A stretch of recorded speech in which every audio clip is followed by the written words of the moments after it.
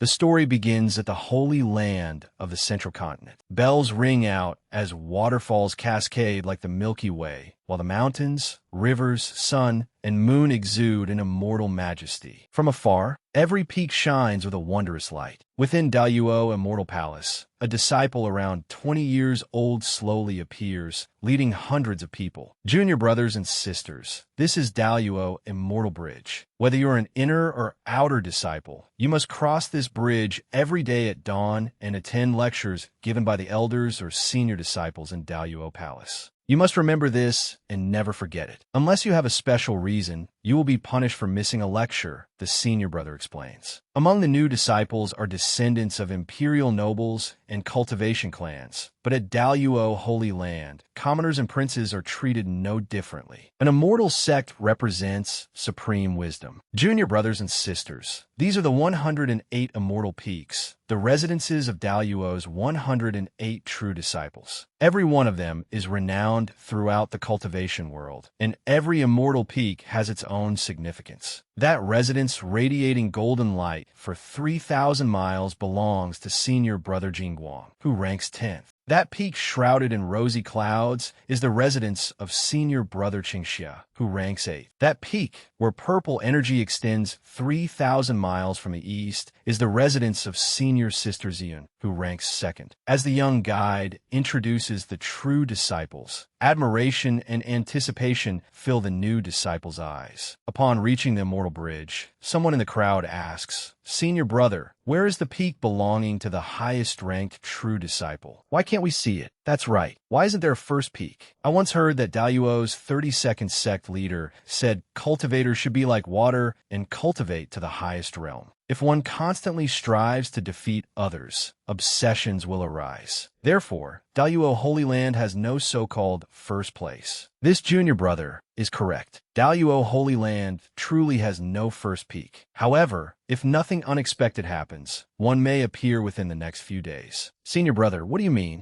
Could Daiyuo Holy Land have discovered some extraordinary prodigy? I heard that when senior sister Ziyun was born, purple energy spanning 3,000 miles bowed toward her from the east. She is believed to be a reincarnated immortal of the Taoist sects. Yet even she could not become Daiyuo's #1 disciple. Why would they suddenly establish a first peak? The title of #1 is far too extraordinary. On battlefields where sovereign power is contested, countless people slaughter one another for it. Brothers even kill brothers, and fathers and sons turn against each other, all to claim first place. Even an ordinary disciple of Daiyuo Holy Land could become the ruler of an entire region. Anyone capable of becoming famous here is already exceptionally gifted. Just how powerful must someone be to claim first place? Everyone is curious, while some openly express disbelief. The senior brother, guiding them slowly, begins, "That man is truly extraordinary. 3 years ago, while our sect leader was traveling through the mortal world, he and the leaders of several other holy lands encountered a peerless genius. The sect leaders called him the Qilin Prodigy. The sect leader of the Tianji sect predicted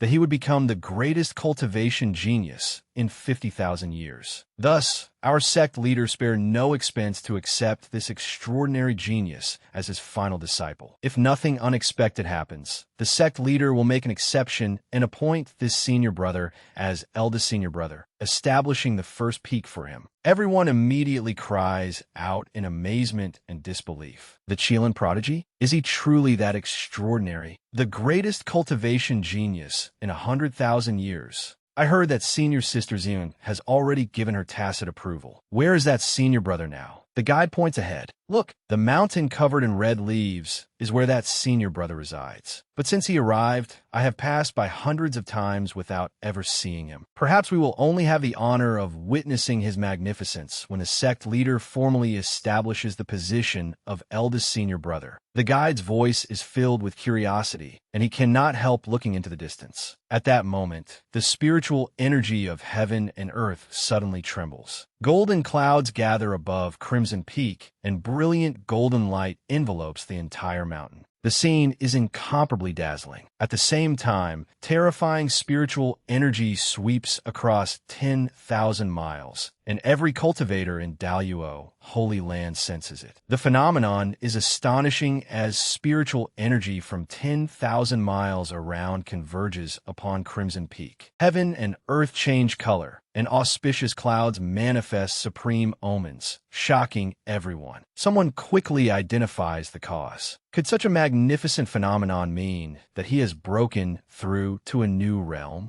If his breakthrough can trigger such a terrifying phenomenon of heaven and earth, he must have reached at least the nascent soul realm. Legends say that when ancient sages broke through, they caused phenomena throughout heaven and earth. I thought those were merely rumors, but today I am fortunate enough to witness one myself. I heard that the Chilean prodigy is not even 18. If he has truly reached the nascent soul realm, that is unimaginable. Could he merely be breaking through to the golden core realm? Impossible. It must be the nascent soul realm at the very least. If this is only the golden core realm, what kind of spectacle will his future breakthroughs create? Everyone begins discussing it, overwhelmed with shock. At the same time, every peak gleams with dazzling light as countless eyes turn toward Crimson Peak. Some gasp in astonishment, some click their tongues, and others are rendered speechless. The phenomenon is simply too astounding. At that moment, a voice breaks the silence. Everyone look, he has appeared. He has appeared. At the shout, countless gazes turn toward Crimson Peak. A white figure slowly appears. Maple trees rustle as crimson leaves drift through the air, creating an indescribably beautiful scene. A peerless young man slowly steps forward. He is tall and dressed in a long brocade robe embroidered with blue clouds, with strikingly handsome features and an unrivaled bearing. The young man resembles an immortal descending into the mortal world, as though he has stepped out of a painting. He is simply extraordinary. Countless handsome people exist in the cultivation world, but his most extraordinary quality is not his appearance. It is his indescribable aura. The instant he appears, he attracts countless gazes, and everything before him seems to fade into the background. Crimson leaves dance throughout Crimson Peak in an intoxicatingly beautiful scene, but his appearance makes it many times more magnificent. Beneath Crimson Peak, no one shouts or makes a sound. Everything becomes utterly silent. No one dares speak loudly and ruin such a beautiful scene. Everyone stares blankly and silently at this immortal who seems to have descended into the mortal world. On Crimson Peak, Lu Changsheng stands beneath a maple tree, silently gazing into the distance. His aura is so extraordinary that even while lost in thought, he exudes an unfathomable profundity, as though contemplating some principle of the great Tao. Even more wondrously, mysterious yin and yang energy circulates around him, making it appear as though he is attaining enlightenment. However, Lu Changsheng alone knows that all of it is fake. That is right, all of it is fake. 3 years ago, Lu Changsheng was merely an honest salesman struggling through life day after day. However, during a stormy night 3 years ago, he turned into a shooting star, crossed through space, and arrived in this vast, boundless cultivation world. When Lu Changsheng awoke, he suddenly discovered that his hair had turned completely white. This damn transmigration really happened. What is with these animals? They seem to like me. So this is not one of those awakenings where someone kisses me. Have I transmigrated into Chris? Looking at the animals surrounding him, Lu Changsheng says awkwardly, "Whatever it is, we can talk this through. Do not attack me. Your claws are far too sharp." Several elders approach from afar and ask, "Young friend, the weather abruptly changed just now, and a strange phenomenon appeared in the sky. Do you know what happened?" Lu Changsheng turns around. "I do not know." Everyone is immediately captivated by the mere motion of him turning his head. What was that sound? It was truly enchanting. Afterward, he quickly leaves all the surrounding beasts far behind. Lu Changsheng thinks to himself, "Things have gotten out of hand this time. It seems my appearance is extraordinary and my constitution unrivaled. In other words, my attractiveness has exceeded all limits." Qingyan grabs his hand. "Let me accept you as my disciple." Everyone immediately begins arguing. "Qingyan, you cannot do that." "What do you mean? Accept him as your disciple." The others also speak up. "I noticed him first. Do not even think about competing with me. How can a sect leader be so unreasonable? Not convinced? Let's go over there and fight." "Fine, let us fight."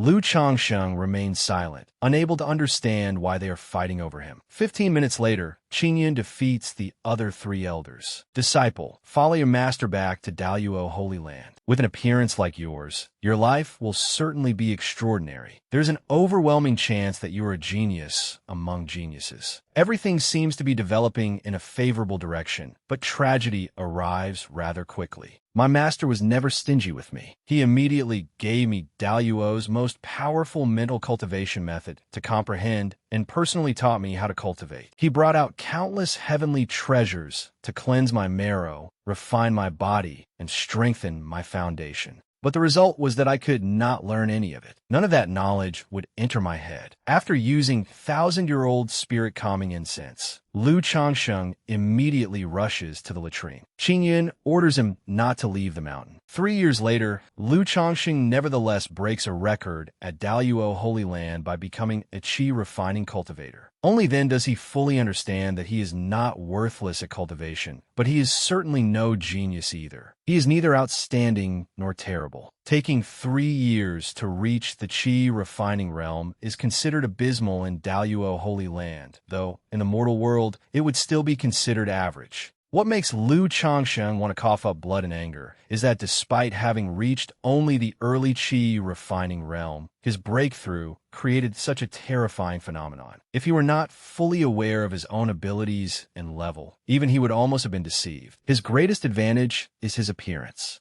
After 3 years of careful study, he has discovered that no matter what he does, he produces abnormal special effects. They look terrifying but are actually useless. Moreover, whenever he breaks through to a new realm, he gains a passive ability. His passive ability for the qi refining realm is the Great Tao Halo. Even when he is thinking about nothing, those unaware of the truth believe he is comprehending the Tao. This is a cultivation world where the strong are revered. What should I do to survive when I have a protagonist face, but none of a protagonist talent? Must I find someone powerful to rely on? The junior sisters cheer. Eldest senior brother. Senior brother, do not worry. We 6 sisters will always remain by your side. Look over here. Lu Changsheng's master, perfected Qingyun, sits nearby and sips tea. Changsheng, do not drink wine. Drink more tea. Wine does not suit your bearing. Changsheng hesitates. Can drinking tea instead of wine really change anything? Qingyun frowns. In all of Daluo Holy Land, you're the only one who dares speak so casually to me. Lu Changsheng glances at Qingyun. Then I will be more respectful, master. Qingyun immediately brightens. There is no need. You look good no matter what you drink. Lu Changsheng nods. You flatter me. Perhaps years of cultivation have affected Qingyun's mind, or perhaps he has returned to his true nature. His mindset remains quite youthful, and he speaks without much formality, so Lu Changsheng feels little pressure around him. Qingyun stands and reminds him, Changsheng, I have arranged everything. At the Daluo Grand Assembly, you will be appointed eldest senior brother of Daluo Holy Land. You must perform well. Changsheng is astonished. Eldest senior brother? Me? I may disappoint you, master. I am not actually that kind of genius. Of course, Lu Changsheng clearly understands that saying this could have other negative consequences for him, which is why he merely claims that he might disappoint perfected Qingyun. Unexpectedly, Qingyun is not surprised at all. Is that all? I have known for a long time. Now Changsheng is the one who is surprised. His master has personally taught him for 3 years, so he naturally knows Lu Changsheng's true level. However, should the story not have ended with his master becoming disappointed in him and expelling him from the sect, after which he would awaken a system? This is so embarrassing.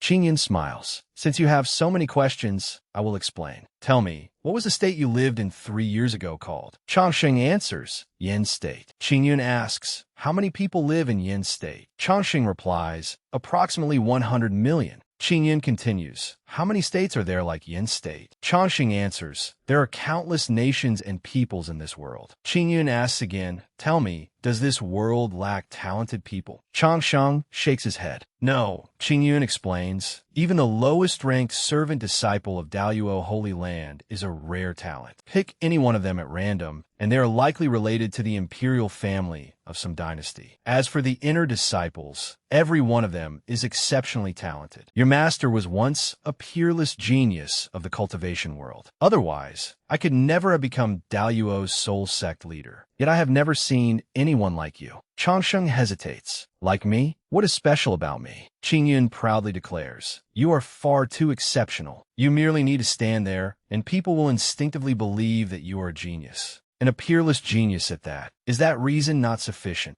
Changsheng ponders. This is still a cultivation world where the strong rule. Strength is the foundation of everything. Without strength, everything else is empty talk. He then adds, if I rely on my appearance, the truth will eventually be exposed. Qingyun shakes his head. Wrong, completely wrong. People only believe their own eyes. They will be deceived by false phenomena, so they cannot see through them and do not wish to. Those capable of seeing through them will not expose you. Most importantly, your grandmaster, who is also my master, once told me a profound maxim that has benefited me throughout my life. I will now pass it on to you, and you must comprehend it properly. Changsheng becomes serious. This disciple is ready to listen. Qingyun solemnly declares, handsome people are blessed with good fortune. Hearing this, Changsheng is stunned speechless. Qingyun smiles. I have passed the true teaching on to you. Comprehend it yourself. I shall leave now. Changsheng nods. Yes, farewell, master. He thinks to himself, so master came today to tell me that I will inherit the position of eldest senior brother. What exactly am I inheriting? Can good looks put food on the table? At best, I am nothing more than an attractive ornament. Characters like me always meet miserable ends in stories. Moreover, because I look outstanding, I may attract the jealousy of others. Master and his peers possess high cultivation, but that does not mean everyone else does. If someone catches me alone, I will not even withstand a single move. For the last 3 years, I have cultivated without pause and meditated every day. Master gave me all kinds of scriptures, cultivation methods, and spiritual medicines. Yet even after so long, I have not shown the slightest sign of excellence. Forget it. Since things have already reached this point, I can only step forward. I must prove that although I'm somewhat lacking, I cannot remain useless forever. Under normal circumstances, this is completely inconsistent with the image of a protagonist. Since ancient times, some have attained immortality through alchemy and become founding patriarchs. Artifact refiners have left behind legends for eternity, while formation masters have earned everlasting fame. I should try alchemy. Perhaps I will obtain an unexpected reward. At that moment, perfected Ziyun arrives. Senior brother, Changsheng. Changsheng turns around. The leading senior sister and second-ranked true disciple of Daluo Holy Land possesses elegant features and a flawless figure. She resembles a celestial maiden descending from the highest heavens. Her combat strength is astonishing, her beauty capable of toppling kingdoms, and her bearing exceptionally noble. Changsheng greets her gently and respectfully. Greetings, perfected Ziyun.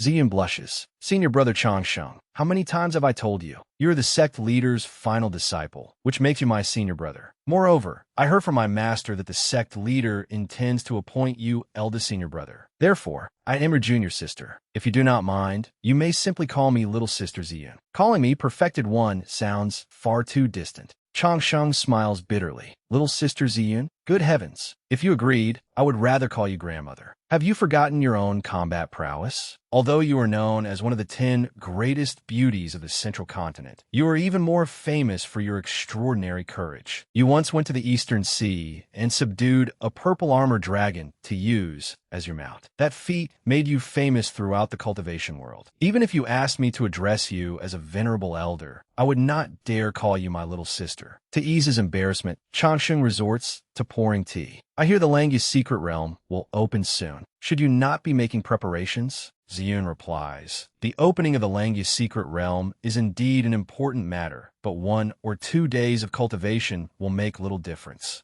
Moreover, it is precisely because the Langu's secret realm is about to open that I wanted to visit you, senior brother. If I fail to return, would I not regret it for the rest of my life? Changsheng waves his hand, telling her not to say such ominous things. Junior sister, your magical power is formidable, and you are exceptionally talented. Good fortune will surely accompany you. How could you possibly fail to return? Ziyun asks Changsheng, if I truly fail to return, will you miss me? Changxing thinks, what a cliché question. Fortunately, I have read plenty of books. He answers, if something like that truly happens, I will plant a purple cloud tree for you and recite scriptures to pray for you. I ask for no next life. I only vow not to become an immortal in this one. Ziyun blushes and praises the words. What a beautiful vow, refusing immortality solely to wait for me to return from the mortal world. Everyone longs to become an immortal, yet the man I love would willingly abandon immortality and wait for my return. How deep her affection was. Lu Changsheng felt proud of himself. The ancients truly had not deceived him. Knowledge was power. Although his words were somewhat cliched, all his reading allowed him to recite sweet nothings effortlessly, and the effect was clearly excellent. Ziyun conjured a 5-colored lotus, intending to entrust her most precious treasure to him. It was the legendary 5-colored golden lotus, a treasure not even Daluo Holy Land possessed. Seeing Ziyun offer it to him, Lu Changsheng could not understand her intentions. Junior sister Ziyun's divine abilities are incredible. She can even produce a legendary sacred treasure like the 5-colored golden lotus. Amazing. But why would she give me something so extravagant for free? Does she expect something in return? What exactly is she trying to do? Is she humiliating me? Lu Changsheng thought, aren't I basically living off a woman? Wonderful. I truly am shameless. When something this good happens, I should just accept it. Simple as that. Is she really giving it to me? Sure enough, when you're handsome enough, even an iceberg can turn into a furnace. Lu Changsheng hesitantly said, Junior sister. This, Ziyun replied, I obtained it by chance. It happens to be suitable for cleansing your marrow and meridians and strengthening your foundation. Lu Changsheng was shaken. The appearance of such a treasure could trigger a bloodbath. Heavens, I've struck gold, but accepting it immediately might undermine my dignity as eldest senior brother. I should employ a little finesse. It is time to display my true skills.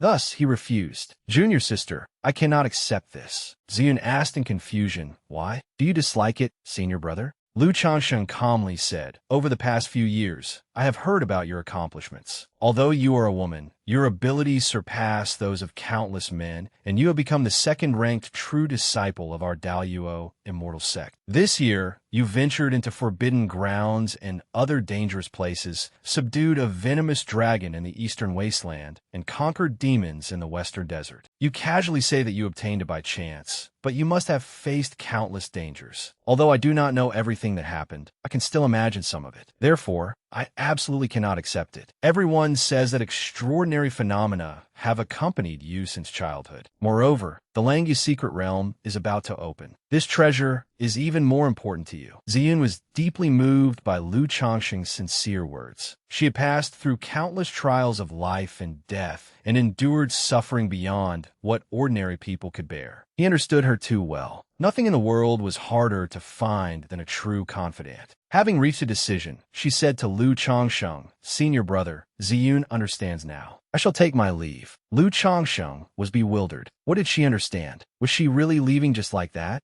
Why not stay a little longer? Ziyun turned around and said, once I obtain a great opportunity, I will certainly find the legendary 9-colored golden lotus for you. Only then did Lu Changsheng regret his decision. Junior sister, why didn't you follow the original plan? How can you just leave? I haven't finished speaking yet. Leave the lotus before you go. That was the 5-colored golden lotus, an unparalleled sacred medicine capable of strengthening one's foundation. I will never pretend to be virtuous again. Junior sister, hurry back. So I was the clown all along. My blood pressure has risen to 180. Forget it. The most important thing now is to inherit the position of eldest senior brother. I will have to become a leader of Daluo Holy Land. Pretending alone will not be enough. I must demonstrate some genuine ability if I want everyone to respect me sincerely. Cultivation is out of the question, so I can only make an unexpected move: alchemy. If I can develop some skill in alchemy, I will not disgrace the title of eldest senior brother. An alchemist requires 3 things: an alchemical furnace, pill formulas, and medicinal ingredients. Daluo Holy Land happened to possess all 3. About 2 hours later, Lu Changsheng watched a paper crane fly over with the requested items and exclaimed, how convenient. A single paper crane can deliver everything I need. Wait, there's this much. The contents were excellent, but unfortunately, the authors were terrible at naming things. Reading brought people joy, but alchemy required learning a great deal. It was somewhat similar to chemistry and certainly could not be mastered quickly. Even pills refined from the same medicinal ingredient could have different effects depending on when they were made. There were countless medicinal ingredients in the world, yet fewer than 500,000 pill formulas. This meant that many pills were still waiting to be discovered. If he accidentally refined some supreme-grade pill, his name would surely be remembered throughout the ages. His position as eldest senior brother would then be unshakable. In the blink of an eye, the day of the Daluo Grand Assembly arrived. Someone came to summon him. Eldest senior brother, the Daluo Grand Assembly begins tomorrow. The sect leader invites you to Daluo Palace to make some preparations.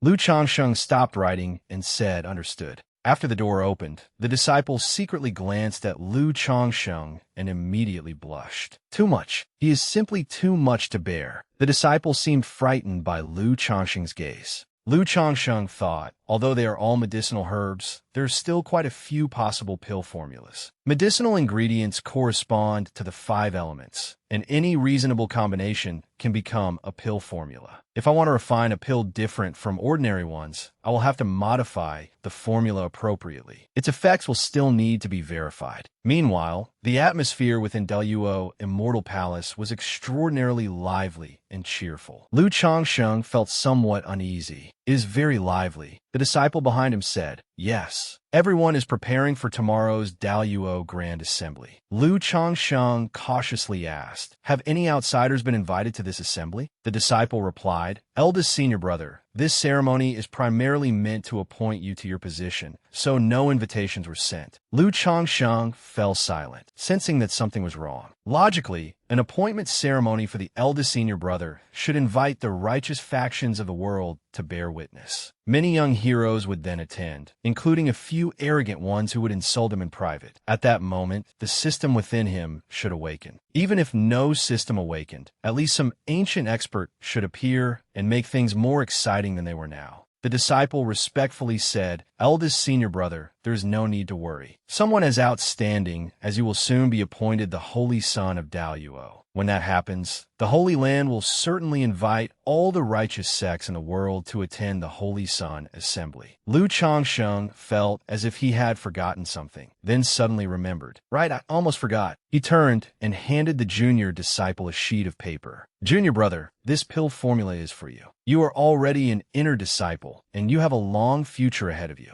Do not give up." Lu Changsheng thought, "I had no idea what to do with these pill formulas anyway. This junior disciple is a good test subject. If he refines a good pill, everyone will be happy. If he fails, then I am sorry, junior brother, but from that moment onward, you and I will be complete strangers. Why insist on claiming a connection and dragging me into this? Guards, drag him outside and make him face the wall for 15 days. That was the plan Lu Changsheng had settled upon. The junior disciple respectfully said, "Thank you for bestowing this formula upon me, senior brother. I will not disgrace your reputation." Outside Daluo Palace was a staircase made entirely from supreme-grade jade. It was normally difficult for a cultivator to obtain even one piece of such precious spiritual jade. Only Daluo Holy Land would dare use it to build 999 steps. Lu Changsheng's face turned deathly pale. 10 steps equaled 1 measure, so 999 steps amounted to roughly 100 measures or 300 meters in height. A formation on the stairs restricted spiritual power, forcing everyone to climb 1 step at a time. Once I become sect leader, I will abolish this ridiculous rule. An hour later, Lu Changsheng finally reached the top of Daluo Palace. Gasping for breath, he said, "I finally made it. I really want to kill someone right now."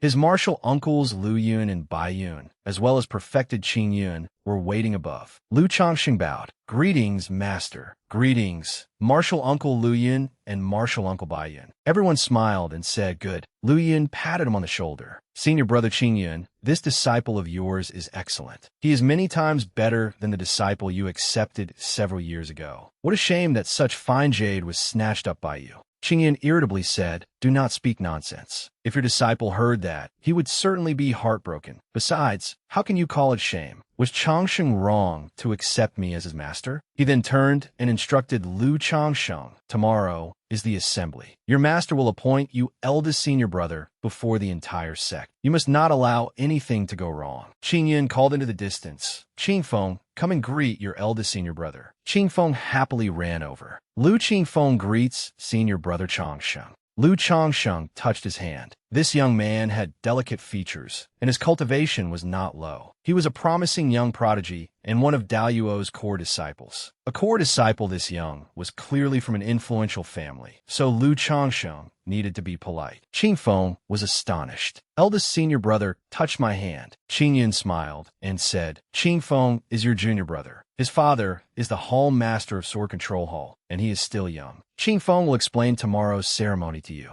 You only need to follow him. Qing Feng gazed at Lu Changsheng with shining eyes. Eldest senior brother is both handsome and powerful. Lu Changsheng smiled and thought, if I establish a good relationship with him, it will be much easier to learn sword control in the future. Excellent, excellent. Qing Yun stroked his beard and said, Qing Feng, you must treasure this opportunity and study hard. Do you understand? Stop fooling around all the time. Understood? Lu Changsheng asked Qing Feng, Junior brother, what did you do before? Lu Yun laughed loudly. You do not know? A few days ago, the deputy sect leader of the Sun Moon Sword sect approached his father to discuss a marriage. But after Qing Feng and the young lady met once, everything fell apart. When she returned home, she told her father she would rather marry a fool than marry him.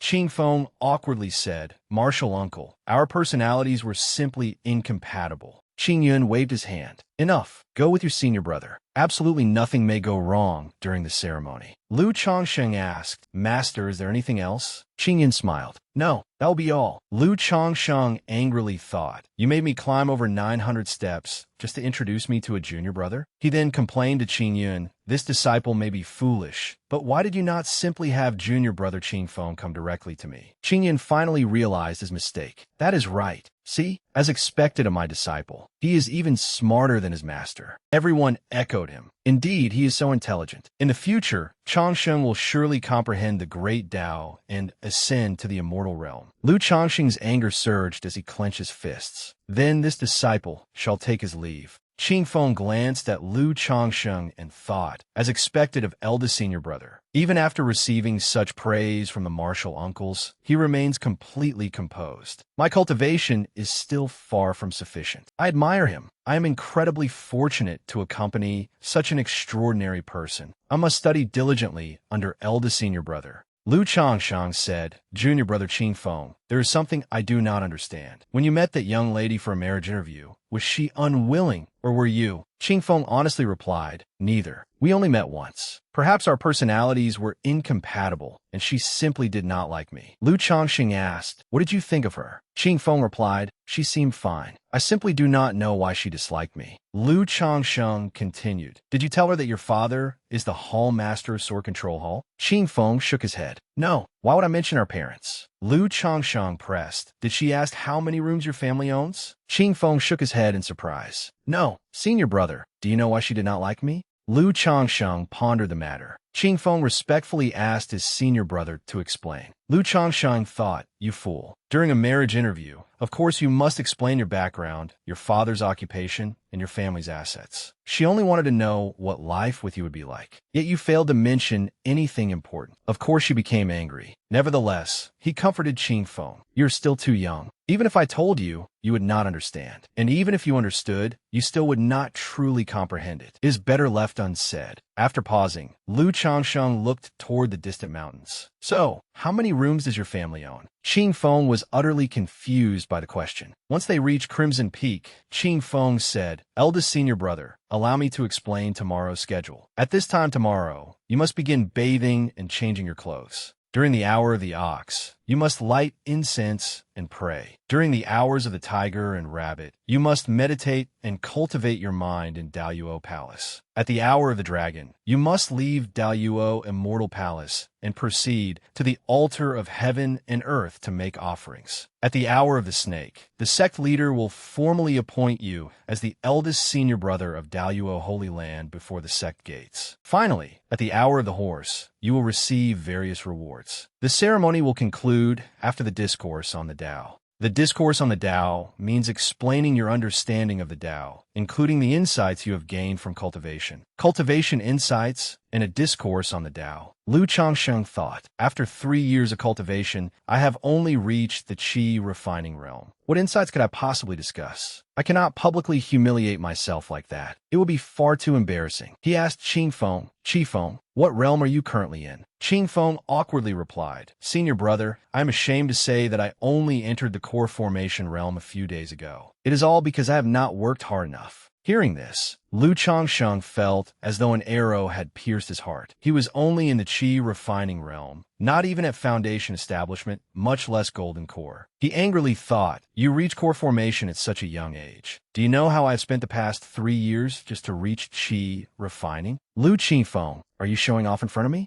Lu Changsheng smiled and said, Junior brother Qifeng, you are far too modest. Even I cannot compare with you. Qifeng shook his head. Eldest senior brother is the one being too modest. You have been at Daluo Holy Land for only 3 years, yet your cultivation is already unfathomably profound. I cannot hope to catch up. You have probably reached the golden core realm already. I am the one who cannot compare with you. Lu Changsheng was surprised. You cannot perceive my realm? Qifeng replied, that is correct, senior brother. Your realm is too profound. When I met you for the first time today, I wanted to examine your cultivation more closely, but I discovered that I could not perceive it at all. I could only see 3 flowers gathering above your head and an auspicious aura of fortune surrounding you. Even if you had reached the nascent soul realm, I would not be surprised. Lu Changsheng thought, judging by his expression, he does not seem to be flattering or deceiving me. Could the mental cultivation method master possess some miraculous effect that prevents others from perceiving my cultivation realm? If no one can see through my cultivation, would that not allow me to pretend to be a pig and devour the tiger? No, I would be pretending to be a tiger and devouring the pig. Qifeng curiously asked, Senior brother, forgive my boldness, but what realm have you reached? Lu Changsheng instructed him, it is enough that you know. Do not spread this around carelessly. Understood? Qifeng replied, as you command, senior brother. I, Lu Qifeng, am famous for keeping secrets. Lu Changsheng began to boast. Actually, I have already broken through to the nascent soul realm. After all, boasting was tax-free.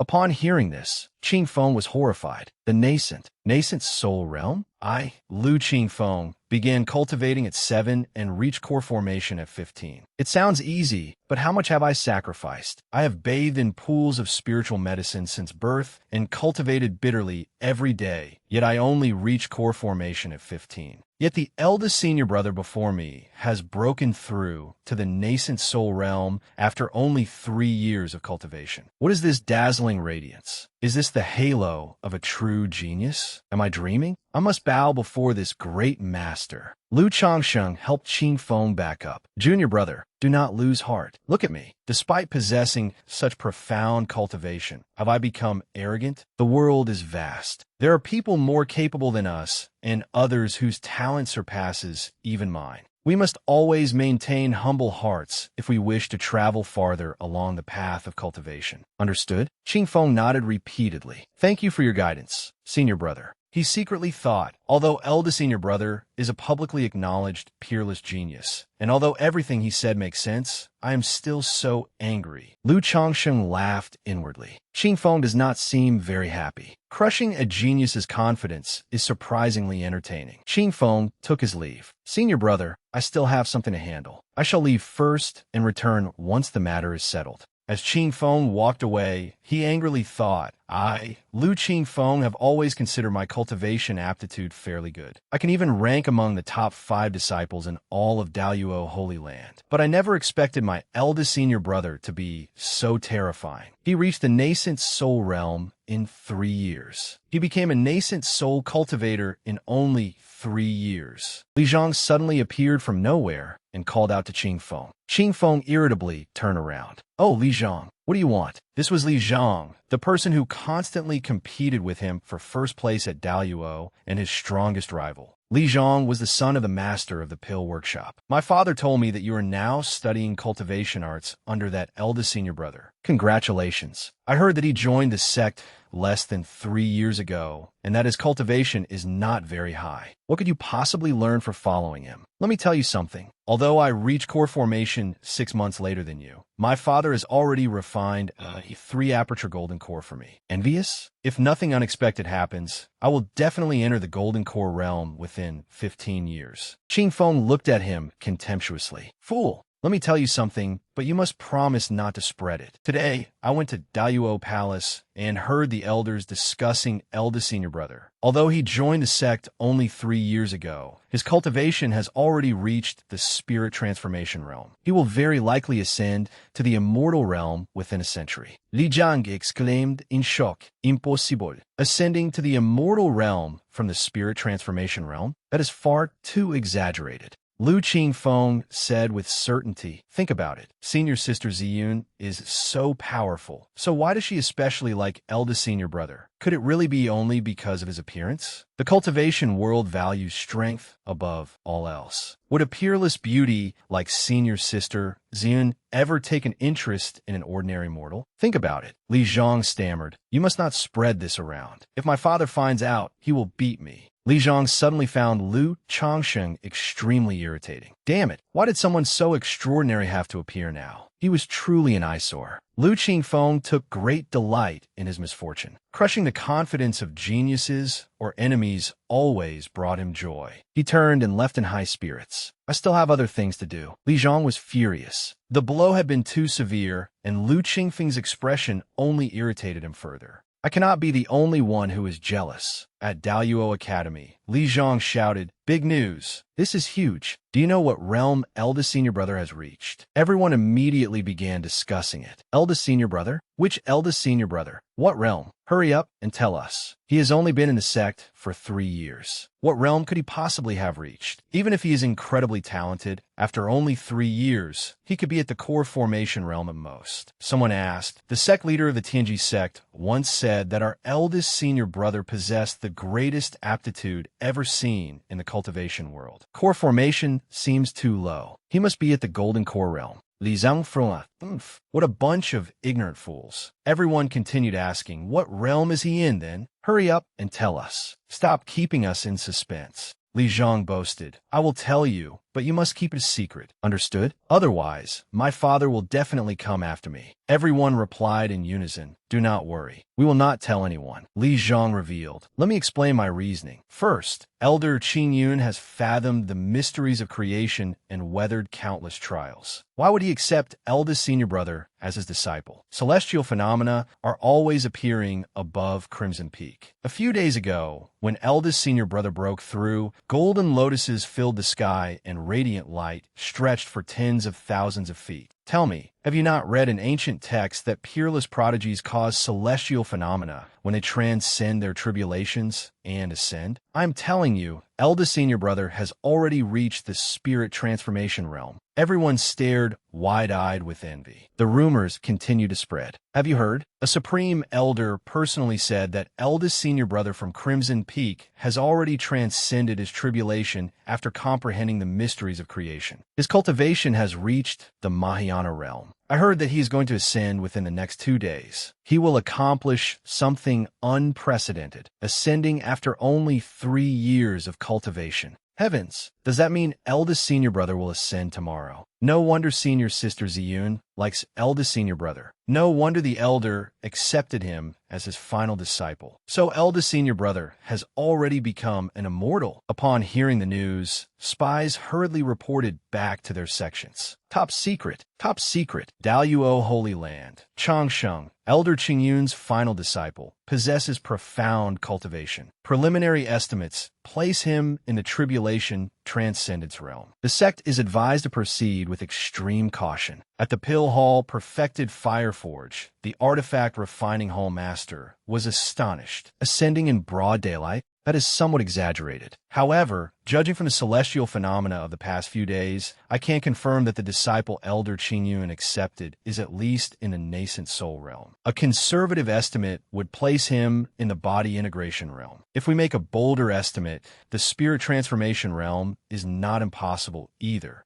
Li Xian, the Pill Hall Master, broke out in a cold sweat upon hearing this. Is this information reliable? Perfected Fireforge, the artifact refining home master, analyzed, senior brother Qingyun is about to ascend. Why would he accept a disciple at such a critical moment? If Changsheng were not extraordinarily talented, why would he take him in? Besides, do you think the Tianji sect leader is blind? I have met Changsheng once, and his bearing was indeed extraordinary. Why are you still questioning whether it is true? Think about it yourself. Why are you still standing here? All our senior and junior brothers have already gone to find Chief Senior Brother. Even a Supreme Elder has personally intervened, hoping to have one of his descendants follow Lu Changsheng. If you do not hurry, you will not even get a chance. Li Xian, the Pill Hall Master, said decisively. I knew it. Why else would Lu Qing risk everything to have his son follow Lu Changsheng? He wants his son to absorb some immortal aura. I am leaving right now. Meanwhile, inside the Daoyuo Immortal Palace, sect leader Qingyun stood before the elders, drenched in sweat. Every elder looked furious. Chief Senior Brother, give us a straight answer. Will you agree or not? Qingyun waved his hand. Senior and junior brothers, please calm down. Do not be impatient. As for following Changsheng in cultivation, I hope everyone will think it through carefully. What was wrong with these people? Had they taken the wrong medicine? Why did they want their descendants to learn from someone who had cultivated for 3 years, yet remained in the qi refining realm? What could they possibly learn from him? How to regress as quickly as possible? It was utterly incomprehensible. One elder pointed directly at Qingyun. Do you remember when we traveled to the ancient kingdom of Lulan together? I blocked a saber strike from the Bloodbane Earth Demon for you.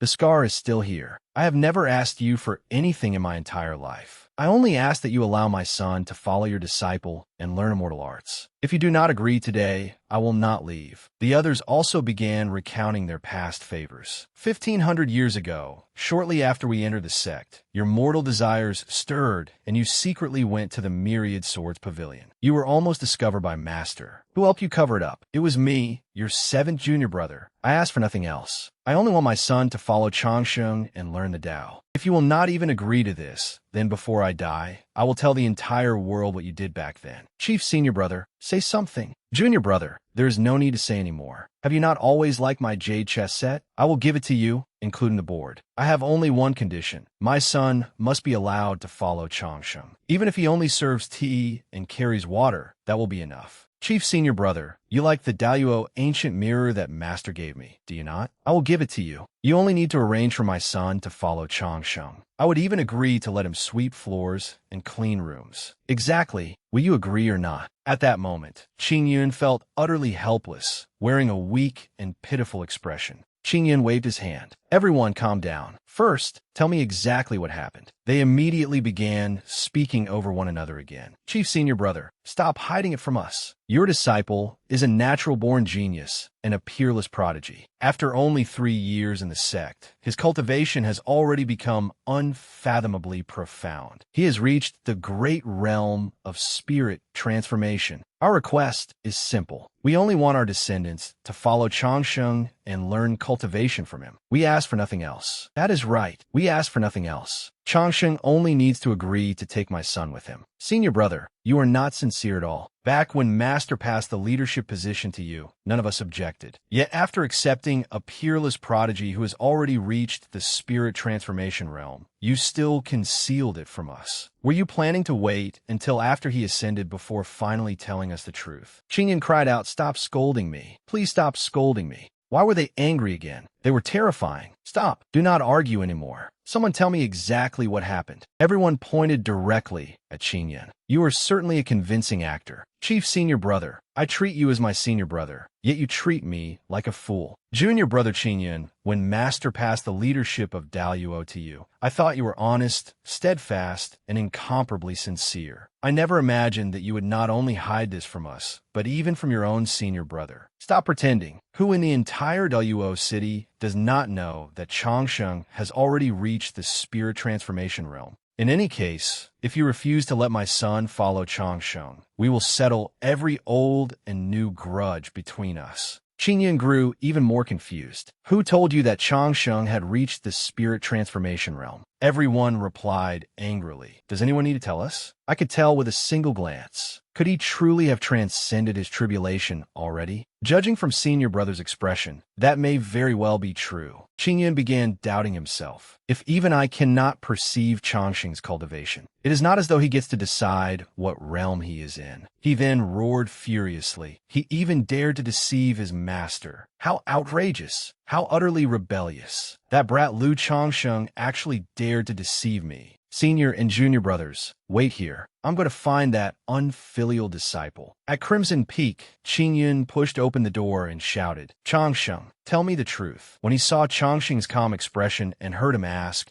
why are you in such a hurry, master? The anger blazing in Qingyun's heart instantly vanished. This brat, Changxing, truly had the bearing of an immortal and the poise of a Taoist, not to mention that he was extraordinarily handsome. His appearance possessed a fatal charm. Having accepted such an impressive disciple, Qingyun would have no regrets in this life. He then asked gently, Changsheng, confess honestly to your master. What realm have you actually reached? Changsheng answered in surprise, Qi refining. Can you not perceive your disciple's cultivation realm, master? He assumed Qingyun could not perceive his cultivation because Qingyun's own realm was too low. Had master not said that he had already reached tribulation transcendence? Why could he not perceive Changxing's realm? Qingyun said solemnly, Changsheng, one must be humble. Your master understands that, but you're being far too humble. Stop deceiving your master. What realm have you actually reached? Body integration? Spirit transformation? Or have you already reached tribulation transcendence? Changxing's eyes widened. Tribulation transcendence? What are you talking about? No, I truly am only an ordinary qi refining cultivator who has been spreading such ridiculous rumors. The thought of Lu Qingfeng immediately irritated him. I knew it. No prize for guessing correctly. It must have been that brat, Lu Qingfeng. It did not matter if he fooled others, but he should never deceive his master. If master believed the rumors and sent him out to gain experience, he would be finished. Changxing hurriedly said, Master, I truly am in the qi refining realm. If you do not believe me, you may examine my body. Qingyun grew angry. I do not believe you. Oh, I understand now. Changsheng, I finally understand. You are cautious by nature, yet possess extraordinary talent. After joining Dayuo Holy Land 3 years ago, you reached a realm ordinary people cannot even imagine. Although your master does not know exactly what realm you have reached, I understand that you do not wish to attract too much attention. You also do not want to discourage the disciples of your generation, especially now that you are about to assume the position of eldest senior brother. That is why you are even more reluctant to stand out. Changsheng, you have already attained the state of supreme goodness being like water. Your master has cultivated for 1800 years without reaching that state, yet you attained it in only 3 years. Good, very good. Your master is ashamed of his inferiority. Changxing's face turned deathly pale upon hearing this. Your disciple does not understand. What exactly do you understand? He was about to explain, but Qingyun stopped him again. Understand, Changsheng, what you're doing is correct, and your master supports you. The cultivation world is filled with danger. Concealing your cultivation realm so that your enemies underestimate you is a brilliant strategy. You are so exceptional that many people will naturally envy you. Your master will help conceal your strength as well. In a moment, I will tell your martial uncles that you are merely in the nascent soul realm. Changxing's face twisted. Nascent soul? Please stop exaggerating. This truly will not work. I cannot even control my expression anymore. If I were in the nascent soul realm, I would have gone outside to slaughter my enemies long ago. Why would I still be hiding inside the sect? Why does no one believe me when I tell the truth? Qingyun asked, Changsheng, why are you sweating so much? Oh, that is right. There is something I need your help with. Your martial uncles all want their descendants to follow you in cultivation. Although your master tried to stop them, their enthusiasm is impossible to contain. Moreover, Daluo's guiding principle is unity without division. Therefore, I think you should allow them to follow you. That way, you will also have people to command. An eldest senior brother should not personally handle every minor task. What do you think?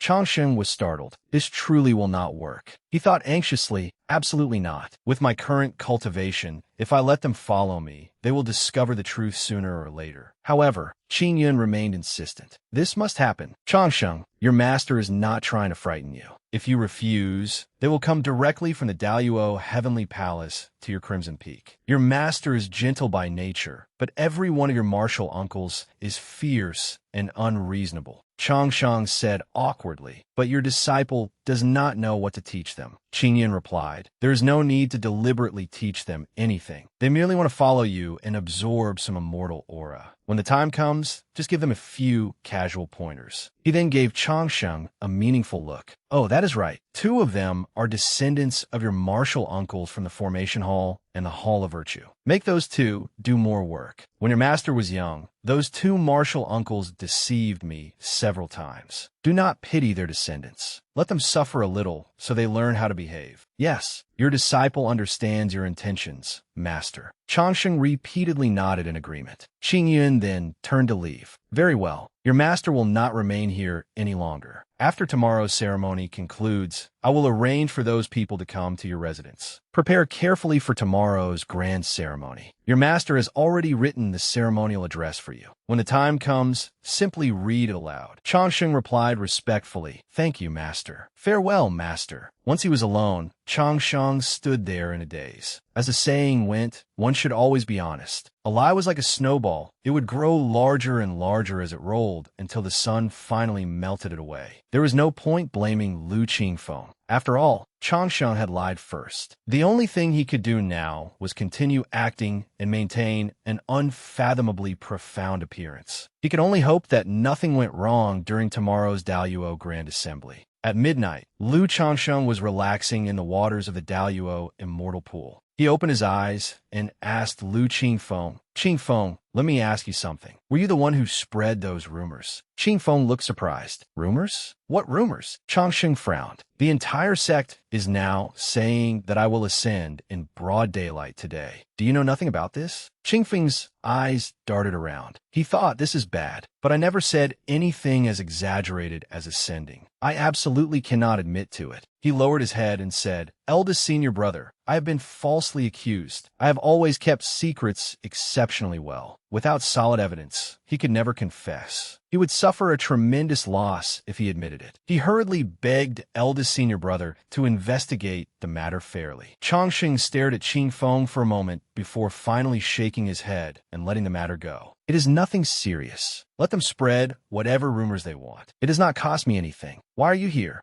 Qingfeng placed a set of clothes beside the pool. Eldest senior brother, I came under the sect leader's orders to deliver these clothes to you. Then, I will not disturb your bath any longer. Please excuse me. This was Daluo Qingyun's Qilin ceremonial attire, consisting of a Qilin robe, daylight azure cloud boots, and a cloud gold belt. Together, they made a magnificent ensemble. Changsheng picked up the Qilin robe, which radiated brilliant light. This had truly broadened his horizons. The craftsmanship of Daluo Holy Land was indeed not to be underestimated. Half an hour later, Qingfeng walked along while thinking, it should be about time. Eldest senior brother should be coming out soon. Suddenly, his face flushed red. He turned around and saw Changsheng. The Daluo Grand Assembly's formal appointment ceremony was about to begin. He lowered his head and said, Lu Qingfeng greets eldest senior brother. Changsheng walked past him to light incense and pray. The atmosphere at the venue was extraordinarily lively. Everyone discussed excitedly. Do you think eldest senior brother will ascend in broad daylight today? He definitely will. To witness the miracle of someone ascending in broad daylight with my own eyes would make this life worthwhile. Not necessarily. Perhaps eldest senior brother is too attached to us and does not want to ascend. Impossible.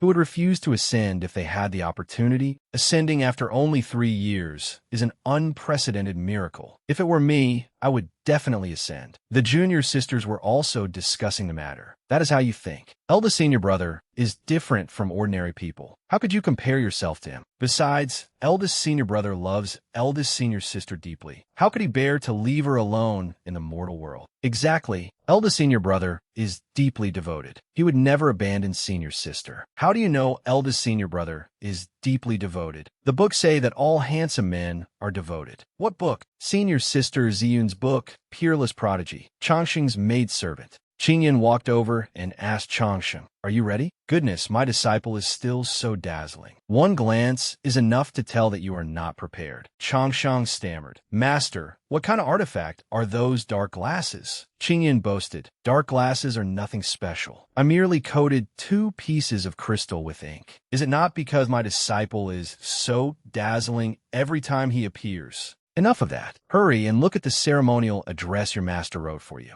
After reading it, Changsheng hesitantly said, "Master, if I deliver this address, I fear I will make countless enemies in the blink of an eye." Changsheng hurriedly folded it away. "This address is both incomprehensible and utterly shameless." Qingyan laughed. "As expected of me, my literary talent is unparalleled." The final moment had arrived. Changsheng stepped forward. With the offering to heaven and earth, the appointment ceremony of the Daluo Grand Assembly officially began. A resounding voice announced the official commencement of the appointment ceremony. Melodious, immortal music echoed through the sky as countless flower petals drifted down. Lu Changsheng stood upon a brilliant rainbow, his bearing transcendent and extraordinary, instantly becoming the focus of every gaze. Countless eyes turned toward him, each filled with astonishment and disbelief. Many people had never seen Lu Changsheng before. Now that they saw him, he appeared no different from an immortal, and every rumor they had heard suddenly seemed true. No one doubted Lu Changsheng any longer, because he truly resembled an immortal. Above the heaven worship hall, Lu Changsheng descended along the rainbow. He lit 3 sticks of incense, then bowed to heaven and earth and the founding patriarch. After a series of elaborate rituals, half an hour later, the sect leader's voice rang out, "I am Qingyun, sect leader of Daluo. Today, I hereby appoint Lu Changsheng as the eldest senior brother of Daluo Holy Land, to serve as an example for all Daluo disciples. I also grant him the position of overseer of the 7 paths of First Peak, as well as a Daluo ancient token, allowing him to command all disciples of Daluo." As soon as he finished speaking, everyone was astonished. "Heavens, the Daluo ancient token. Senior brother, explain it to us. You're still young, so you do not know about the Daluo ancient token. There are only 3 in the entire sect. One is held by the Grand Elder, one by the sect leader, and the last by the Holy Son of Daluo. The ancient token represents the highest authority in Daluo. Orders issued through it carry the same weight as the sect leader's decrees. It grants supreme authority, including the right to act first and report afterward. This ancient token has always been granted only to the Holy Son of Daluo. Yet today, while appointing eldest senior brother, they have also entrusted it to Lu Changsheng. This means that whenever the sect leader is absent, he is effectively the sect leader. The ancient token had always been granted only to the Holy Son of Daluo, yet it was now being given to Lu Changsheng upon his appointment as eldest senior brother. This proved 2 things. First, unless Lu Changsheng committed some grave offense in the future, he would undoubtedly become the Holy Son and inherit Daluo Holy Land. Second, Lu Changsheng had already gained the approval of the sect's highest authorities, including the Grand Elder. This proved that Lu Changsheng had won everyone over with his bearing. As soon as the sect leader finished speaking, 100,000 disciples shouted in unison, "We disciples pay our respects to eldest senior brother." Lu Changsheng sighed, bowed, and said, "I, Lu Changsheng, greet all my junior brothers and junior sisters." As soon as he finished speaking, the disciples erupted into cheers. From this day onward, Lu Changsheng would wield supreme authority as Daluo's eldest senior brother. In the distance, sect leader Qingyun looked at him with great anticipation. Upon the heaven worship hall, Lu Changsheng sighed and raised his head to gaze at Daluo's 100,000 disciples, his heart surging with emotion. Everyone looked at him expectantly, waiting for his inaugural address. Before long, Lu Changsheng began to speak. 15,000 years ago, Daluo's founding patriarch established Daluo Holy Land with nothing but his mortal body. 12,000 years ago, fiends ravaged the south and demons emerged in the east. It was an age shrouded in darkness. Yet our founding patriarch wielded the Daluo immortal sword, pacified the world, vanquished fiends, and destroyed demons, spreading the renown of Daluo Holy Land far and wide. 10,000 years ago, the founding patriarch ascended to the immortal realm, leaving Daluo Holy Land with 4 words, advance without cease. Lu Changxing's voice rang like a great bell, allowing every disciple to hear him with the aid of the formation. Qingyun's expression changed slightly when he heard this, because he realized that Lu Changxing did not seem to be following the speech he had prepared. Nevertheless, all the disciples listened attentively. After speaking those 4 words, Lu Changxing continued, "Today, as Daluo's eldest senior brother, I, Lu Changxing, shall also leave you with a few words. Heaven rewards diligence, and diligence makes up for weakness. The people of the world all say that cultivating immortality is difficult as ascending to the heavens. Yet I believe that when heaven entrusts a person with a great responsibility, it first tests their resolve with suffering, exhausts their muscles and bones, afflicts them with hunger, deprives them of wealth, and frustrates their every endeavor. In this way, their character is tempered and their abilities increased. Everyone born into this world possesses a talent that has its use. A treasured sword gains its edge through grinding, and the plum blossom's fragrance comes from bitter cold. So long as one works diligently, the day will surely come when one reaches the summit. Sages and immortals once spoke of distant, elusive prophecies. Yet I say that comprehending the Tao can bring great achievements. Those who wander the world to save its people may hesitate despite the goodness in their hearts. Sages and immortals may advise them to act within their means. Yet I say that where there is a will, there is a way, and heaven never disappoints those who persevere." Lu Changxing spoke with heroic fervor, directly quoting the teachings of Mencius to inspire the disciples. His words were resounding and profound. They displayed his extraordinary nature while also encouraging the disciples, uniting everyone from top to bottom. When it came to inspiration, this passage from Mencius was truly flawless, 10,000 times better than Qingyun's 2 previous inaugural speeches. Yet Lu Changxing did not notice the changes taking place in heaven and earth. Above his head, golden auspicious clouds surged into existence. These were auspicious clouds of merit, which appeared only when heaven bestowed merit upon someone who had accomplished a great deed. 100,000 disciples stared in astonishment at the phenomenon behind Lu Changxing. Those are auspicious clouds of merit. They really are auspicious clouds of merit. Daluo's high-ranking elders were utterly shocked as they stared at the surging clouds of merit. Sect leader, are those truly auspicious clouds of merit? What happened? Why has martial nephew Lu summoned auspicious clouds of merit? Senior brother Qingyun, you have taken in an excellent disciple. Ju Flatame. Upon the heaven worship altar, Lu Changxing remained entirely unaware that his words had caused a phenomenon of heaven and earth. Seeing everyone staring at him in shock, he quietly exhaled. It seemed he had indeed stunned them. With this thought, Lu Changxing continued his address. If everyone enjoys listening, then I shall say a little more. They are merely a few lines of poetry. What challenge could that pose to a scholar like me? Since you enjoy it, I shall recite a few more lines. Lu Changxing raised a hand and pointed toward the sky before launching into an impassioned recital. When the great rock rises with the wind, it soars straight upward for 90,000 miles. My brush shakes the 5 sacred mountains. Once the poem is complete, I laugh proudly across the boundless sea. Lu Changxing had memorized a great deal of poetry, so the verses now came effortlessly to him. Pearls of wisdom flowed from his lips, word by word and line by line. At that moment,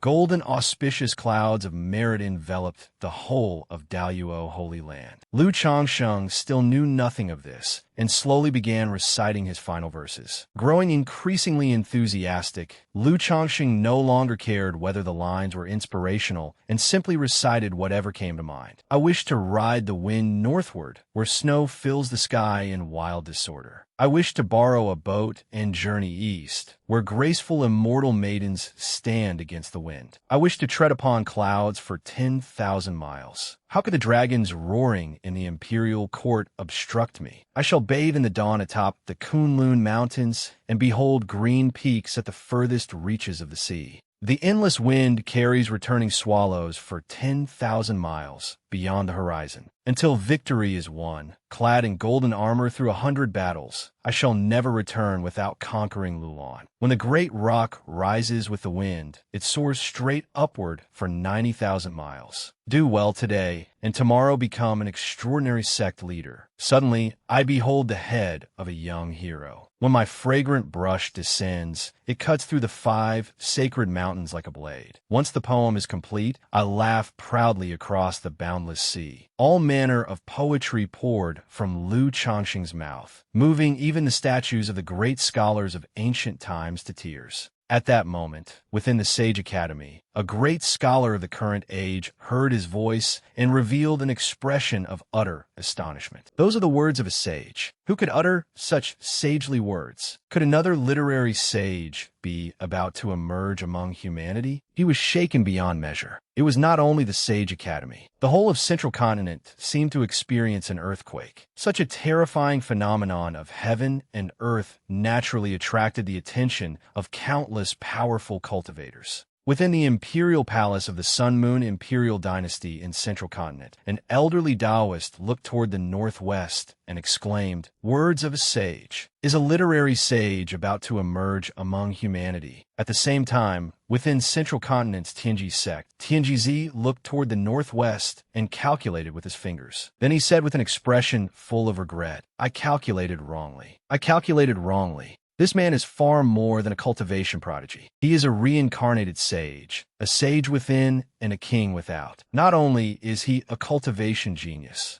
he is also a future literary sage. At that moment, all of Central Continent trembled, and every region was shaken. Yet within Daoyuo Holy Land, Lu Changsheng remained completely unaware of everything. He did not even notice the 9 halos that had appeared behind his head. At that moment, in the Heaven Worship Hall, Lu Changsheng gradually felt that something was wrong. I've been talking nonstop for so long. Should they not show some kind of reaction? He looked at the stunned faces and the strangely silent atmosphere. Normally, whenever he spouted nonsense, everyone would awaken as if from a trance and offer him a few words of praise. Yet they were now completely silent. Was that not strange? Lu Changsheng had long since grown accustomed to unusual phenomena around him. Even breaking through to the Qi refining realm had caused a phenomenon. After he had spoken so many wise and famous sayings, it would have been stranger if no phenomenon appeared. However, Lu Changsheng never imagined that what had appeared this time was not a mere special effect, but a genuine heavenly phenomenon. Rumble. Golden auspicious clouds of merit emerged in the sky. 9 clouds of merit descended, releasing 9 rays of golden meritorious light that shone upon Lu Changsheng. At the same time, 9 halos of merit appeared behind his head. This was the sight that truly shocked everyone. Such halos of merit represented supreme destiny. Only by subduing fiends, destroying demons, saving the people, and enlightening all races could one obtain merit. Once enough merit was accumulated, it would form a halo of merit. Since ancient times, even mighty Buddhist cultivators who had ascended had never cultivated 20 halos of merit. 3,000 years ago, holy monk Jiekong, the abbot of Lesser Thunderclap Temple, single-handedly suppressed the Black Dragon of the Eastern Sea. With his fearless spirit, he reformed the Black Dragon King and ultimately resolved the calamity of the Eastern Sea. Yet even he condensed only 6 halos of merit. According to the ancient records, throughout the entire history of the cultivation world, very few people had ever possessed 9 halos of merit. Every one of them was an existence who shook the past and present and left their name throughout the ages. Yet today, Lu Changsheng had expounded upon the truths of the great Tao and enlightened all races, earning immense merit and condensing 9 halos of merit. The appearance of 9 halos of merit represented Lu Changsheng's unrivaled destiny. If anyone tried to harm him, regardless of whether they succeeded in killing him, they would be cursed by heaven. Even their entire race might be cursed by heaven for millions of years. That was precisely why everyone present was so deeply shocked. At that moment, an immensely powerful voice rang out from beyond Daoyuo Holy Land. This student, Li Zheng, has come to pay his respects to humanity's semi-sage. As the voice echoed, the entire hall erupted into commotion. Even Qing Yun and the others were somewhat moved.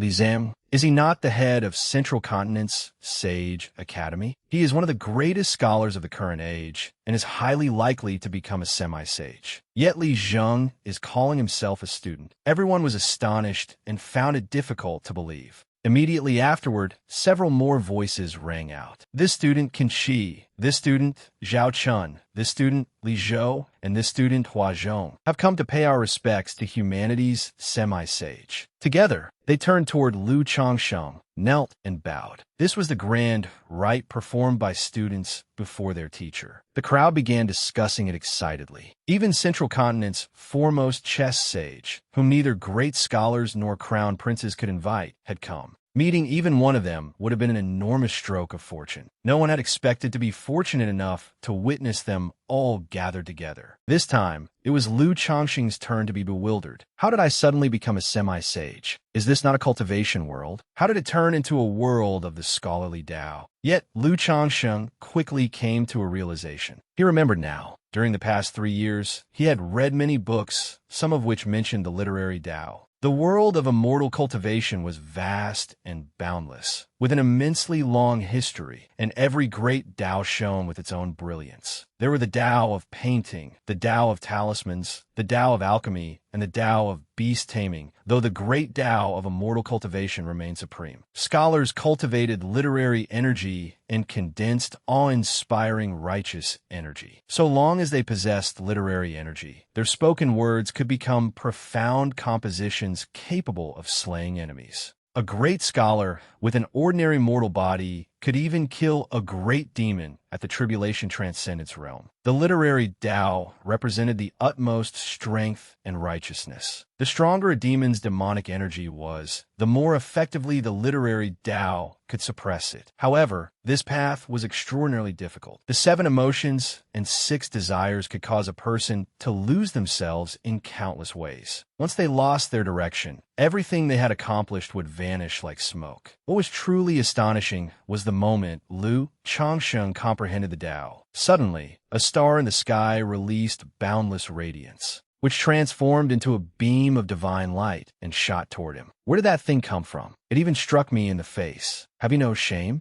Of your 5 points, 1 is already razor sharp. Outside Daluo Holy Land, Li Zheng exclaimed in astonishment. That is the star of literary brilliance. The star of literary brilliance has descended. Purple starlight fell from the heavens and landed upon Lu Changxing. In an instant, a purple star appeared above his head and transformed into all manner of divine objects. A writing brush, a scroll, a jade slip, a zither, a lute, and a chessboard. A moment later, the divine objects released astonishing literary energy. The star of literary brilliance trembled, and its golden chimes traveled millions of miles, resounding throughout the entire region. The star of literary brilliance was the star that evaluated the aptitude of scholars. If a great scholar emerged in the world, it would chime 3 times in recognition, confirming that person's status as a great scholar. If it chimed 6 times, it meant that a semi-sage had appeared and that the person would inevitably become a semi-sage in the future. This fate could not be changed. Li Zheng was utterly astonished. The star of literary brilliance chimed 6 times. He possesses the aptitude of a semi-sage.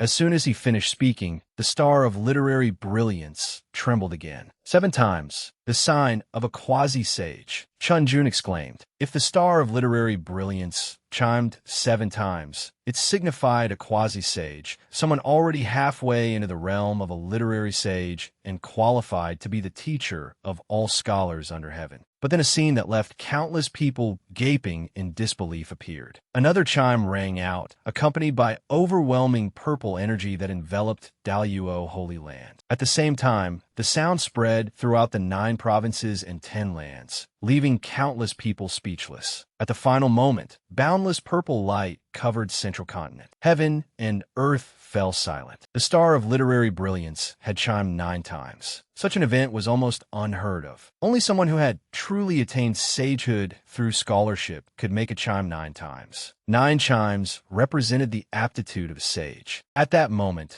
terrifying purple light poured into Lu Changxing's body, and numerous phantoms appeared behind him. Some held sacred texts. Some observed the stars, while others gazed upon all living beings. Kan Chi said in a trembling voice. Unbelievable. Look, the star of literary brilliance chimed 9 times. He possesses the aptitude of a sage. This man shall become the final imperial preceptor under heaven. A voice like thunder echoed throughout the cultivation world. At that moment, every major power was shaken. He had made the star of literary brilliance chime 9 times before even becoming a sage. What would happen once he truly attained sagehood? At that moment, an immensely majestic voice came from the Sun Moon Imperial Dynasty. On behalf of the Sun Moon Imperial Dynasty, we pay our respects to the literary sage. Henceforth, he shall be honored as the Sun Moon Imperial Preceptor. We are Zhou Yuan. On behalf of the great Zhou Imperial Dynasty, we pay our respects to the literary sage. Henceforth, he shall be honored as the great Zhou Imperial Preceptor. We are Qianqing. On behalf of the great Qian Imperial Dynasty, we pay our respects to the literary sage. Henceforth, he shall be honored as the great Qian Imperial Preceptor. We ministers pay our respects to the literary sage. We ministers pay our respects to the Imperial Preceptor. The 3 great imperial dynasties of Central Continent simultaneously paid their respects to Lu Changsheng as the literary sage. At the same time, they directly honored him as their imperial preceptor. He was the teacher of emperors and the literary sage under heaven. Such glory could be called supreme. Yet upon the heaven worship hall, Lu Changsheng was somewhat confused. Even the emperors have joined in. Are they really taking it this far? They have taken this performance to an absurd level. Still, he felt no pride at all. Perhaps it is because I truly have no ability. Master's face has gone completely green today. Can we finally end this ceremony? Lu Changsheng looked toward Qingyun.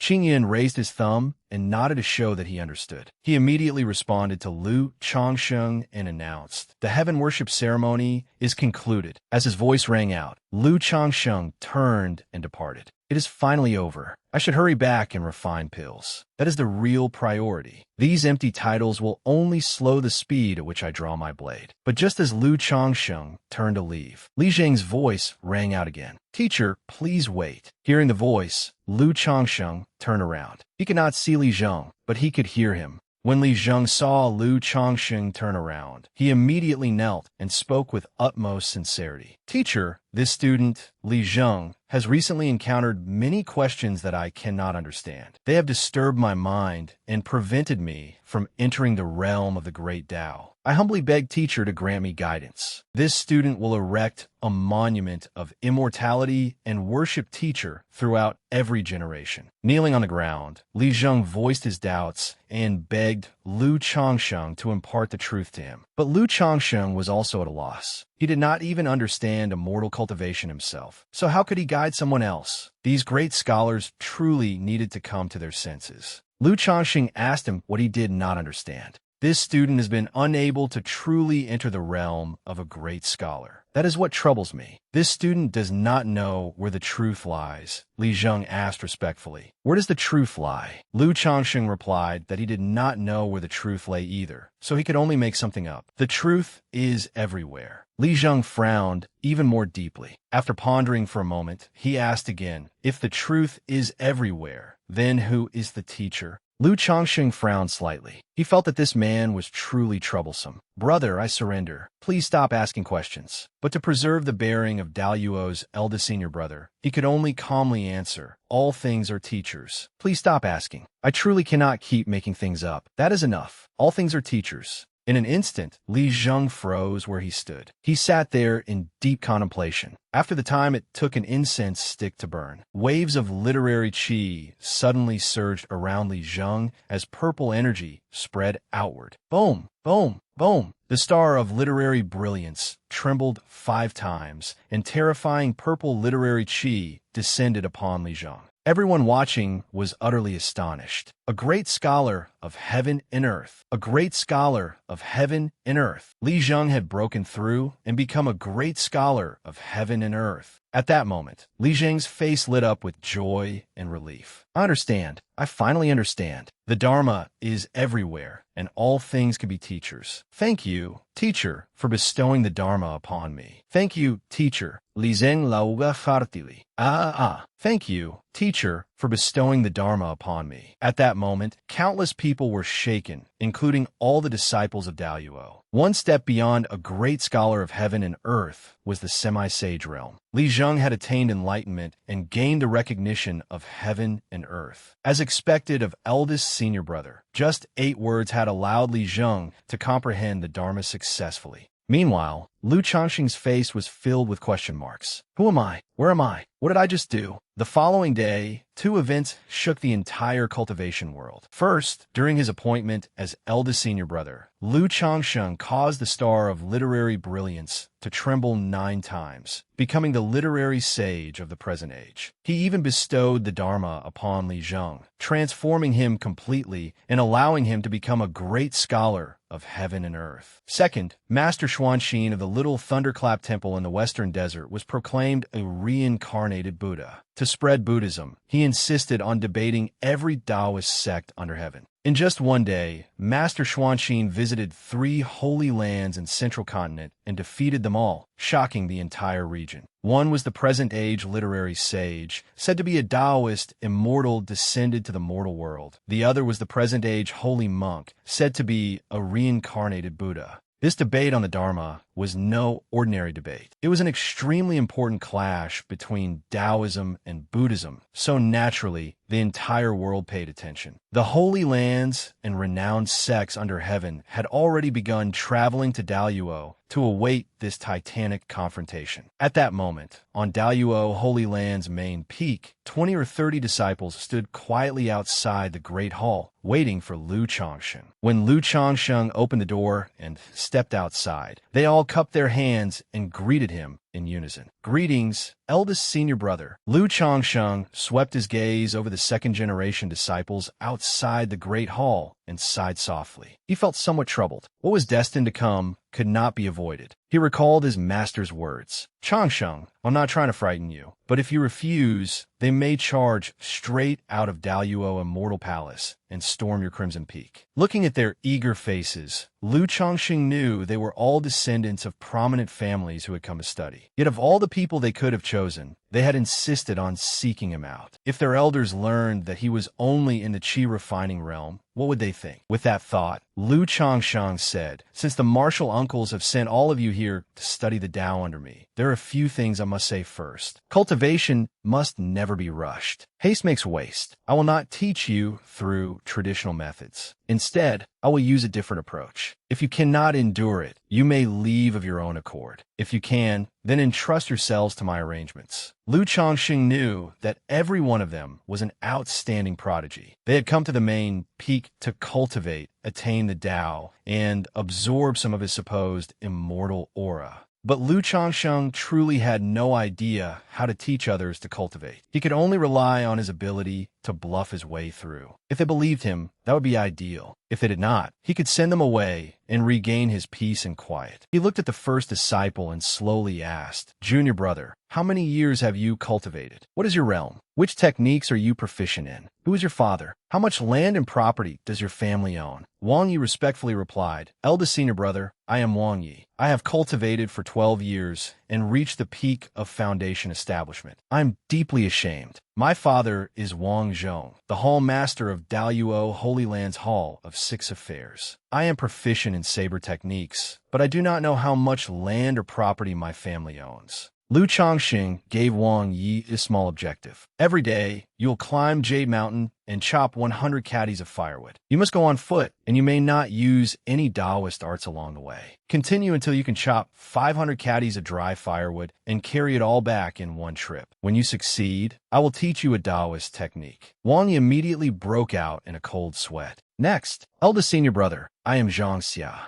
I have cultivated for 14 years and am in the early core formation realm. My father is Zhang Ting, the Hall Master of Daluo Holy Land's Discipline Hall. I am skilled at patrol duty, and my family owns no farmland. Changsheng continued, every day at the Tiger Hour, you will stand guard on the mountainside and carefully record everyone who passes. Once you have recorded exactly 9,999 people, I will teach you a Taoist technique. Remember, Remember, you may not summon friends to help. Everything must happen naturally. Next, briefly introduce yourself. Yes, every day, you will sweep the fallen leaves outside the Great Hall without using spiritual power. If you can ensure that not a single leaf remains outside the hall before sunset, I will teach you a Taoist technique. You may use only 1 bucket of water each day to clean the Great Hall. Not a speck of dirt may remain inside. When you can finish cleaning while keeping the water perfectly clear, I will teach you a Taoist technique. You must conceal your identity and mingle with the menial disciples while pretending that your engagement has been annulled. You may not bully others using your status, nor may you use spiritual power. Once you rise to become an inner disciple, I will teach you a Taoist technique. Lu Chongxing assigned each of them numerous tasks. Every task appeared simple, but each was extraordinarily difficult to complete. Eldest senior brother, please forgive my foolishness. I said I was skilled in saber techniques, yet you want me to guard a gate? These falling leaves can never be swept away completely. I cannot do it. Eldest senior brother wants me to chop firewood. Is that really reasonable? We came here to cultivate. Why does it feel as though we are doing menial labor? Everyone looked at Lu Chongsheng with aggrieved expressions. Lu Chongsheng replied with only 4 words. Leave if you wish. The second-generation disciples immediately cried out, "We agree. We agree. We guarantee that we will complete our tasks." That's right. Eldest senior brother, just wait and see. Every task Chongsheng had given them looked simple, but was actually extremely difficult. Cleaning the Great Hall with only 1 bucket of water, while keeping the water clear and without using spiritual power, or sweeping away every fallen leaf before sunset. These things were simply impossible. The disciples found the assignments utterly unreasonable, but they did not dare ask further questions. They could still hear their master's furious, yet loving admonishments echoing in their ears. You ungrateful wretch, if you're driven off the main peak, do not bother coming back. The very thought made them tremble from head to toe. It was better to remain silent. The disciples answered in unison, "We will obey eldest senior brother's arrangements." Chongsheng secretly sighed in relief. It was done. Suddenly, someone called from outside. Senior brother, I succeeded." The disciples were confused. Who is making such a commotion outside the hall? Eldest senior brother, would you like us to go out and teach him a lesson? Chongsheng waved his hand. There's no need. I will go and see. You can focus on your training. Chongsheng walked out of the Great Hall and found a junior brother waiting for him. Junior brother Li Chun greets eldest senior brother. Chongsheng tried to remember who the man was. At last, it came back to him. Oh, Li Chun. Back then, I had just finished writing an alchemical formula and was wondering how I could refine it. This lovely junior brother happened to be nearby, so I asked him to test the formula for me. Lu Chongsheng asked indifferently, "Have you finished refining the pill?" In Chongsheng's eyes, Li Chun was merely a useful tool, but Li Chun excitedly answered yes. Please take a look, eldest senior brother. Chongsheng was somewhat surprised when he saw the pill. It emitted a faint fragrance and even carried a trace of spiritual qi. What exactly did this pill do? He could not ask directly. He had an idea. He took the pill and smiled at Li Chun. "Let me test you. What does this pill do?" Li Chun respectfully replied, "Eldest senior brother, after taking this pill, one's strength will increase." Chongsheng was disappointed when he heard that it merely increased strength. He thought, isn't it just a strength pill? I thought he had refined something impressive. Who in the cultivation world would need a strength pill? Li Chun continued in confusion. Please forgive my incompetence. This pill has not truly been perfected yet. It can only increase one's strength tenfold. Chongsheng was astonished, but his expression remained unchanged. At which cultivation realm can it be used? Li Chun replied, I am not sure, but it can increase the strength of a foundation establishment cultivator tenfold, at the very least. Unbelievable. Chongsheng thought that a tenfold increase in the strength of a foundation establishment cultivator was incredible. An ordinary foundation establishment cultivator possessed roughly 10,000 caddies of strength. 10 times that was 100,000 caddies. After taking the pill, a person would practically turn into a giant. This was truly a treasure. He asked again, how long does the effect last? Li Chun replied, 1 full day and night. That was more than enough time for any magical contest. Chongsheng was secretly delighted. An ordinary pill was impressive if it lasted for the time it took an incense stick to burn. After taking this one, a person would become a mighty champion. Excellent, truly excellent. He really was a genius. Chongsheng asked again, are there any side effects? His junior brother answered blankly, well, one's appetite will increase. A person might eat 18 bowls of food in one meal. Changxing thought that eating 18 bowls was hardly a problem. He then asked, "How many pills did you refine?" His junior brother replied, "The ingredients were limited, so I refined only 3 pills. I still have one at home." Upon hearing that the ingredients were limited, Changxing immediately took out a token and tossed it to his junior brother. "Take this token, go to the pill hall, and obtain whatever you need. Refine another batch as quickly as possible. I have a use for them." Li Chun asked, "Senior brother, what should this pill be called?" Changxing pondered. That naturally requires careful consideration." Li Chun said, "Senior brother, I have thought a name." Changxing glanced at him. "Oh, let me hear it." Meanwhile, he thought perhaps it should be called, "This is the first pill formula I have ever created. It must have an extraordinary and transcendent name." Li Chun's eyes shone brightly. "How about the Great Strength Vajra Pill?" Changxing was speechless. What a terrible name. It had no immortal elegance whatsoever. One uncultured fool. Resting his chin on his hand, he thought that the general level of education in this world was simply unacceptable. Perhaps everyone began cultivating his children and had no time to read. It seemed he would have to name it himself. At last, Changxing found the answer. Holding up the pill, he said, "Let us call it the Vajra Glazed Pill." The junior brother beside him immediately praised him. "Wow, what a magnificent name." As expected of eldest senior brother, Changxing looked at him. "You flatter me, junior brother. I am merely an ordinary eldest senior brother." Confronted by that devastatingly beautiful face, Li Chun nearly fainted. "This is bad. I am about to be overwhelmed by senior brother's handsomeness." Changxing instructed him, "Junior brother Li, return home and concentrate on refining the pills. If anyone asks, tell them you developed the formula yourself. Understood?" His junior brother nodded repeatedly, his eyes shining brightly. The little devil in Changxing's heart laughed smugly. "Ha ha ha, this is not the time for me to become famous. The exact effects and side effects of this pill remain uncertain. My good junior brother, please shoulder the blame for me for the time being." After receiving his instructions, Li Chun took his leave. "Then I will return and continue refining pills." Changxing smiled. "Very well. Thank you for your hard work. You may go."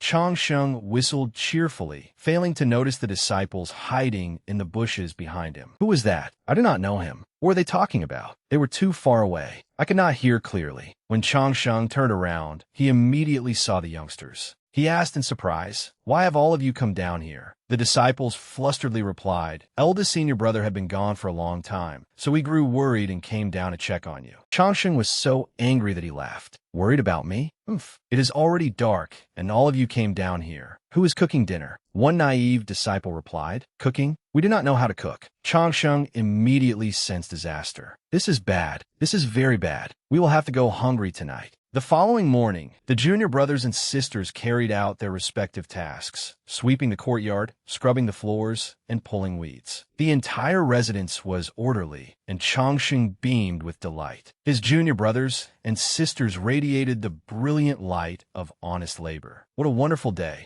Suddenly, a junior brother came running over. "Eldest senior brother, eldest senior brother." Changxing looked at him. "Is that not junior brother Li Chun? Why have you grown so thin after only a few days?" Li Chun looked exhausted, but reported with a smile, "I remembered senior brother's instructions, so I refined pills day and night without rest." At last, the junior brothers and sisters were all watching curiously, so Changxing could only say, "Let us discuss this inside." Li Chun took out a small bottle. "Senior brother, this bottle contains 100 great strength. No, 100 Vajra glazed pills." Changxing accepted the bottle containing 100 pills in astonishment. "Junior brother, you truly are clever. You have rendered great service by refining these pills for me. I will certainly write a decree promoting you to core disciple." Li Chun's eyes shone as he exclaimed joyfully, "Thank you, eldest senior brother. Thank you, eldest senior brother. Thank you, eldest senior brother." Changxing smiled and thought, "Since he has helped me so much, I naturally have to give him some benefits." Changxing instructed him, "But, junior brother, my warning remains the same. Leave no trace whatsoever. As for the fact that you refine these pills for me, heaven knows, earth knows, you know and I know. Understood?" Li Chun curiously asked, "There is something I do not understand. Senior brother, since you can create such pills, why do you not tell anyone? You are so exceptional. Not only is your cultivation extraordinary, but your alchemy is transcendent as well. Why keep a secret?" Changxing thought, "Foolish child, I cannot exactly tell you that you are my sacrificial offering." Lu Changsheng turned and looked at him. Of course, I am exceptional, but you must understand that there is always a higher mountain. No matter how formidable someone is, there will always be someone even more formidable. One must learn to be humble. Understood? His immortal bearing and profound words moved Li Chun almost to tears. Eldest senior brother truly is my role model. Chang Sheng instructed him, return to your normal cultivation. On your way out, tell Qing Feng to come inside. His junior brother bowed and took his leave. Yes, Li Chun will never disappoint eldest senior brother after receiving such generous support. A moment later, Qing Feng entered. Eldest senior brother, I heard you were looking for me. Lu Chang Sheng said solemnly. Junior brother Qing Feng, I need you to do something for me. Qing Feng agreed, secretly delighted. It seemed his worries had been unnecessary. As expected, he was still the person senior brother trusted most. That Li Chun was merely a passing acquaintance to eldest senior brother. Lu Changsheng quietly threatened him. If you do this well, I will teach you a Taoist technique. If you do it poorly, do not blame me for going to martial Uncle Lu. He then took out the bottle of pills. This bottle contains superior spirit pills. Once the others have completed their daily tasks, give each of them one. Carefully observe their every movement, as well as how their bodies and minds feel. Understood? Qing Feng hesitantly asked, eldest senior brother, whom are you trying to harm? Changsheng fell silent. What are you talking about? Qing Feng accepted the bottle. Rest assured, senior brother, I will handle it properly. His face still showed some concern, as he had no idea whether there was something wrong with the pills. Changsheng looked at him and said, go. Remember, do not tell them that the pills came from me. Qing Feng readily agreed. Yes. Seeing eldest senior brother's expression, he felt he had no choice but to agree. Qing Feng then suddenly grew serious. By the way, eldest senior brother, there is something else I must report. Outside, the sky was dark and overcast, and thunder rumbled. Qing Feng's voice mingled with the thunder. Senior brother, have you heard of the Little Thunderclap Temple? Master Xuanxin is coming to Central Continent. At the Little Thunderclap Temple, Master Xuanxin sat upon a lotus throne, surrounded by the ceaseless chanting of sutras. Praise Amitabha Buddha. Praise Amitabha Buddha. A flash of lightning illuminated the room. Qing Feng said worriedly, the skies over Central Continent are about to change.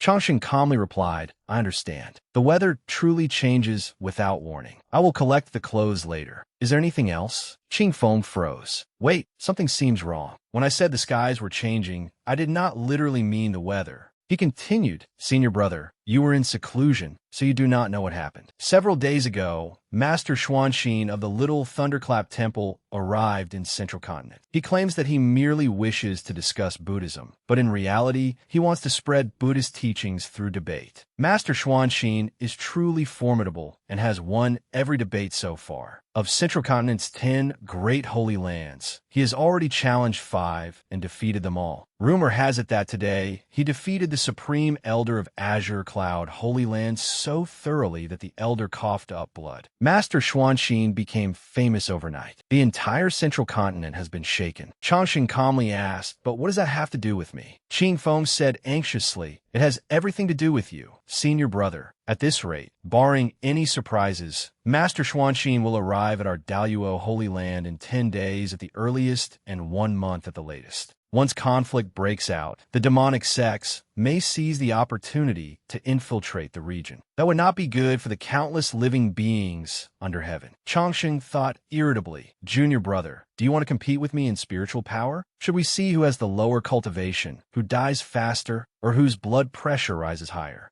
He came up with several excuses to brush Qing Feng off. I have never enjoyed conflict. Daluo is filled with talented people. Is Tsung Yun not available? I also remember someone named Jin Yang. He is extremely powerful. Qing Feng answered gloomily. Senior brother Jin Yang already challenged him, but it ended miserably. He was defeated in a single move. Cold sweat broke out across Lu Changsheng's forehead. Defeated in a single move? Trying to salvage some dignity for Jin Yang. He asked, this Jin Yang you mentioned, does he have an unusual halo around his head and exceptionally transcendent swordsmanship? Qing Feng nodded firmly. That is why all of Daluo's hopes rest on you, eldest senior brother. In fact, the hopes of the entire Central Continent rest on you. These words struck Lu Changsheng like a bolt from the blue. leaving him dumbfounded. Deep inside, he screamed, "Junior brother, don't talk nonsense. It wasn't me. I never said that." Bewildered, he asked, "Why are they placing their hopes on me?" Ching Feng immediately replied, "Oh, you don't know. Eldest senior brother. Every cultivator defeated by Master Xuanxin said the same thing afterward. I lost because I was too weak, but if you were to meet Lu Changsheng, the eldest senior brother of our sect, you would learn that there is always a higher heaven, and always someone greater." After hearing this, Changxing nearly coughed up blood. Inwardly, he cursed 18 generations of those junior disciples' ancestors. He then asked, "Will losing really bring such terrible consequences?" Qing Feng replied, "Not merely terrible consequences, but an utterly crushing defeat. If Master Xuanxin chooses Daoyuo Holy Land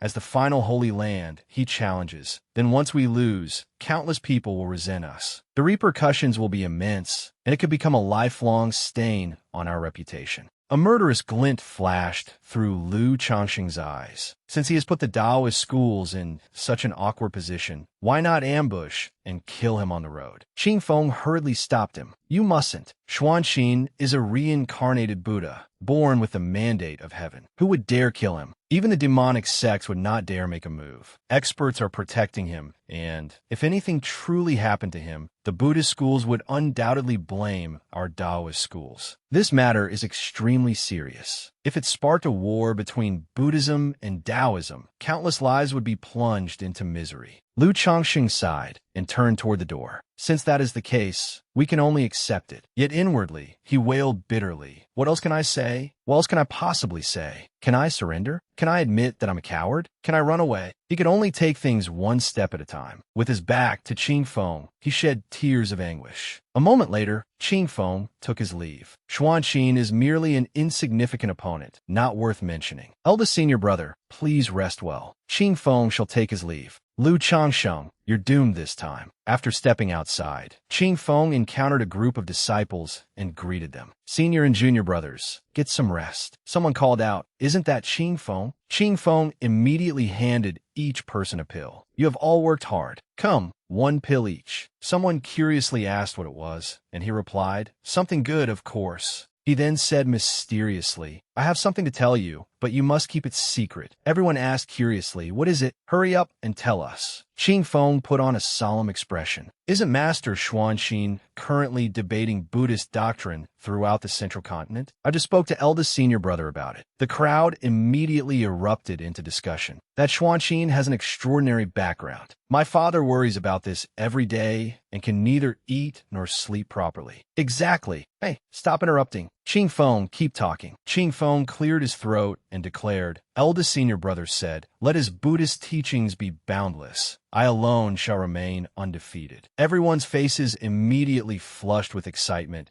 as they exclaimed admiringly, "Wow, how domineering." Qing Feng thought smugly, "I originally saved that line for myself, but after thinking it over, it suits eldest senior brother better. It perfectly conveys what he meant. As expected of me." The disciples praised him one after another. "Heavens, I never expected eldest senior brother to say such a thing. Eldest senior brother truly is extraordinary. He thinks he can come here and compete for the central continent's interests. Fortunately, we have eldest senior brother. He'll beat Xuanxin until his teeth scatter across the ground." Inside his room, Changshang sneezed several times in succession. Thus, by the following day, the story had spread throughout Daoyuo. Lu Changxing's heroic declaration was repeated everywhere and became the favorite topic of conversation over tea and wine. "Hey, have you heard? Eldest senior brother's 12-word maxim. Let his Buddhist teachings be boundless. I alone shall remain undefeated. Eldest senior brother is mighty. He truly deserves to be the leader of Daoyuo." That declaration is incomparably domineering. As expected of eldest senior brother, Changshang sat in his room, his eyelids twitching incessantly and his entire body trembling as though he were sitting on hot coals. He felt as though tens of thousands of people were pointing at him behind his back. It was just like the last time that brat Lu Qingfeng gave him the nickname King of Bluster. He had an ominous feeling. To explain the situation,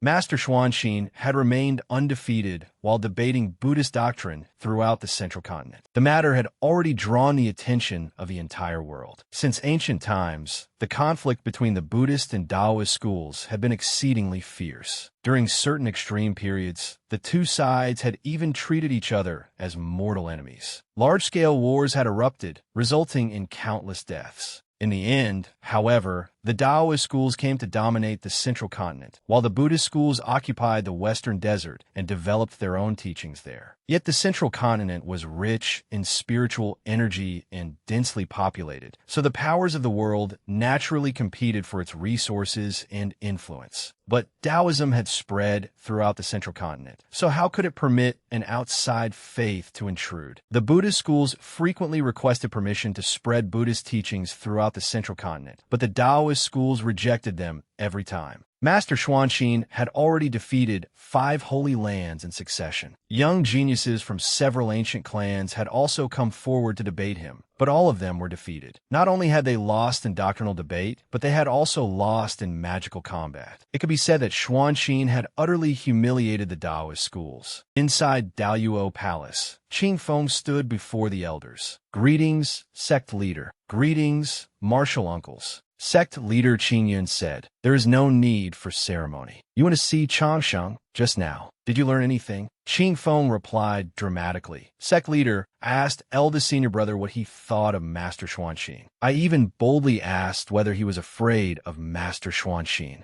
Eldest senior brother looked at me confidently and said only one thing. "Junior brother, do you think I would be afraid?" He then turned and left with a radiant bearing, declaring meaningfully, "Let his Buddhist teachings be boundless. I alone shall remain undefeated." The elders immediately burst into hearty laughter. What magnificent spirit! As expected of Changsheng, Qing Yun is truly fortunate. Not at all. Not at all. He truly is an outstanding genius who brings glory to Daoyuo. Sect leader Qing Yun then told Qing Feng, "You may leave. Do not disturb eldest senior brother's cultivation. We cannot allow anything to go wrong at such a crucial moment. Do you understand?" Qing Feng immediately took his leave. Seeing Qing Yun turn around with a contemplative expression, one elder asked, "Sect leader, are you worried that something might go wrong?" "Rest assured, martial nephew Changsheng will not lose." Qing Yun replied gravely, "I also believe that Changsheng will not lose. But what if by some chance he does?" The others fell silent and shook their heads.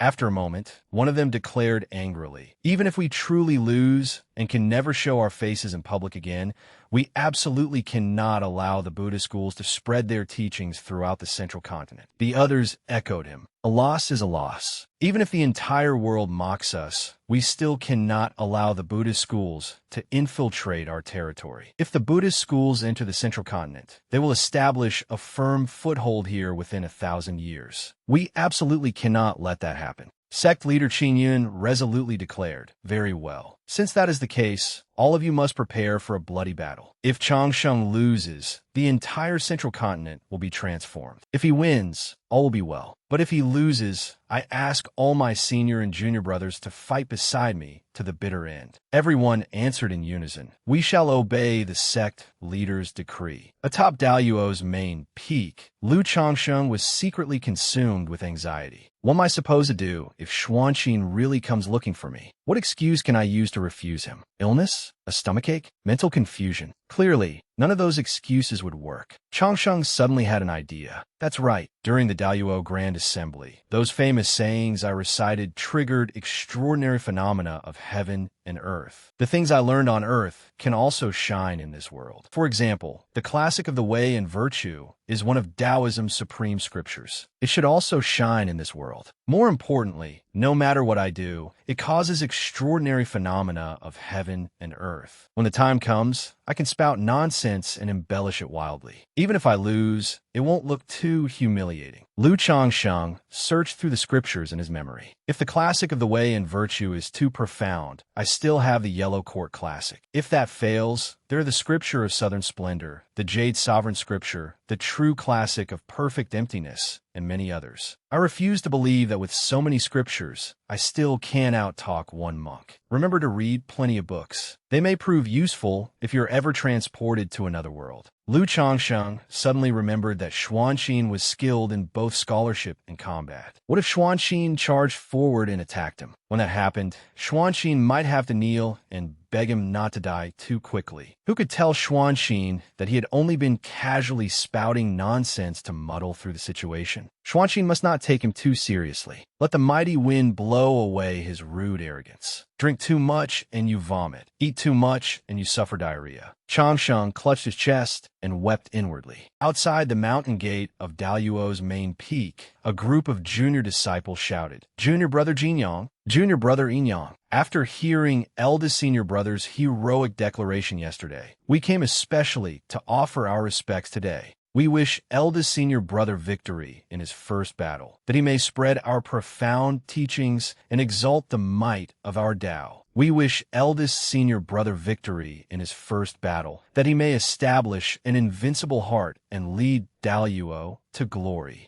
Every word stabbed Changsheng like a knife, making him feel as though he might cough up blood. What glory! Life is unpredictable, and the intestines twist upon themselves. Their praise weighed upon the insignificant Lu Changsheng like a towering mountain. He complained furiously, "It's over. Everyone in Daluo knows that I'm going to face Xuanqin. Those junior brothers and sisters who smile and chat with me every day secretly want me dead. Aren't they trying to kill me?" He suddenly realized something was wrong. How did Jin Yang and the others find out? There must be a traitor leaking the news. Anyone could figure out that it was you, Lu Qingfeng, without even using their brain. Recalling Qingfeng's smiling face and his promise to keep the matter secret, Changxing became so furious that his fists clenched. Suddenly, an urgent report came from outside. Master Xuanqin has defeated the 6th Holy Land. In 7 days, he will come to Daluo Holy Land to debate Buddhist doctrine with eldest senior brother. Inside Daluo Holy Land's Hall of Tao Discourse, members of numerous sects had gathered. The Taoist disciples discussed the matter noisily. "Look, even members of heterodox sects have come. Do you think our eldest senior brother will win?" "He will definitely win." This confrontation concerned the rise and fall of Taoism and the prosperity or decline of Buddhism. Its implications were enormous. It even concerned the contest of destiny between the two great faiths and could affect the entire cultivation world. The slightest mishap could trigger a great calamity. By then, the consequences would go far beyond mere widespread suffering. At the hour of the dragon, a figure arrived on the wind. Everyone shouted, "Look, he's here! Master Xuanqin has arrived." Holding a monk's staff, Xuanqin smiled and said, "This humble monk is Xuanqin. Today, I have come to Daluo Holy Land to debate Buddhist doctrine with patron Lu Changsheng. Please come forth." Suddenly, a beam of light descended from the heavens, accompanied by rumbling thunder. The way that can be spoken is not the eternal way. The name that can be named is not the eternal name. The nameless is the beginning of heaven and earth. The named is the mother of all things. Master Xuanqin and everyone present stared open-mouthed in astonishment. Those are true words of the great Tao. At Little Thunderclap Temple in the western desert, a young monk asked his master, Master Inji, "Master, is Daluo's eldest senior brother really that formidable?" His master replied, "True words of the great Tao emerge whenever he opens his mouth. How could he not be formidable?" Back at Daluo, Lu Changxing's imposing figure appeared within the heavenly light. Everyone looked up and exclaimed, "Purple energy comes 30,000 miles from the east. He walks while chanting, golden lotuses blooming beneath his feet. Extraordinary phenomena fill the void, and his destiny is astonishingly powerful. Truly extraordinary, truly extraordinary." Master Xuanqin and Lu Changsheng stood facing one another, then exchanged greetings. "This humble monk greets Patron Lu." "Greetings, Master Xuanqin." Someone shouted, "Silence. The doctrinal debate shall now begin." A doctrinal debate consisted of 10 questions and 10 answers. One side asked while the other answered. The questioner was free to ask anything, while the respondent had to answer correctly to win. If the respondent answered incorrectly, the questioner could provide the answer. If the questioner could not answer either, the round would be considered a draw. If neither side could establish victory, the exchange of questions and answers would continue until one side was thoroughly defeated. Lu Changsheng asked the first question. Xuanxin, may I ask, what is the Buddha? The Taoist disciples exclaimed in amazement. Oh, what a sharp question. Incredible. We have this in a bag. The elders watching from the platform also nodded silently. Master Xuanxin answered, one who delivers the people of the world from suffering is the Buddha. Changsheng smiled, then declared imposingly, wrong. The disciples erupted into discussion. What? He's wrong. How is it wrong? Master Xuanxin said, Patron Lu, please enlighten me. Lu Changsheng replied, the Buddha is inherently formless and takes all living beings as his form. The disciples exclaimed in astonishment. So that's how it is. That makes perfect sense. Lu Changsheng laughed inwardly. Of course it makes sense. In my previous life, I read every Buddhist text on doctrinal debate. When it comes to accumulating knowledge, I've done an excellent job. Allow me to introduce Lu Changsheng, the king of books. Xuanxin smiled. Patron Lu speak truly. Patron Lu, this humble monk wishes to ask, what is the Tao? Lu Changsheng thought, that is a truly incisive question. If I answer using the same reasoning, I will indirectly admit that Buddhism and Taoism are the same. That cannot be allowed. He smiled and replied, I am the Tao. Master Xuanxin was stunned. The Taoist disciples spoke with reverence. Eldest senior brother is incredible. I suddenly feel that we may actually win. The elders clicked their tongues in praise. That boy Lu Changsheng truly has a promising future. Indeed, Master Xuanxin said, I concede this round. At Little Thunderclap Temple, Master Yingji heard Changsheng's answer and stared wide-eyed in astonishment. That young man is truly intelligent. Xuanxin pressed his palms together and bowed to Changsheng. Profound indeed. This humble monk has been enlightened. The second round of the doctrinal debate then began, with Xuanxin posing the question. There are 8 sufferings in life: birth, aging, sickness, death, separation from those one loves, encountering those one hates, failing to obtain what one desires, and the flourishing of the 5 aggregates. Buddhism possesses supreme scriptures that allow people to escape the sea of suffering and reach nirvana. What method does Taoism have to free people from suffering? Changsheng calmly replied, follow nature. Xuanxin pressed him. What does it mean to follow nature?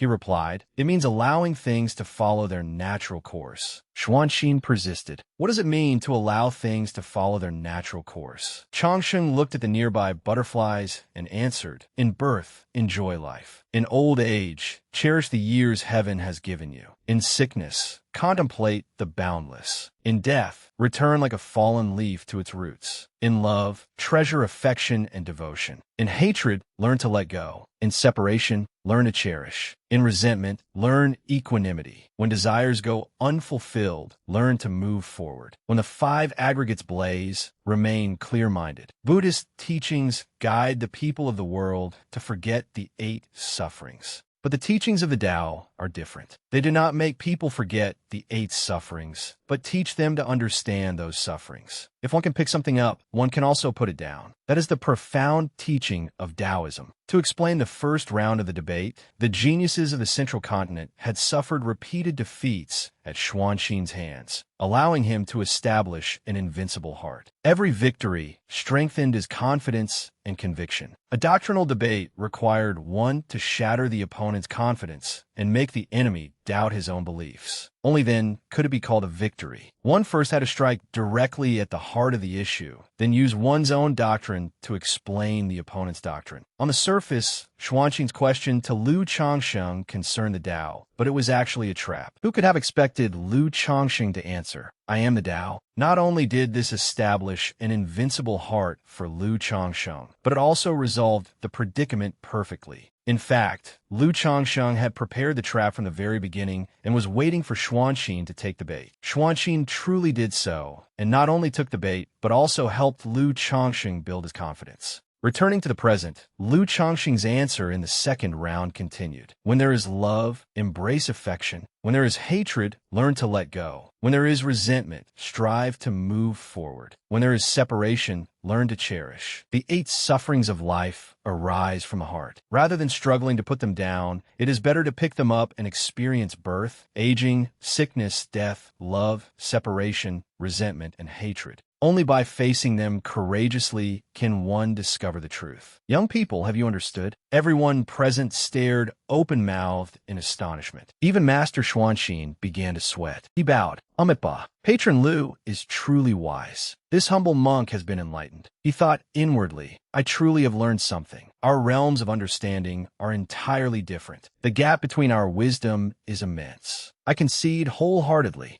Changsheng spoke. Second question. A fishmonger and an eminent monk were neighbors. The fishmonger killed living creatures every day, accumulating countless sins, while the eminent monk recited scriptures every day for all living beings under heaven. One day, the fishmonger and the eminent monk agreed to wake each other early. Every morning, the eminent monk rose early to chant scriptures and pray for all living beings. Every morning, the fishmonger rose early to slaughter fish, staining his hands with blood. Master, after the two of them died, which one entered the Pure Land? The Taoist disciples immediately began discussing it. That's simple. The eminent monk must have entered the Pure Land. Could eldest senior brother be deliberately going easy on Xuanxin because he doesn't want him to lose too badly? He's practically giving him the answer for free. Xuanxin replied, the fishmonger entered the Western Pure Land. His answer immediately caused an uproar. What? What is wrong with Xuanxin? Has Xuanxin become confused? Why did he give the opposite answer? How could the fishmonger be the one who entered the Pure Land? Changsheng asked him why. Xuanxin replied, I know the reason, but I do not dare say it. Changsheng reminded him that if he did not answer, it would count as his defeat. Xuanxin calmly replied, this is only the second round. Everyone around them was astonished. What is happening? Has he already lost? Why'd he lose? I don't know. Asking me won't help. The announcement for the second round sounded. If Master Xuanxin did not answer, it would count as his defeat, and Lu Changsheng would reveal the solution. Changsheng thought to himself that Xuanxin was truly formidable. Not only did he want the answer, but he also wanted to know what Changsheng planned to do next. Impressive. Very well. But while virtue may rise 1 foot, deception rises 10. I, Lu Changsheng, have roamed the cultivation world for years relying on only 3 words. Master of deception.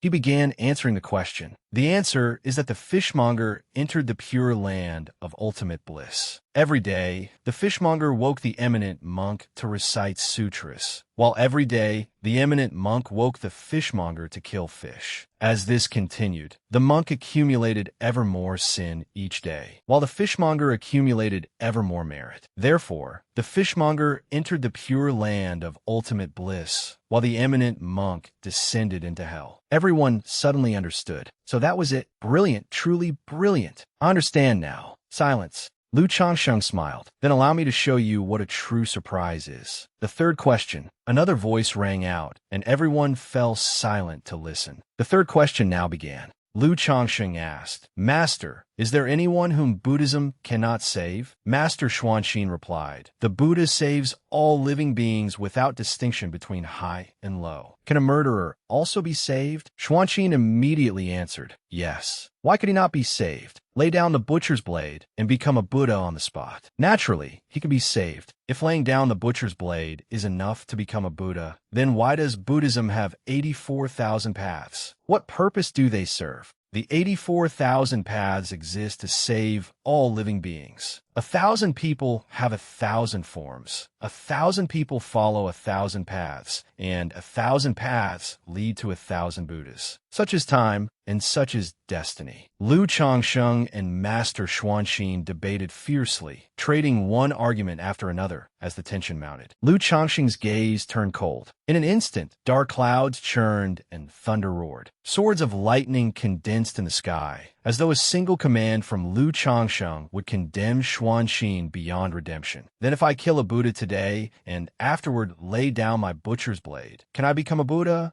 Under that terrifying pressure, Xuanxin pressed his palms together. Homage to Amitabha Buddha. As long as you lay down your butcher's blade, you can become a Buddha. Even if this humble monk must sacrifice himself so that you may attain enlightenment, I will do so willingly. Absurd, Lu Changsheng shouted, his voice ringing like a great bronze bell. Xuanxin did not understand why it was absurd. Lu Changsheng asked, if the blade is not in my hand, how am I supposed to lay it down? Then where is the blade? In your hand. This humble monk holds no blade. It is in your hand. This humble monk holds no blade. A moment later, Lu Changsheng stared resolutely at Xuanxin and said, "It is in your hand." Xuanxin replied with equal conviction, "This humble monk holds no blade." Just then, Lu Changsheng chuckled softly. "You did not before, but you do now. Lower your head and look." As his voice rang out, Xuanxin looked down. Xuanxin still wanted to continue answering, but his entire body suddenly froze. Every word became lodged in his throat, leaving him unable to speak. Such was time, and such was destiny. Xuanxin fell silent and stared at his empty hands. In the end, he could only smile bitterly again and again. "Thank you, wise one, for resolving my confusion and allowing this insignificant monk to see the blade within his own heart." Every exchange in the debate between Lu Changsheng and Xuanxin was filled with meditative insight, and every sentence was unfathomably profound. Most could neither understand nor comprehend it. Among the cultivators watching in the Hall of Tao Discourse, an old man suddenly attained realization. "I understand now. Senior, have you uncovered the mystery? Could you explain it to everyone?" "Very well. I will open your eyes, even if I have to poke your backsides with a small knife." This fellow Taoist sounds rather like a villain. The old man took a deep breath and began explaining. Changsheng asked Xuanxin whether there was anyone the Buddha could not save. Xuanxin had to answer no, or else he would contradict the founding principles of Buddhism. Changsheng seized upon that point and asked whether a murderer could also be saved. Xuanxin still answered that he could, but Changsheng countered that if merely laying down the butcher's blade allowed one to become a Buddha, then what need was there for Buddhism's 84,000 paths? If everyone laid down a butcher's blade, would they not all become Buddhas? Xuanxin replied that 1,000 people have 1,000 forms, 1,000 Buddhas, and 1,000 paths. Every person follows a different path and has a different Buddha. Thus, laying down the butcher's blade can allow one to become a Buddha, but not everyone possesses such a blade. At that moment, Lu Changsheng asked Xuanxin whether someone holding a blade and intending to kill could become a Buddha by laying it down. Xuanxin stubbornly clung to the Buddhist teachings he had learned. He was willing to sacrifice himself if it meant guiding Lu Changsheng toward Buddhahood. Yet precisely because Xuanxin was so attached to his own convictions, a butcher's blade manifested within his heart. Those involved are often blinded, while outside observers see clearly. Xuanxin had no idea that a blade had already appeared within his heart. When Lu Changsheng said there was a blade in his hand, he was actually guiding the blade within Xuanxin's heart into manifestation. By then, the blade truly was in Xuanxin's hand. That was why Lu Changsheng finally said, "You did not before, but you do now. Everything is clear. This is true, supreme wisdom. This humble Taoist has cultivated for 1,000 years, yet has never possessed such wisdom. Infinite blessings. Changsheng truly stands foremost among our Taoist schools." The old Taoist spoke with endless admiration for Lu Changsheng's great wisdom. However, the disciples were still confused. "What does that mean? I still do not understand anything about that blade. Where is the blade?" "I understand now." "So do I. What do you understand?" "I understand what the butcher's blade is." "Then what do you understand?" "Actually, I'm not entirely sure either. Everyone else said they understood, so I just went along with them." The crowd began discussing it noisily. The old Taoist took a deep breath and said, "The so-called butcher's blade is, in truth, attachment." Xuanxin's attachment was too deep. He arrived carrying the butcher's blade without even knowing it, while senior brother Changsheng had seen through him from the very beginning. That was why his questions and answers corresponded so perfectly, reaching such a profound realm. To Xuanxin, the third round of questioning was practically a fatal blow. Exactly at that moment, after performing 3 bows and 9 prostrations, Xuanxin rose and gazed into the distance. His eyes were calm. After a full hour, he finally spoke slowly. "I have lost." The moment those 3 words left his mouth, a tremendous uproar erupted. They had completed only half of the 10 questions and 10 answers. Yet Xuanxin had already admitted defeat. He had lost the debate utterly and completely. However, he remained unconvinced. His attachment ran too deep, so the contest continued. At that moment, a gentle breeze drifted past, scattering crimson maple leaves as tiny arcs of lightning flickered through the air. Xuanxin voiced the doubt within his heart. He did not understand why Buddhism guided people toward goodness, and Taoism also guided people toward goodness. Yet the two could not coexist in harmony. Both were clearly righteous paths beneath heaven. So why were they as incompatible as fire and water? The question appeared simple, but it was fraught with danger. Buddhism and Taoism were incompatible not because their doctrines truly differed, but because selfish desires were deeply entangled within them. It was the same with nations. Every nation wished for its people to live and work in peace. Yet why could they not all be united? Why? Was it because of personal desire? Their teachings were different. Buddhism possessed 84,000 paths capable of delivering all living beings, whether good or evil, ugly or beautiful. As long as one sincerely turned toward the Buddha, Buddhism would offer guidance. This was the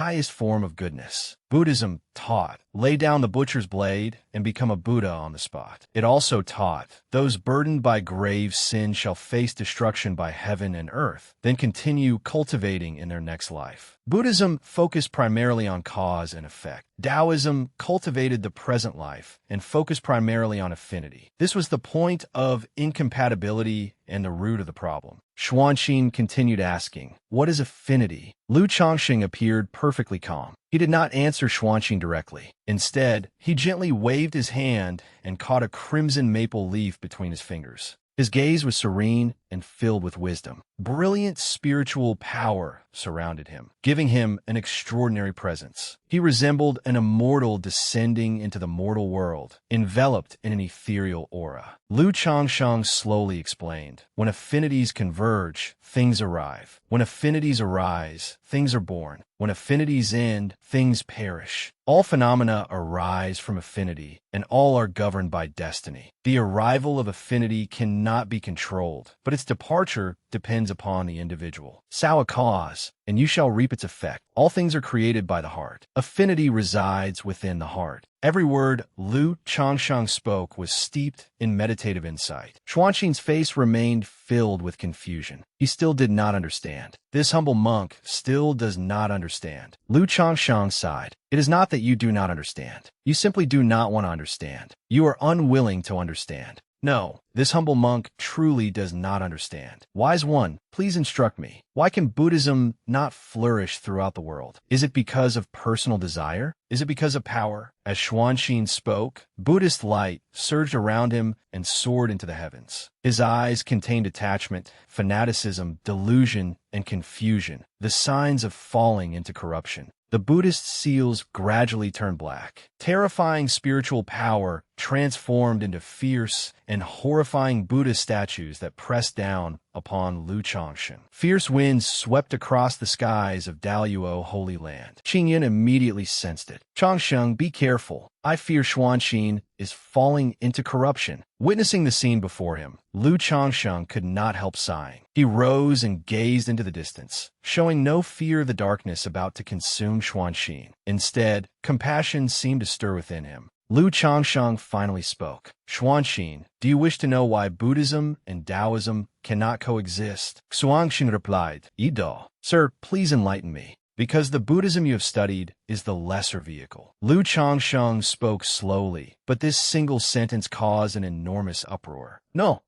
you must not speak such nonsense." Countless experts shouted at once. "What is eldest senior brother saying? This Lu Chongsheng has gone too far." Meanwhile, low voices rumbled throughout the western desert. "Arrogant! How dare he claim that what we study is the lesser vehicle? How unrestrained! That man is far too arrogant." In a debate, one could attack an argument or challenge a particular Buddhist doctrine, but one could never attack the faith's most fundamental principles. Lu Chongsheng could claim that a particular scripture was wrong, but he could never claim that Buddhism itself was wrong. Worse still, he had just declared that Xuanxin studied the lesser vehicle. His intentions could not have been more obvious. Buddhism was the second greatest faith beneath heaven. It was terrifyingly powerful and possessed an unfathomable foundation. Such words could ignite a war between Buddhism and Taoism. Countless Buddhist experts turned purple with rage. Ridiculous. Utterly ridiculous. A disciple who has cultivated for only 3 years dares to be so arrogant as to call our teachings the lesser vehicle. Within Little Thunderclap Temple, 33,000 novice monks also revealed furious expressions, their voices resonating through the temple. Abbot Mo Puji said nothing and merely watched in silence. Back at Daluo Holy Land, Qingyun's expression also became somewhat grim because Lu Chongqing's words carried enormous consequences. If he could not provide a flawless answer, it would bring about a catastrophic disaster. Someone looked toward Qingyun and received a message through spiritual consciousness. Discipline Hall Master, transmit my command. Activate every defensive formation in Daluo Holy Land and enter full battle readiness. If anyone makes a hostile move, kill without mercy. At the same time, protect Changsheng at all costs. Lu Changsheng quietly watched Xuanxin. After pondering for a moment, he spoke. Affinities arise and affinities end. When affinity arrives, all gather. Since affinity has brought us together, today I shall transmit the great vehicle of Buddhism to you. His words shook the entire world. Xuanxin knelt and bowed with incomparable devotion. This humble monk begs the Supreme, Wise One to bestow upon me the great vehicle of Buddhism. Lu Chongqing said nothing. He merely gazed silently toward the west, and no one knew what he was thinking. A moment later, his voice rang out once more. When the Bodhisattva of compassion practiced the profound perfection of wisdom, he perceived that all 5 aggregates were empty and transcended every form of suffering. Shariputra, form is not different from emptiness, and emptiness is not different from form. Form itself is emptiness, and emptiness itself is form. Sensation, perception, mental formation,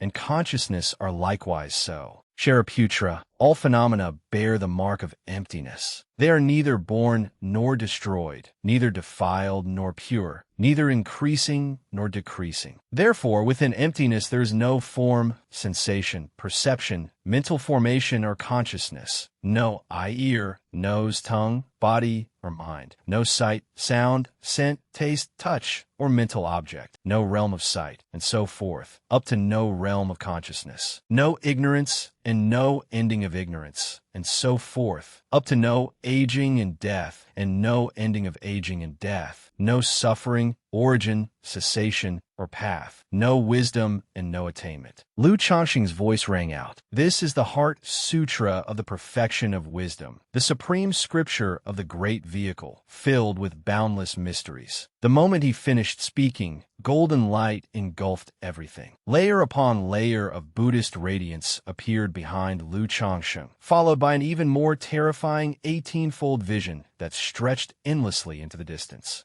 Ancient temples erupted with immeasurable golden Buddhist light. Phantom figures appeared and recited the scripture along with him. Everyone at Little Thunderclap Temple was completely dumbfounded. Those who had been insulting Lu Chongqing moments earlier now stood utterly stunned. The entirety of Little Thunderclap Temple trembled without end. Vast Buddhist seals formed and covered the entire western desert as Buddhist radiance illuminated the world. At that moment, the demon-subduing staff manifested the figure of a Buddha. It seemed to illuminate the heavens and released immeasurable Buddhist light. The apparition could be seen from 1,000,000 miles away. Countless mortals throughout the western regions witnessed this sight. Not knowing what had happened, they mistakenly believed the Buddha had manifested. They hurriedly knelt on the ground and kowtowed with sincere devotion. However, the apparition was reciting a scripture. When the Bodhisattva of compassion practiced the profound perfection of wisdom, he perceived that all 5 aggregates were empty and transcended every form of suffering. Shariputra, Abbot Puji began trembling. The Buddha has manifested. This man is the master of the present Buddha's disciple. The scene shifted to the Arcane Mysteries sect, where its sect leader sat cross-legged atop a mountain. Tears streamed down his face as he gazed toward Daluo Holy Land. Master, why are you crying? Is it because an outstanding genius has appeared within our Taoist schools?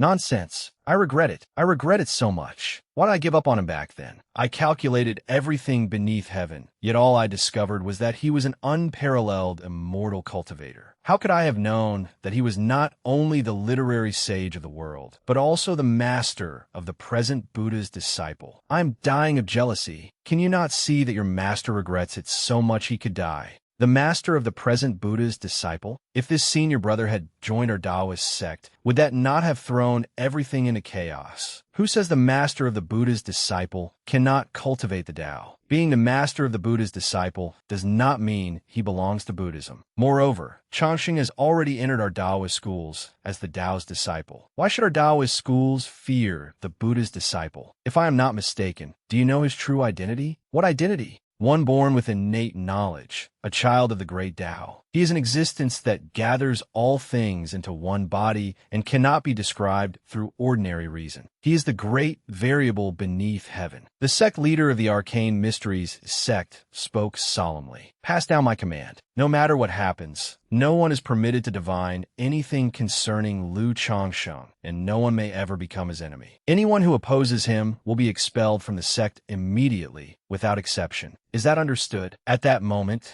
deep within a million-mile abyss beneath the mountains of the Arctic region, a furious roar erupted. Why? Why does such an existence appear in this age? Buddhism has flourished for 1,000 years, so why has the time for my sacred race not yet come? The heavenly Tao is unjust. The heavenly Tao is unjust. On Mount Kunlun in the eastern lands, an old Taoist opened his eyes. He calculated with his fingers and then burst into laughter. He has emerged. He has finally emerged. The one I have awaited for 1,000 years has finally appeared. In the 100,000 mountains of the southern wilds, demonic energy covered 10,000 miles. However, as the terrifying sounds of Buddhism and Taoism spread outward, countless demons cried out in anguish. Why must a child of the heavenly Tao appear at this time? If that is how it shall be, then I will defy heaven itself. Pass down my command. Accelerate the plan to hatch the Demon Sage clan. It must be completed as quickly as possible. At that moment, the entire world was shaken. Yet within Daluo Holy Land, Lu Changsheng continued reciting the scripture like the truth of the great Tao, like sacred Buddhist words and a rain of sweet heavenly dew. Xuanqin sobbed as he received the great vehicle of Buddhism. All the confusion, false realizations, and blade intent within his heart completely dissipated. Waves of Buddhist light surged into Xuanqin's body, and the ferocious Buddhas became serene. Streams of black energy were expelled from his body and dispersed like smoke. Every word of the Heart Sutra transformed into a golden Buddha seal. At that moment, 9 layers of Buddhist radiance appeared behind Xuanqin's head. He entered a state of great wisdom, attaining complete realization and absolute enlightenment. Lu Changsheng could not help marveling inwardly. Oh, Xuanqin's special effects are far too impressive this time. He should finally be satisfied, right? If he is satisfied, can we wrap this up now? Rumble, rumble, rumble. Waves of Buddhist light appeared around Lu, Changsheng, and Xuanqin. This was a reward bestowed by the Buddhas,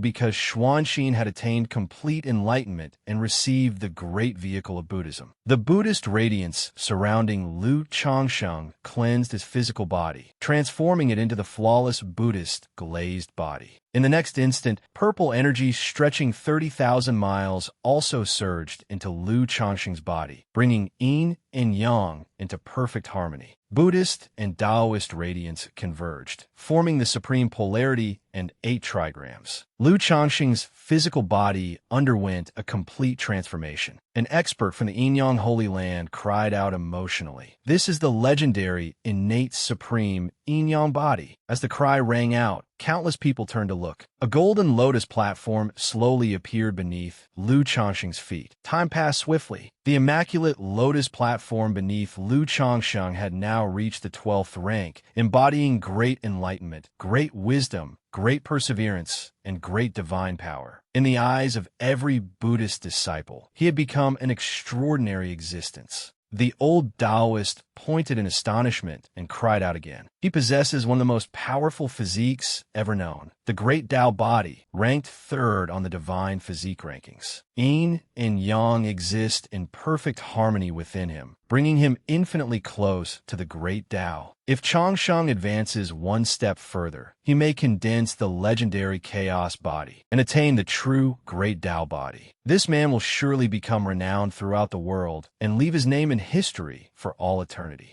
Immeasurable, heavenly, venerable, with Changsheng among our righteous path, we shall prosper for 100,000 years. Strangely enough, such a dazzling genius should have attracted endless jealousy, yet Lu Changsheng did not. It was as though everything he possessed was only natural. As expected, beauty represents truth. The more handsome one is, the stronger one becomes. At the same time, a lotus also appeared beneath Xuanxin's feet, but it was only a 9th rank golden lotus. At that moment, an ancient voice came from the Western Desert. Xuanxin, you have attained enlightenment and comprehended the great vehicle Dharma. From this day forth, you are the Buddha's disciple of this age. Deliver all living beings from suffering and spread the Dharma to all beneath heaven. Changsheng, you are one of great enlightenment, great wisdom, great perseverance, and supreme transcendence. You are the master of the Buddha's disciple. From this day forth, all Buddhist disciples who meet Changsheng must perform 3 prostrations and 9 bows as the highest form of respect. Lu Changsheng was directly proclaimed the master of the Buddha's disciple and granted supreme glory. Xuanxin knelt and kowtowed before Lu Changsheng. Xuanxin pays his respects to master.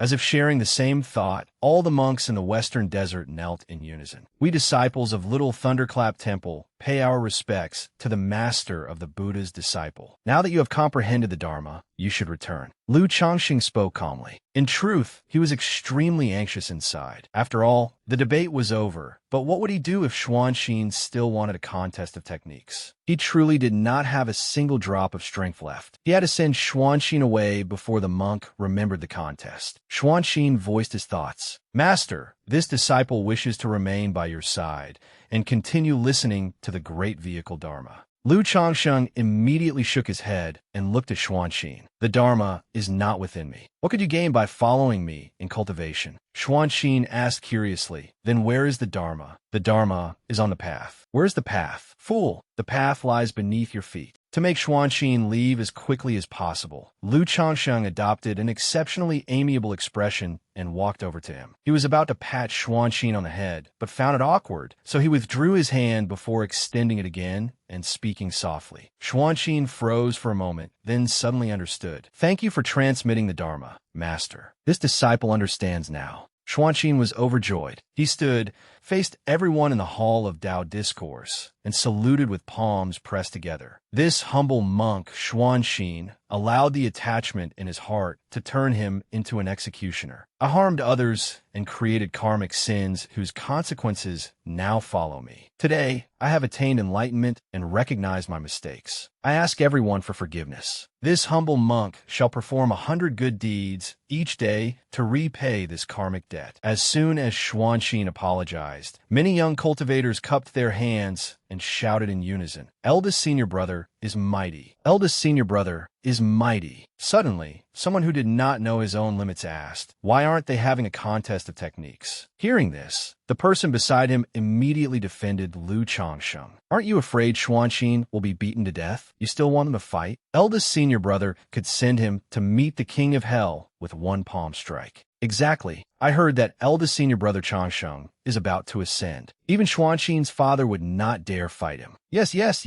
These senior brothers are absolutely right. Why are you still muttering? Shout with me. Eldest senior brother is mighty. Everyone roared while Lu Changsheng breathed a sigh of relief. It was finally over. At Daluo Holy Land, following a discourse and enlightenment that had illuminated every listener and deepened their understanding of life, our protagonist was sitting in his room, exhausted to the point of fainting. The price for his earlier majestic performance had now been paid in full. He had finally returned alive. One ordeal. Knowledge was like climbing a mountain. There was always a path, and diligence would eventually lead one to the summit. That was why people were advised to read more books in their youth. Although this incident had not been dangerous, It had cost him 15 years of his lifespan. He had survived this ordeal entirely because of the scriptures. As for any supposed countermeasures, they amounted to little more than a few verbal broadsides. It would have been impossible to make Xuanxin abandon his challenge against Daluo Holy Land. Had Changsheng not unleashed his ultimate move at the end, this matter might never have been settled. Fortunately, he had left himself a way out. I only gave him half of the 8 volumes of the Prajna Sutra. No matter how talented Xuanxin is, comprehending the remaining half will still take him some time. Now I can be considered his master. Even if the Buddhist schools want to send him out to expand their influence, they probably cannot do so anymore. Thinking this, Lu Changsheng felt immensely proud. No matter how they looked at it, doing so would be improper. Karma was difficult to escape. Therefore, everything concerning the great vehicle Dharma had its own cause. Everything was still under my control. After recovering his energy, Lu Changsheng began reading. Would Lu Changsheng allow immediate gains to blind him? The answer was probably no. No matter how great one's luck was, it would eventually run out. Only genuine ability could help one live a little longer. Alchemy was the true priority. As for pill formulas, I already have 100 of them, so I can begin refining pills. At that moment, the seniors in Daluo's inner palace were joyfully celebrating, delighted that Daluo Holy Land had produced such a disciple and would flourish for the next 100,000 years. Fellow Taoist Qingyun, you truly have accepted an excellent disciple. Qingyun was immensely pleased and laughed heartily. Not at all, not at all. How could I possibly accept such extravagant praise? The man with a savage scar across his eye, Wang Liang, snorted coldly. Speaking of that makes me angry. Qingyun and I both took an interest in this disciple back then. But who could have expected you to play dirty and make me miss such a fine opportunity with him? It still infuriates me whenever I think about it. Qingyun replied cheerfully. How ridiculous. Wasn't it simply because none of you could defeat me? I was the first to notice Changsheng. An ugly fellow like you should stop dreaming. The elders outside watched the two argue, but could not be bothered to intervene. Should we remind fellow Taoist Qingyun that his thoughts and words seem rather contradictory? Forget it. Isn't watching this spectacle entertaining enough? Wang Liang was enraged. Fellow Taoist Qingyun, I have a proposal, though I do not know whether I should say it. Qingyun chuckled. There is no need. Just keep your mouth shut. Inwardly, however, he thought, go ahead and say it, Wang Liang. I do not mind. Having known Qingyun for many years, Wang Liang naturally understood his habit of saying the opposite of what he meant. He said, since Changsheng is so outstanding, why not make him the eldest senior brother of every Taoist sect beneath heaven? Upon hearing this, Qingyun immediately sensed trouble and wanted to refuse. After all, who would want to share such a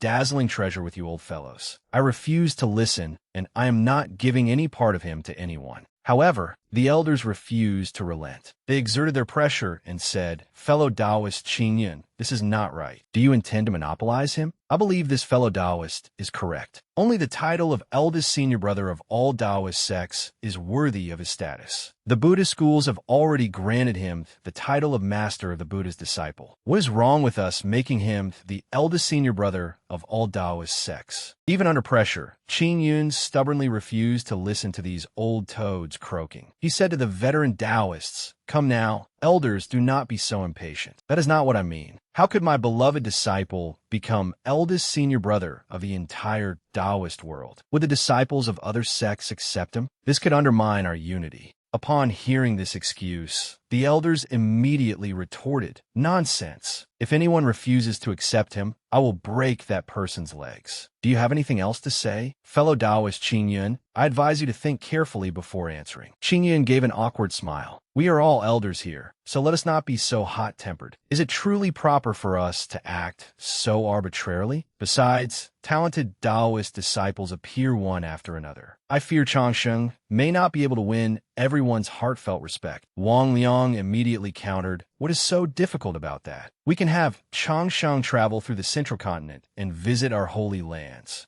With his extraordinary bearing, I am certain he can win the sincere respect of our sect's disciples. If anyone remains unconvinced, let that person compete with Changsheng. Everything will then proceed naturally, and his title will be fully justified. What does everyone think? The elders all nodded, extremely satisfied with the proposal. Excellent. Wang Liang decisively pointed at Qing Yun and demanded, "Then it is settled. Give us a straight answer. Do you agree or not?" Forced into a corner with no retreat, Qing Yun could only answer helplessly, "How would I dare disagree? But what if Changsheng is unwilling? We should still ask for his opinion first." Upon hearing this, the elders immediately sent someone to summon him. Elsewhere, Changsheng suddenly had an ominous premonition. He wondered what trouble awaited him this time. Dragging his body up the 99 steps that suppress cultivation techniques, he had to maintain his dignified image with every step. "This damned staircase again. I will remember you. Once I become sect leader, the first thing I will do is tear down this damn staircase." Come to think of it, could they not have sent a message or used a messenger bird? Why must I personally make the trip? I absolutely must eat 2 grilled kidneys tonight to replenish my strength. As soon as he appeared, the elders warmly welcomed him. "Changsheng, you are here." Changsheng quickly slipped into character and saluted them. Changsheng pays his respects to Master and to all senior martial uncles. Upon seeing his breathtakingly handsome appearance, the elders could not help but marvel. Such refined bearing and gentle elegance. What a remarkably handsome man. As expected of my disciple, he truly makes his master proud.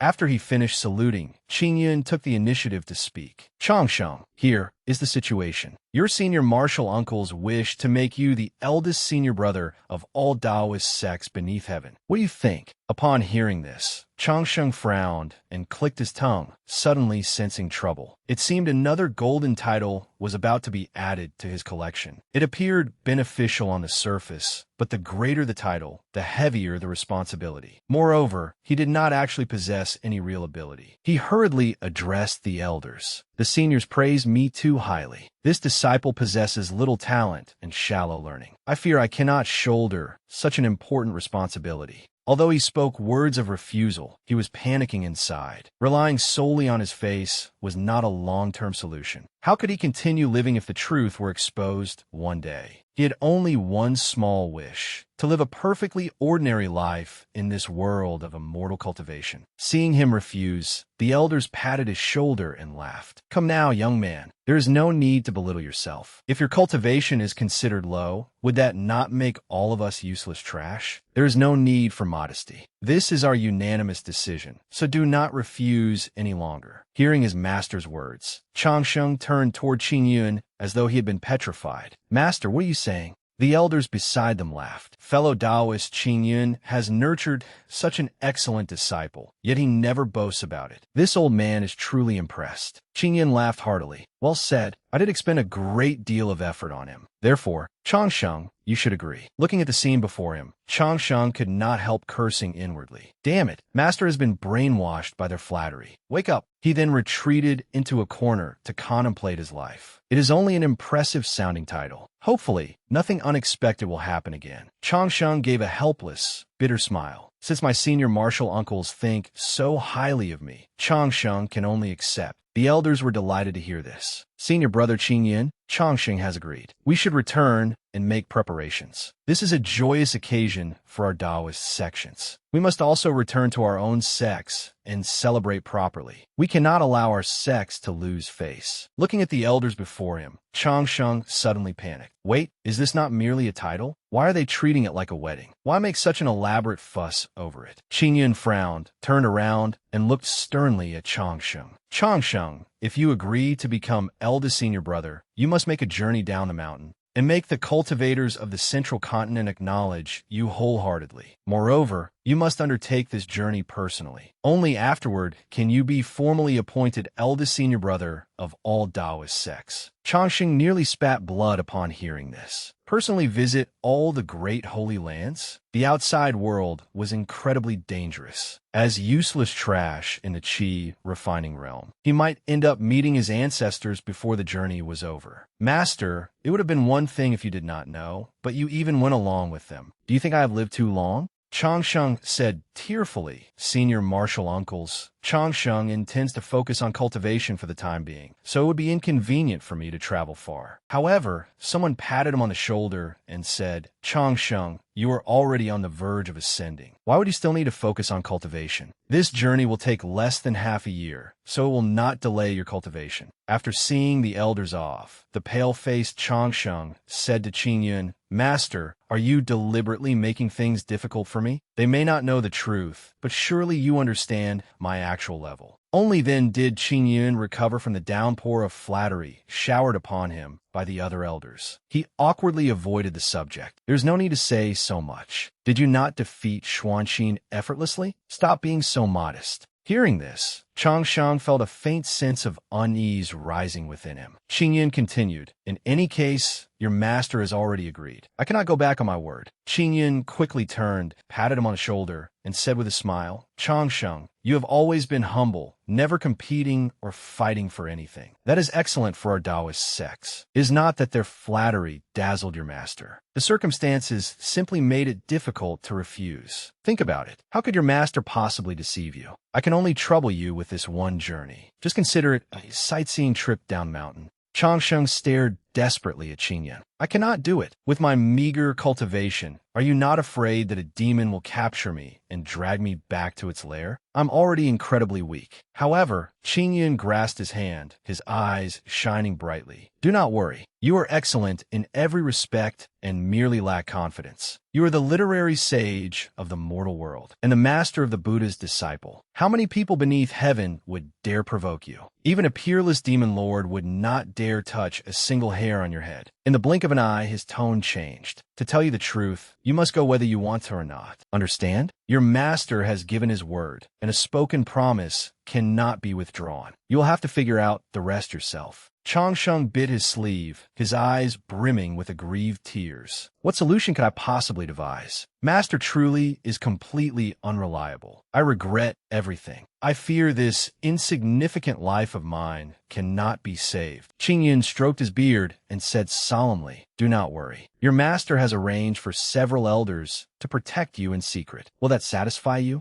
Although still dissatisfied, Changsheng had no choice but to accept. He thought that this was the only thing he had heard all day that sounded remotely humane. Then thank you, master. This disciple is somewhat tired, so I shall return first. After returning to his room, Changsheng gloomily drank several cups of tea, yet remained deeply troubled. Changsheng, oh Changsheng, why must you be so handsome? Why are you so handsome when your cultivation is so terrible? Why are those people so ugly when their cultivation is so profound? I hate this world that judges people solely by their appearance. Why can I not get drunk no matter how much of this tea I drink? Why does this water taste so bland? Perhaps I should depart today and escape while I am at it. No, that will not work. If I flee and they pursue me, there will be nowhere beneath heaven to hide. What if I pretend to be gravely ill? No, any illness can be cured with a single pill. If I flee and truly end up meeting my ancestors, what then? Perhaps I should simply tell them the truth. But with my performance so far, who would believe me? While Changsheng was brooding, Qingfeng rushed inside like a gust of wind. The moment he entered, he grinned and said, Eldest senior brother, I have good news for you. I heard that you are about to be appointed eldest senior brother of all Taoist sects beneath heaven. Is that not wonderful news? Changsheng became even more agitated upon hearing this. Before Qingfeng could finish speaking, Changsheng punched him and sent him flying outside. Get out! The appointment ceremony for the eldest senior brother of all Taoist sects beneath heaven had been scheduled. After careful discussion, the route had also been determined. The journey would last between 3 and 6 months, beginning at Daluo Holy Land and passing through 10 holy lands and 4 sacred academies. It could be said that this journey would traverse the entire central continent. The vast bamboo forest stretched so far that even if a cultivator rode a flying sword for an entire lifetime, they could not cross even 1/10,000th of them. Fortunately, teleportation arrays in certain ancient cities made it possible to travel throughout the continent. The Holy Lands would provide escorts along the way to guarantee his safety, which was reassuring. However, this seemingly flawless plan appeared riddled with weaknesses in Changsheng's eyes. to preserve his life, he secretly decided to make the most thorough preparations possible. Changsheng began imagining every situation that might arise along the journey. He considered refining additional pills and bringing gifts when visiting the other sections. That way, they would probably not make things difficult for him. If he was unfortunate enough to encounter demons or mountain bandits, he could also use those pills to protect his life. With that thought, Changsheng immediately decided to take action. Lu Changsheng led Qing Feng to the alchemy chamber. Qing Feng followed closely behind, gazing proudly at his eldest senior brother. Eldest senior brother had even brought him along to refine pills, so he clearly valued him greatly. That vixen Li Chun had indeed failed to catch eldest senior brother's eye. He had to seize this opportunity. After they entered the alchemy chamber and stood before the gleaming furnace, Qing Feng could not help exclaiming, "Wow, this flowing gold phoenix furnace is incredible." As expected of eldest senior brother, even your alchemy furnace is among the finest in Daluo Holy Land. Lu Changsheng gently closed the door and smiled at Qing Feng. "As long as you like it." Qing Feng suddenly felt a chill run down his spine. Only after looking around did he realize that the two of them were alone in the room. Moreover, Lu Changsheng had closed the door and was slowly walking toward him. "Eldest senior brother, we're only refining pills in broad daylight. Why did you shut the door so tightly?" Lu Changsheng stared at Qing Feng and softly replied, "Why don't you guess?" Qing Feng's face instantly flushed red. Was it to prevent the pills' aura from escaping? The pressure was overwhelming. Eldest senior brother was terrifying like this. Besides, they were alone in the room. Could he be planning to throw Qing Feng into the furnace as a medicinal catalyst? Qing Feng continued backing away until his back struck the alchemy furnace. Watching Lu Changsheng draw closer, he became even more frightened. Surely not. Eldest senior brother would never do that to him, would he? Eldest senior brother valued him greatly, after all. But why did eldest senior brother value him? Senior sister Ziyun was clearly far more capable than he was. Yet eldest senior brother showed no interest in the beautiful and powerful senior sister Ziyun. Why did he value Qing Feng alone? After his thoughts ran wild, Qing Feng even imagined the two of them falling in love. By then, Lu Changsheng had reached him and said, "Qing Feng, time is short. No one will come to disturb us today, so let us begin." Contrary to Lu Changsheng's expectations, Qing Feng suddenly dropped to his knees and shouted, "We can't. I'm delighted that eldest senior brother has taken an interest in me, but nothing can ever come of us." Lu Changsheng was utterly bewildered. "What are you talking about? Why would nothing come of having you refine pills?" Hearing that, Qing Feng scratched his head and smiled awkwardly. That had scared him half to death. He really had been overthinking it. So they were only refining pills. But wait, wasn't eldest senior brother supposed to refine the pills? How had it turned into Qing Feng refining them? After hesitating for a while, Qing Feng asked in confusion, "But eldest senior brother, I'm not good at alchemy. Refining pills may look simple, but it's actually very dangerous. Ruining the pills would be one thing, but if the furnace explodes, we'll be in serious trouble." Lu Changsheng explained, "Junior brother Qing Feng, I won't blame you for that. If you don't know how, then learn. One must keep learning for as long as one lives. Simply follow the steps in the pill formula. As long as you're careful, nothing will go wrong." Inwardly, however, Lu Changsheng thought, "You foolish child. Of course I know it's dangerous. Why else would I have called you here?" Still kneeling on the floor and nearly crying from fear, Qing Feng pleaded, "Eldest senior brother, I can't do it. If I make the furnace explode, my father will beat me to death. Please spare me." Lu Changsheng sighed. A trace of disappointment crossed his devastatingly handsome face. "Qing Feng, you truly disappoint me.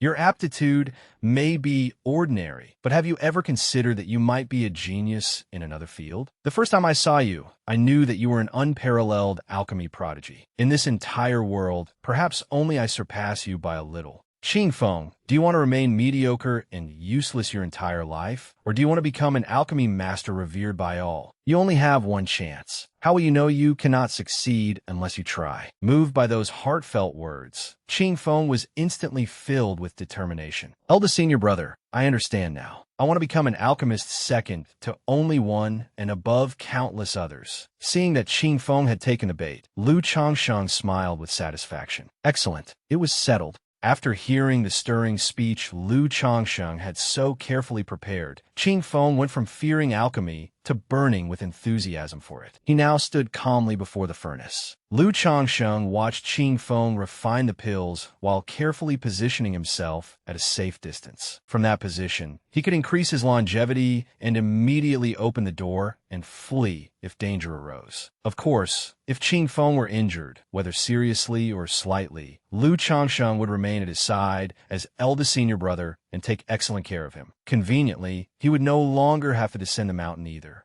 "Oh, I'm terribly sorry. This was entirely my fault. I was too reckless to make Qing Feng do such a thing. As long as Qing Feng has not recovered, I will not leave the mountain. My guilt simply will not allow it." Suddenly, the alchemy furnace began reacting violently. Both young men were witnessing such a thing for the first time and were startled. Was it really about to explode? Lu Changsheng saw Qing Feng standing there in a daze, even though his position would be extremely dangerous if the furnace exploded. What is that brat Qing Feng still standing there for? Why isn't he running? Yet Qing Feng remained rooted to the spot. Seeing Qing Feng fail to react to the danger, Lu Changsheng threw all his previous calculations aside. Acting on instinct, he rushed over, stood in front of Qing Feng, and shouted, "Hurry, go!" Lu Changsheng's actions engraved themselves deeply in Qing Feng's heart. Qing Feng gazed emotionally at Lu Changsheng's broad back as he shielded him. Lu Changsheng had charged forward instinctively and was no longer thinking about anything else. He knew that an explosion at this distance would finish him, but as eldest senior brother, he could not act according to his earlier plans. A moment later, however, the smoke dispersed, revealing the alchemy furnace radiating golden light. Qing Feng exclaimed joyfully, "Eldest senior brother, the pills are finished." The furnace wasn't about to explode. The two of them opened the lid and inspected the pills inside. Qing Feng's first attempt at alchemy had produced unexpectedly excellent results. He excitedly showed them to Lu Changsheng. "Senior brother, look at this quality. These are definitely top-grade pills." Lu Changsheng silently stared at the four newly refined pills. The results were indeed impressive, but what exactly did these pills do? With that thought, he smiled and resorted to his old trick. "Qing Feng, let me ask you something. What kind of pills are these?" Qing Feng's eyes shone brightly. "Senior brother, are you testing me again?" 3 of the ingredients replenish blood, while the other 18 supplementary ingredients restore qi. These must be tenfold complete blood and qi replenishing pills, right? Looking at Qing Feng's innocent expression, Lu Changsheng remained composed. Wanting to test the pill's effects, he said, "Qing Feng, why don't you try one and see how effective it is?" Seeing eldest senior brother waiting, Qing Feng suddenly became nervous and broke out in a cold sweat, like a student who had not studied being called on by his teacher. Qing Feng anxiously stared at the small pill in his hand and asked, "Senior brother, what does this pill do?" When Lu Changsheng told him that it had an extraordinary effect, Qing Feng panicked even more. Lu Changsheng still wore a smile, but inwardly, he merely wanted to discover the effects of this arbitrarily modified formula. It had been revised several times from the original method for refining blood and qi replenishing pills. In theory, it was a pill that replenished blood and nourished qi. At the very least, taking it probably would not send the user into reincarnation. Looking at the untested pill in his hand, Qing Feng immediately thought of several people who could serve as his test subjects. Senior brother, several senior and junior brothers outside look utterly exhausted. Why don't we let them try it? Lu Changsheng immediately agreed. That works. Hurry and go then. What are you waiting for? I will wait for you to return. Inwardly, Lu Changsheng placed all his hopes on Qing Feng. I really must rely on you, Qing Feng. It doesn't matter who tries it, as long as we can discover the pill's effects. Half an hour later, Qing Feng came running back in tears. This is terrible. Eldest senior brother, something awful has happened.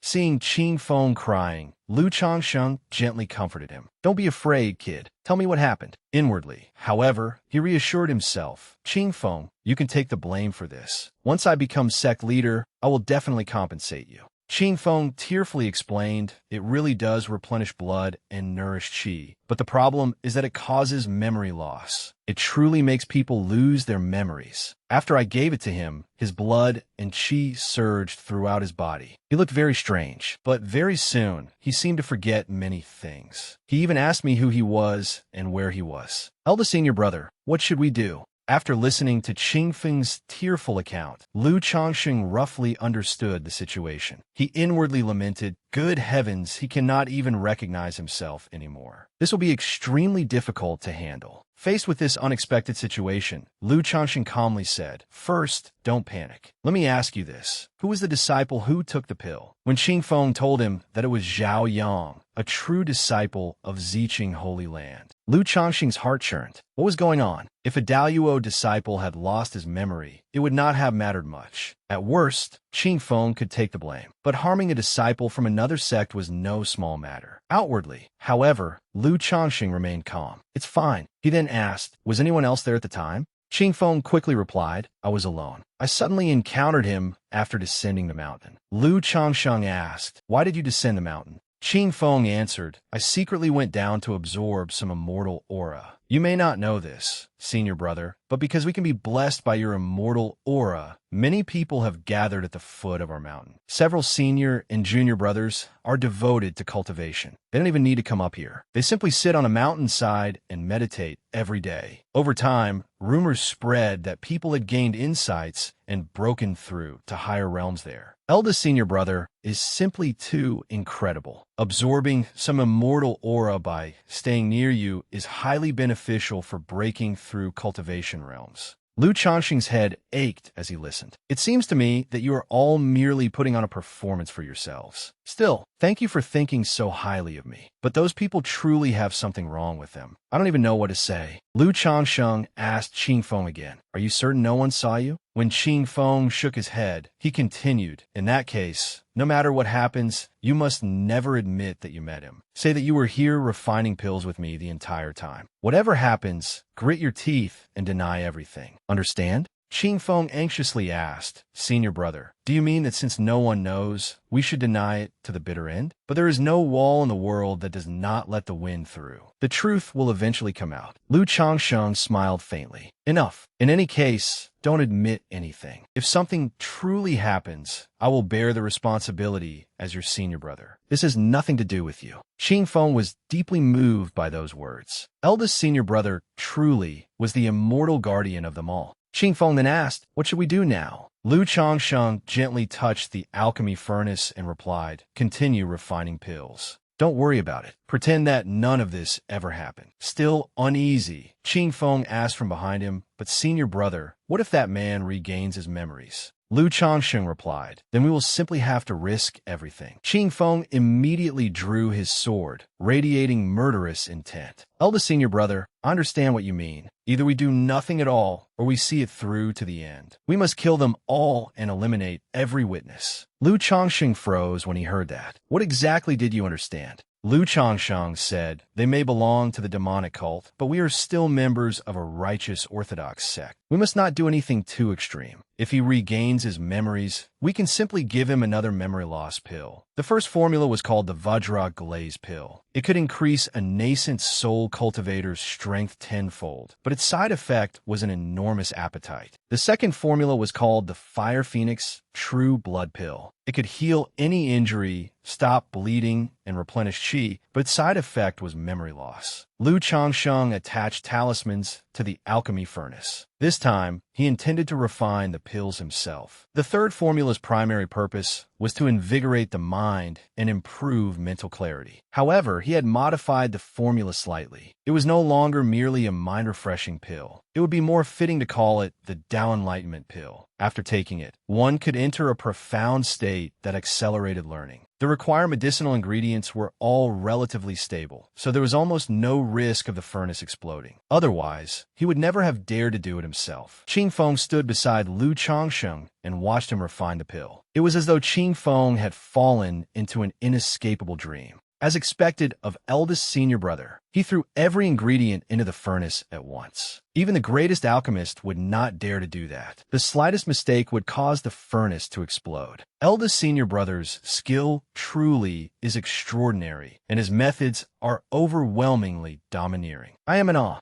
Yet Qing Feng's blind admiration prevented him from seeing or hearing the truth. Lu Changxing did not know how to refine pills. He knew absolutely nothing about the problems Qing Feng had just considered. Suddenly, the alchemy furnace began shaking violently. Radiant light then appeared, as if the furnace were about to explode. The entire sect was immersed in peaceful silence. Suddenly, an enormous explosion came from the alchemy chamber, accompanied by radiant light shooting into the sky. The disciples below the mountain raised their heads and looked toward Lu Changxing's peak. The radiant light transformed into a blazing phoenix that illuminated the surroundings. It spread its wings as though it intended to carry the entire mountain where Lu Changsheng lived into the sky. The disciples below were excited by the sight, but even more than that, they were proud. "Everyone, look at the main peak. I heard eldest senior brother is refining pills there." The radiant light shone all the way into Daluo Palace. When the sect senior figures saw the light dancing through the chamber, they could not help being astonished. "What is that? What is this rich fragrance spreading for thousands of miles?" At some point, the pill hall master had appeared. He gazed at the sparkling light in the air and breathed in the intense fragrance, trembling with excitement. This fragrance signifies the birth of an unparalleled, immortal pill. A disciple rushed in from outside to reporting. "Another miraculous phenomenon has appeared on the main peak. Eldest senior brother is refining pills." The elders had already guessed as much, so they were not overly surprised. They merely nodded and laughed proudly. So was Changsheng. "Let's go and take a look." Meanwhile, in the pill hall, the alchemy furnace had not exploded. Brilliant light filled the chamber, accompanied by a fragrance that permeated the air. Lu Changsheng excitedly approached the furnace, though doubts remained in his heart. "Did I succeed? This fragrance seems very unusual, and the radiant light appears extremely profound. I must have succeeded." He was brimming with anticipation and excitement, already imagining an extraordinary pill. Hard work truly did reward those who persevered. Although his cultivation was weak and his physical strength poor, he had read many books and worked extremely hard at studying alchemy. "Perhaps I'm not merely a useless pretty face. Maybe I truly am an alchemy genius. I'm also fairly handsome, and I am a wonderful eldest senior brother to everyone. How could someone with all those qualities possibly be useless?" His heart was filled with grand ambitions and hopes. Yet what greeted him inside the furnace was a small, gleaming pill. When he saw the true appearance of the pill he had personally refined, all his effort and accumulated knowledge had condensed into a pill that was not even properly round. Its appearance differed completely from an ordinary pill. Lu Changsheng fell silent. He quietly turned around and refused to look at it a second time. "Why is it so ugly? Am I truly useless after all?" Only moments earlier, he had been brimming with confidence, believing he might be an alchemy genius. Once that moment of confidence passed, he became numb with embarrassment. Qing Feng did not understand what was happening. Seeing eldest senior brother staring at the so-called pill he had just refined, Qing Feng asked excitedly, "Senior brother, how did the pill turn out?" That question nearly made Lu Changsheng burst into tears. How else could it have turned out? Could Qing Feng not see him drowning in misery? He could not even bring himself to open the lid again. He might as well carry the entire furnace away and be done with it. Qing Feng happily slipped past Lu Changsheng. "It smells wonderful. Just from the fragrance, I can tell it is an unparalleled immortal pill. One more breath makes me feel as though I'm about to ascend. I can't wait any longer. I must see what this immortal pill looks like." Upon seeing the finished product for the first time, Qing Feng could not help freezing, exactly as Lu Changsheng had earlier. He merely stood there in silence, saying nothing.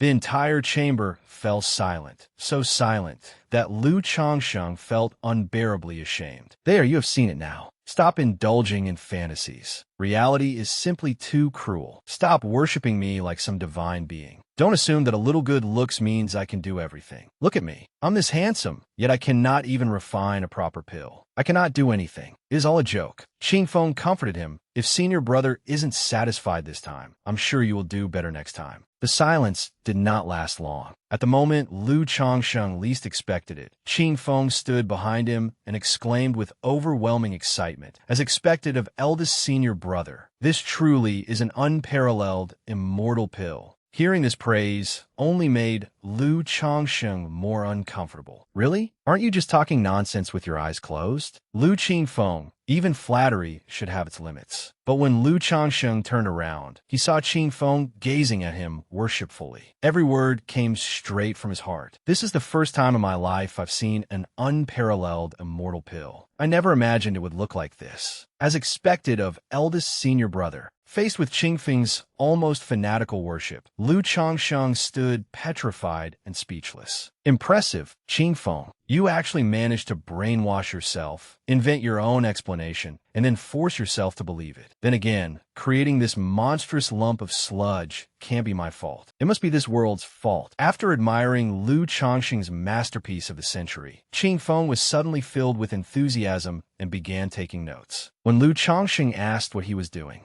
Qingfeng replied excitedly, "You were right. One must keep learning for as long as one lives, so I must record everything carefully. I'm being completely serious. Eldest senior brother, you are far too hard on yourself. You refined an unparalleled immortal pill, yet you're still unhappy." Hearing this, Lu Changsheng helplessly rubbed his temples and said, "It's not that I'm unhappy. It's just that its appearance is a little." "Well, how can you be certain this is an unparalleled immortal pill?" Qingfeng looked slightly puzzled. "But eldest senior brother, how can you be certain it isn't an unparalleled immortal pill?" Hearing Qingfeng's question, Lu Changsheng fell into deep thought. Suddenly, he felt that it made sense. On closer consideration, who had decreed that an unparalleled, immortal pill had to be round? It could take any form, including that of a lump of sludge. Lu Changsheng looked at Qingfeng and said, "Junior brother, I'll give you a chance. Scoop out that so-called unparalleled immortal pill." Qingfeng immediately obeyed and hurried over to scoop out every last bit of the supposed unparalleled immortal pill. Lu Changsheng examined the plate-sized lump of sludge known as an unparalleled immortal pill and silently judged it.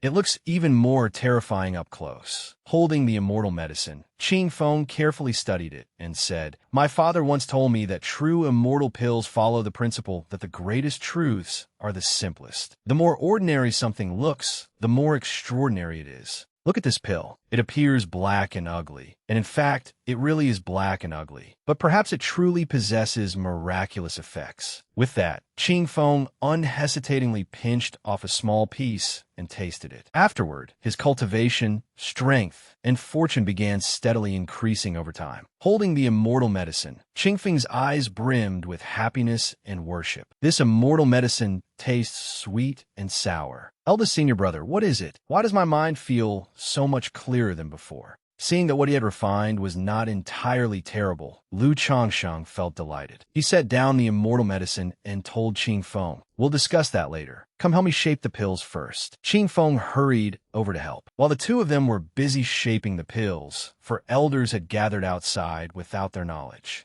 Lu Changsheng wondered whether his master had learned about Zhao Yang and had come to hold him accountable. Facing the elders' imposing auras, Lu Changsheng lowered his head slightly in greeting, his heart trembling with unease. With such an intimidating presence, perhaps I should confess immediately. Am I finally going to have to act like a responsible eldest senior brother? Suddenly, the anxious pill hall master said, "Changsheng, I have refined pills my entire life, yet I have never seen an unparalleled immortal pill. Hurry and show me what it looks like." "Enough nonsense. Let's go." With that, the old men calmly walked past Lu Changsheng, ignoring his stammering as they pushed open the door and entered. When the door suddenly opened, Qingfeng was still concentrating on shaping the pills, completely unaware of the situation. He stared blankly at the old men, with traces of immortal medicine still at the corner of his mouth, while his hands continued kneading pills of various sizes. He was so shocked to see these old men, including his own father, that he momentarily forgot how to speak. After his mind finally processed everything, he asked his father in confusion, "Why are you here?" When Lu Qing saw his son, he immediately shouted, "Instead of properly learning from your senior brother, what are you doing fooling around in here? Get out!" No matter how Qingfeng tried to explain, Lu Qing kept loudly ordering him out. Although Qingfeng did not understand the situation, he still left when he saw how agitated his father was. Suppressing his anger, he muttered, "Fine, I'll leave. There's no need to shout." Hearing this, Lu Qing became even angrier. He turned around, struck his beloved son several times, and shouted, "You brat, have you grown too bold for your own good? How dare you speak to your father like that?" Holding the lump on his head, Qingfeng asked in confusion, "Father, can you even hear my inner monologue?" Seeing that the situation was about to spiral out of control, the other elders hurried forward to intervene. "Calm down. Qingfeng is still a child. That's right. Qingfeng, where's the unparalleled immortal pill your eldest senior brother refined. Qing Feng pointed at the pile of sludge on the floor and told the elders, "That is the immortal pill. It's right there." The old men surrounded the plate-sized, golden, sticky object and silently examined it. One elder pointed at Qing Feng and said, "Why don't we just beat this brat? I think he's making fools of us." Hearing this from several steps away, Qing Feng cried out in protest, "That really is it. I'm not lying. It hasn't even been half a day." Lu Qing's fury blazed, and he struck his son several more times. Tears streamed down Qing Feng's face as he wailed, "Everything I said is true. If none of you believe me, why did you even ask?" Lu Qing continued beating and scolding him. "I'm not blind, you unfilial brat. Tell us the truth." Watching the chaotic scene from outside, Lu Changsheng could only stand frozen in place. His eyes went blank as he silently lamented Qing Feng's terrible luck. After the commotion subsided, they still had not found the immortal pill. However, a faint fragrance lingered in the room, and merely smelling it was intoxicating. Everyone crowded around the pill furnace and searched for the immortal pill. This fragrance must belong to the unparalleled immortal pill. As expected, it is sweet and refreshing. Just one breath makes me feel as though I'm floating. Search carefully and see whether it's inside. Move aside and let me look. Afterward, they approached Lu Changsheng and demanded that he reveal the immortal pill's location. "Changsheng, where's the unparalleled immortal pill you refined? Just tell us. We only want to look at it. We won't swallow it." Lu Changsheng froze before apologetically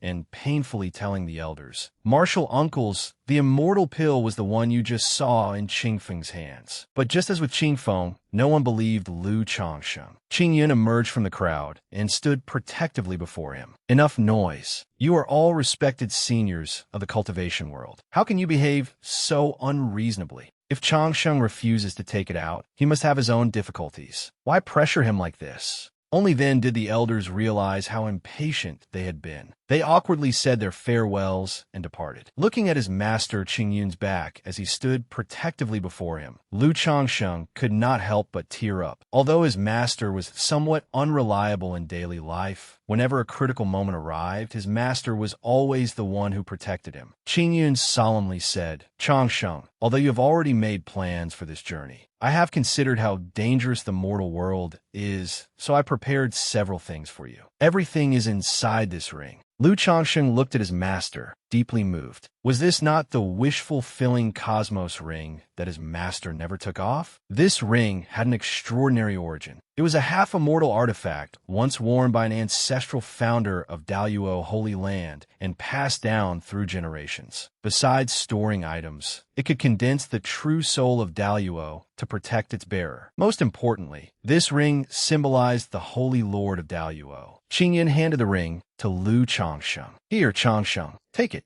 Changsheng, it is difficult for cultivators like us to have children. The higher our cultivation becomes, the less hope there is of leaving descendants. Moreover, I have remained single all my life and have nothing tie me down. You're the only person I care about. Although it has only been 3 short years, I already regard you as my own son. As the saying goes, when a son travels 1,000 miles, his father cannot help but worry. You are traveling far away this time, and I'm truly worried. If anything happened to you, or if you fell ill, how could I go on living? To ensure your safety, I secretly prepared an escape route for you. You must keep this map safe. It can help you accomplish your task, but I cannot guarantee that you will face no danger. That is why we need another plan. I have also arranged for people to protect you. In addition, you will have 20 guards in this ring. Unless you encounter a Tribulation Transcendence expert, no one should even dream of harming a single hair on your head. Qing Yun gave Lu Changsheng the ring and map, then declared firmly, "I have lit a longevity lamp for you. If you encounter danger within 10,000 paces, then, as your master, I will devote all my strength to saving you. Even if I must move the entirety of Daluo Holy Land, I will keep your longevity lamp burning." Hearing these heartfelt words, Lu Changsheng was moved to tears. Countless memories flooded his mind, from the moment his master first took him by the hand and led him into the sect, to the moment he was appointed the sect's eldest senior brother. Under Qing Yun's astonished gaze, Lu Changsheng knelt and bowed. A master is half teacher and half father, and master and disciple are like father and son. You have arranged everything so thoroughly for me, even giving up your most cherished possession. Whether as your disciple or your son, I owe you this bow. Qin Yun hurriedly helped Lu Changsheng to his feet. Changsheng, my child, there's no need for this. Quickly, stand up. Don't do this. In the middle of this deeply emotional moment, Qin Yun adopted the expression of a kindly old man and looked at Lu Changsheng. Changsheng, look at how well I treat you.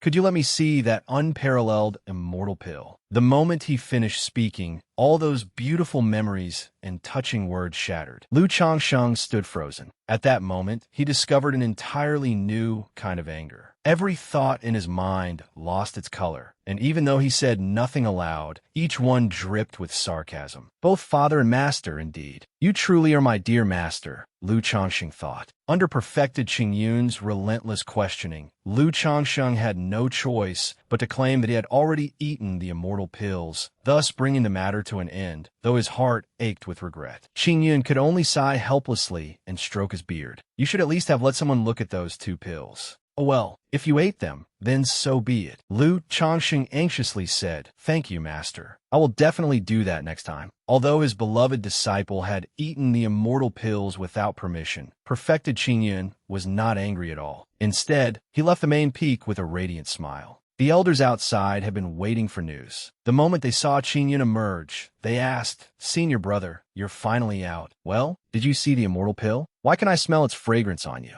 Senior brother, hurry and tell us what the immortal pill looked like. Pretending to be profound, Qin Yun stroked his beard and spoke smugly. Why are you in such a hurry? Think about it. How could Changsheng casually reveal the immortal pill in front of outsiders? Of course he couldn't, right? But none of us are outsiders. The elders nodded in agreement. The sect leader is right. Now hurry and tell us what the immortal pill looked like. Qin Yun spoke mysteriously to his old friends. I can tell you, but you must keep it secret. As long as you can promise me that, I will tell you. Lu Qing hurriedly assured him, I cannot speak for anyone else, but who am I? Asking me to keep a secret is practically an insult. After obtaining promises from the elders, unreliable though they were, Qin Yun stroked his beard and slowly began telling the story he had invented. As for this immortal pill, it was the size of a longan fruit, transparent, and emitted a unique fragrance. But most extraordinary of all, the immortal pill had 9 glittering apertures, with faint golden patterns covering its surface. Moreover, if you listen closely, you could hear ancient scriptures being chanted from within. It truly carried an auspicious omen. Most astonishingly, the moment the immortal pill appeared, divine beasts from the 5 directions circled around it as dragons roared and phoenixes cried. I no longer know how to describe it. Having witnessed this unparalleled immortal pill with my own eyes, I could die right now without regret. Looking at the old men before him, utterly entranced by his story, Qin Yun slowly continued. There is no need to look for it. At my strong insistence, Changsheng swallowed the immortal pill. Thus, even if you wish to see it now, you cannot. Hearing this, the elders collapsed to the ground and wailed in anguish. Why did he eat it? Is it really gone? What a terrible pity. This old man will have to live out the rest of his life burdened by regret. Qin Yun suddenly spoke in a majestic voice, his gaze firm and profound. How foolish and short-sighted. Changsheng is a disciple of Daluo Holy Land, and his future is limitless. Are you afraid that he will never refine another unparalleled immortal pill? When the time comes, he can simply give each of you a bottle. Sensing the promise of profit, the elders immediately brightened and looked joyfully at Qin Yun. Really, thank you. This is wonderful. Qin Yun smiled smugly at these gullible men. Although his story was not entirely false, 99% of it was unreliable. He secretly congratulated himself. As expected of me, these old men have definitely fallen for it. The elders suddenly fell silent as they gazed toward the distant horizon. All right, elders, stop thinking about the immortal pill. Let us continue discussing Changsheng's appointment as crown prince after he returns.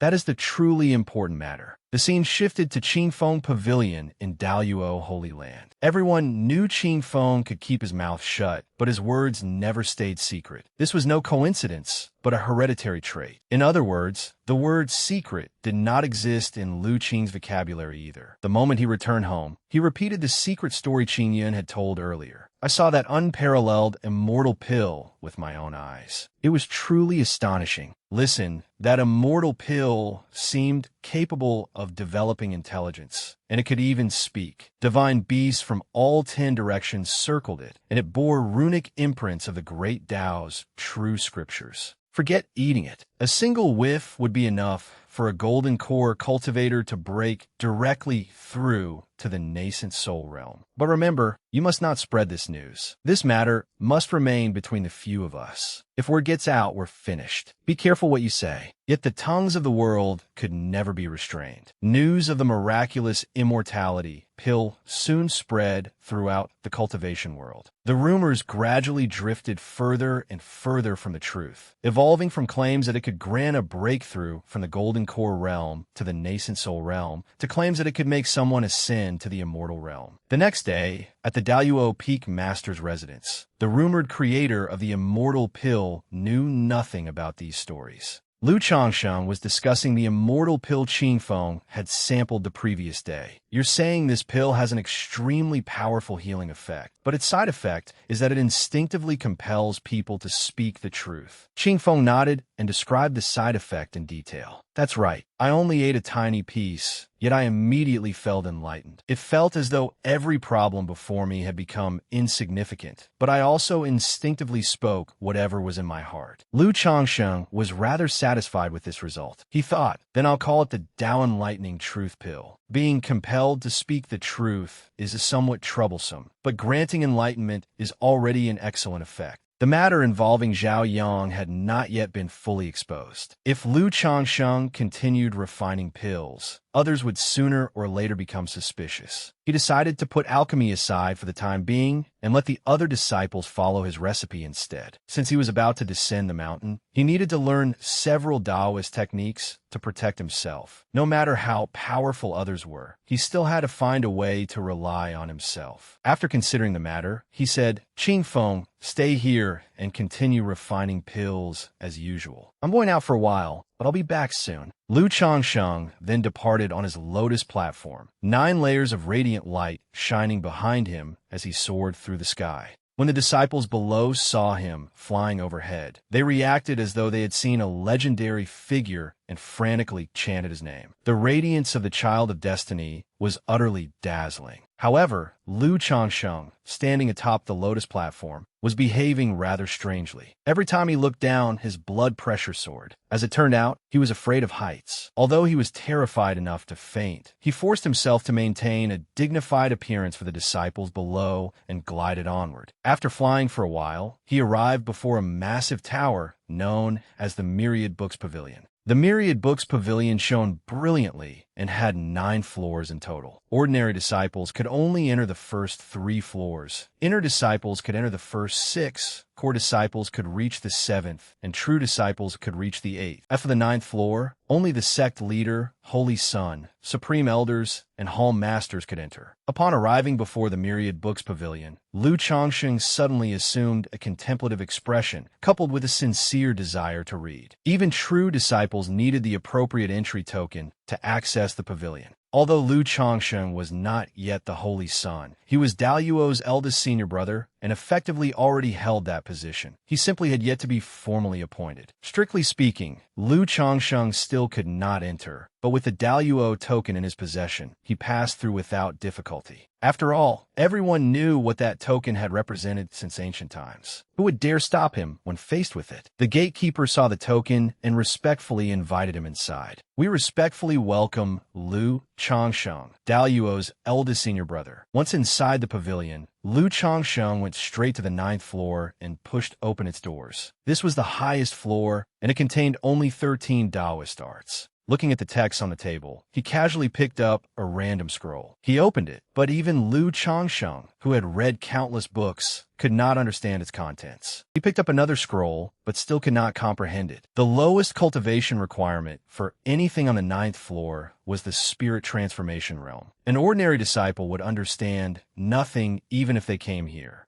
I want to understand it, but my cultivation realm is holding me back. Even if I understood it, I couldn't practice it. How frustrating. Lu Changsheng then decided to descend to the lower floors. Whichever floor he entered immediately erupted into commotion. The disciples outside watched him with admiration. Look, eldest senior brother appears so learned when he reads. Lu Changsheng picked up a book and tried reading it, but in the end, he still could not understand a word. If I were already in the Golden Core realm, why would I still need to learn Taoist arts? This is simply outrageous. Are you mocking me for having low cultivation? Let us see whether a poor student like me can do this or not. Fine, I'll go straight down to the second floor. Yet when he picked up a book from the second floor, he still could not understand anything. Lu Changsheng trembled with anger as he held the book. Unbelievable. I truly cannot believe this. I need to be in the core formation realm just to understand this book. I'm only in the Qi refining realm. Who did I offend? Isn't this blatantly looking down on me? Every day, I go to sleep later than the chickens and wake up earlier than them. In the end, he could only swallow his bitterness, accept reality, and descend to the first floor. The moment he entered the first floor, his extraordinary bearing caused countless disciples to begin whispering among themselves. Lu Changsheng ignored their discussions and focused solely on reading. At Daluo Holy Land, the Qi refining realm was merely a transitional stage for many new cultivators, so there was generally no need to practice any Taoist arts. Books were scattered across the tables, making the place feel like a market where people browse for books. Looking at the neatly arranged volumes, Lu Changsheng suddenly grew nervous. Stay calm. We must uphold the dignity of the Qi refining realm. Even though the titles of these books alone are already discouraging. The disciples began discussing him when they saw him on the first floor, but Lu Changsheng merely sighed inwardly. What do any of you know? Go ahead and speculate. I have nothing to hide anyway. The truth cannot be faked, and lies can never become reality. I suspect this will be exposed sooner or later. One lie requires countless others to cover it up. Since that's the case, I might as well face all of you honestly. Suddenly, an elder emerged from the crowd and stood protectively before him. What do any of you understand? Taoist arts are not divided into strong and weak, nor are they ranked as superior or inferior. In Changsheng's eyes, every spell possesses something unique. You see only the power of a spell, but you fail to perceive its essence. That is precisely why you are inferior to eldest senior brother. There are no powerful Taoist arts in this world, only weak cultivators. Upon seeing the elder, everyone hurriedly greeted him with respect. Looking at the disciples before him, he casually gave them a brief lesson. An immortal can wield a blade of grass to sever the sun, moon, and stars. Yet a mortal can scarcely obtain even a trace of immortal energy. This is a supreme state of understanding that only Changsheng can comprehend. Standing behind the elder, Lu Changsheng looked at him in bafflement. Elder, I am the frog at the bottom of the well. I truly understand nothing. Judging by your words, are you saying I'm like some otherworldly Dongyo? I don't completely understand, but this old gentleman certainly makes a convincing argument. I've learned a little from him as well. After the dispute among the disciples had been settled, Lu Changsheng stepped forward and thanked the elder. However, the old man had taken an immediate liking to him and asked him to stay. He asked whether Lu Changsheng wished to remain in the Myriad Books Pavilion, saying that he could personally instruct him every day. Lu Changsheng felt that he should not impose too much, so he politely declined the elder's invitation. I had better not. Thank you for your consideration, elder. I will visit you often. That night, Lu Changsheng immersed himself in his books. He had not borrowed many texts concerning Qi refining Taoist arts, but the elder was right. There were no powerful Taoist arts, only weak cultivators.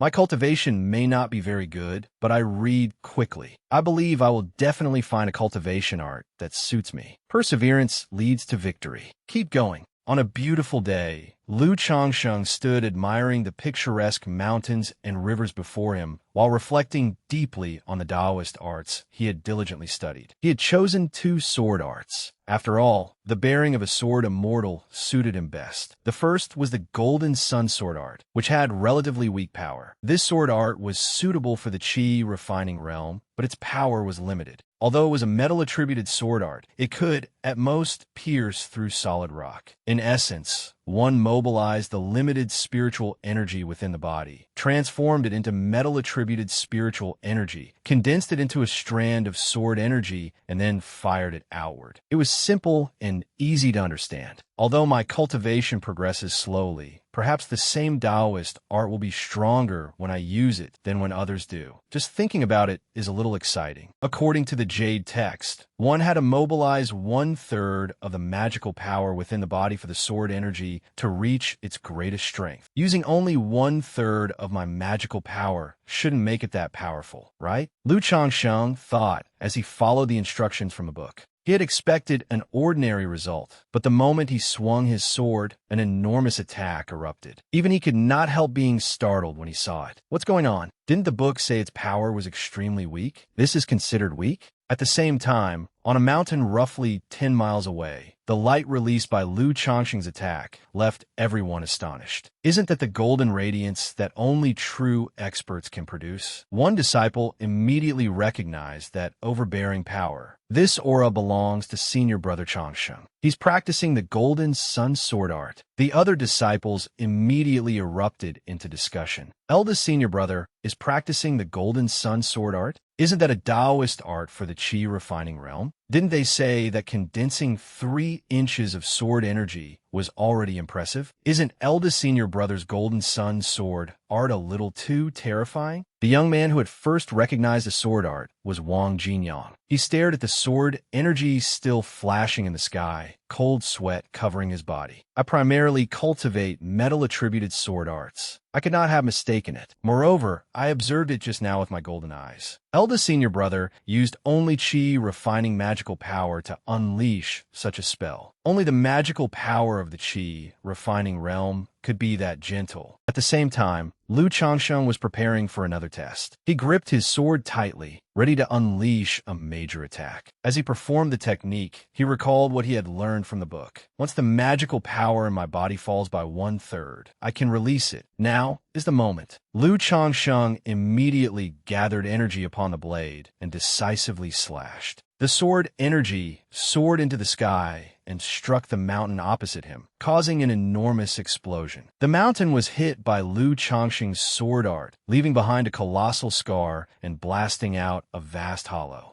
Lu Changsheng stood holding his sword, his heart overwhelmed with shock. What the hell is this? This is supposed to be ordinary power? You must be joking. The impact caused a sizable earthquake that spread all the way to the sect. Wang Jinyang, who had witnessed the terrifying scene, felt the sword in his hand begin to tremble. He collapsed to the ground, his entire body shaking as tears streamed down his face. Are you trying to tear the sky apart? I truly overestimated myself. How foolish of me. Meanwhile, in the main hall, everyone was frantically searching for the source of the recent tremor. The elders present could no longer remain seated. Before long, someone rushed into the hall and reported, "Elders, the investigation is complete." Someone was testing a blade art and shattered a small mountain. Upon hearing this, the old men erupted in fury and angrily cursed. How utterly outrageous. What kind of Taoist art test could shatter an entire mountain? Was there nowhere else to practice? He must be severely punished so that he never forgets this lesson. Which insolent brat was it? These disciples are becoming more outrageous by the day. Not one of them knows how to behave. Now, they have even grown this reckless. After the punishment hall is finished with him, send him to our law enforcement hall. Let these brats experience what the law enforcement hall is like. Their fury had burned like flames fanned by the wind. But when they learned that Lu Changsheng had destroyed the mountain, the entire hall instantly fell silent. Everyone's face displayed extreme astonishment. Immediately afterward, however, the old men burst into hearty laughter as though nothing serious had happened. So it was our Changsheng. Then there is no problem. As I said, why were all of you being so fierce?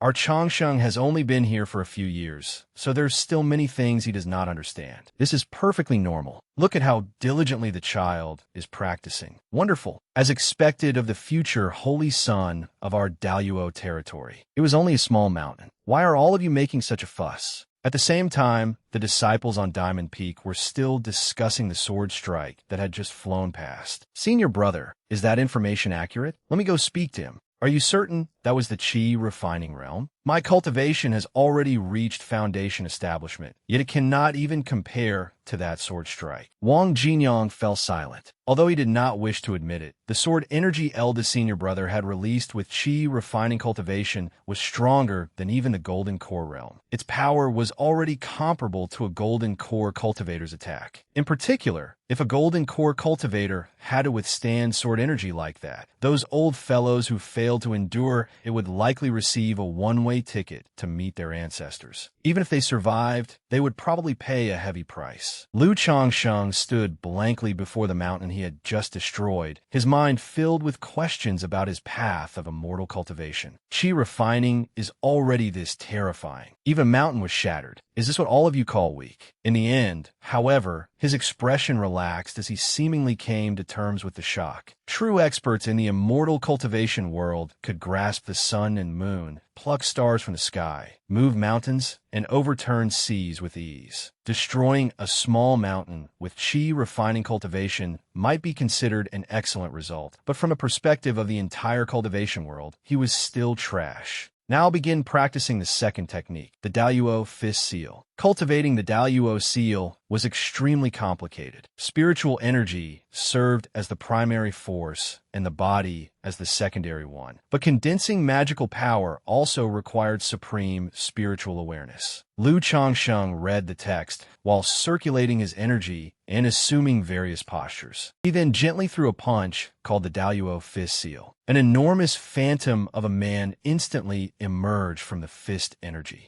The colossal figure was as large as a mansion, and the killing aura accompanying it made the mountains tremble. Cold sweat poured from Lu Changsheng as he stared at the scene, unable to understand what was happening. When he saw the figure tightening its abdomen, clenching its buttocks, and gathering strength, an ominous feeling rose in his heart. Are you truly going to attack? We can discuss this calmly. Please don't attack. Amid Lu Changsheng's hopeless pleas, the phantom formed from fist energy threw a punch. 3 distant mountains were instantly pierced through. The animals and plants there also lost their homes. This tremor seemed even greater than the previous one, once again infuriating the elders. Quickly send someone to investigate the cause. At the same time, on Diamond Peak, nearly every disciple had prostrated themselves on the ground, expressions of complete satisfaction on their faces. Eldest senior brother is the strongest. We are utterly convinced. In our eyes, he will forever be a god. Whether people knew it or not, the immortal path possessed a strict hierarchy of cultivation realms. The gulf between higher and lower realms was almost impossible to cross. No matter how powerful a Qi refining cultivator was, they could not defeat a foundation establishment cultivator. No matter how powerful a foundation establishment cultivator was, they could not defeat a core formation cultivator. It was as though an immortal platform stood between the two sides. Anyone who could cross that gulf was an immortal among mortals. Since ancient times, anyone capable of defeating a foundation establishment cultivator while in the Qi refining realm was considered a dragon or phoenix among men. Anyone capable of defeating a golden core cultivator while in the foundation establishment realm was considered an extraordinary monster. Anyone capable of defeating a nascent soul cultivator while in the core formation realm was considered a peerless genius. Without Lu Changsheng realizing it, from the day he had entered the world, he had already been in existence comparable to a peerless genius. Lu Changsheng knew absolutely nothing about such matters. At present, he merely stood there in a daze because his previous punch had accidentally blown the peaks off 3 mountains. Including the other mountain that had lost its peak, that made 4 in total. How much will I be fined for damaging public property? I don't have any money. If I say the mountains collapsed by themselves, will they believe me? At that moment, indulgent laughter came from Daluo Palace, containing 3 parts helplessness and 7 parts affection, like the laughter of doting elders. It doesn't matter how many mountains this child wishes to destroy. So was our beloved Changshan. They were only a few mountain peaks. It is nothing serious. As the setting sun disappeared behind the mountains, Lu Changsheng lay sprawled beside a new collection of texts. Although they did not appear especially advanced, they could still produce unexpected results when he needed to protect his life. I've already tested the Daluo Fist Seal, so I might as well test the escape art and transformation art as well. But I can't continue right now. I am exhausted. While he was growing drowsy, a book suddenly caught his attention. Its title was How to Reduce Furnace Explosions When Refining Pills. The title alone was fascinating, so he quickly flipped through the pages and studied them. Although he muttered that the contents were trivial, ridiculous, and meaningless, his interest was immediately aroused when he reached a section concerning grenades. Lu Changsheng began pondering the idea. If I carried several hundred of these while traveling and casually threw a few, then demons, ghosts, monsters, mythical creatures, legendary beasts, and anything else would all drop dead. In that case, it should be called the Blissful Rebirth Demon-Subduing Pill. This matter could not be delayed. His journey down a mountain was extremely urgent, so he had to settle this as quickly as possible. After all, the strength of one person remained limited. At that moment, several disciples approached and greeted Lu Changsheng. As soon as he saw them, he called them over and said he needed their help. Take this formula. I will have to trouble my junior brothers and sisters. Tell Li Chun to find 20 experienced alchemists and conduct the experiments together. There is strength in numbers. 3 months after the mountains had received their new appearances, Li Chun carried a bottle of pills, his haggard face bearing a proud and joyful smile. We finally refined them. I hope eldest senior brother has not been waiting too long. Whether he had grown impatient was unknown, but Lu Changsheng was currently enjoying a chive and egg bun. With a single bite, he broke through to the middle stage of the qi refining realm. Golden light shone in every direction, while the people outside had already prepared tinted glasses to protect themselves from any sudden dazzling radiance. Li Chun arrived at the door and respectfully greeted him. Greetings, eldest senior brother. Congratulations on your breakthrough. Lu Changsheng gently opened the door and said to Li Chun, You have worked hard, Li Chun. How did the pill refinement go? When asked about the pill, Li Chun took out a smooth, perfectly round pill that emitted a faint fragrance and presented it to Lu Changsheng. As Lu Changsheng looked at the beautiful pill, he suddenly felt eager to try it. The pill was not only pale red, but also released waves of fragrance. It resembled a blood-replenishing pill. After showing it to Lu Changsheng, Li Chun explained, Senior brother, this is what happened. While refining the pill, I suddenly thought that if this pill is meant to be thrown and detonated, we might as well add some blood chi grass. That way, we can deceive our enemies. Suppose we are fighting and suddenly take out a pill like this in the middle of the battle. Wouldn't you assume that the enemy intended to swallow the pill to heal his injuries? You would certainly rush forward to stop him from taking it. But at that very moment, we would throw the pill directly at you. Bang! Senior brother, don't you think that would work wonderfully? I may have been too presumptuous in thinking myself clever. Please forgive me, senior brother. Lu Changsheng had been listening to the idea with great interest. When he suddenly heard his junior brother say this, he reassured him, What are you talking about, junior brother? This is an excellent idea, and it makes perfect sense. Inwardly, Lu Changsheng saw another side of this kind and considerate junior brother. Li Chun was truly no simple man. He looked honest and straightforward, but his belly was full of wicked schemes. It would be best to remain wary of him. Li Chun then asked, Senior brother, would you like me to test the pill? We have not tested it yet, because the alchemy elder said the spiritual energy inside it is too violent. Injecting even the slightest trace of spiritual energy will make it explode, and its power is immense. That is why he said we must not test it carelessly. After hearing this, Lu Changsheng nodded repeatedly, then led Li Chun to an open area and asked, Will this place do? After speaking, Lu Changsheng quickly hid behind a boulder. Li Chun, go ahead and test it. I am looking forward to this.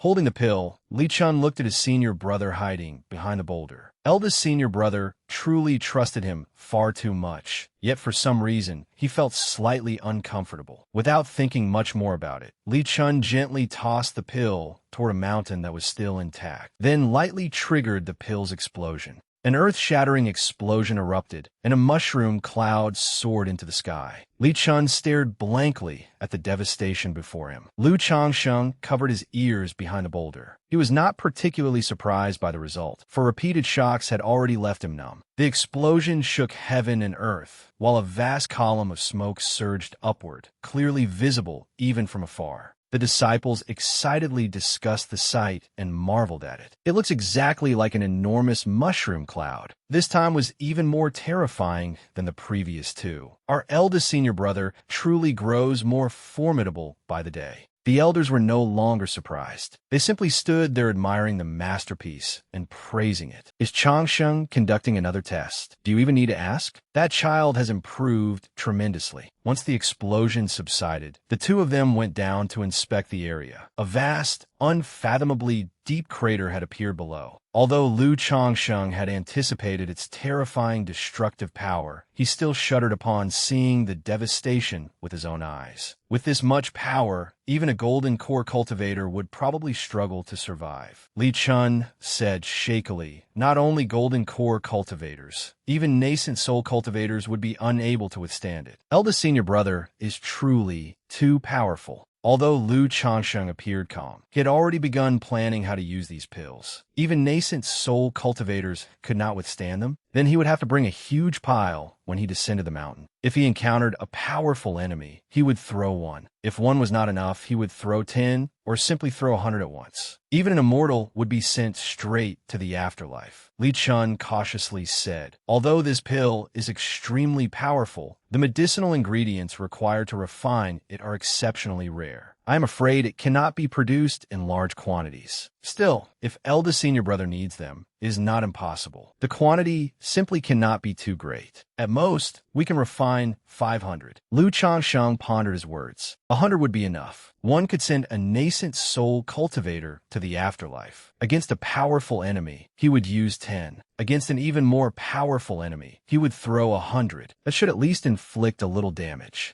With that thought, he took out a token and handed it to Li Chun. Junior brother Li, this is the Daluo token. Before I descend the mountain, do your best to refine 1,000 pills. If you do well, I will certainly reward you. Li Chun accepted the token and promised, I will certainly do everything in my power. Thank you for your favor, eldest senior brother. A moment later, Li Chun asked him what this type of pill was called. Lu Changsheng proudly announced the name he had spent a long time devising. The ultimate bliss rebirth demon-subduing pill. After hearing it, however, Li Chun suggested, that name is such a tongue twister. Why not simply call a bomb? Lu Changsheng glared at him in irritation. That is none of your concern. Hurry up and get lost. A lack of culture truly is terrifying. What kind of name is bomb? Why not call it grenade, a cannon, or an east wind missile? Junior brother, you have grown bold. You actually dare argue with me now. Just then, like timely salvation, Qing Feng approached from afar and called out loudly. Hearing someone call him, Lu Changsheng turned around. Qing Feng? What is it? Qing Feng approached and said, Senior brother, the sect leader has issued a decree. He wants you to visit the academy and teach the disciples the principles of the Tao. Lu Changsheng could not help feeling astonished. He was only in the qi refining realm, yet they wanted him to teach the Tao. Who had given him the courage to do that? He might have read many books and could make up stories, but when it came to Taoist teachings, he knew absolutely nothing. Lu Changsheng calmly replied, Tell the sect leader that I have been cultivating in seclusion recently, so I cannot go. Qing Feng continued, The sect leader already said that you will soon descend the mountain to travel. All the disciples of the Holy Land are waiting for you to teach them. If you refuse to go, I fear it may affect your image as eldest senior brother. That made sense. Lu Changsheng had been at Daluo Holy Land for more than 3 years and had been eldest senior brother for several months, yet he had never once appeared to give a lecture. If this continued, people might become suspicious when he had to teach at other sects in the future. Qing Feng was right, but his words were still unpleasant to hear.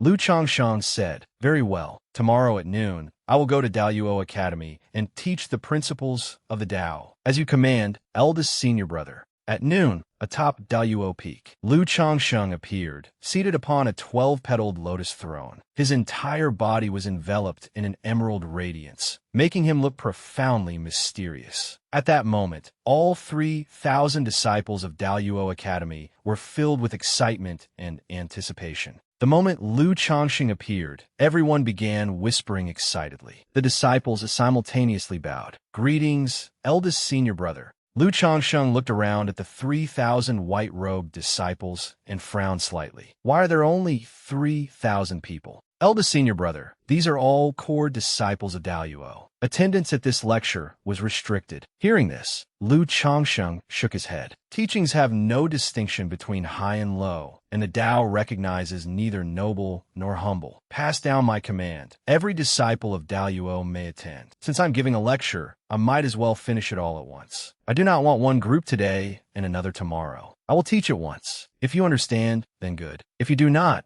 blame me. Before long, a disciple rose and bowed to Lu Changsheng. With admiration on his face, he said, Eldest senior brother's level of insight is truly profound, and his state of mind is extraordinary. Eldest senior brother treats all of us equally. He is truly an example we should follow. Look at that young man's breadth of spirit. The new generation truly surpasses the old. It puts elders like us to shame. Listening to everyone's discussion, Lu Changsheng could not help feeling dazed. I only wanted to save myself some trouble. How did that become profound insight, supreme wisdom, and extraordinary breadth of spirit? Fine, I will accept the praise. Before long, more whispers arose. We are only ordinary outer disciples. We are the ones who handle all the menial work. Although we may not fully comprehend the teachings, eldest senior brother has allowed us to attend his lecture. It is truly moving. Lu Changsheng said, Junior brothers, if you have any questions about cultivation, I will answer them one by one today. My attainments in discussing Taoist teachings are still shallow, so I would not dare show off before experts. Reciting the imperial court scripture would not be impossible, but some would understand it while others would not. Repeated explanations would still amount to the same thing. We might as well hold a question and answer session instead. Senior brother, this disciple has a question and humbly asks you to answer it. One disciple immediately stood up and seized the opportunity, arousing the envy of many others. Lu Changsheng gestured for him to speak. Recently, I have been practicing the great blazing fire dragon art, but I have discovered that its power is insufficient. I cannot even unleash 30 or 40% of its might. I humbly ask senior brother for guidance. The great blazing fire dragon art? What kind of technique was that? It sounded impressive. Lu Changsheng knew absolutely nothing about it. He had forgotten that the jade slip recording 5,000 years of Taoist arts, while explaining their origins, provided only superficial details. Lu Changsheng slowly replied, Everyone has a different cultivation method. Its lack of power may be due to your constitution. Some people are suited to fire-based techniques, while others are not. You could try cultivating a different technique. When he first arrived at Daoyuo Holy Land, he seemed to have heard a similar explanation. The principle was probably the same. Senior brother, may this disciple presumptuously ask how one should cultivate? Lu Changsheng thought for a moment before saying, Cultivation is not merely about fighting and killing. Cultivation concerns all things in the mortal world. As cultivators, we must not allow clouds to obscure our vision. Whether it is fame and profit or mystical techniques, we must regard them lightly. Only by relinquishing such obsessions and experiencing more of the mortal world can we stabilize our hearts upon the Tao. For example, a cultivator who cares too much about fame and profit may be inferior even to a mortal. Yet the ancients believed that cultivators like us should compete for the supreme Tao. I humbly asked senior brother to clarify. Lu Changsheng replied, The ancients were not wrong. You have merely seen the surface without understanding what lies beneath. To contend with heaven is to contend for a chance at life. To contend with others is to contend for confidence. But this does not mean fighting others. You must contend against yourself. If you make other people your goal, how could there ever be an end? The disciples all nodded. Some sank into contemplation, some attained sudden insight, and some listened as though intoxicated. This disciple understands.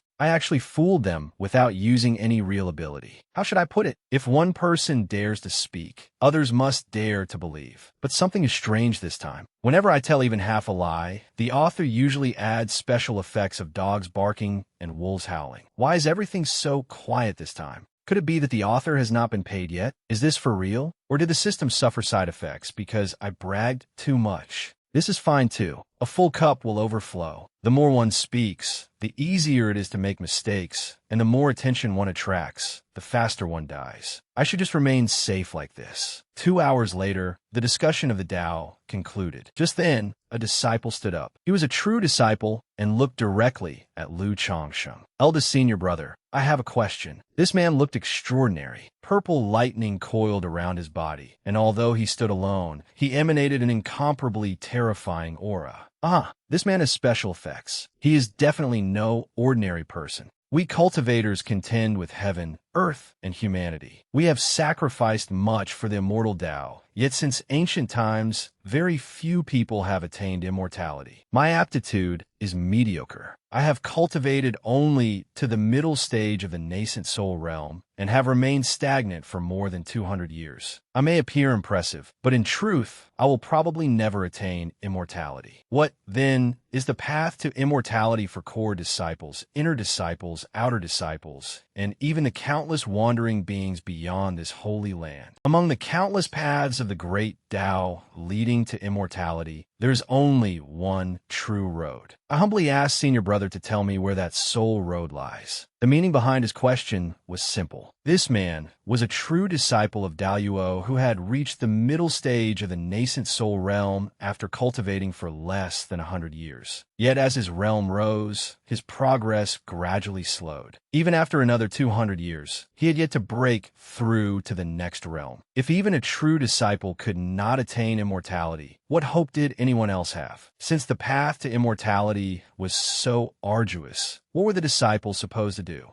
This question was unusually perceptive and incisive, but it was not difficult. Lu Changsheng knew the answer. He did not respond immediately and instead considered it carefully. Indeed, even such a powerful true disciple had fallen into despair over the immortal path. As for the core, inner, and outer disciples, they spent every day saying that heaven rewarded diligence and that hard work brought hope. But where was that hope? Where was the immortal path? Where did the road beneath their feet truly lead? Anyone could preach grand principles, but who could understand the suffering in their hearts? How many cultivators had despaired upon the immortal path? How many had lost their way? Where did the road truly lie? This question was exceptionally profound. When people were busy, many would not consider such matters. Yet once they had time to spare, their thoughts would begin to wander. Such a question might seem confused at first, but in reality, it caused many cultivators to lose their way. You cultivated bitterly and struggled desperately, but what would you do upon discovering that you could never achieve your goal in this lifetime? Would you surrender to despair and give up? Would you even cultivate demonic arts or bring calamity upon a mortal world merely to satisfy the desires in your heart? That was what it meant to fall into the demonic path. The great holy lands usually held a grand lecture every year to encourage people toward virtue.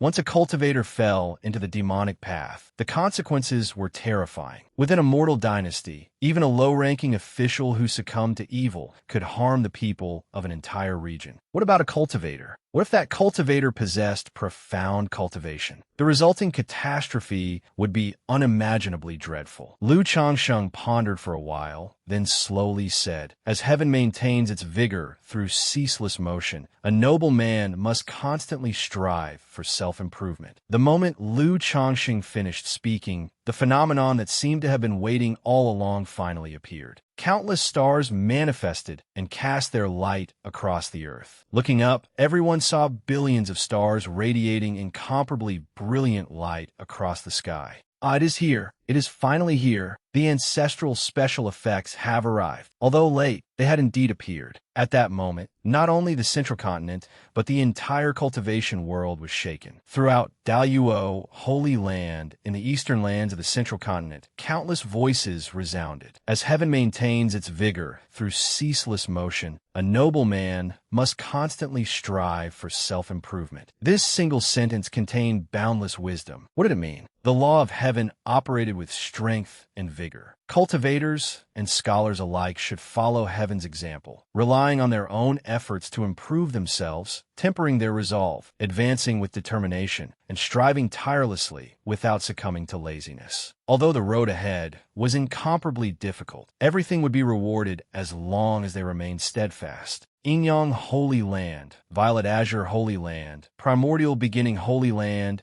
and the other great holy lands were simultaneously shaken. A terrifying phenomenon swept across the entire central continent. In the sky, everyone saw a true dragon manifest. The colossal dragon, millions of miles in length, appeared above Daluo Holy Land, terrifying mortals, cultivators, and deities alike. Lu Changsheng continued, "The hidden dragon should not act, for the power of light remains below. The dragon appears in the field, and its virtue spreads everywhere. The noble man remains tirelessly vigilant throughout the day, repeatedly walking the proper path. The dragon may leap from the abyss, and advancement brings no blame. The flying dragon soars through heaven, and the great man fulfills his purpose. The overreaching dragon has cause for regret, for no position can be held forever. When all dragons act without claiming leadership, the virtue of heaven is fulfilled." Countless voices echoed across the central continent as a vast and majestic presence enveloped the land. At the same time,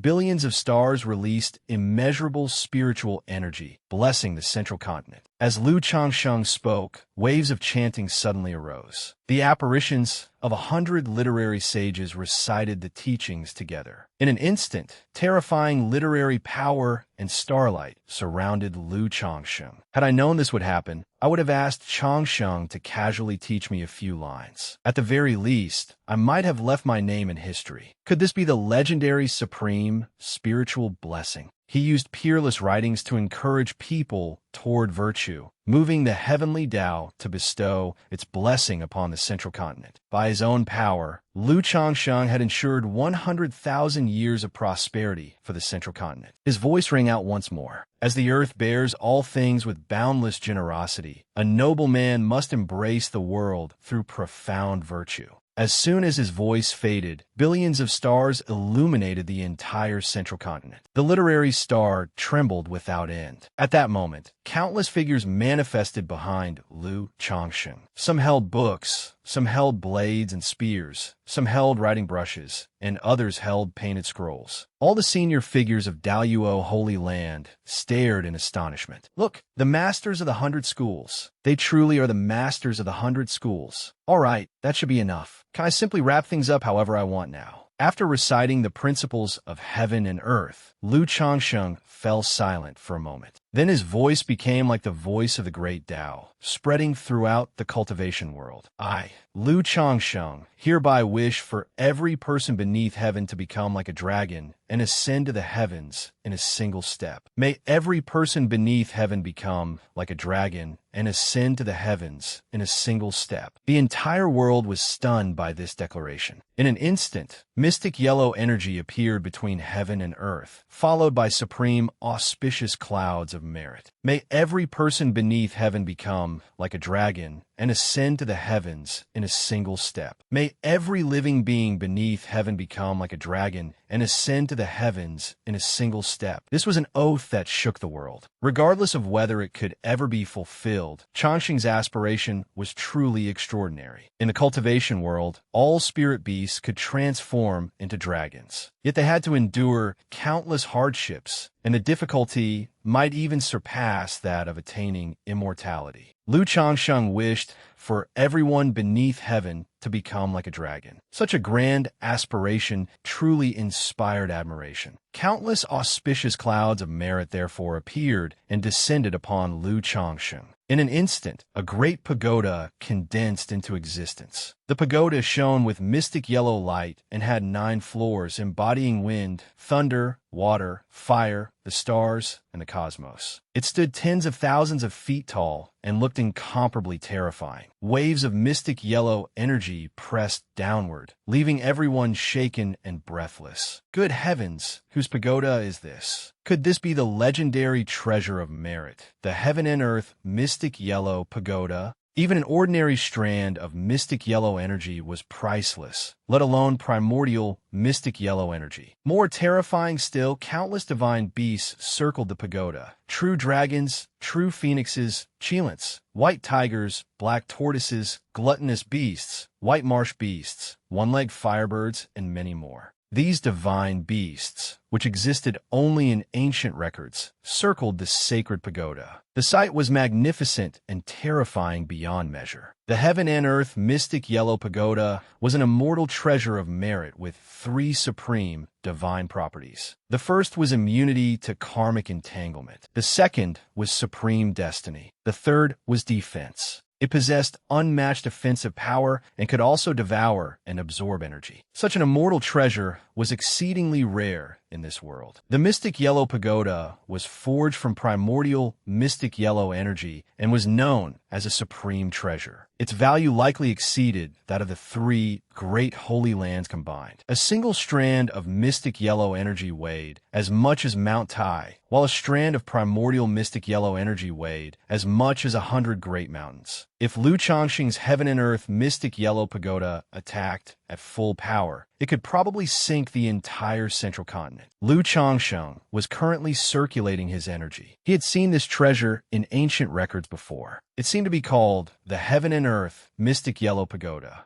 This pagoda could also evolve, but it required an enormous amount of merit from heaven and earth. As long as it accumulated enough merit, it could eventually evolve into an invincible divine artifact. Although its power was unmatched, it could not raise his cultivation realm. It seemed impossible to restore the pagoda fully for the time being. The principle was not difficult to understand. According to the law of energy conservation, however much power it released, it had to absorb an equivalent amount of energy. However, the pagoda could automatically absorb the spiritual energy of heaven and earth, thus allowing it to protect itself. In other words, fight when you can win, and hide inside the pagoda when you cannot. As for karma and all that, explaining everything with modern thinking was far more accurate. After transmigrating to a cultivation world where people casually lived for 3 or 5,000 years, they must have already enjoyed everything life had to offer. Karma or not, who cared? Everyone was blinded. The sky suddenly shone brilliantly. What was about to happen? At that moment, all the strange phenomena vanished. The heaven and earth mystic yellow pagoda also shrank and landed in Liu Changxing's hand. Oh, so it could grow or shrink at will. Was it some kind of wish-fulfilling staff? Not bad, not bad. Very convenient. This was acceptable. All right, today's lecture on the Tao ends here. I have gone blind.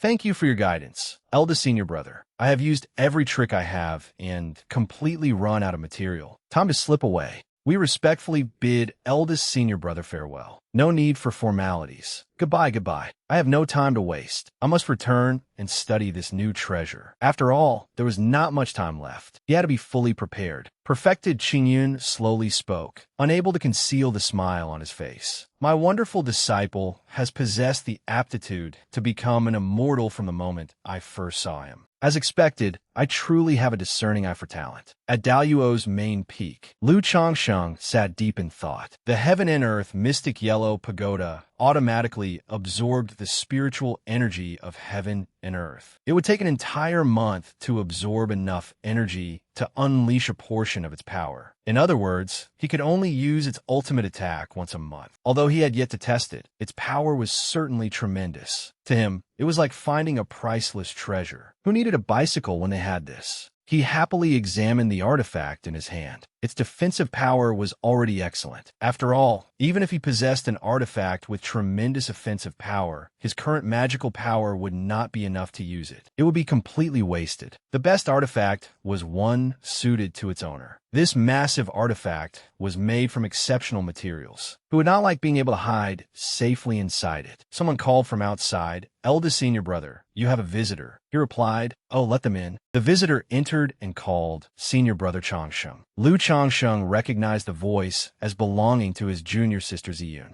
She said, "It has been a long time. I have been in seclusion recently, so I cannot come and visit you, senior brother Changxing. But after emerging from seclusion and hearing about what happened, I came to congratulate you." Changxing flushed and stammered, "Junior sister Ziyun, you have worked hard on your cultivation. It appears that your seclusion was quite fruitful." She replied shyly, "Senior brother, I heard you will descend the mountain tomorrow. I must enter the Langya's secret realm this time, so I cannot accompany you. I hope you will not blame me. Changxing thought, Lu Changsheng, you must remain calm. This is generous big boss Ziyun. Do not be stubborn. Whatever she offers, accept it. You absolutely cannot lose out this time. The ancients said that the shameless reap the greatest benefits, while those obsessed with dignity gain nothing. After thinking it over, he gently said, how could I blame you? You must be careful when entering the Langya's secret realm. You must remain cautious, extremely cautious. After all, the Langya's secret realm is extremely dangerous. Your safety worries me greatly. I only hope that you can return unharmed. Ziyun blushed and replied shyly, I will certainly be careful and will not disappoint you, senior brother. Unfortunately, my aptitude is poor. After cultivating for 12 years, I have only reached the spirit transformation realm. I heard that senior brother was fortunate enough to reach the tribulation transcendence realm. If I did not work hard, how could I ever catch up to you? She had reached the spirit transformation realm after only 12 years of cultivation. Lu Changxing knew she was formidable, but he had never imagined she was this formidable. She could send him to the afterlife with a single finger. How could she possibly call herself untalented?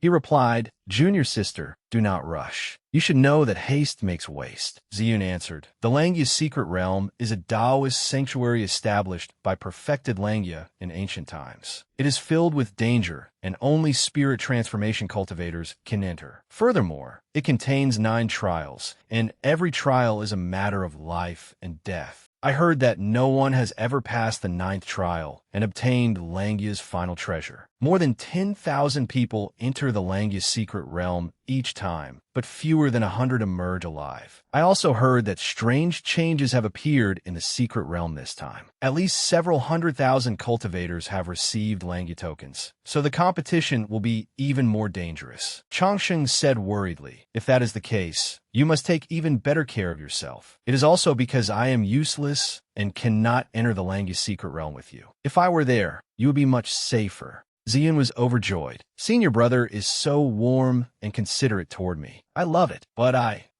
must work even harder. Ziyun replied, thank you for your concern, senior brother, but I must leave now. The Langya's secret realm is about to open, and I cannot afford any delay. Changxing instantly became like a bewildered kitten. Meow, meow, meow. She was leaving just like that. She had arrived in a hurry and was departing just as quickly, without even giving him a small gift. Junior sister, do not be afraid. If you dare to give me something, I will dare to accept it. I promise I will not be picky. He tried his best to make his junior sister stay a little longer, but she resolutely departed without looking back. There is no need to see me off, senior brother. Ziyun will work hard. Changsheng sighed inwardly. Junior sister, you should have given me something before leaving. She left so decisively, without even glancing back. Once an opportunity was missed, it was truly gone. How heartless. Could it be that I am not charming enough? In the end, he could only sigh. Besides, Ziyun was both beautiful and capable. He believed she would certainly turn danger into safety and return triumphant. Unlike him, who only knew how to bluff and boast.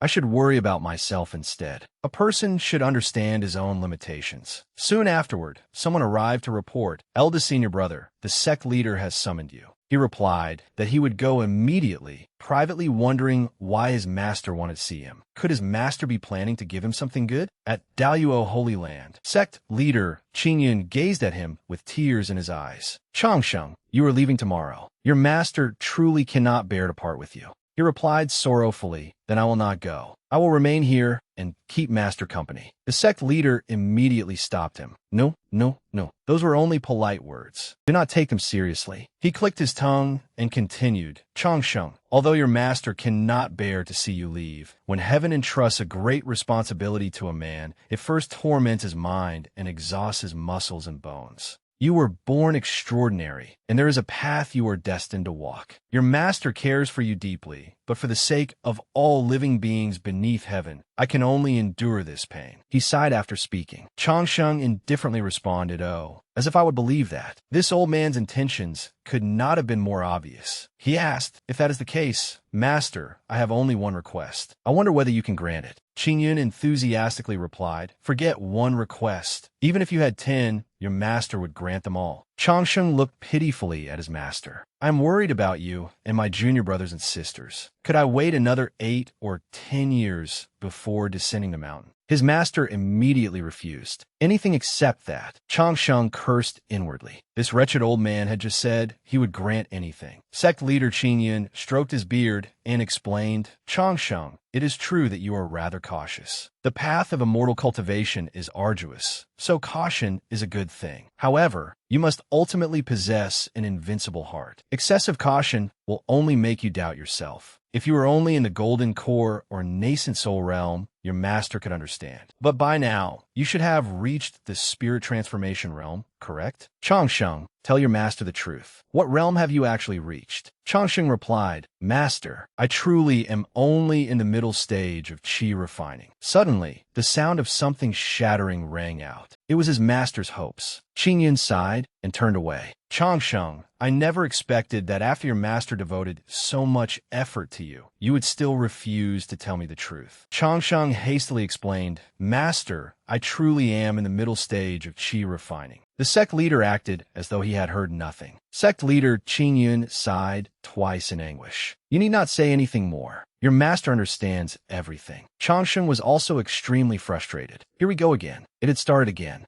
What was he supposed to do with this master of his? Qingyun was simply pretending to be deaf. He sighed and said, Fine. The truth is, I have already transcended the tribulation. Sect leader Qingyun immediately turned around, his eyes shining as he stared at him. As expected, I knew you had already transcended the tribulation. You truly deserve to be my most beloved disciple. Excellent, excellent. Your master finally has a worthy successor. A worthy successor at last. He happily put an arm around his beloved disciple's shoulders. There's no time to waste. Hurry back and pack your belongings. Your master will arrange the journey. Changsheng sneered inwardly and cursed. Humph. This damned, looks-obsessed world. Atop Daluo Peak, Changsheng thoughtfully examined a pile of items. The Vajra glazed pill, the Fire Phoenix True Blood pill, the True Word of Enlightenment pill, and the Ultimate Bliss Rebirth Demon Subduing pill. Excellent. Everything was ready. This day had finally arrived. Since matters had already reached this point, he could only hope he would not die too miserably after descending the mountain. Damn this face of mine. Someone reported from outside. Eldest senior brother, the sect leader asked me to tell you that all preparations are complete. Once you finish packing, please proceed to the rear mountain. He replied, Understood. I will be there shortly. Changsheng steeled himself. So what if I have to descend the mountain? What is there to fear? If I truly cannot defeat someone, I still have the 12-petaled green lotus. Time to set out.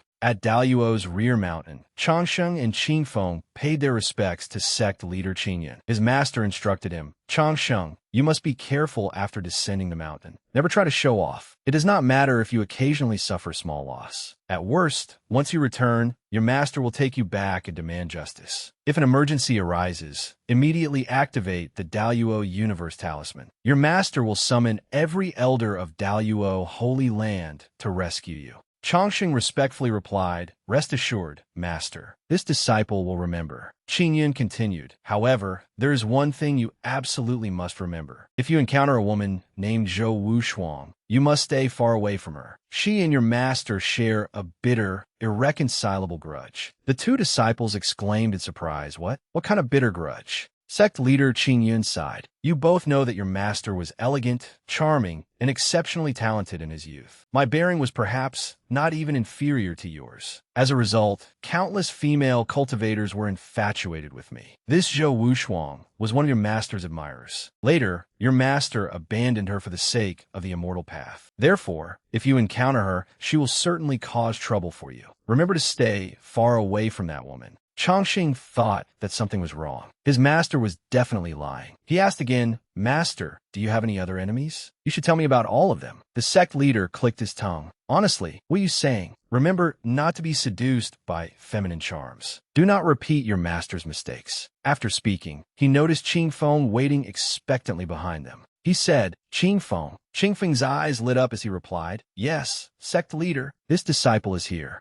Not disappointing Qingfeng's expectations, the sect leader instructed. During this journey, you must take excellent care of your senior brother. You absolutely cannot allow him to suffer any hardship or exhaustion. Furthermore, if your senior brother encounters true danger at a critical moment, you must sacrifice yourself to save him. When that happens, I will certainly erect a memorial tablet for you. Remember, if anything happens to your senior brother, do not bother returning. Do you understand? This is precisely why I'm sending you with him. If misfortune truly befalls you, do not be sad. Your father is already planning to have another child. Every word pierced Qing Feng like a knife. It was far too cruel. Qing Feng could only obey aggrievedly while roaring inwardly. What does that mean? Am I not a person too? Sect leader, what are you implying? Are you enjoying this? Did you send me with senior brother just so I could die? And what do you mean my father will have another child? I'm not even dead yet. Changsheng hurriedly intervened. Master, it is time. We should set out. He thought, stop talking. If you upset the boy too much, how will he sacrifice himself for me later? Very well. Sect leader Qinyan gave them his final instructions. By the way, your master has already arranged everything else. You two should leave by this route. Remember, Changsheng, no matter where you go, all of Daluo stands behind you. Your enemy is the enemy of all Daluo. With complicated emotions, Changsheng kowtowed to his master. The peach blossoms around the altar also seemed to be smiling. One bow for the aspiration to protect the nation and bring it peace, and to achieve great deeds and lasting renown. One bow for loyalty and righteousness as they parted in the face of danger. Their resolve would remain unchanged through life and death, witnessed by heaven, earth, the sun, and the moon. Parting inevitably brought sorrow.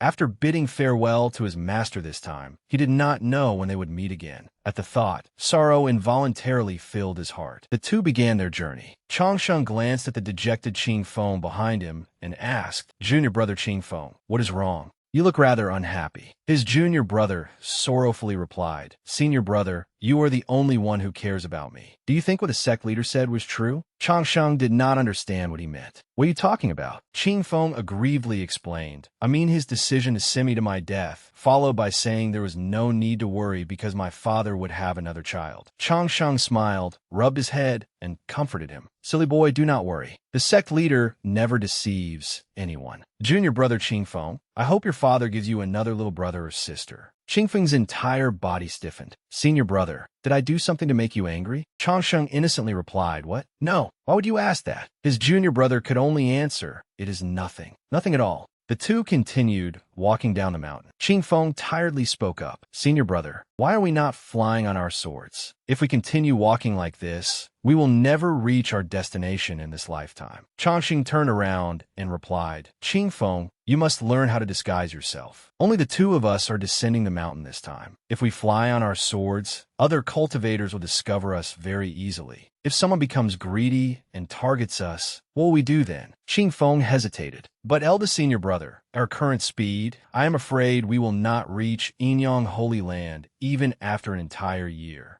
Changsheng continued explaining, Qing Feng, think about it. The sect leader has already arranged our route. A decoy group has gone ahead in our place. All we need to do now is wait patiently for news. If none of the 5 groups ahead encounters trouble, we will increase our speed. We only need to arrive at the scheduled time. The process does not matter. What matters is the result. He thought inwardly, actually, I am not worried about wicked cultivators. The main reason is that this 5th group is checking the route for danger. If the 5th group runs into trouble, we will turn back immediately. But if nothing happens to them, we can take our time as long as we arrive by the appointed date. He instructed again, we only need to arrive at the scheduled time. Remember the sect leader's teachings. We must approach everything cautiously. Qing Feng replied in confusion, that is easy for you to say. You are not the one carrying the luggage. Changsheng did not hear him clearly. Junior brother Qing Feng, what did you say? He replied, nothing, nothing. I was only wondering why we do not put the luggage inside a storage pouch. It would make everything much easier. Changsheng replied, if we are putting on an act, we must see it through. Since we have descended the mountain, we must naturally disguise ourselves as ordinary people. Only then can we remain inconspicuous and avoid attention. Remember, whatever you do, you must keep a low profile. Despite his words, the moment they reached the city gate, every gaze fell upon Changsheng. That young gentleman is so handsome. How can anyone be so handsome? He is gorgeous. Which family does that young gentleman belong to? The crowd began discussing him excitedly. What young gentleman? He He must be an exalted immortal.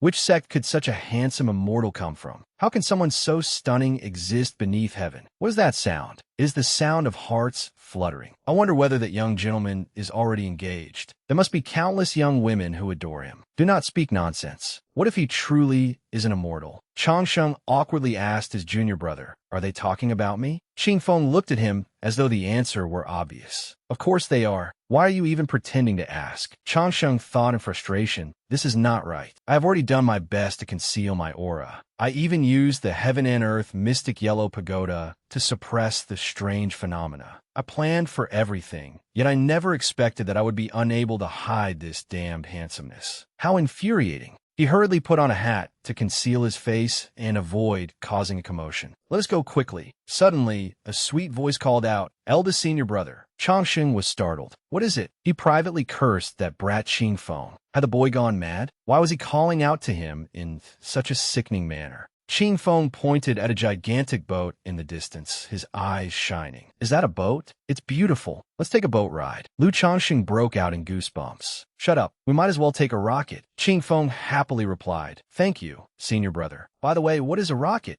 Qingfeng stared at the huge boat ahead with sparkling eyes. Wow, that looks amazing. Can we take the boat? Lu Changsheng asked doubtfully. Junior brother Qingfeng, have you never seen a boat before? Qingfeng answered, I've seen them, but I've never ridden one. I've always traveled by flying sword. Qingfeng clasped his hands and gazed at his senior brother with glistening eyes. He followed wherever his senior brother went. If he had a dog's tail, it would probably be wagging wildly by now. Lu Changsheng sighed helplessly. There was simply no dealing with this fellow. He thought to himself that privileged second-generation disciples like Qingfeng never had to worry about food or clothing. They only needed to cultivate and rarely had a chance to travel. It was rather pitiful. If you want to go, then so be it. Lu Changsheng waved and called, "Boat, come over here." Seeing this, several nearby boatmen immediately rowed over. "Young master, take my boat. Young master, take my boat. Young master, take my boat." Lu Changsheng suddenly shuddered. Had he said something strange? They were calling him young master. This was bad. Everyone on the shore, men and women alike, was staring at him. Sister, look at the fairy. Wow, that young master is so handsome. How can anyone be that handsome? Which family does he belong to? Lu Changsheng was frustrated. What was going on? He had already done his best to suppress his aura. He could not cause any more trouble while traveling. Would he have to wear dark glasses whenever he went out in the future? Being too handsome truly was a crime. Lu Changsheng asked the nearest boatman, "Boatman, how much silver to reach Jinling?" The man replied, "Young master, 2 taels of silver will be enough." He searched his pockets. 2 taels? That isn't much. Let me check whether I have any in my storage ring. The moment he looked inside, he panicked. It was over. Not only did he have no money, he did not even have any spirit stones. Master, one needs money when traveling. This was terrible. He could only rely on Qingfeng. He turned and asked his junior brother, "Do you have any silver?" Qingfeng looked bewildered. What is silver? Can it be eaten?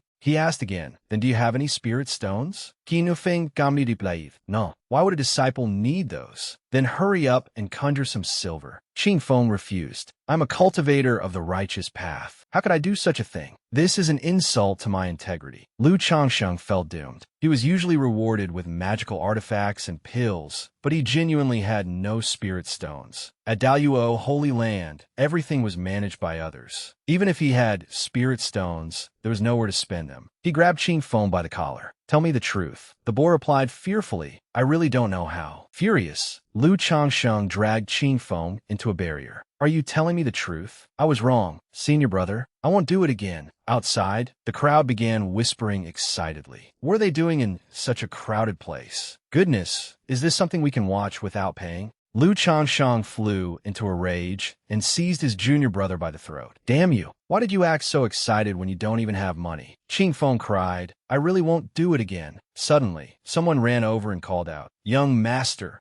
Our young master saw that you possess an extraordinary bearing and wishes to befriend you." Lu Changsheng thought to himself that they had already tried their hardest to remain inconspicuous precisely to avoid trouble. It will be safer to refuse. The man pointed at their boat, which glittered with gold and looked exceptionally luxurious. Qingfeng's eyes immediately lit up. The words, "I want to go," might as well have been written across his face as he stared at his senior brother. Lu Changsheng sighed helplessly. Fine, that's enough." He then said to the man, "Since your young master has shown such kindness, it would be impolite of me to refuse." The man immediately led them aboard and into a room. The men and women inside blushed as soon as they saw him. "Why, young master, you're so handsome. Are you married?" "He's so handsome. Is this what it feels like to fall in love?" Two young masters nearby immediately bowed. "I am Zhou Haijie." "Greetings, sir. I am Wang Fugue." "Greetings, young master." Lu Changxing quietly replied, "I am Wan Sheng." "Greetings, everyone." He thought it best to remain modest while traveling. If he used an alias, it would not matter if anything happened. Lu Changxing removed his hat and sat down. Everyone immediately gathered around him and began chattering. "Brother Wan Sheng has an extraordinary bearing. We are truly ashamed that we cannot compare to you. What a wonderful name." Wan Sheng means that all living things flourish. He smiled and replied, "You flatter me." Only Qing Feng stood there in a daze. "Wan Sheng? So this is what they call an alias." Eldest senior brother is truly meticulous. Someone noticed him. "And who might this young master behind you be?" Qing Feng was about to speak. Since it was finally his turn, he needed to invent an elegant name as well. Before he could say anything, someone answered for him. He must be Brother Wan Sheng's study attendant. Brother Wan Sheng is so extraordinary that even his attendant possesses such an outstanding bearing. It truly puts us to shame. Indeed, even a mere study attendant has such an impressive aura. It has truly broadened our horizons. Every sentence stabbed into Qing Feng's heart like a knife. He was genuinely furious.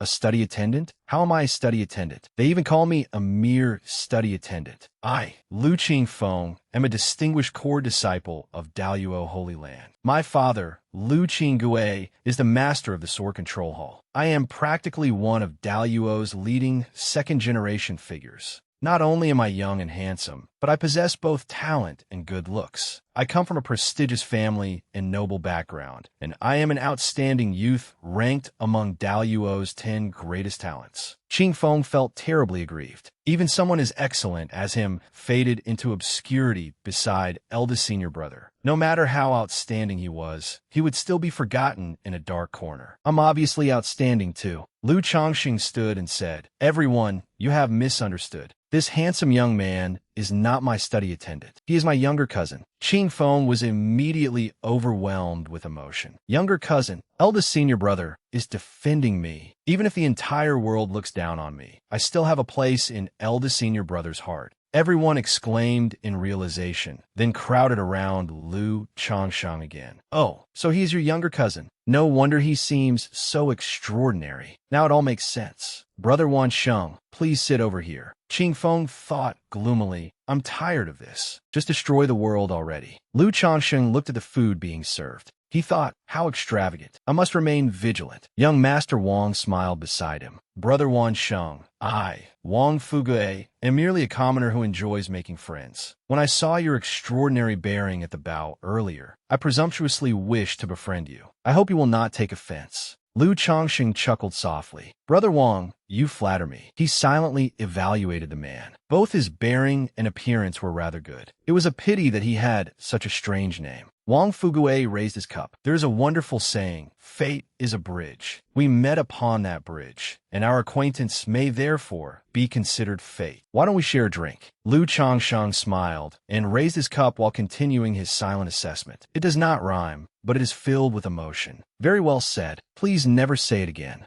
Someone asked, "Brother Wan Sheng, why are you going to Jinling?" He casually invented an excuse. "To travel through the mountains and admire the scenery." Young Master Wang replied, "Brother Wan Sheng shares such refined interests. How long do you plan to stay in Jinling? I own several residences there. If you do not mind, you may stay for a few days." Lu Changsheng replied, "Thank you, young Master Wang, but we must travel to the imperial capital." Someone interjected, "I understand. It must be for this year's imperial examination of the Great Qin dynasty. If Brother Wan Sheng is not taking the examination, then you must be attending the Lantern Festival." Lu Changsheng asked doubtfully, "What is the Lantern Festival?" The man immediately answered, "It is the grandest celebration in the Great Qian imperial capital. On that day, talented scholars from across the realm gather at the festival. They compose poetry, converse, and solve lantern riddles. At night, they can also release floating lanterns. Ching Feng said beside him, "Senior, no, cousin, the Lantern Festival sounds so interesting. We have to go. You're so good at poetry that we simply must attend." Wang Fugui was astonished. "Brother Wan Sheng can compose poetry?" Ching Feng proudly replied, "Where we come from, my cousin is known as the sage of poetry. What do you think?" Lu Changsheng hurriedly warned Ching Feng not to speak nonsense. Wang Fugui looked at him worshipfully. "The sage of poetry. Though I am ignorant and untalented, I composed a poem at the bow earlier. Since Brother Wan Sheng is also fond of poetry, please compose one for us. I presumptuously offer my own work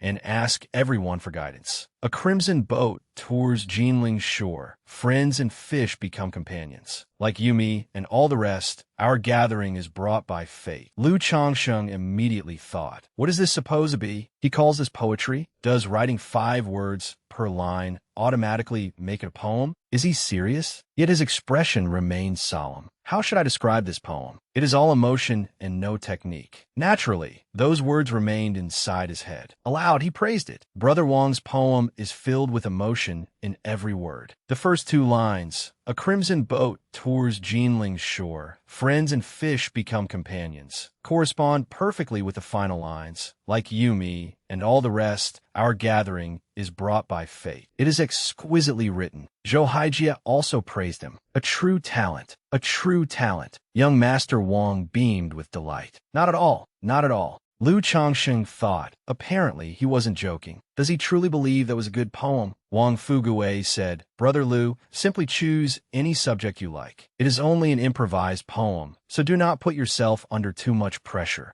Lu Changsheng scoffed inwardly. "Pressure? What pressure? I can recite 300 poems from the Tang dynasty. Any random poem would be enough to frighten you all to death." With that thought, he coolly recited, "Black clouds roll like spilled ink, yet fail to hide the hills. White raindrops leap like pearls, scattering into the boat. A sudden gale sweeps across the land and sends them flying. Beneath Lakeview Tower, the water stretches like the sky." The 2 young masters stared wide-eyed, their faces filled with admiration. Lu Changxing thought, "Surprised, aren't you? Of course you are. This is the work of the great northern songwriter, painter, and gourmet Su Shi, also known as Su Dompa. It is titled Written While Drunk at Lakeview Tower on the 27th day of the 6th month." Naturally, they would be astonished. Wang Fugui praised him. "Brother Lu, this poem is excellent. It describes black clouds pouring down like ink without completely concealing the mountains. Raindrops strike the lake, throwing countless splashes into the boat. Then a powerful wind rises and churns the lake. In the final line, the rain ends and the sky clears. One leans against the railing and gazes into the distance, watching the lake reflect the clear blue sky. However, this poem does not quite suit the scene before us." Lu Changxing snorted. "How does it not suit the scene? Explain." He was secretly annoyed. "How dare you say Su Shi's poem does not fit the scene? I think you are spouting nonsense." Wang Fugui considered it before answering. "Although the verses are excellent and the wording exquisite, the problem is that the poem does not match the present conditions. It feels as though something is missing."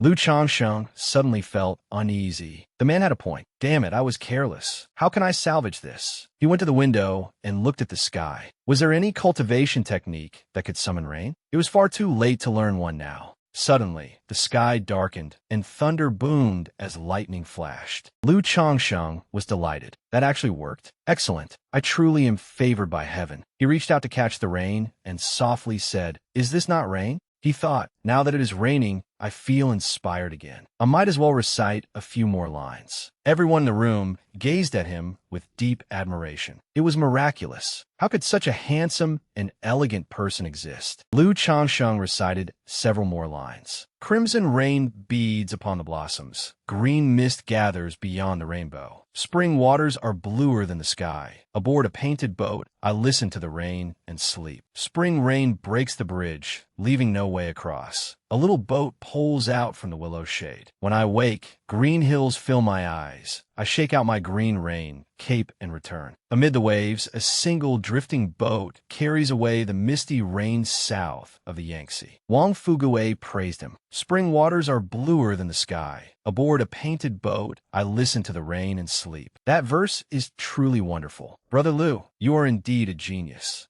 Lu Changshang sighed in relief. Pretending to be a literary thief was certainly exciting. He had nearly exposed himself. If heaven had not shown him favor by ascending the rain at precisely the right moment, his lie would have been completely uncovered. That was far too dangerous. Now that he was finished, it was time to retreat. He could not remain here for long. He needed to escape quickly. The two young masters escorted Lu Changsheng to the door. He bid them farewell. Thank you, young masters and young ladies, for your hospitality. There is no need to see us any farther. Wang Fugui said regretfully, after we part today, who knows when we will meet again. Still, meeting Brother Wan Sheng in this lifetime has made this journey worthwhile. If fate allows us to meet again, I must treat Brother Lu to a hearty drink. Lu Changsheng replied, our meeting today was brought about by fate. If I have the opportunity to meet you again, I will certainly drink with you. He cupped his hands in farewell. Everyone, until fate brings us together again. The two then turned and left. Lu Changsheng sighed emotionally. Travel is sometimes like this. You meet different people, witness different events, and experience different things. Only then can it be called a true journey. Suddenly, Wang Fugui called out, Brother Lu, wait. Lu Changsheng sighed. I know you are reluctant to part with me, but traveling through the mortal world is like this. One must move forward without looking back. Wang Fugui shouted, I have prepared some travel expenses for you. I hope they will prove useful on your journey.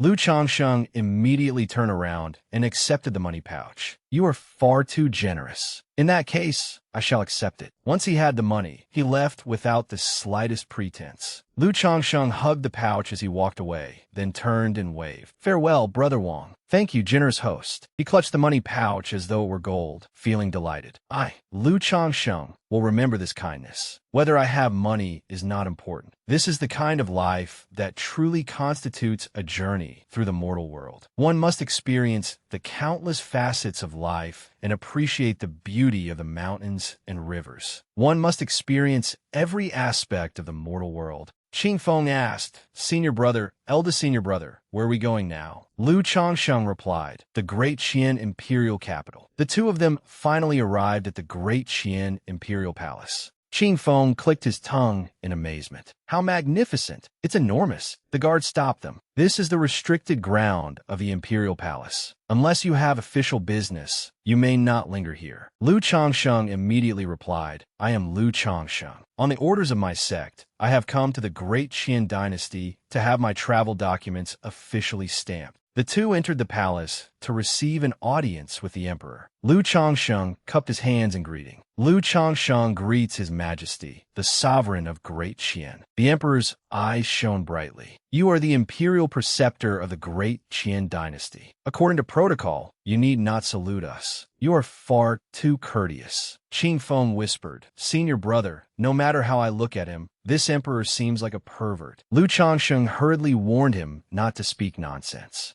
The emperor called loudly, Chia, hurry over and greet your master. A young person stepped forward. Father, is this my master? Lu Changsheng examined Chia and silently concluded that this youth was no ordinary person. Chia was not only handsome, but also possessed an extraordinary bearing, and her eyes shone with confidence. She was indeed a rare talent, yet something about her felt strange. The young person immediately bowed. This disciple, Qian Chia, greets master. Lu Changsheng was startled. What did this mean? Did they expect him to bring along another burden? One Lu Qingfeng was already more than he could endure. He could not accept another. The emperor cheerfully introduced her. Imperial Preceptor, Chia is our most beloved princess. She admires you greatly, so we specially summoned her to meet you. We also know that you descended the mountain alone and have no one accompanying you. Chia can remain by your side and assist you. The journey is long, and without anyone to speak to, would you not become terribly bored? Qing Feng became furious upon hearing this. Alone? Am I not a person? Are you blind? Do you look down on me that much? Suddenly, Lu Changsheng and Qing Feng both sensed that something was wrong. Wait, what had the great Qian emperor just said? What did he say Qian Chia was?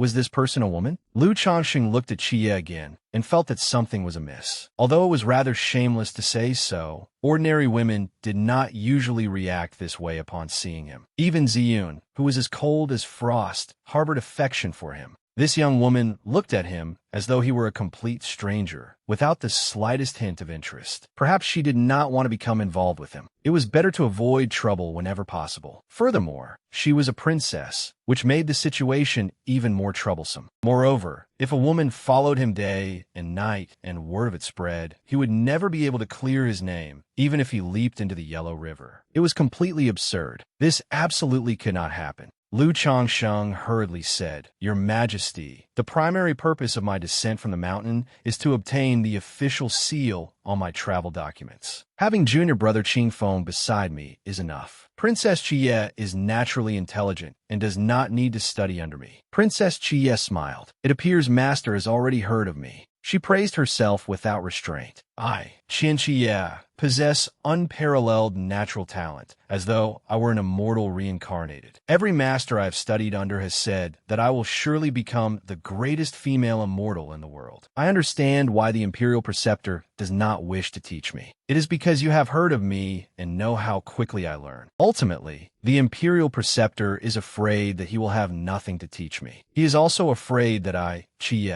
will surpass him." Her words were truly grating. Lu Changsheng thought, "I was only praising you out of courtesy, yet you actually took me seriously? I have never met anyone so shameless in my life." Qingfeng also muttered angrily, "Eldest senior brother, why does this fellow look so punchable?" Lu Changxing warned him, "What nonsense are you saying?" Qian Chia shook her head and sighed. "I have often heard that Lu Changsheng, eldest senior brother of Daluo Holy Land, is the chosen one, an immortal descended to the mortal world, and the greatest prodigy of this age. Now that I see you, you do not seem like much." Lu Changsheng was astonished. Qingfeng cursed angrily. "Qian Chia, you have gone too far. Are you trying to provoke us?" Chia curled her lips. "But it is the truth." Lu Changsheng sneered inwardly. "It is here. It is finally here. The moment to slap someone in the face has finally arrived. Oh, I should not get my hopes up. Even an ordinary opponent would be fine. That is exactly the sort of tone I was waiting for. My golden finger has not appeared all this time because I lacked a chance to humiliate someone." The emperor scolded angrily. "Chia, do not be rude." Suddenly, a dazzling radiance burst from Lu Changxing's body. Qingfeng shouted, "You are all doomed now."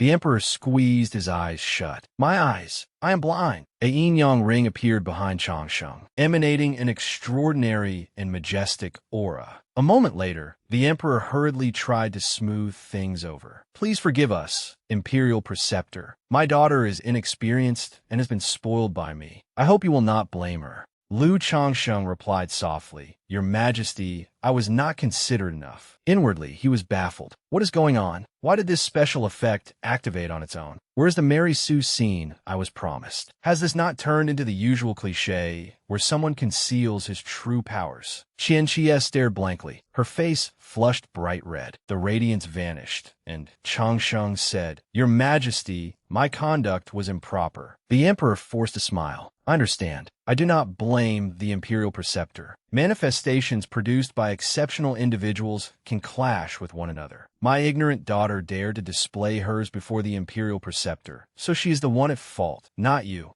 Changxing thought, "No wonder my manifestation suddenly went out of control. So manifestations can conflict with one another." The emperor turned to his daughter. "Chia, hurry and apologize to the Imperial Preceptor." Chia stood rooted to the spot, her eyes shining. "So you truly are stronger than me." Qingfeng proudly raised his nose toward the sky. "My eldest senior brother is the true immortal descended to the mortal world. He is usually very modest, unlike you, who constantly thinks you are unrivaled. Now you understand the difference between you and my senior brother, do you not?" Chia immediately knelt and bowed. "You are worthy of being my master." "Master, please accept me as your disciple." Changsheng thought, "Learn from me? Stop joking. What did you possibly learn from me? How to show off?" He hurriedly waved his hands and said, "Princess Chia, you are extraordinarily talented. There truly is nothing you can learn from me." Chia answered firmly, "I understand. Master believes I am dull and does not wish to accept me, but please rest assured. I will work hard and never bring shame upon your venerable name." Changsheng felt a headache coming on. Venerable? Princess Chia, that is going too far. Princess Chia pointed at Qingfeng.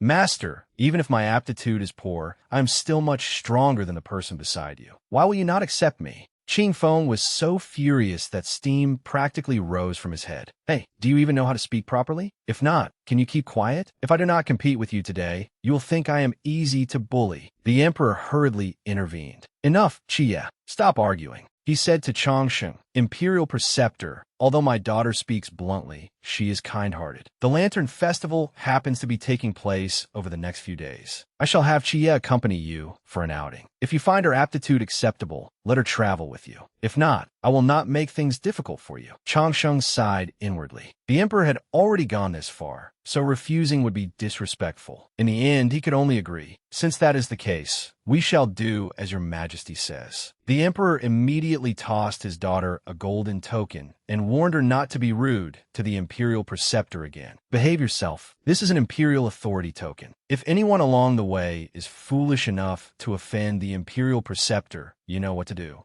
Chia accepted it. "Do not worry, Imperial Father. I understand." She then pulled Changsheng away. "Let's go, Master Changsheng. The Great Qian Lantern Festival is a major annual celebration. People from all across the realm gather here, so it is extremely lively." Left behind, Qingfeng anxiously stamped his foot. "Not again. Why do I always have to repeat myself?" From a distance, Chia's voice drifted back. "There will also be countless peerless beauties. Come on, Master. I will take you there." Qingfeng immediately chased after them. "Hey, wait for me." The emperor breathed a sigh of relief, his eyes gleaming. "I hope the imperial preceptor can cure Chia of her excessive fondness for women." Princess Chia suddenly stopped. Changsheng asked, "What is wrong?" Chia replied, "Nothing. I just do not know why I suddenly shivered." That night, a bright moon hung high in the sky, and the imperial capital's night market bustled with activity. Changsheng, Chia, and Qingfeng joined the crowds enjoying the festival. Qingfeng said, "Eldest senior brother, this Lantern Festival seems rather ordinary. There is nothing special about it." Changsheng turned and saw Qingfeng foolishly holding a pinwheel. He chuckled softly and thought, "Qingfeng, how did you gradually become like this? Were you traumatized too badly during our journey?" He pulled Qingfeng into his arms. Qingfeng asked curiously, "Eldest senior brother, why are you looking at me like that?" Changsheng replied tearfully, "It is nothing. Caring for intellectually challenged children must begin with me." The surrounding people began whispering when they saw them. "Oh my, is this a great Qian folk custom? How open-minded. What are they doing? How shameless." Chia coughed. "What do you know? It is still early. In half an hour, there will be a lantern riddle contest. The shops will offer all kinds of treasures as prizes, but the most important event is the lantern exchange." Qingfeng did not understand. "Lantern exchange?"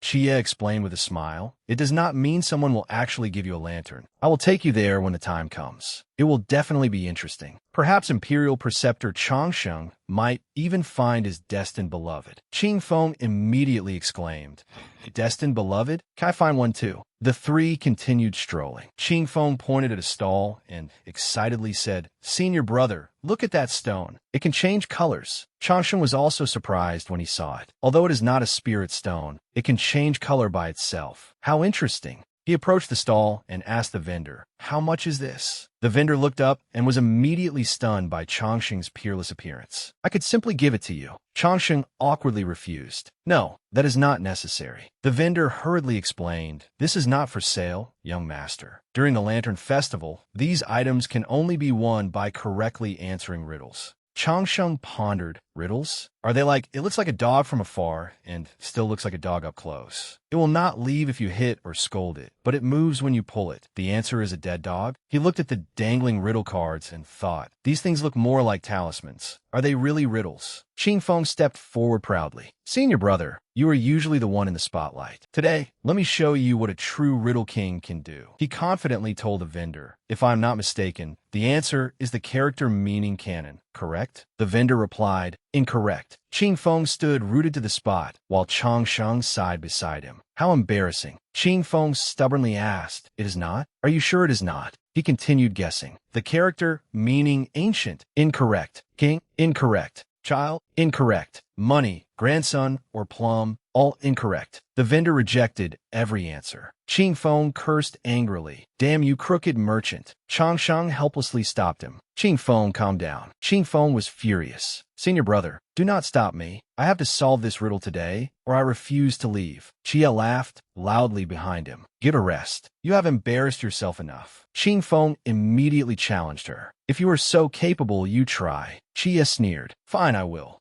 She confidently told the vendor, Sir, I am Great Qian's foremost riddle expert. Do not cry when you lose. The vendor bowed his head. Since this is the Lantern Festival, all participants must accept the outcome. Please make your guess, young lady. Chia replied. If there are no surprises, the answer should be the character meaning minister, correct? The vendor said indifferently, Incorrect. Chia continued guessing. Under, incorrect. New, incorrect. What? Incorrect. This time, Chia did no better than Qing Feng. She became so agitated that she wanted to hit someone. Damn you, crooked merchant. The vendor panicked. I have been falsely accused. This time, Chang Sheng had to use both hands to restrain the two children as they cursed. Senior brother, this fellow clearly does not want to give away his prizes. He deliberately chose obscure characters, so we could never guess them. I have met plenty of crooked merchants like him. If he does not want to give anything away, why put the prizes on display? The vendor said aggrievedly, Young master, I am not that sort of person. You possess an upright appearance and exceptional intelligence. Why not give it a try?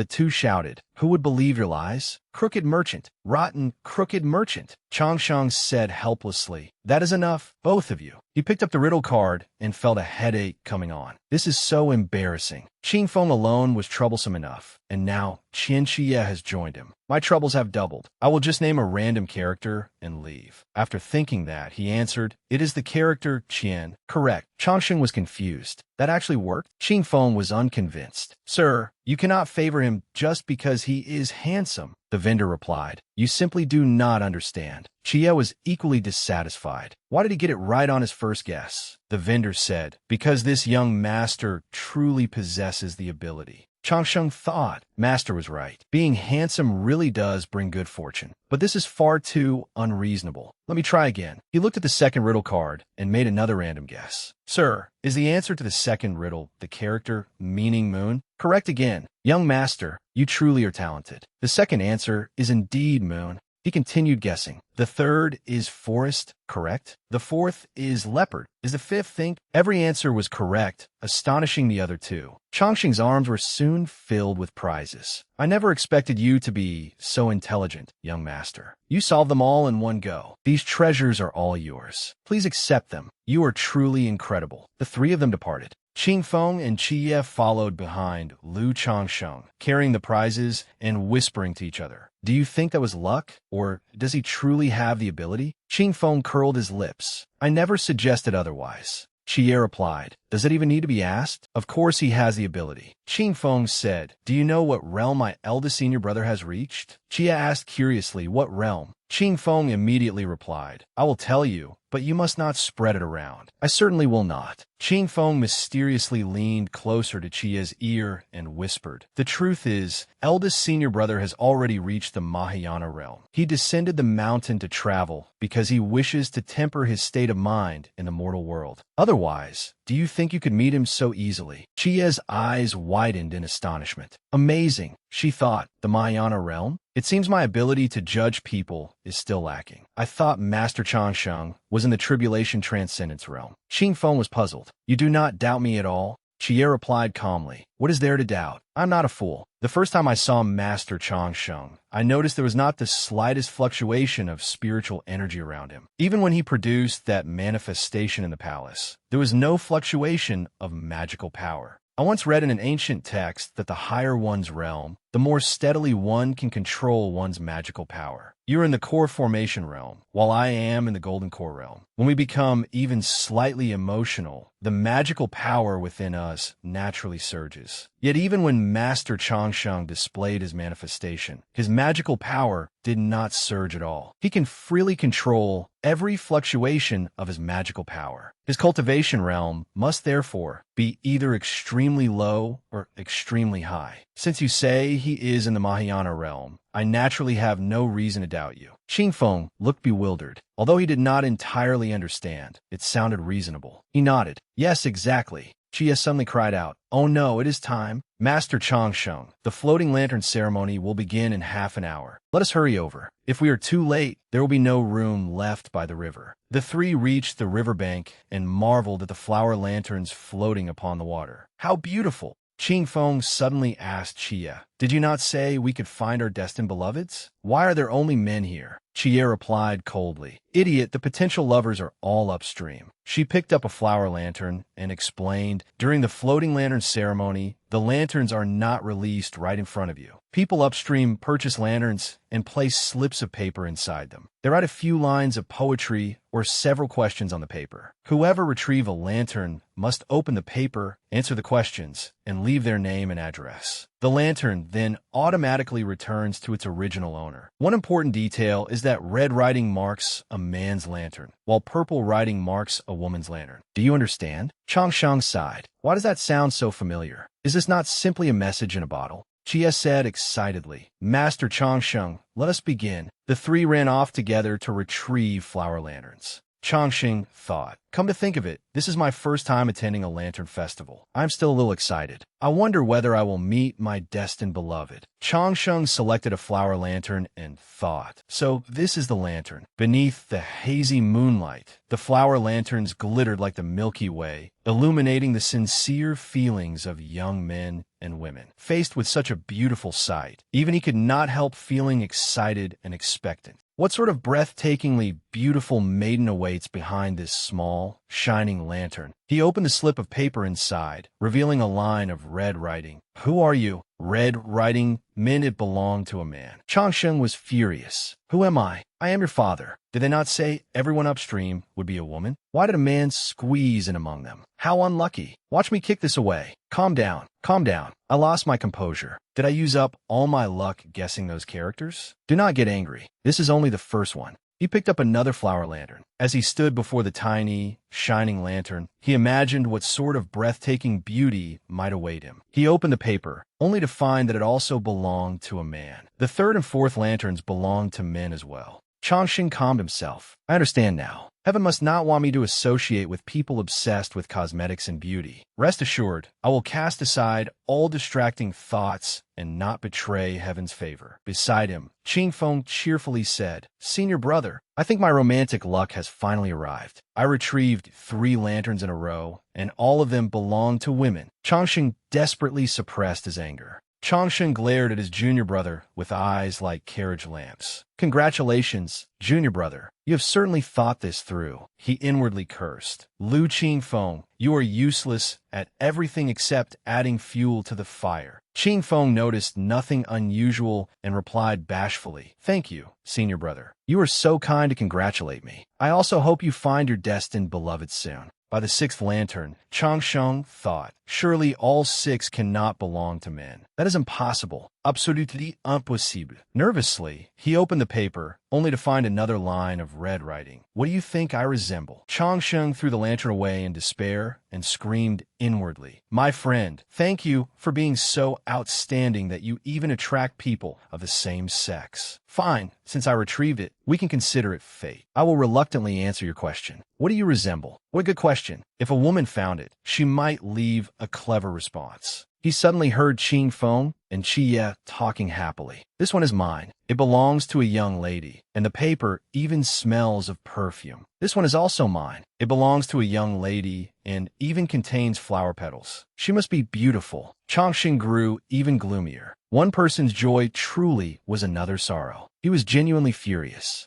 Beside the question, "What do you think I resemble?" he wrote the answer. "You resemble a sand sculpture." After some thought, he signed Lu Qingfeng's name. Having shifted the blame onto his junior brother, his mood immediately improved. In fact, he was overjoyed. Hee hee hee, this is wonderful. 2 hours later, Qingfeng came to call him. "Senior brother, it is getting late." Chia joined him. Changsheng happily turned around. "Qingfeng, what did you say?" Both of them blushed, their hearts racing at the sight of his beauty. They asked curiously, "Did something good happen?" "You look very happy, senior brother." Changsheng smiled. "Doi, ha ha ha." Chia continued explaining. "These flower lanterns will follow the river's current and should reach the lower reaches by morning. People there will retrieve them, and the original owners will come to collect their lanterns. The final event is about to begin. Let's go, master. It is over there, so we should hurry. It will be a shame to miss it." The final event of the Lantern Festival is the Grand Poetry Contest. Whoever wins will not only earn prestige among the imperial capital's many scholars, but, more importantly, receive a generous reward. The three squeezed through the crowd in the square. Qingfeng complained, "Isn't it supposed to be here? Chia, look how crowded it is." They've practically squeezed eldest senior brother into a noodle. Changsheng glanced at him. "A noodle? You certainly have a way with words." Chia was equally puzzled. "What's going on?" "I reserved a private room at River Watching Tower. We can enjoy the scenery and the delicacies there." The two lifted Changsheng. "There are fewer people this way. Carry master and follow me." "Follow me. Turn left up ahead." Before long, they arrived at River Watching Tower. Chia introduced it with a smile. River Watching Tower is the most famous restaurant in the great Qian imperial capital. It offers countless delicacies, and every serving made is beautiful. She giggled. "It's usually extremely difficult to reserve a table, let alone during the Lantern Festival. When I came to make a reservation, the manager had a terrible attitude." The two fell silent. "Why are you so proud when you couldn't even reserve a table?" Chia replied. "Although I'm a princess, father has taught me since childhood never to bully others with my authority. But don't worry, I managed to secure a room in the end."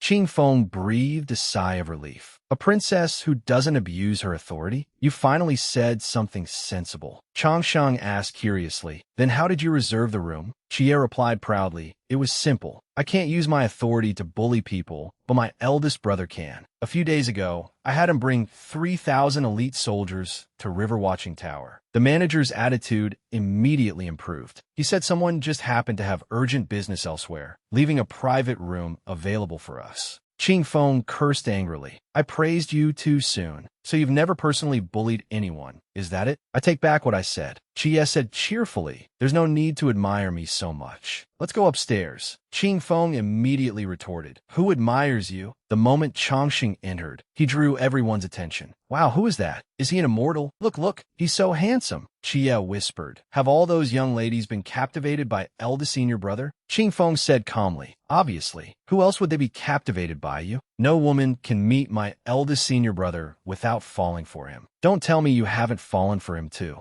Chia's face instantly darkened, and she spat out a single word. "Scram." Inside the private room, Chia poured tea as she asked her master, "I heard that you're the literary sage of the human race. Do you intend to enter this poetry contest?" Qingfeng looked disdainful. "What sort of person do you think our eldest senior brother is? How could he compete alongside those ordinary mortals?" Chia nodded in agreement. "Although first place comes with 100,000 gene of spirit stones, I'm sure master wouldn't care about that." At the words 100,000 gene, Changsheng's eyes lit up. He said softly, "Qingfeng, that isn't the right way to look at it. Among scholars, there's no distinction between high and low. Besides, there's a famous saying from my homeland. Do you know what it is?" Both of them looked puzzled. "What saying?" Changsheng smiled, his entire body seeming to glow. "Since we're already here, we might as well join in." The radiance left Qingfeng and Chia unable to open their eyes. Although they did not understand what he meant, it somehow sounded profoundly reasonable. A loud announcement outside drew the trio's attention. Someone announced, "First, we welcome everyone who has come today. The Grand Poetry Contest now officially begins." This year's Lantern Festival Poetry Contest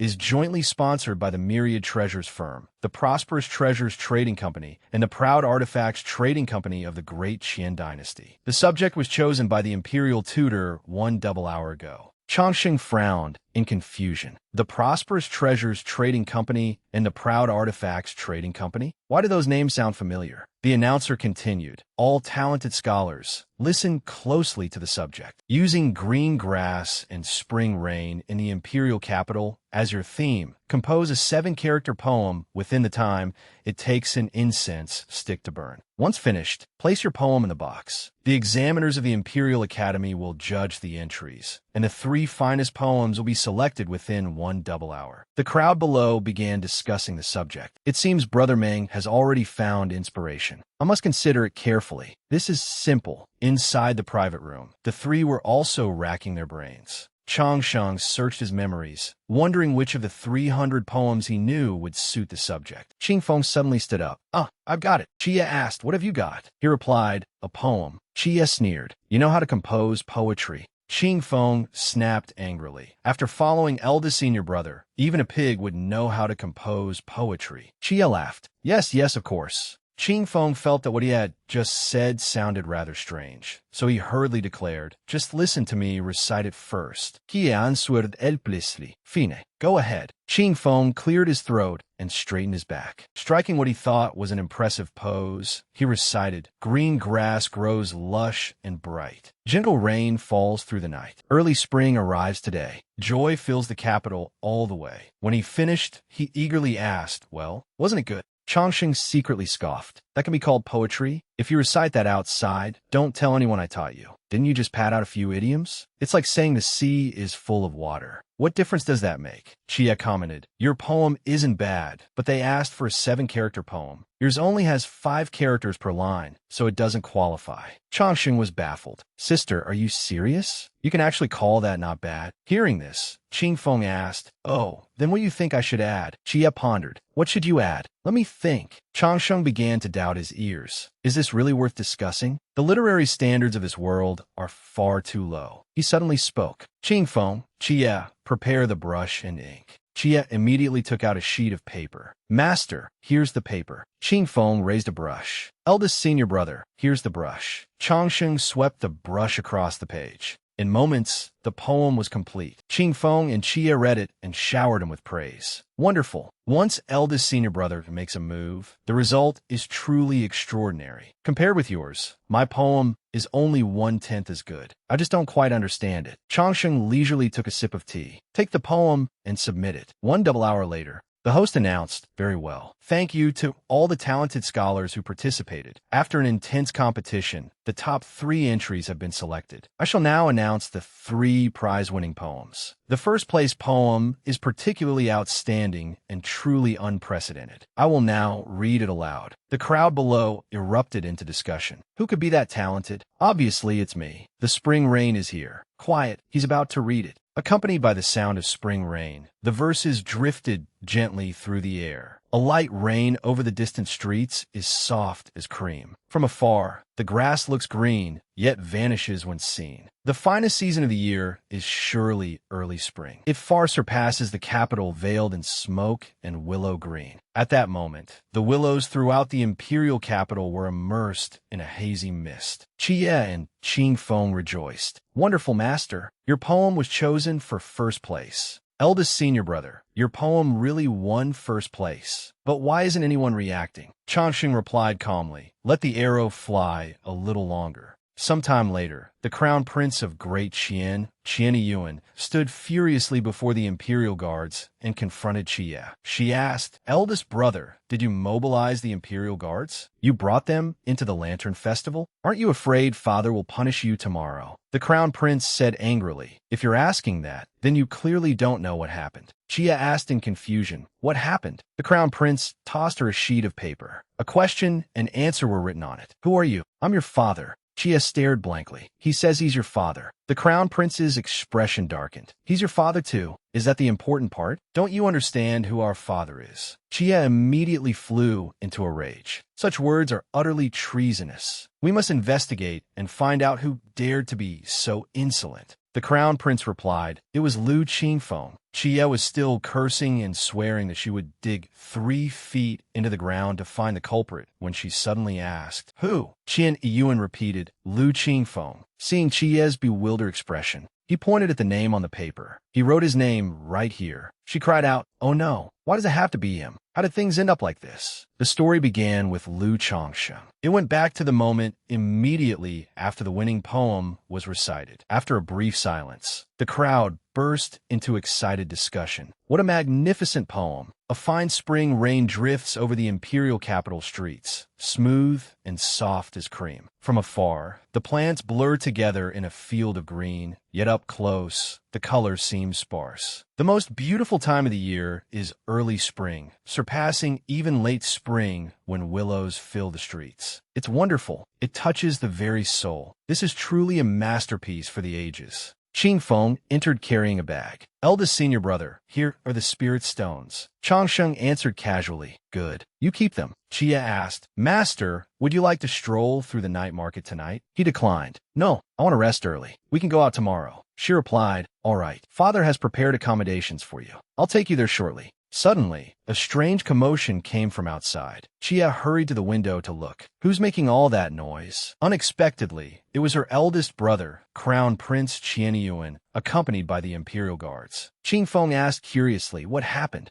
Chia replied, I'm not sure. If he mobilized the Imperial Guards, it can't be a minor matter. With that, she ran outside. I'll go find out. You two can start eating. The dining table became unusually quiet. Changsheng sensed that something was wrong and felt an ominous premonition. Am I overthinking this? Qing Feng suddenly called out, Eldest senior brother. Then he dropped to his knees and bowed. He tearfully pleaded, Eldest senior brother, save me. Back in the conversation between Chia and Qianyuan, Chia asked again, Eldest brother, what did you say his name was? He replied, You've already asked me 3 times. Do you know this person? She answered, I do, but it surely can't be the same man. Qianyuan asked in confusion, Why not? He's a disciple of Daluo. Qianyuan snapped angrily. So what if he's a disciple of Daluo? My father is the great Qian emperor. Chia replied, How interesting. Who here doesn't have an emperor for a father? They're upstairs. If you have the courage, go up there. Qianyuan said furiously, Fine, I will. Who's afraid of whom? Chia added meaningfully, Don't say I didn't warn you. Qianyuan immediately lost his nerve and turned back. Who's upstairs?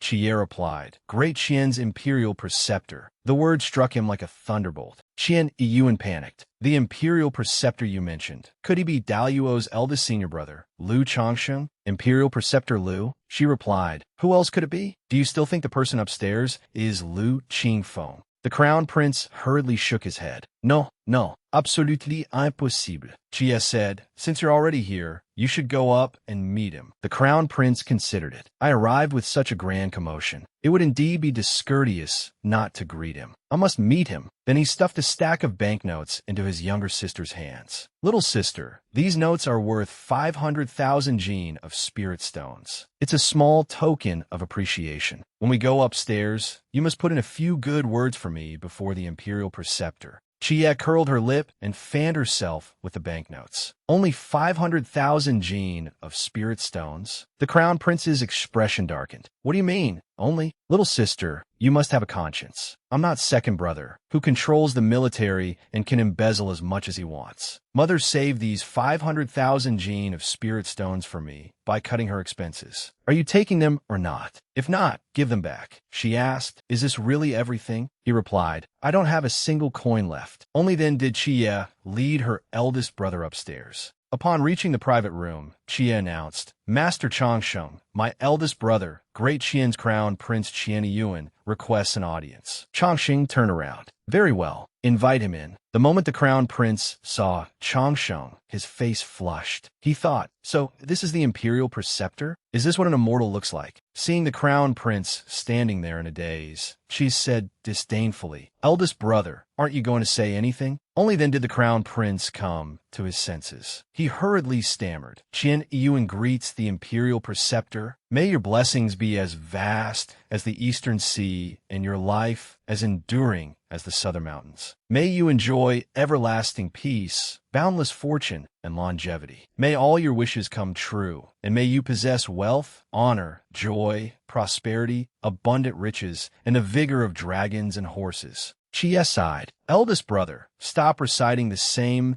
empty blessings every time you meet someone. She then turned to Changsheng. Master, when my eldest brother was young, he didn't know how to offer auspicious greetings, so father gave him a severe lecture. Since then, he's developed the habit of saying these things whenever he meets anyone. Please don't misunderstand. Changsheng smiled awkwardly. Is that so? What happened outside? Why did you have to mobilize the Imperial Guards? The Crown Prince became serious. Imperial Preceptor, someone wrote outrageous words on a lantern at the festival. I lost my temper and mobilized the Imperial Guards to investigate. Coincidentally, the culprit shares the same name as fellow Taoist Qingfeng. But fellow Taoist Qingfeng is a disciple of Dao Yuo and accompanies the Imperial Preceptor, so naturally he has nothing to do with it. It must simply be someone with the same name. Even so, I will not let this matter go. There are formations throughout the area. Once I return, I'll order someone to activate them, and we'll be able to see who wrote those words. This isn't merely to vent my anger, but also to clear brother Qingfeng's name. Changsheng smiled stiffly, while Qingfeng trembled behind him and repeatedly muttered, "Save me, save me." The Crown Prince suddenly noticed his expression. Fellow Taoist Qingfeng, are you feeling unwell? Qingfeng forced a smile. No, I'm just a little cold. It's nothing.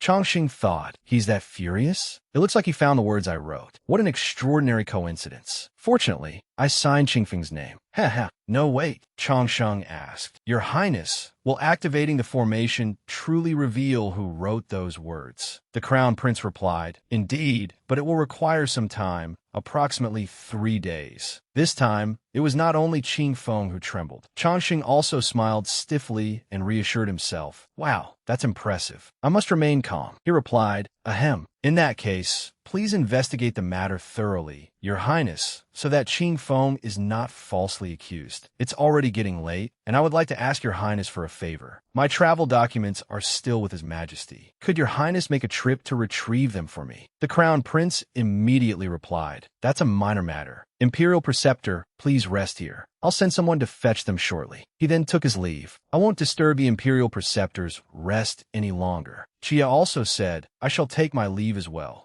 After the two departed, the room sank into a terrifying silence. Changsheng took a sip of tea and turned toward the still trembling Qingfeng. Qingfeng, they're gone now. Can you tell me what you wrote? Qingfeng looked pitifully at Changsheng. Eldest senior brother, is this really the time to discuss that? The problem is that if the Crown Prince activates the formation and discovers that I wrote those outrageous words, we'll be in serious trouble. Changsheng replied calmly, What does your trouble have to do with me? Inwardly, however, he was delighted. Back at Dao Yuo, you made me take the blame for plenty of things. I remember every single one of them. This time, you can take the blame for your senior brother. I'll scare you half to death. Ha. Changsheng adopted a gentler tone after the harsh words. Still, I am your senior brother. Since you've realized your mistake, I'll help you this once. Come here, I'll tell you what to do. The two whispered to one another. Eldest senior brother, you mean? Qingfeng's eyes lit up in realization. If we're going to do it, we should eliminate the witness. Changsheng quietly asked, Do you dare to kill anyone? Qingfeng replied. No. Changsheng gave him a faint, humorless smile. Then why did you say that? Qingfeng said confidently, Eldest senior brother, I don't dare to kill anyone, but I can keep a secret. All of Qingfeng's glorious past deeds flashed through Changsheng's mind, and he cursed inwardly. You could secretly kill someone, and I guarantee I would keep my mouth shut. Lu Qingfeng, oh Lu Qingfeng. I don't even know what it means to keep my mouth shut, so what nonsense are you talking about? Forget killing someone to silence them. I bet that if we merely knocked the Crown Prince unconscious, the story would become that I tried to assassinate him the moment it left your mouth. Changsheng turned and walked away.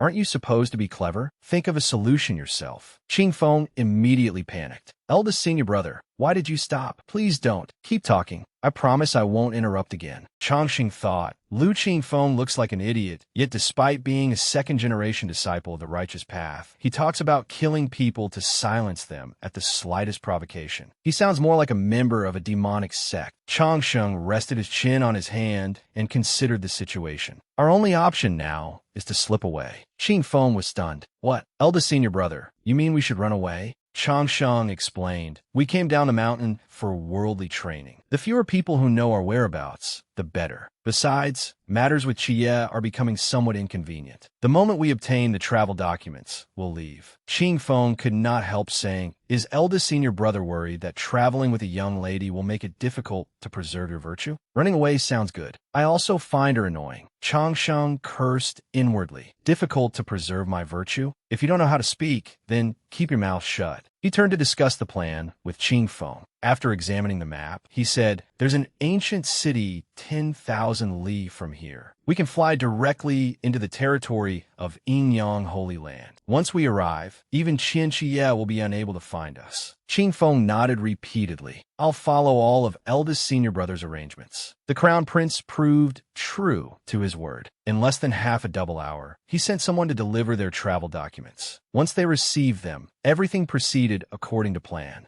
After finishing their preparations, the two packed their luggage and prepared to slip away. Changsheng suddenly sighed. Although Chie and the Crown Prince have always treated us well, if we leave like this and His Majesty decides to blame them, they may have a difficult time enduring the consequences. Especially that Crown Prince. He doesn't look particularly intelligent. It would still be best to leave a few words behind to avoid any misunderstandings. He picked up a brush and wrote a letter. Your Majesty, I have departed today without bidding farewell. This has nothing to do with Crown Prince Qianyuan. Please do not overthink it. This truly has nothing to do with the Crown Prince. Nothing to do with the Crown Prince. Nothing to do with the Crown Prince. Signed, Changsheng. He thought to himself that important things should be said 3 times. Once everything was arranged, the two Marshall brothers shouldered their luggage and fled under cover of night. Meanwhile, at the Crown Prince's residence in Great Qian, Crown Prince Qianyuan was holding a gathering with his officials. He boasted gleefully, "Let me tell you, I met the Imperial Preceptor today. He truly possesses an extraordinary bearing, just like an immortal. He even praised me profusely." The officials laughed along with him. Your Highness has won over the Great Qian Imperial Preceptor. Your claim to the throne is now even more secure. To receive the praise of the Imperial Preceptor is truly impressive, Your Highness. I heard that this Imperial Preceptor is an unparalleled genius, both the Buddhist disciple's master and Daluo's eldest senior brother. With the support of someone like him, Your Highness can rest easy. The Crown Prince grinned so widely that he could not close his mouth. The next day, in the Hall of Mental Cultivation, the Emperor flew into a towering rage. The Crown Prince stood nearby, trembling, while Qianxia asked curiously, "What is wrong, father? Are you constipated?" The Emperor threw them the letter Changsheng had left behind. After the siblings finished reading it, the Crown Prince sighed admiringly. As expected of the Imperial Preceptor, his handwriting is beautiful.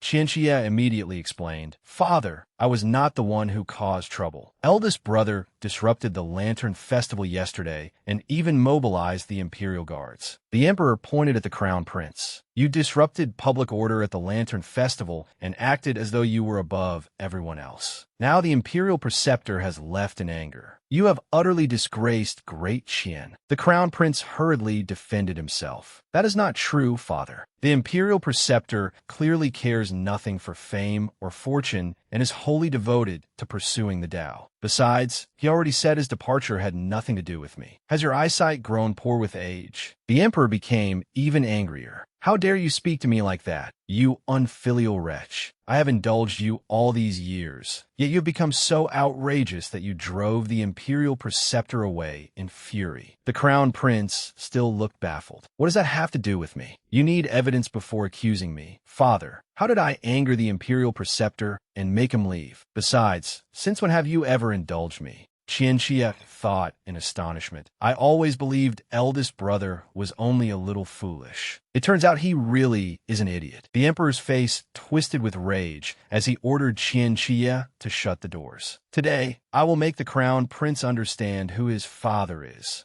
The Crown Prince immediately panicked. "There is no need. I know you're my father. If you want to beat me, just say so. There is no need to get this angry." Chaos erupted throughout the Imperial Palace, and only the Crown Prince's screams could be heard. "Father, what are you doing? We can talk this through. Hitting me with a magical artifact is going too far. I am your own son. I was wrong. Stop hitting me. Seventh sister, say something. Meanwhile, Lu Changsheng and Qing Feng had already reached Yu province. As usual, Changsheng attracted every gaze along the road. Quick, look, there's an incredibly handsome young gentleman. Who is he? How can he be so extraordinarily handsome? Could he be a disciple of Inyang Holy Land? Are immortals allowed to marry? Stop daydreaming. Anyone can tell he must be a disciple of a holy land. His every movement exudes an immortal aura. He is definitely an immortal. Qing Feng said to Changsheng, eldest senior brother, once we leave Yu Province City and travel 300 miles south, we will enter the territory of Inyang Holy Land. But judging by the situation there, I am afraid a fierce battle will be unavoidable. Changsheng frowned. A fierce battle? Qing Feng replied, that is right. The main purpose of your journey down the mountain is to become the eldest senior brother of all Taoist sects. To claim that position, you must naturally excel in both intellect and martial prowess. Only one who is an inner sage and an outer king can command the respect of others. In simple terms, if you want these people to acknowledge you, you must reason with them first. If reason fails, you must use your fists to beat some understanding into them. Changsheng worried inwardly. Why must we resort to violence? What could not be discussed over a meal and some tea? Besides, if they accidentally beat me to death, everyone would be put in an awkward position. He timidly asked, do we really have to fight? Qing Feng immediately answered, we do. After all, our goal is to make you the eldest senior brother of all Taoist sects. Although you are peerless, many people in this world remain unconvinced and wish to challenge you. We cannot simply accommodate their every whim, can we? Changsheng asked again, what if we lose? Qing Feng shrugged. That is impossible. Eldest senior brother, everything about you is perfect except that you are far too modest. Changsheng persisted. But what if? Qing Feng nodded. If we lose, we can turn around and run. If we cannot even handle Inyang Holy Land, then there's no point discussing all the Taoist sects under heaven. However, there is still a way to avoid a contest of magic. Changsheng was surprised. Let me hear it. Qing Feng said solemnly, eldest senior brother, have you ever heard the saying, subdue the enemy without spilling blood? I know you do not wish to fight because you fear exposing your tremendous strength and making yourself a target. Therefore, you should stop suppressing your phenomena and bearing. Approach Inyang Holy Land in your most imposing manner. Be as arrogant as possible, just as you were in the great Qian imperial capital. You concealed your strength and suppressed your bearing, which was why Qianxia dared to speak so arrogantly when she met you. But if you conceal nothing and stop suppressing your bearing, even the holy son of Inyang will tremble in fear upon seeing you. Who would still dare to challenge you then? Only someone with something wrong in his head. There is also a second, more direct method you could try. Changsheng secretly praised him. Not bad, Qing Feng. I really underestimated you. This fellow is actually quite capable. The first method already made perfect sense, yet he even has a second one. He immediately asked, what is the second method? The answer was simple. Go to Inyang Holy Land and beat up the holy son of Inyang in front of all its disciples. I believe no one will dare challenge you afterward. Changsheng smiled radiantly, but inwardly he screamed, forget it. I cannot deny that the second method is direct and effective, but the problem is that I cannot defeat the holy son of a holy land. Only the strongest disciple in the past 500 years would be appointed holy son. I have cultivated for only 3 years. I'm not even qualified to offer myself up for slaughter. Besides, what is the holy son of Inyang's cultivation level? I heard he has already reached the Soul Division realm. Soul Division, the 8th realm. We are not even in the same league. Challenging him would be nothing but a fantasy. I desperately want to run, but I cannot. Things have already reached this point, so there's nothing else I can do. Once we reach Inyang Holy Land, I will go all out and make the special effects team work overtime to create an intimidating spectacle. If I cannot frighten him, I will kneel before him. At least I might survive. Inside the Black Palace of Inyang Holy Land, its holy son, Liang, was speaking with his master.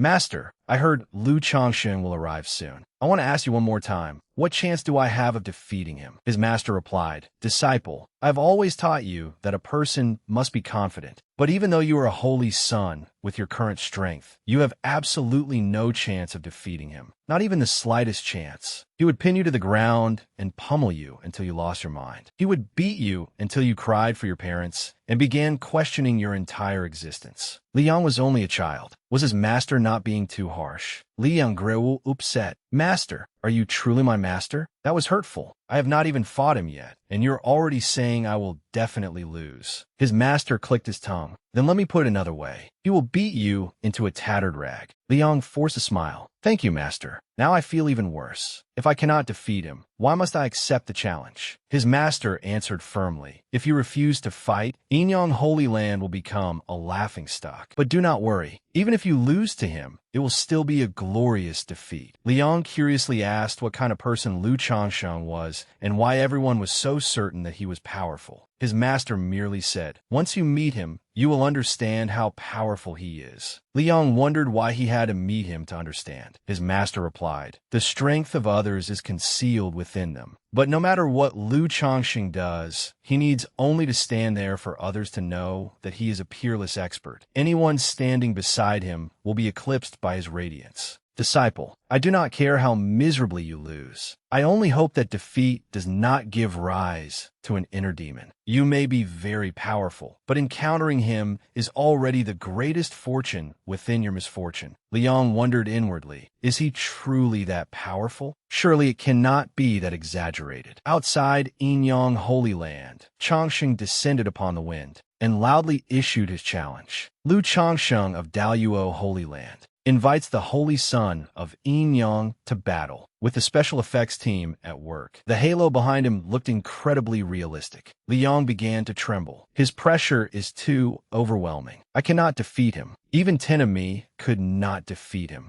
But I refuse to accept this. A moment later, Changxing turned and asked, well, was that frightening? I even put on a full set of equipment to complete the disguise. Qingfeng praised him excitedly. Amazing. What an imposing presence. You look incredibly handsome. As expected of eldest senior brother. That was utterly shocking. If I were the holy son of Inyang, I would not dare show myself either. The difference between you is simply too great. Speak of the devil, and he appeared. Liang immediately materialized before them. I have been waiting. Liang, holy son of Inyang, accepts your challenge. Changxing's face turned deathly pale. This is bad. Brother, you actually came. Liang suddenly raised his spear. Changxing was so frightened he nearly cried. You scoundrel! A sneak attack. Unexpectedly, Liang bolted instead. I am Liang. Greetings, senior brother Lu. Changxing had raised his hands to shield his face. Upon realizing that he had been fooled, he immediately returned the greeting. Greetings, brother Li. Inwardly, he praised himself. Well done. That looked perfectly natural. Liang said, although I know that I am destined to lose this battle, and that my full strength is not even 1/10 of yours, I hope senior brother will honor my request and show no mercy. That would also be a sign of respect toward me. As soon as he finished speaking, he launched his attack. Changxing panicked. What is wrong with this brat? Why did he suddenly start fighting? His passive ability activated, and the heaven and earth mysterious yellow pagoda appeared behind Changxing, blocking Li Yang's attack. Changxing felt deeply aggrieved. Why is this brat so unreasonable? He attacked the instant he said he would. Could he not have said a few more words and given me time to prepare myself mentally? Li Yang sneered at the mysterious yellow pagoda. Is it? Senior brother Lu, this is my innate phenomenon. The Yin-Yang 8 trigrams diagram. Yin represents death and can transform into limitless hells. Yang represents life and embodies supreme force and radiance. Changxing was bewildered. What is all this supposed to be? I am a staunch materialist. Changxing forced a smile. You have successfully frightened me. Are you satisfied now? They say venturing into the outside world is essential. This cursed fellow is clearly trying to send me to the afterlife. Fine, you win. What a sinister technique. A surge of black power completely engulfed Lu Changxing. Behind him, Qingfeng anxiously cried inwardly, eldest senior brother. Elsewhere, Li Yang's master smiled. As expected of my disciple, he went all out from the start. He is showing no weakness in battle. A glorious defeat. Truly a glorious defeat. The other disciples were astonished. The Holy Son is incredible. That looks incredibly powerful. That move is beautiful. He will definitely win. Nothing is certain. Everyone says senior brother Lu of Daluo is powerful, but I am not convinced. Someone suddenly shouted, wait, look.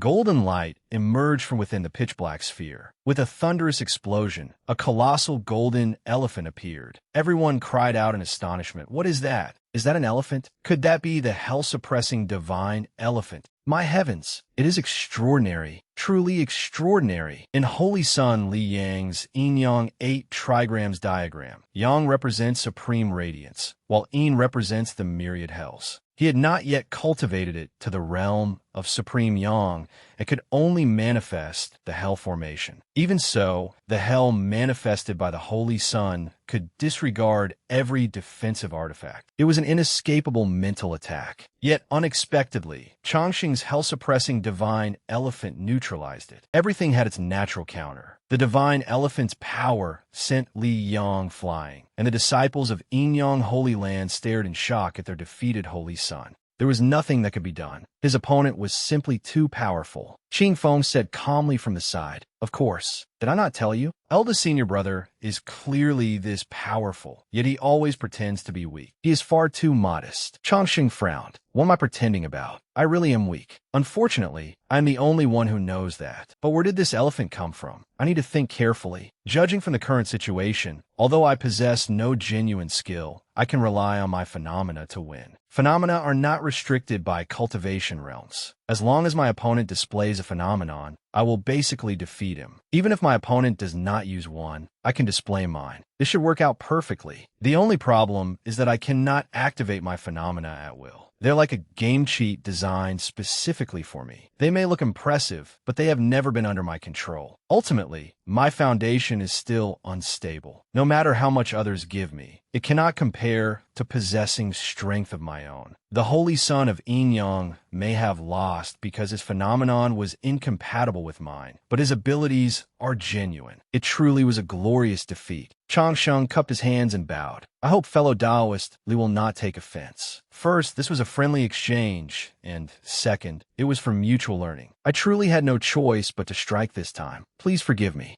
Changsheng looked at him sincerely. Liang immediately replied, "Not at all. I was simply inferior to senior brother Liu. Please do not take it to heart." He was secretly grateful, his eyes filled with reverence and sincerity. "Although he nearly beat me to death, he certainly did not do it intentionally. He is clearly so powerful, yet he remains so modest and even asks for my forgiveness. He is truly courteous." Qing Feng was speechless. "Impressive, Holy Sun Liang. Did you forget to switch off your flattery? This is the first time I have seen someone defend the person who beat him. You truly are a master among masters. Ultimately, it is still our eldest senior brother who is capable." Changsheng walked over and helped Li Yang. "I'm sorry for injuring you. Can you stand?" Li Yang replied emotionally, "Thank you for your concern, senior brother. I am fine." The disciples looked on admiringly. How touching. Although the Holy Sun lost, it was still a glorious defeat. This atmosphere is too overwhelming. I can barely breathe. In everyone's eyes, Changsheng gently approached Li Yang. "Come here. Let me see how severe your injuries are." Li Yang replied shyly, "Senior brother, there is no need to worry about me. I will recover after taking a medicinal pill." Qing Feng narrowed his eyes angrily and complained inwardly, "Worry about you? You little vixen, who are you calling senior brother? Are you that close to my senior brother? What a shameless act." Li Yang then said happily to Changsheng, "I nearly forgot our official business. Please follow me, senior brother. The Holy Lord is waiting in the White Palace." "Senior brother Liu, this way, please." Qing Feng suddenly spoke. "Greeting, Odisson." Inwardly, he fumed. "I am still standing here. Am I invisible to you?" Hearing him, Liang cupped his hands. "My apologies for overlooking you. You must be the renowned junior brother Qing Feng." Qing Feng immediately became delighted. "Renowned for what? Am I really famous?"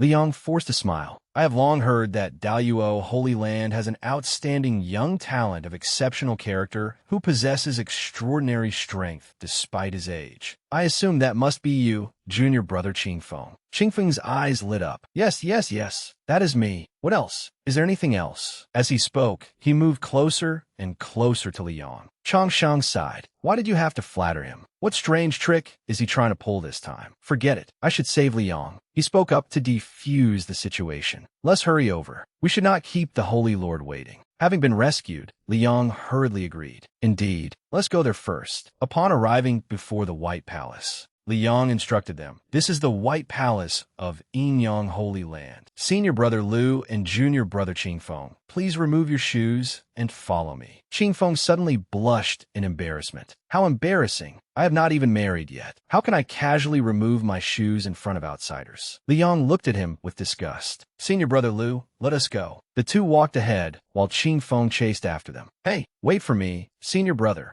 As the three walked across a bridge, Liang explained, Senior brother Lu, junior brother Lu, Yinyang Holy Land reveres the Tao of life and death, Yin and Yang. This bridge is called the Bridge of Helplessness. Do not look back. Simply continue straight ahead. It symbolizes shedding one's mortal body and being reborn. Qingfeng asked, Holy Sun, the sacred White Palace stands ahead, yet the Bridge of Helplessness and images of demons and suffering beings appear outside it. Why is that? Liang explained, there is naturally a profound meaning behind it. I wonder whether senior brother Lu can discern it. Changsheng replied, the hell of the netherworld is dark and terrifying, while the hell of the mortal world appears sacred and radiant. This is actually meant to tell us that some things may appear beautiful on the surface while concealing boundless danger within. Is that the meaning? Liang aplaudet in admiration. Senior brother Lu is truly insightful. In such a short time, you have already comprehended the profound meaning of Yinyang Holy Land. The founding patriarch of our Yinyang Holy Land once entered seclusion for 3 years to comprehend life, death, yin, and yang. He continually altered an illusory hellscape, hoping to lose himself within hell and thereby gain insight into life and death. Yet he could never fully immerse his mind in the illusion. The patriarch discovered that he could not lose himself because the hellscape was too terrifying, leaving people constantly gripped by fear. In the end, he created a mortal hell instead. Everything appeared beautiful and sacred, yet endless dangers lurked beneath the surface, causing people to lose themselves in an instant. That is the origin of the White Palace. Senior brother comprehended it so quickly. No one of my master thinks so highly of senior brother Lu.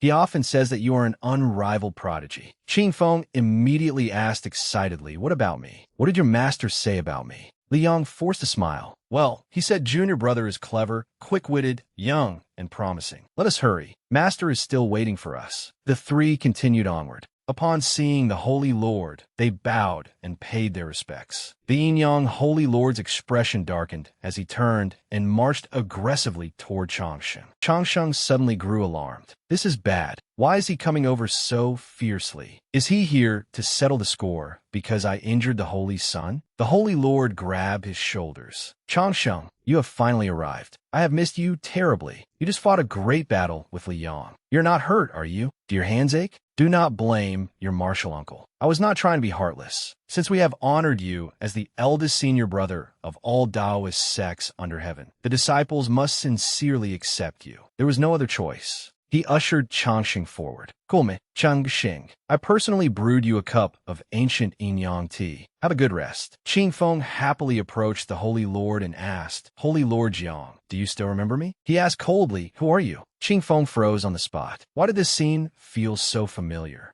The Holy Lord served Changsheng tea. Changsheng took a sip and immediately praised its excellent flavor. The Holy Lord laughed heartily. This is one of the 10 ancient teas of the cultivation world. It is called ancient Yin-Yang tea and is harvested directly from its tree. The tea tree produces only one leaf each year. After drinking it, one may experience an insight into life, death, yin, and yang. Qingfeng stared at him. Holy Lord, may I have a cup? He stammered. Oh, of course you may. An hour later, Changsheng bowed and thanked the Holy Lord. He replied, now that the contest is over, I will stamp your travel writ and officially recognize you as the eldest senior brother of all Taoist sects under heaven. However, there is no need to depart so soon. Remain at Yinyang Holy Land and rest for the next 2 days. I will have Liang accompany you and show you around. What do you think? Changsheng cupped his hands and bowed. Then I shall respectfully accept your kind offer. Liang led the two of them on a tour. As they walked, he said, "Senior Brother Liu, Junior Brother Qingfeng, an important gathering is being held today. Many outstanding young talents have been invited. They will surely be delighted to learn that Senior Brother Liu is here." Chongqing replied, "I am deeply honored by everyone's affection. Li Yang Smilet, eldest senior brother, is far too modest. You must drink a few more cups later. This way, please." Suddenly, a voice called from an unknown place, "Chongsheng, Chongsheng." He stopped in astonishment and thought to himself, "It really does seem as though something is calling me." This feeling has grown stronger ever since I arrived here. Li Yang led them to a room. "Senior Brother Chongsheng, we have arrived." For fellow cultivators were already waiting inside. "Greetings, fellow Taoist Chongsheng. Greetings, fellow Taoist Chongsheng. Greetings, eldest senior brother of the Taoist sections. Greetings, eldest senior brother of the Taoist sections." He returned their greetings. "Chongsheng greets everyone." The others immediately showered him with praise. "We have long heard of Senior Brother Chongsheng's great reputation. You resemble an immortal descending into the mortal world. Now that we have met you, we see your reputation is truly deserved. Senior Brother Chongsheng is so warm and approachable, without the slightest trace of arrogance. To sit at the same table and drink merrily with Senior Brother Chongsheng today is a blessing earned across 3 lifetimes. You truly deserve to be called Heaven's chosen prodigy. We are utterly convinced and are willing to follow Senior Brother Chongsheng." Chongsheng replied modestly, "You flatter me."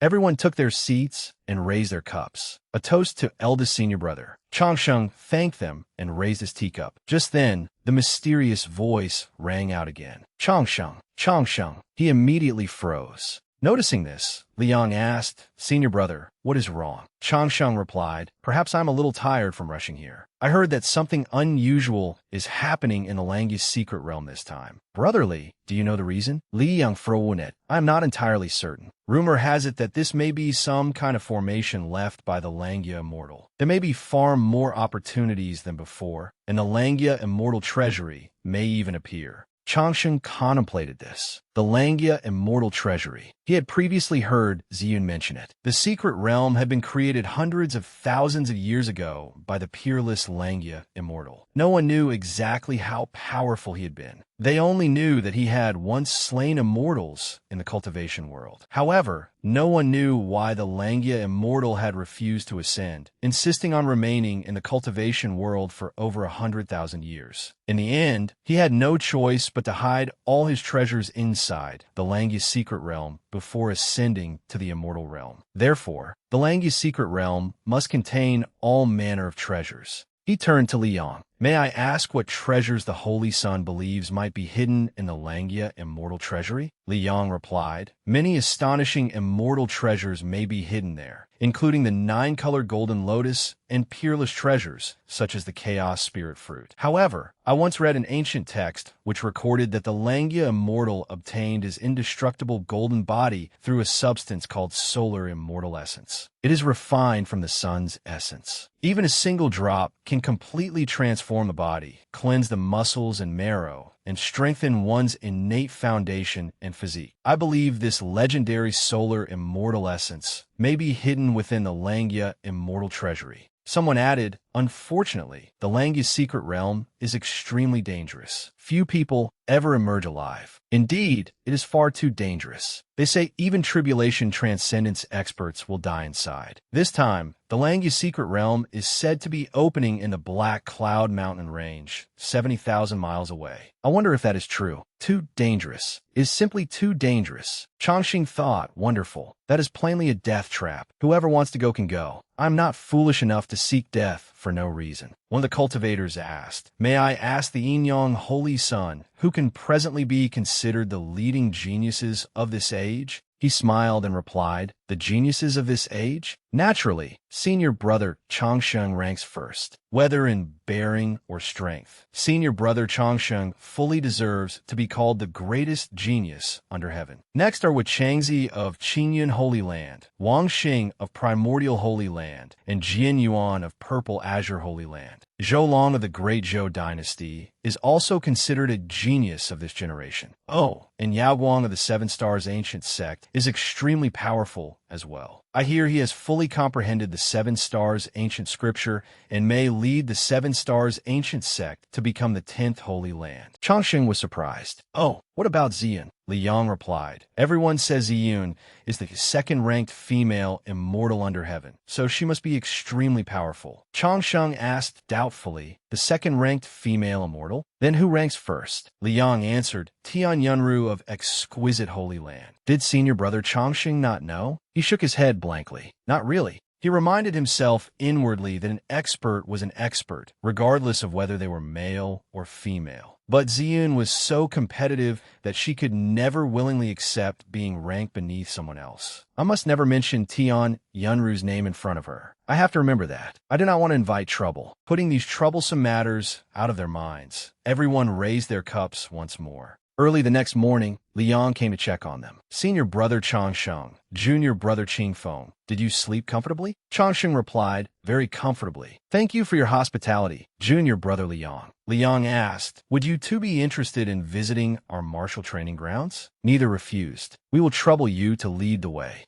Li Yang led them onward. The training grounds of our Yinyang Holy Land are quite unique. I believe senior brother will find them very interesting. Upon arriving, he pointed ahead. Look, these are our martial training grounds. Changsheng looked ahead. The training grounds were laid out in the shape of the Yinyang symbol, with two enormous interlocking black and white stones towering at their center. Qingfeng asked curiously, Senior brother Li, why are those two enormous, ugly rocks sitting there? They rather spoil the scenery. Li Yang replied, Junior brother Qingfeng may not know this, but those two stones have an extraordinary origin. They are the supreme divine stones of our Yinyang Holy Land, known as the Yinyang Divine Stones. They are exceedingly precious. Many years ago, the founding patriarch of our Yinyang Holy Land discovered them on a plateau in the Yinyang realm. He determined that they were supreme divine stones, so they have been enshrined here ever since, absorbing the Holy Land's Yin and Yang energy in the hope that they will one day shine with divine radiance. Every generation of patriarchs has believed that a tremendous opportunity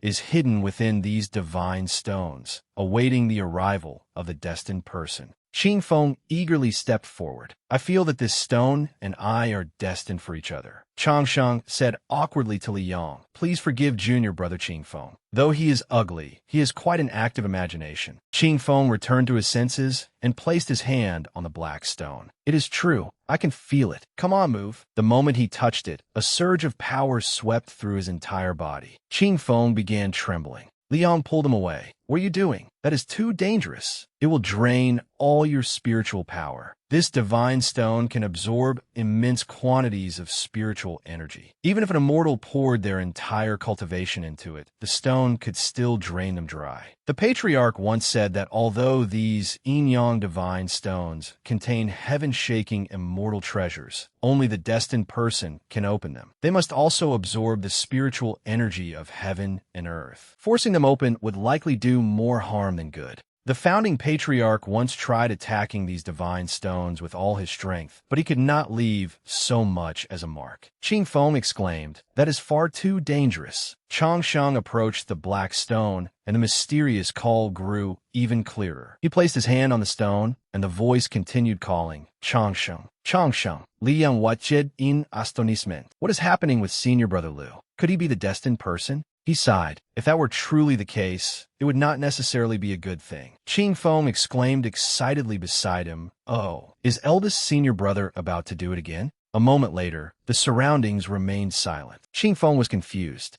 Why is nothing happening? Li Yang secretly breathed a sigh of relief. Changsheng withdrew his hand and thought, why is there no reaction at all? That cannot be right. The feeling was so intense. Do I need to recite some kind of incantation? Open sesame, grant my wish, and obey my command. Hidden power within this stone, reveal your true might before me. Break the seal. The two behind him were baffled. What is senior brother doing? It sounds like an incantation. Li Yang was deeply suspicious. Could senior brother truly have a way to open it? He stepped forward and called, Senior brother Changsheng, the Yinyang Academy is just ahead. Let's go. Changsheng sighed. It seems I was overthinking it. Aside from being handsome, I truly have nothing else going for me. The three turned to leave, but the stones suddenly began shaking. Qing Feng said, "Senior brother Li, why is the divine stone moving on its own?" Liang was bewildered. "Well, this." The stone shook more and more violently, and cracks began appearing across its surface. Liang panicked at the sight. Dense black clouds gathered over the Holy Land as thunder and lightning raged. Within Yinyang Holy Land, the Holy Lord was sitting with his disciples. Upon seeing the changes outside, someone exclaimed in alarm, "Sect leader, this is..." He replied tensely, "Yes, it is about to rain." He suddenly realized something was wrong. "No, that is not it. This aura means the divine stones are stirring." He immediately ordered, "Everyone, hurry to the martial training grounds." All the disciples soon gathered there.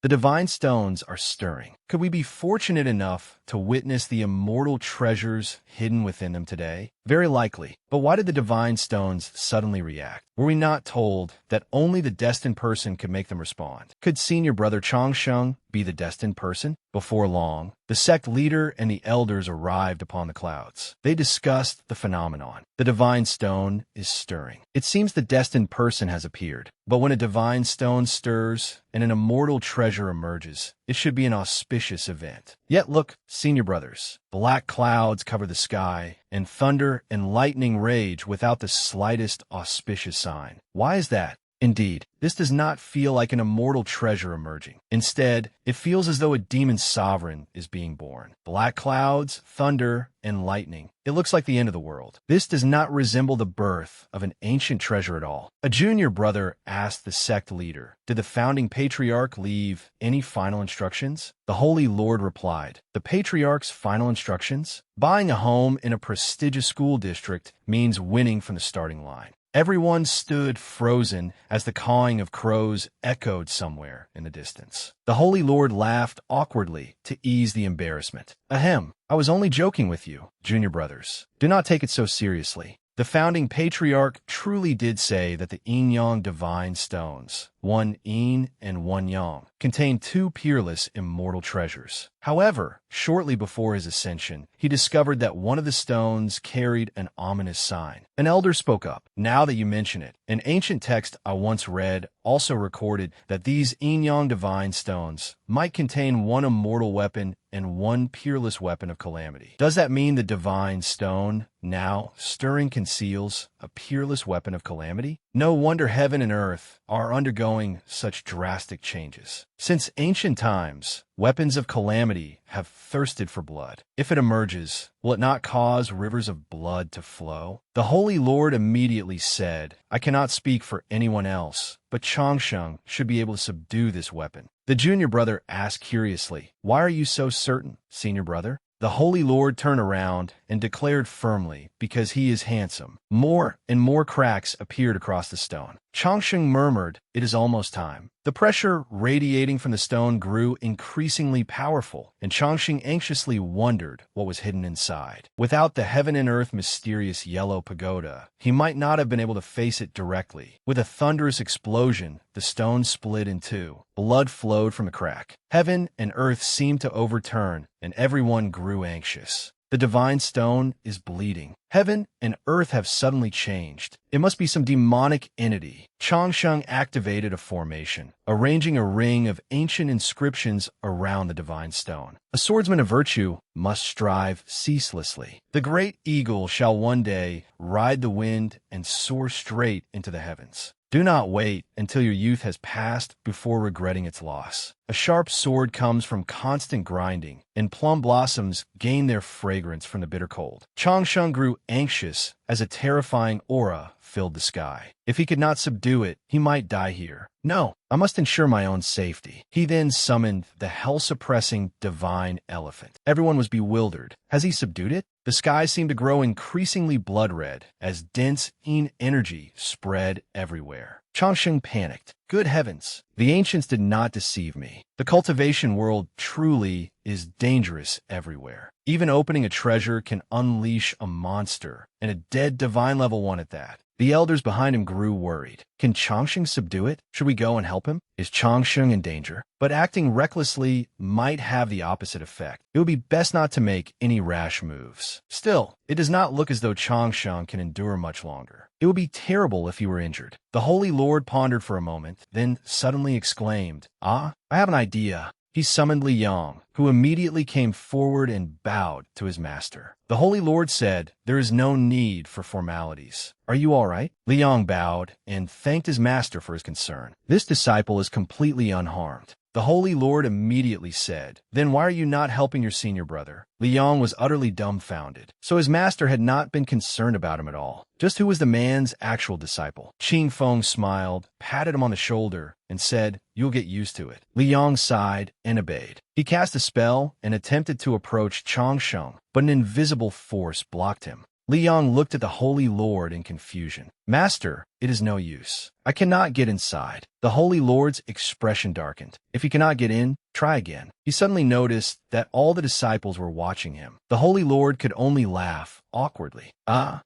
Let's wait and see." Looking at the demonic creatures gnawing away at Changsheng's formation, he sighed inwardly. "I hope it does not come to that." Inside the formation, Changsheng gritted his teeth. "This will not work. If this continues, it will inevitably wear me down and kill me. The pressure keeps increasing. Is it truly determined to kill me? It seems I can only use that move." The gloomy sky turned blood red as evil energy and demonic creatures multiplied. The disciples began to panic. The evil energy is reaching the heavens. It is far too vicious. It really is a weapon of calamity. Let's run. Idiot, where can we possibly run? Lu Changsheng thought to himself. Those who wander the martial world cannot always control their own fate. Facing blades and swords is inevitable sooner or later. I admit this rock is formidable, and I may well die here today. But as the saying goes, one should always leave a way out. So, my dear rock, do me a favor. That is enough. Suddenly, a voice came from inside the rock.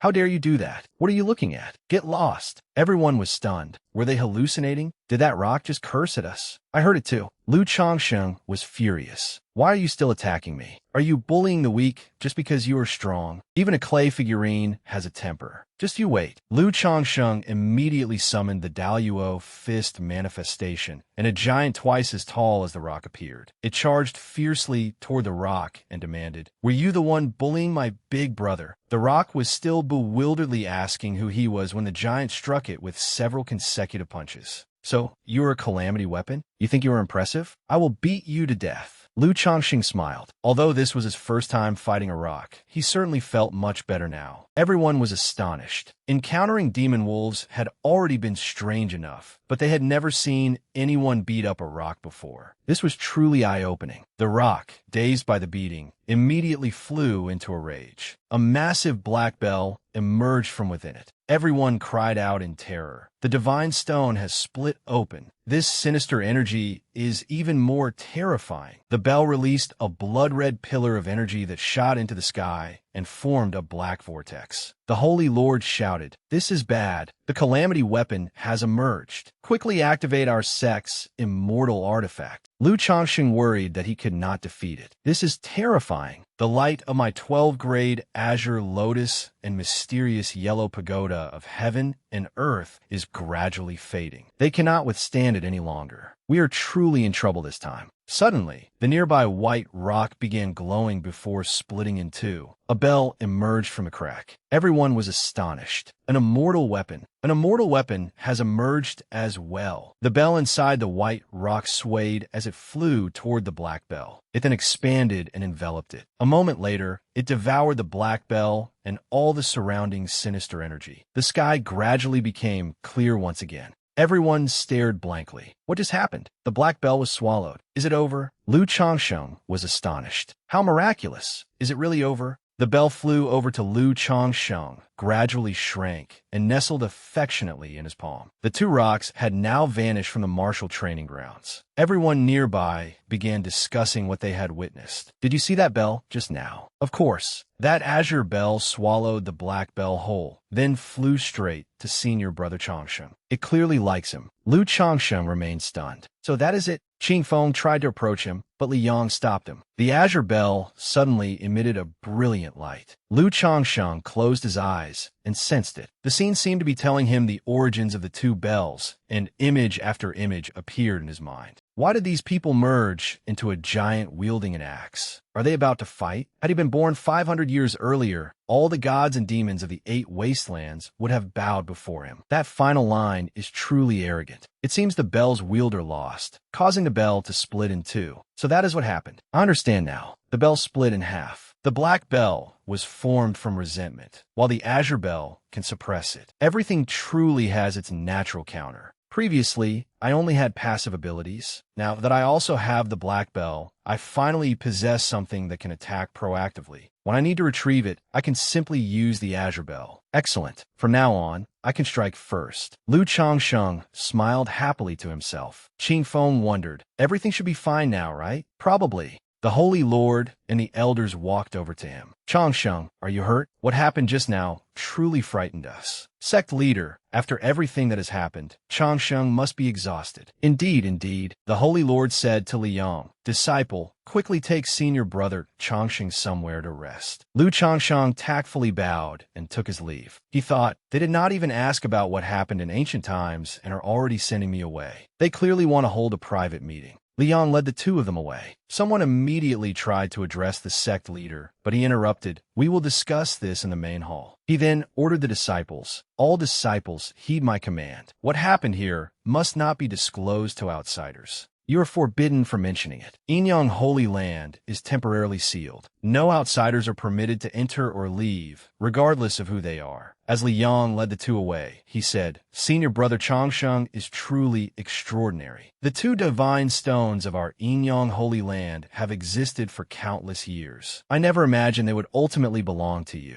It is truly admirable. Lu Changsheng replied awkwardly. Perhaps it was simply fate. Inwardly, he thought, I absolutely cannot become smug right now. When one receives benefits, one must remain humble or disaster may follow. Li Yong asked curiously, by the way, senior brother, what powers do these two immortal bells possess? Lu Changsheng answered, they do not actually possess any special powers. Li Yong moved closer and looked at him like an eager puppy. Senior brother Changsheng, do you not trust me? Do not worry. Tell me, and I promise I will not speak carelessly. My lips will be completely sealed. Qing Feng refused to be outdone. Senior brother, I will keep it completely secret too. Stop hiding it from us and tell us. Lu Changsheng sighed. It seemed they were determined to find out. Let me think about what sort of story I should invent. We are far enough away that this probably will not reach Daluo, right? He asked them again, you truly will not tell anyone? The two solemnly promised, we absolutely will not speak carelessly. We can swear an oath. Lu Changsheng smiled and began making up a story. These two immortal bells are indeed extraordinary. The black bell embodies chaos, while the azure bell embodies the void. They were originally one and were known as the Eastern Emperor Bell. Legend says that 10,000 years ago, when heaven and earth were still desolate, a peerless expert awakened from within primordial chaos. From birth, he possessed a supreme treasure bestowed by heaven, which he used to suppress every enemy in the world. His name was Eastern Emperor Tai, king of countless demon clans. That is why this bell is called the Eastern Emperor Bell. A single toll of this bell could destroy heaven and earth. However, the great tribulation of heaven and earth would not permit Eastern Emperor Tai to remain so powerful, so it suppressed him with its might and reduced him to ashes. Because of that great tribulation, the bell was ultimately split in two.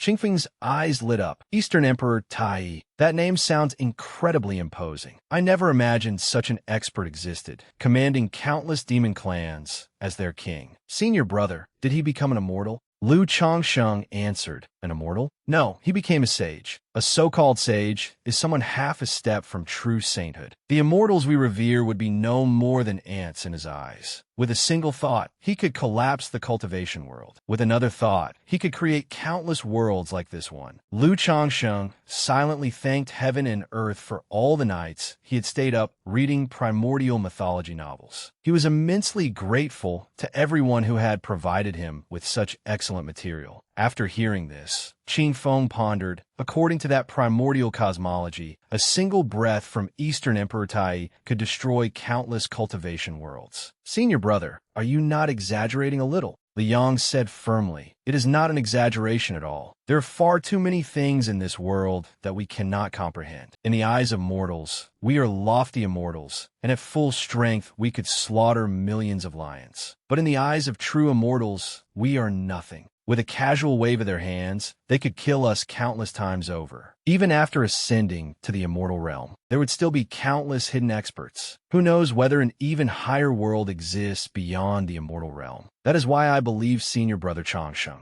Lu Changsheng continued. Eastern Emperor Tai established the ancient heavenly court and commanded countless demon clans. Under him served 10 great demon gods, and beneath them were 3,000 demon kings. Beneath the demon kings were 7,200 great demons, and beneath those great demons were 9,900 heavenly demons. A single heavenly demon was already countless times stronger than an immortal. Just imagine how powerful Eastern Emperor Tai was. Qing Feng became even more shocked. His strength is beyond belief. I spoke too hastily. Liang cupped his hands. Junior brother congratulates senior brother Changsheng on obtaining this supreme treasure. Lu Changsheng replied, it was only luck. Pure luck. Liang then took his leave. Junior brother still has matters to attend to, so I will excuse myself. Lu Changsheng replied, go ahead. Once Liang had walked away, Qing Feng leaned close and whispered into Lu Changsheng's ear, senior brother, listen to me. You have obtained a treasure belonging to Yinyang Holy Land, and it is a treasure of this magnitude. Do you think Yinyang Holy Land might become greedy after seeing something so valuable? Lu Changsheng stammered, well, perhaps you are overthinking it. Inwardly, he reasoned, Yinyang Holy Land is one of Central Continent's 10 great holy lands. Its status and reputation are both excellent. How could it become greedy over a treasure? Besides, even if they truly wanted to kill me and seize it, Daluo Holy Land would never agree. Qing Feng continued, senior brother, think carefully. You never clearly explained its origins at first. Now that you have told Liang, he will certainly report it to the elders of Yinyang Holy Land. Once they learn how important this treasure is, how could they possibly avoid becoming greedy? Furthermore, we are currently on their territory. Who can guarantee that no accident will occur? Lu Changsheng suddenly became worried. What you say does make sense. Clinging to a small amount of faith, Lu Changsheng thought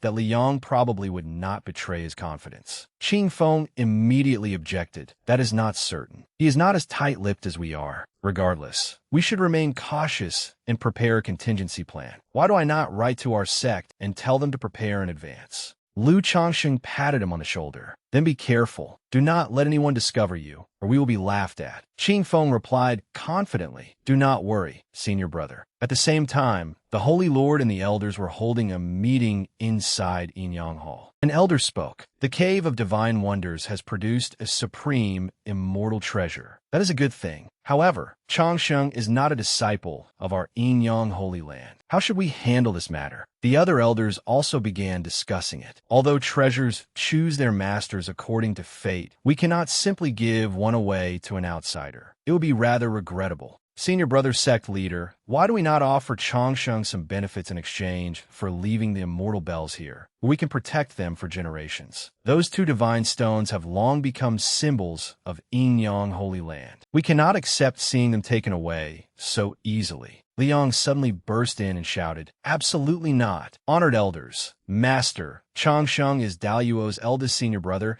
and is effectively its holy son. He has now received heaven-bestowed fortune while traveling across Central Continent. As the eldest senior brother of all Taoist sects, he possesses unparalleled destiny. Moreover, Changsheng's own strength is unfathomable. We must not act rashly. Although the Yinyang Divine Stones were left behind by our sect's founding ancestor, the ancestor also said that they must await the person destined to receive them. If senior brother Changsheng is that destined person, then this is simply fate. If we forcibly interfere, damaging the Holy Land's destiny would be the least of our concerns. Becoming the laughingstock of the entire world would be far worse. I ask all of you to consider this carefully. The elders replied, the Holy Son is correct, but the problem is that those 2 immortal bells are far too extraordinary. If Changsheng were a disciple of Yinyang Holy Land, we would gladly give them to him. But ultimately, he is still an outsider. Furthermore, since ancient times, treasures of heaven and earth have always chosen their own masters. Unless their master dies, they cannot be transferred to another person. Li Yang Frowenet. If that was true, could they really be planning to do something to Changsheng? The Holy Lord suddenly spoke. I will decide how to handle this. Holy Son, go invite martial nephew Changsheng here. Only then did the elders and Li Yang fall silent and obey. One incense stick later, Lu Changsheng arrived at the hall and was greeted by the elders' knife-sharp gazes. This brat wants to keep our sacred treasure all to himself. That belongs to us. He cannot simply take it because he wants it. He is happy enough, but he does not care how we feel. This is not a good look at all. He must be dreaming. Exactly. So what if he is handsome? Lu Changsheng entered and bowed respectfully. Disciple Changsheng greets all honored seniors and the Yin Yang Holy Lord. The elders' attitudes immediately reversed completely. What does a sacred treasure matter? If you want it, take it. Go on, do not be polite. What a courteous child. I have some magical artifacts too.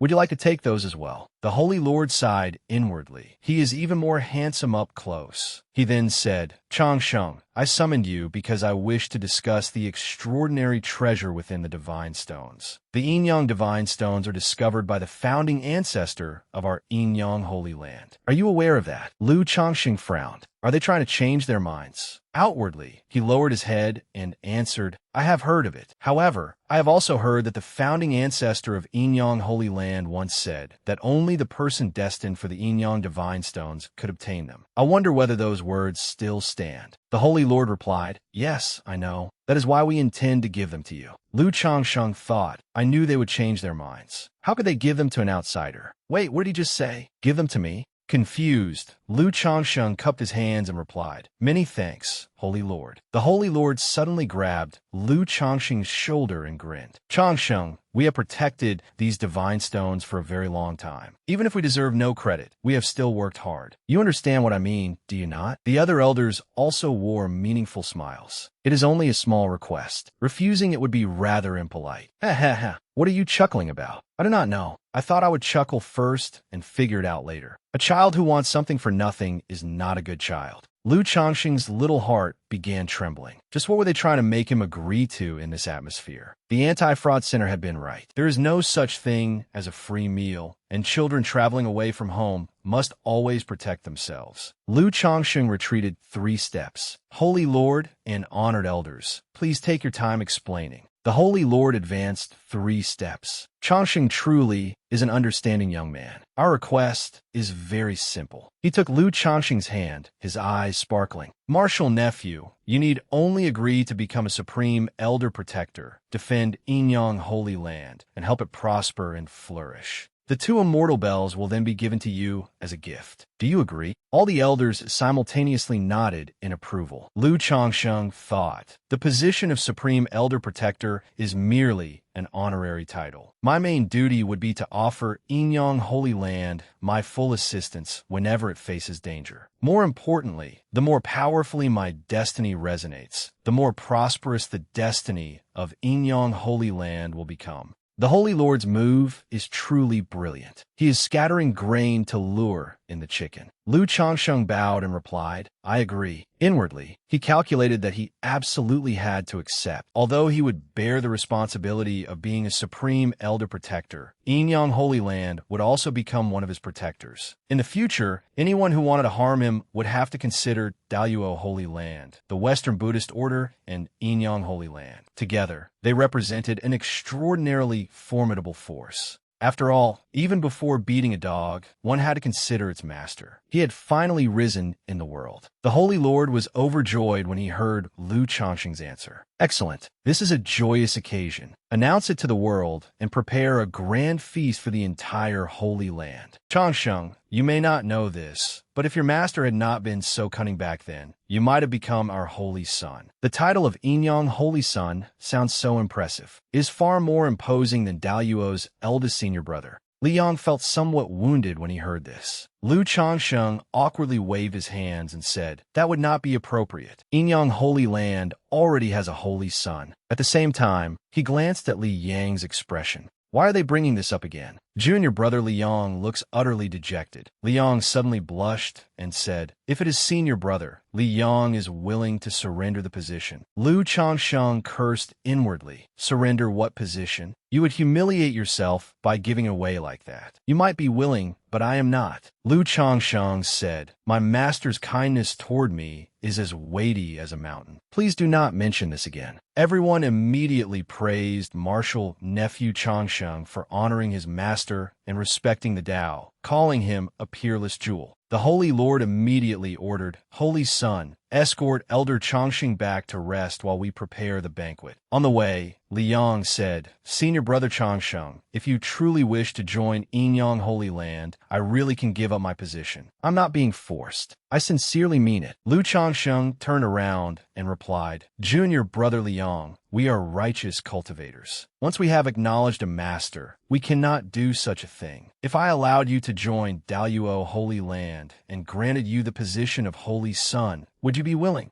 Liang Sudenli understood. Oh, I understand now. At that moment, Qing Feng came running from nowhere and called out, Eldest senior brother, you are back. Liang then took his leave. In that case, senior brother and junior brother Qing Feng should rest. Liang will excuse himself. Qing Feng eagerly asked, Senior brother, you were gone for so long. What did you discuss? Lu Changsheng replied, well, to put it simply, he then recounted everything to Qing Feng at twice the normal speed. Once he finished, he sighed, that is what happened. I want to rest for a while. I'm a little tired. Qing Feng replied, now that everything is settled, I will write a letter to the sect and report the situation. Back in his room, Qing Feng immediately wrote a letter to his father. Father, everything is safe for now, so please do not worry. However, there is something I must tell you. You absolutely must not let anyone else know. At Yinyang Holy Land, eldest senior brother obtained a supreme treasure, the Chaos Bell known as the Eastern Emperor Bell. This bell possesses the power to destroy heaven and earth. The slightest shake can make the entire world tremble. It is said to be a supreme treasure of the demon race from the immortal realm, and a true great demon god is sealed within it. Releasing it would bring endless calamity. However, eldest senior brother possesses extraordinary strength and can suppress it. If he takes it away and refines it, he will be able to control 10 great demon gods. Do not tell anyone. Signed, Lu Qing Feng. He then released a carrier pigeon to deliver the letter to Daluo Holy Land. At the sword-cleansing pool, Qing Feng's father, Lu Qing, was teaching his disciples swordsmanship. You must remember that the sword Dao requires unwavering resolve. Every strike must carry your killing sword intent, and every strike must be made with all your strength. Suddenly, a sheet of paper struck him in the face. He cursed angrily. Who is littering around here? Upon looking closer, he realized it was a letter from Qing Feng. Why would he suddenly write to me? Oh, right, he went traveling with Changsheng. What kind of trouble has he caused now? After reading the letter, he immediately shouted, Excellent! Something enormous has happened. Lu Qing hurried to Daluo Palace to report the news. Sect leader Qing Yun and the elders were discussing important matters. When they saw him rush inside in a panic, they were all surprised. What happened? Why are you in such a hurry? Lu Qing hurriedly said, Qing Feng sent a letter saying that Changsheng has received the recognition of Yinyang Holy Land. He also obtained a supreme immortal artifact hidden inside the Yinyang Divine Stones, the Eastern Emperor Bell. Countless powerful demon race experts are sealed within it, and every one of them possesses the power to destroy heaven and earth. Sect leader Qing Yun asked worriedly, Is Changsheng all right? I hope nothing happened to him. Lu Qing smiled reassuringly. My son is still alive, so Changsheng must be fine. He then recounted the entire incident at 10 times the normal speed. Everyone suddenly understood. So that is what happened. The sect leader and elders discussed the matter. Yinyang Holy Land is rather shrewd. They made Changsheng their supreme elder protector. If I were the Holy Lord of Yinyang Holy Land, I would have made Changsheng the Holy Son as well. They must want to share in Changsheng's fortune. Although that is somewhat excessive, it is not entirely unreasonable. It is understandable. Even though their fortune will become connected to Changsheng's, it will also provide Changsheng with another layer of protection. Sect leader Qing Yun asked Lu Qing. Junior brother Lu, does anyone else know about this? He replied, only the few of us. The sect leader immediately said, good. Do not speak carelessly about it. This is extremely important. After all, this treasure is connected to the demon race. If it truly is a supreme treasure of the demon race, it may bring unnecessary trouble to Changshan. Do you understand? Lu Qing answered firmly, do not worry, senior brother. Do you not know what kind of man I am? My lips are sealed. The sect leader nodded. Very well. Go attend to your duties. We still have other matters to handle. Lu Qing cupped his hands and withdrew.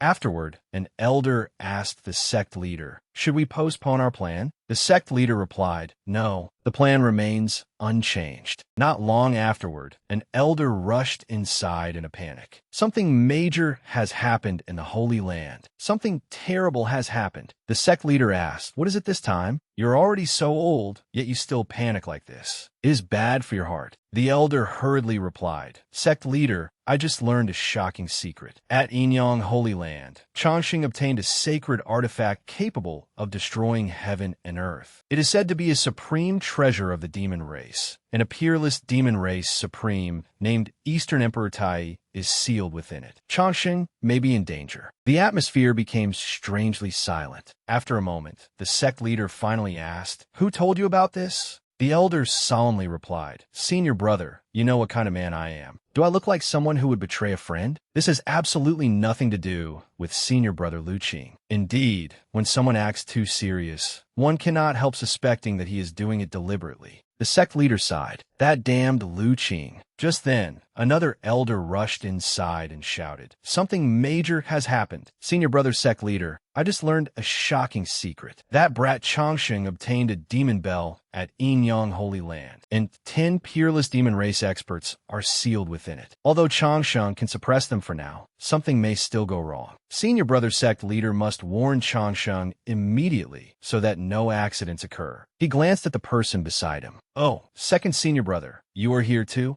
The second elder said irritably, where did you hear such ridiculous rumors? It does not contain 10 peerless experts. The one sealed inside is Eastern Emperor Tai, the demon race supreme. The other elder immediately retorted, your story is the ridiculous rumor. There are clearly 10 peerless experts inside. What demon race supreme? If you do not know the truth, stop spouting nonsense. Do not embarrass yourself here. The two immediately began arguing. I am embarrassing myself? You are the one embarrassing yourself. No, you are. Oomph. We have not fought in 1,000 years. Are you itching for another beating? Come on then. Try me. Just try me. Another elder asked Qing Yun, sect leader, should we lock Lu Qing up first? The sect leader sighed before ordering. Where is the discipline hall? Pass down my command. Arrest Lu Qing, master of the sword control hall, and imprison him in the Daluo heavenly prison. Suddenly, the discipline hall master rushed inside in a panic. Sect leader, this is terrible. Something major has happened. Changxing obtained a supreme treasure at Inyang Holy Land, and a demon race great emperor is sealed within it. Upon seeing everyone, he looked surprised. Oh, what a coincidence. You're all here. This time, all three began arguing fiercely, each insisting that his information was correct. It is Eastern Emperor Tai, the demon race supreme. You two useless fools should shut up. Where did you hear those absurd rumors? It is clearly a demon race great emperor.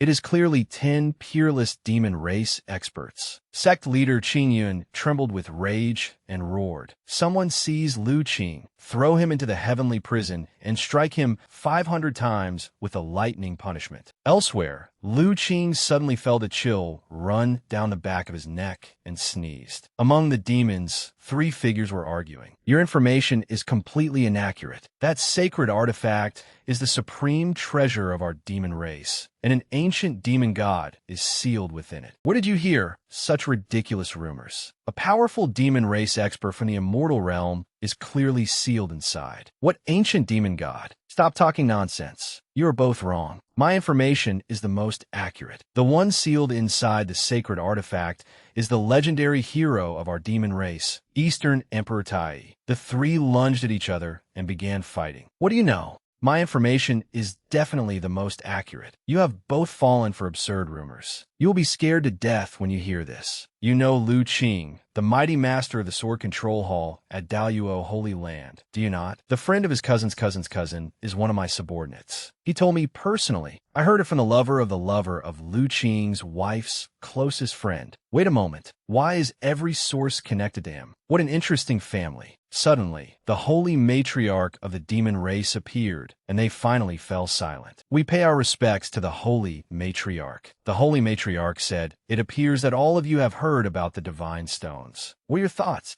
They began discussing the matter. Holy matriarch, what exactly is going on? We have heard many different rumors. Some say an ancient demon god is sealed inside, while others say it is the 10 great demon kings. Which version is true? We cannot tell them apart. The holy matriarch replied, "I have investigated this matter several times. The truth is even more extraordinary than anything you have heard. Inyang Holy Land possesses 2 divine stones known as the Inyang Divine Stones. Long ago, the founding ancestor of Inyang Holy Land obtained them from a sacred land belonging to our demon race. These stones conceal a world-shaking secret, and the rumors surrounding them vary greatly. The immortal artifact within the divine stones truly is a sacred treasure of our sacred race, and a peerless demon god is indeed sealed within it. This demon god has an extraordinary background and comes from the immortal realm. If we can rescue him, all of us will benefit. Our sacred race could flourish for an entire era, and it would not be difficult for our entire race to ascend." One of them immediately said, "Then what are we waiting for? We should simply seize it." The other 2 retorted, "Are you an idiot? If we try to seize it directly, do you think Inyang Holy Land will stand by and watch? Do you think Daluo Holy Land will stand by and watch? There's also the Buddhist order. If this causes a major conflict and the Taoist sects join forces with the Buddhist order, we will undoubtedly suffer." The 3 began fighting again. "If we do not seize it, what else can we do? Wait for him to obediently hand it over? Do you think that is possible? Is there something wrong with your head? If you have a better plan, then think of one." The holy matriarch sighed. "Stop arguing. I actually have a plan, but I do not know whether you will agree to it." They immediately agreed in unison.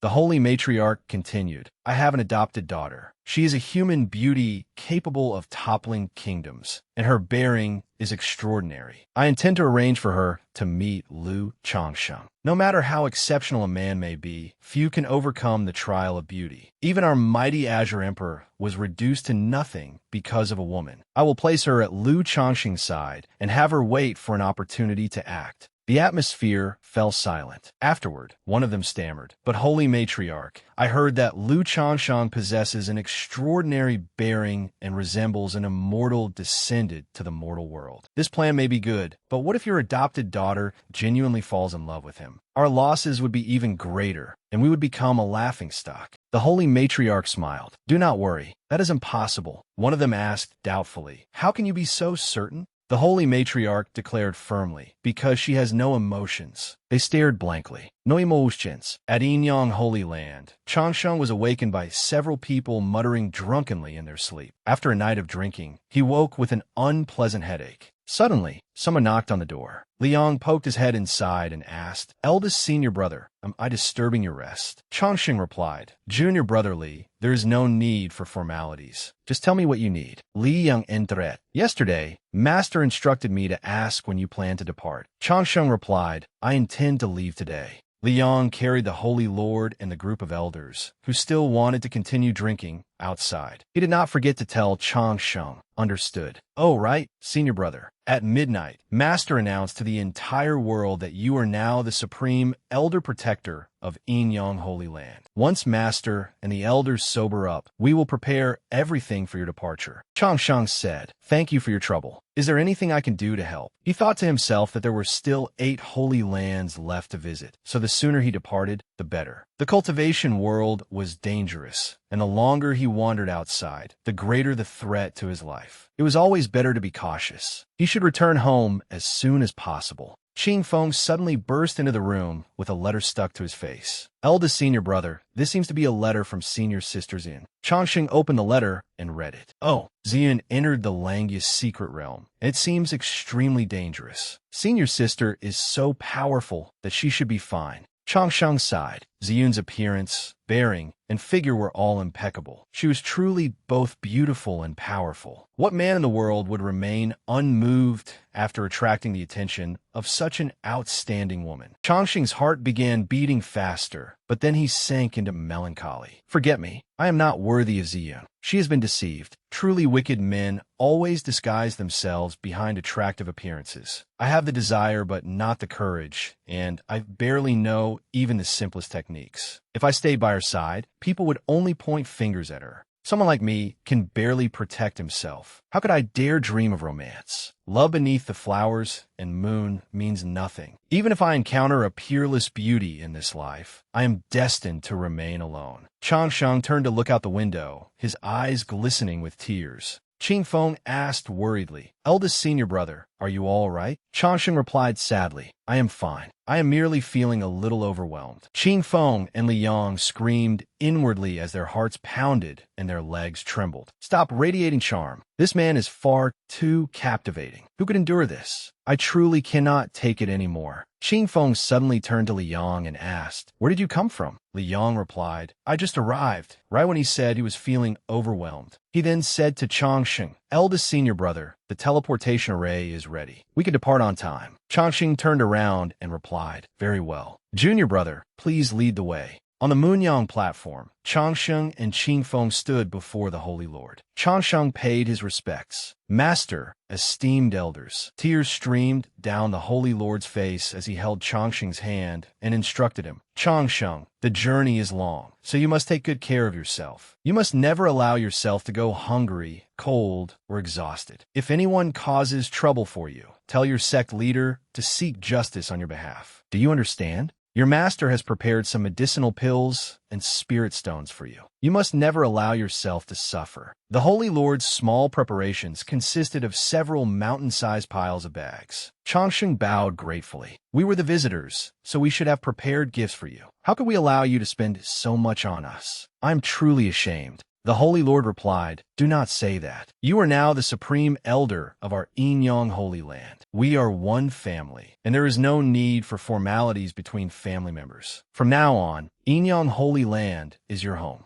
Deeply moved, Changsheng bowed in gratitude. With this bow, the spring breeze rejoiced as kindred spirits met, and peach blossoms smiled upon the altar. With this bow came the burning resolve to protect the realm, establish great achievements, and display heroic talent. With this bow came unwavering loyalty and righteousness, to remain together through hardship and never part. With this bow came an unbreakable oath through life and death, witnessed by heaven, earth, sun, and moon. Tears streamed down the Holy Lord's cheeks. Changsheng's eyes had also turned red. Qingfeng thought, "This scene feels strangely familiar. I think this has happened before." Do not complain about the lack of logic here. The Holy Lord said, "Qingfeng, I have a few words of advice for you as well. You need to eat more. Look at how thin you are. You must take good care of yourself. You must also work hard at cultivation and not be lazy." Qingfeng was deeply moved. The Holy Lord actually cares about me so much. All my life, I have been looked down upon by others. Everyone only cares about eldest senior brother. No matter how talented I am, I can never compare to him. But receiving this much concern makes my heart feel so warm. I almost want to call him father. Qingfeng was moved to tears. The Holy Lord continued, "After all, when the critical moment comes, I hope you can endure the pain in Changsheng's place. He is far too weak, so I fear he may be dragged into danger." The most frightening thing was when the atmosphere suddenly fell silent. The most frightening thing was when the Holy Lord suddenly showed concern. The most frightening thing was when old memories suddenly returned, bringing unbearable pain. Qingfeng trembled with rage and cursed. "Damn it!" The Holy Lord looked at him calmly. "Do you understand?" Liang, standing nearby, had no choice but to smooth things over. "It is getting late. They should depart now." "Master, please stop talking." Changsheng also thought helplessly, "Holy Lord, if you do not know what to say, please stop talking." He then said, "Oh, right, it is getting late. We should depart." The Holy Lord's eyes filled with tears. He truly was a long-winded old man. "Hurry along. May your journey be smooth."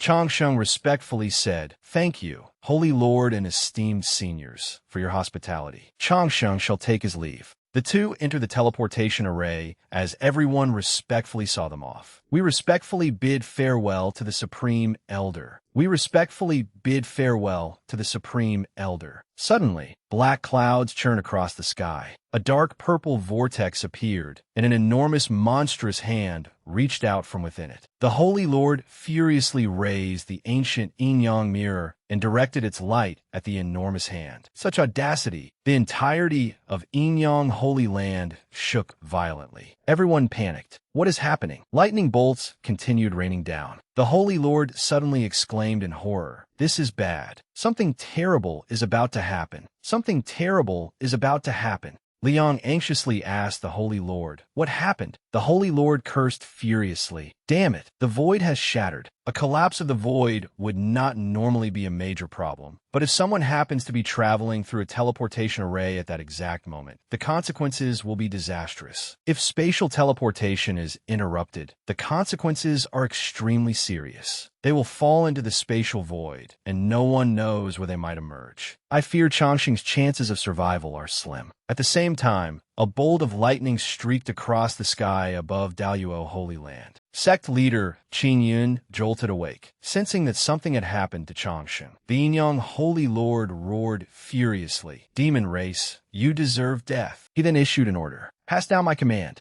Every disciple of Yin-Yang Holy Land at the Golden Core Realm or above is to spread out and search for Changxing." He was inwardly filled with anxiety. If something truly happened to Changxing, Daluo Holy Land would not let the matter rest. The Buddhist order would certainly hold them accountable as well. More importantly, if Changxing died, the fortune of the Taoist order would also suffer. The Buddhist order, demonic order, and demon race would then flourish, while Yin-Yang Holy Land would become the greatest sinner in the entire Taoist world. Meanwhile, at Daluo Holy Land, someone shouted, "Sect leader, something terrible has happened." An elder rushed inside and stammered, "Changxing's lamp! Changxing's lamp!" Sect leader Qin Yun frowned. Before departing, Changxing had deliberately lit a life lamp. It could strengthen his fortune while also revealing whether he was alive or dead. If the flame flickered weakly, its owner was certainly in danger. If it went out, its owner was undoubtedly dead. Impossible. Could something have happened to Changxing? At that thought, Qin Yun immediately activated the teleportation array and departed in tears. "Changxing, boo-hoo-hoo, my child, don't frighten me." The elder beside him tried desperately to console him, but to no avail. After hearing the news, sect leader Qin Yun rushed to Changxing Pavilion and burst into tears. "Changxing, your master was wrong. If you survive, I'll never let you leave the mountain for training again." "What damn training?" "Changxing, you absolutely cannot die. If you die, what am I supposed to do?" "Changxing, if you die, I swear I'll do nothing else for the rest of my life. I'll find everyone connected to this incident and make them die with you." A brilliant radiance made sect leader Qin Yun stop crying. He saw Changxing's longevity lamp blazing like fireworks, and two enormous question marks appeared in his mind. The elders also came rushing over. "Sect leader, what happened to Changxing?" "Sect leader, we heard the news." Everyone clamored at once. "Sect leader, I've already mobilized all the disciples. No matter what happened to Changxing, you mustn't laugh. Boo-hoo-hoo. My poor Changxing, you're dead." "He obviously can't be dead, senior brother sect leader. You need to control yourself a little." They stared anxiously at the dazzling light. "Senior brother sect leader, Changxing Pavilion is about to catch fire." Then they shouted, "Quickly, move them outside. Hurry." The disciples stared at the roaring flames and asked in confusion, "Master, why is the sect leader setting off fireworks in broad daylight? Is he conducting some strange ceremony? What nonsense are you spouting? That is senior brother Changxing's longevity lamp." The elders gazed at the lamps in ecstatic delight. "Look, isn't that Marshal Aunt Shui Yun's longevity lamp?" She had already reached the twilight of her life, but Changxing's overwhelming fortune has forcibly extended her lifespan by another 1,000 years. It isn't only Marshal Aunt Shui Yun. There's also Marshal Uncle Wang Lin. The power of his longevity lamp was almost exhausted, yet it is now burning fiercely as well. This is truly a blessing from heaven. Of the 36 longevity lamps, 35 have benefited. Some gained as much as 3,000 years of life, while even the least gained 500 years.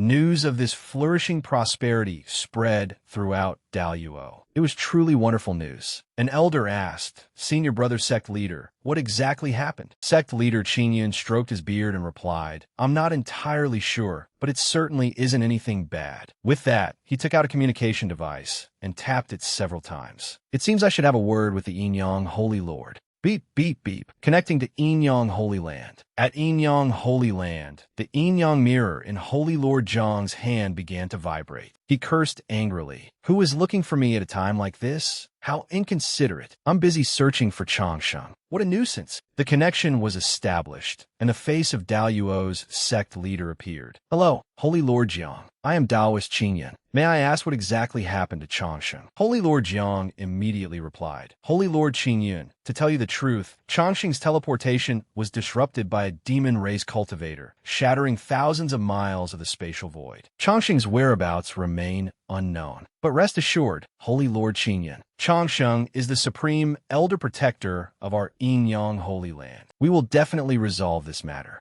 If I cannot find Changsheng, I swear I will never return to Yinyang Holy Land." Sect leader Qingyun calmly said, "There's no need for that. Holy Lord Jiang, please don't worry too much." Holy Lord Jiang shook his head. "How could I not worry? Changsheng met with disaster under my protection. We cannot evade responsibility." Sect leader Qingyun sighed. "You'll understand after seeing this recording." Holy Lord Jiang asked, "What recording?" The Yinyang mirror immediately displayed an image of the brilliantly blazing longevity lamps. Holy Lord Jiang stared blankly. "Oh, is everyone at Daluo holding a barbecue? Honestly, a fire like that would burn anything to a crisp." Sect leader Qingyun replied, "Look carefully. That is Changsheng's longevity lamp. It is burning several times brighter than before he left. Tell me, how could anything have happened to him?" The two people beside Holy Lord Jiang widened their eyes in astonishment. That belongs to Changsheng? It's so big. Wow, it can truly be called enormous." Sect leader Qingyun continued, "Changsheng possesses tremendous fortune. Even when he encounters danger, he can turn calamity into safety. I believe that whoever suddenly attacked him this time may not have brought him disaster. Instead, this might become a tremendous opportunity." Holy Lord Jiang, regarding Changsheng, "Though we need not worry, but I have just devised a plan, and I wonder whether you will agree to it." Sect leader Qingyun's expression darkened. "Holy Lord Jiang, regardless of whether Changsheng is safe, someone attempted to attack him. We must retaliate." Sect leader Qingyun leaned closer to the Yinyang mirror. "We must retaliate with overwhelming force. Several factions within the demonic sect and the demon race have been restless lately, so why not seize this opportunity?" The next few sentences were indistinct. "That settles it, Holy Lord Jiang. I will contact the other Holy Lords. We'll communicate through our primordial spirits shortly." Holy Lord Jiang agreed. "Very well. I agree." At Daluo Holy Land, sect leader Qingyun gathered the other Holy Lords. "Everyone, according to reliable intelligence, the demonic sect and the demon race have recently been behaving suspiciously. I believe something is about to happen. I have gathered the leaders of the various holy lands to discuss the matter. Rather than passively waiting for the enemy, we should launch a preemptive attack. Since Changsheng has met with disaster, we might as well seize this opportunity to strike the enemy and prevent all living beings from suffering in the future. What do you think?" The Holy Lords voiced their approval. "Excellent, excellent. The world has been peaceful for tens of thousands of years. These heretics and demons must have forgotten the pain of their old wounds." "I agree. No objections," sect leader Qingyun immediately announced. "Then let us waste no more time. Today, we shall assemble the forces of the Holy Lands. I know the locations of 15 demonic sect and demon race strongholds. We will catch them by surprise." The other Holy Lands also began assembling their disciples. Daluo Holy Land, by order of the Holy Lord. Yinyang Holy Land, all disciples assemble.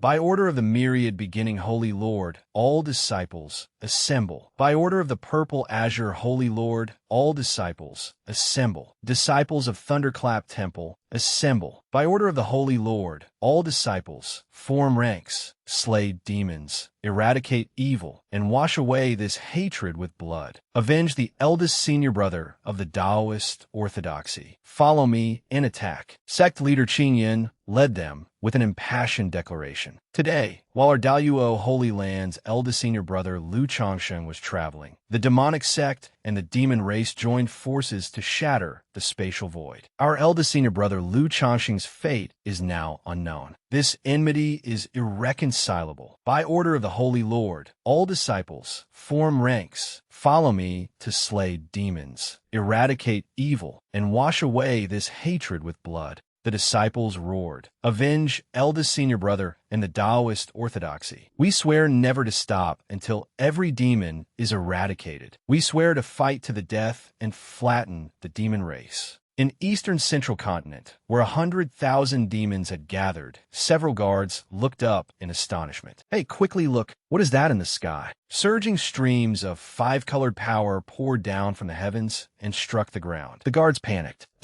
What's happening? The clouds and mist dispersed, revealing the Holy Lords and Taoist disciples charging forth with murderous momentum. The two sides began a desperate battle. The flames and smoke of war dyed the sky gray. Everything collapsed, shattered, and turned into nothingness. Nothing remained, presenting an utterly devastating sight. Suddenly, a pair of white trousers was raised as a flag of surrender. "Wait!" A demon poked his head out and cried. "We had nothing to do with Lu Changsheng's disappearance. Don't harm the innocent." Sect leader Qing Yun scolded him. "You still dare to make excuses? What evidence do you have that proves you didn't do it?" The demon protested indignantly. "Then what evidence do you have that proves we did?" Sect leader Qing Yun was rendered speechless. That seemed to make sense. An elder stepped forward and quietly reminded him of something. Sect leader Qing Yun regained his imposing manner. "The Yin Holy Lord said the severed arm found that day belonged to one of your demon race experts. What do you have to say now?"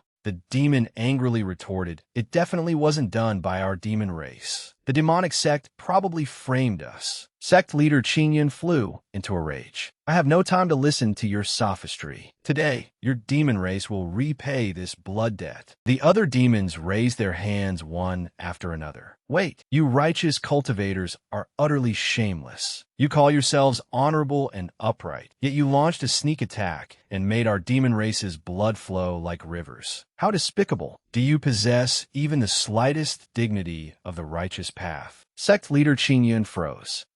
That does make sense. Then he straightened his back and replied, "We are righteous cultivators. Slaying demons and eradicating evil is only natural. Why should we need to notify you before attacking? Must we choose an auspicious date just to beat someone up? Fine, I'm notifying you now." Satisfied, the demons felt that his words were unreasonable, yet somehow logical, which made them extremely uncomfortable. Meanwhile, back with Changsheng, he opened his eyes and discovered that he was in an unfamiliar place. Changsheng called out, "Qingfeng." No one answered. Suddenly, a terrifying monster's mouth appeared on the wall behind him. Changsheng turned around in fright. Before him stood a wooden box covered by a talisman. Upon closer inspection, the talisman read, "Whoever opens this will die." After thinking for a moment, he turned around and walked away. Listening to good advice never hurt anyone. The wooden box seemed to call after him. "You're just leaving?" The wooden box anxiously bounced after Changsheng, trying to attract his attention. He ignored it and continued examining his surroundings. His most urgent task was to find a way out. This place is incredibly extravagant. The pillars are made of spirit jade, and even the floor and stone platforms are spirit jade. Have I somehow crossed into the immortal realm? Changsheng looked up and suddenly noticed a plaque reading, "Langia Front Palace." Changsheng thought, "This is the Langia secret realm. How did I suddenly enter it?" Based on my experience reading novels, danger and opportunity usually come hand in hand within secret realms. I'm not going to die here, am I? Only then did Changsheng notice that the wooden box was still following him. "Why do you keep following me? Could the key to leaving be inside it?" The wooden box sparkled as it stared at him. Changsheng sighed. "Fina, I really can't do anything about you. Your words say no, but your body is quite honest." Changsheng tore off the talisman.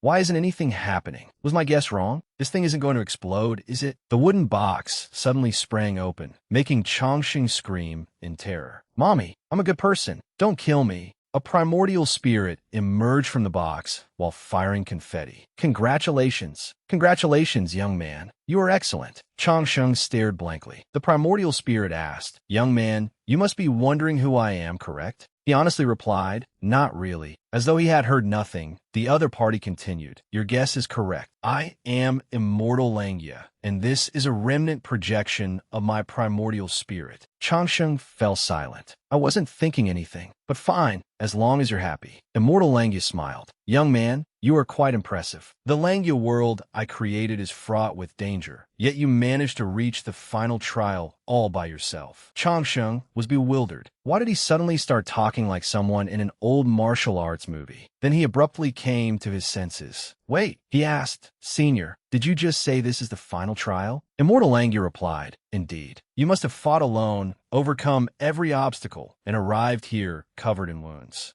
Changsheng stood there completely unharmed, his face filled with confusion. Did I just skip the entire Langya's secret realm? Changsheng pondered. Wasn't the Langya's secret realm supposed to be filled with danger? Where's the danger? Why was I teleported directly to the final trial? Isn't this basically cheating? Immortal Langya began. Enough. Let us dispense with the nonsense. Since you reached this place, you must be an unrivaled prodigy, and surely as handsome and elegant as I am. I shall now bestow an opportunity upon you. There is an array beneath the main seat in the palace. You need only sit upon it to activate the array. All my treasures are stored there. Inside is also a pool of solar immortal essence, which I refined from the essence of the sun. Soaking in it will reconstruct a supreme body, advance your cultivation, strengthen your foundations, replenish your vitality, heal your wounds, and extend your lifespan. It is an essential miracle medicine for home and travel. Order now by calling 01010101. No additional fees.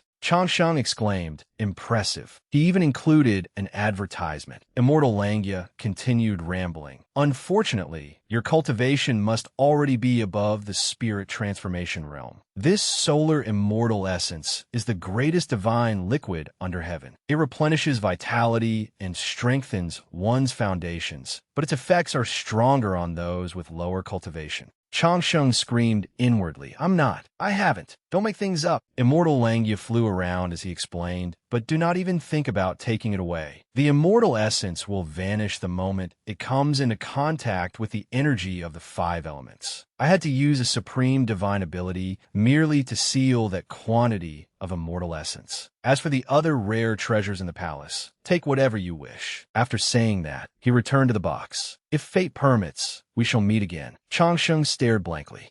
That's it. Under normal circumstances, shouldn't he give me a mission? Something like, I have an enemy, and my final wish is for you to kill him? Fine. I'll just take things one step at a time. The main seat in the palace, right? Let me see. It should be over there. Changsheng climbed the steps one at a time. Upon reaching the top, he saw a seat and thought, this must be it. He promptly sat down. Suddenly, a spatial doorway appeared before him. At the same time, on the first level of the Langya's secret realm, the Taoist disciples were fighting bitterly. A female Taoist cultivator could no longer hold back her tears. Senior brother, how many levels does the Langya's secret realm have? We're only on the first level, yet at least 90% of the cultivators have already died. Should we really keep competing? Her senior brother comforted her. The Langya's secret realm has 9 levels in total. Everyone, do not lose heart. As long as we can reach the 9th level, the immortal treasury and secret treasures will belong to us. Rest assured, our Eternal Joy sect brought an unparalleled Tao artifact that will help us safely cross the next few trials. The first trial was the most dangerous, and we have already passed it. All of Immortal Langya's treasures await us, and when the time comes, everyone will receive a share. The others responded enthusiastically. Charge! Forward! Changsheng approached the doorway. Why are my ears itching? It feels as though someone is speaking ill of me behind my back. Never mind. Taking care of business is more important. He stepped through the doorway. When he opened his eyes, he saw mountains of treasures radiating dazzling light. Changsheng's eyes shone. They're blinding. Are these all rare treasures? I recognize quite a few treasures, but there are far too many here. He began taking inventory. This is supreme grade, spirit communing treasure jade. This is a longevity lock, and there's also the Daluo treasure parasol, the pagoda treasure tower, and the 7-star array disc. The 3-origin demon-slaying sword art, the heavenly demon ancient sword, the 5-element heavenly star pill, a priceless relic of the purple Buddha sect, the purple tribulation pill, and the supreme unity creation orchid. Changsheng pretended to be concerned. These are all unparalleled secret treasures, yet they're piled here like garbage. How can anyone toss them around so carelessly? What if they crush someone to death? Even if they don't crush a person, crushing flowers, plants, or trees would still be wrong. In that case, let the resource recycling begin. 2 hours later, Changsheng had successfully sorted the rare treasures into several large sacks. A great man was right. Labor is the most glorious pursuit. He suddenly noticed a box ahead and walked over to open it. Why would such a plain box be placed here? The box opened, and a beam of light enveloped Changsheng. When he opened his eyes, he found himself in what appeared to be an enchanted forest. He walked forward leisurely. Where have I ended up this time? This place is certainly beautiful, but why isn't there even the slightest hint about a mission? I wonder how Qin Feng is doing. It feels strange not hearing him chatter endlessly beside me. Then again, in a place overflowing with immortal energy like this, the usual plot would have me encounter a spirit beast or my destined heroine. I'm actually looking forward to it. Ahead, a remarkably handsome man turned to look at him. You managed to overcome my final trial. The younger generation is truly formidable. Changsheng froze. Is this immortal Langya's true immortal consciousness? He truly possesses the bearing of an immortal. But was the final trial simply opening that stone chest? He spoke respectfully. This junior, Changsheng, greets the immortal. Immortal Langya's eyes widened in astonishment. Wait, you. Changsheng thought, that tone and expression. Here it comes. Based on a usual trope, he must know my origins or think I resemble an old acquaintance. Immortal Langya exclaimed, how are you more handsome than me? Changsheng stared blankly. The other party continued. Young man, when it comes to appearance, I, Immortal Langya, have always claimed first place. Changsheng replied, you flatter me. And then, the immortal snapped irritably. What do you mean? And then, are you saying I didn't praise you enough? The immortal pondered. The new generation truly surpasses the old. You are indeed a prodigy. Faced with so many treasures, you remained completely unmoved and chose to open the stone chest instead. Then he turned around and struck a dashing pose. Not only are you young and handsome, but like me, you also regard treasures as mere trash. I like you, young man. The immortal handed him a scroll and a key. You have passed my final trial. This treasure map and key are yours. Curious, Changsheng asked what they were. The immortal replied, have you ever heard of the Heavenly Emperor's treasury? Changsheng answered honestly, no. Immortal Langya stared at him with utter contempt. You have not even heard the legend of the Heavenly Emperor's treasury? What a country bumpkin. Changsheng answered with a faint smile, Immortal, I truly have never heard of it. I hope you can enlighten me. The immortal smiled. Very well. Since you have asked so sincerely, I shall mercifully tell you. A bright future awaits us, meow. He explained, the Heavenly Emperor's treasury is a legendary relic of the immortal realm. It is said to have been created by the Heavenly Emperor, ruler of the immortal realm. The treasury contains countless precious treasures. Even its least valuable item could utterly transform a mortal and make them an overlord in the immortal realm. However, no one knows where the Heavenly Emperor's treasury is located. To enter it, you must use this map to find a teleportation platform, then use this key to enter and claim the treasures. Changsheng listened like a diligent student, then respectfully said, I understand. The immortal felt somewhat annoyed. What is wrong with you? I have been talking all this time, yet you have shown no reaction whatsoever. Changsheng replied, please forgive my rudeness. I am still in the cultivation realm and have not ascended to the immortal realm, so this is not particularly useful to me. The immortal froze. That is true. Then he smiled to save face. You truly deserve my high regard. Even before the Heavenly Emperor's treasury, your state of mind remains completely unshaken. What remarkable composure. No matter what happened, he always found a way to praise himself. The immortal prepared to leave. That is all. I hope we meet again in the immortal realm someday. Until we meet again. Changsheng suddenly stopped him. Wait, senior, there is still something I do not understand. The other party replied, oh, what is it? Senior, what did you mean when you said opening the stone chest was the final trial? The immortal beamed as he explained, oh, that? In truth, all the treasures displayed outside were seals for a formation. If anyone placed them into a storage artifact before opening the stone chest, the formation would instantly activate and explode. Even a Tribulation Realm expert would have little chance of escaping death. Changsheng's face turned deathly pale as he cursed inwardly. Damn it, how can he describe something so brutal in such a cheerful tone? Good thing I have obsessive-compulsive disorder, or I would have been finished. Immortal Langya continued admiring himself. But those treasures are not particularly useful anyway. You must understand that handsome men like us have no need for such worldly possessions. Wherever we go, people will invite us to feast on the finest delicacies. Whatever trouble we encounter, someone will gladly help us resolve it. Wherever we are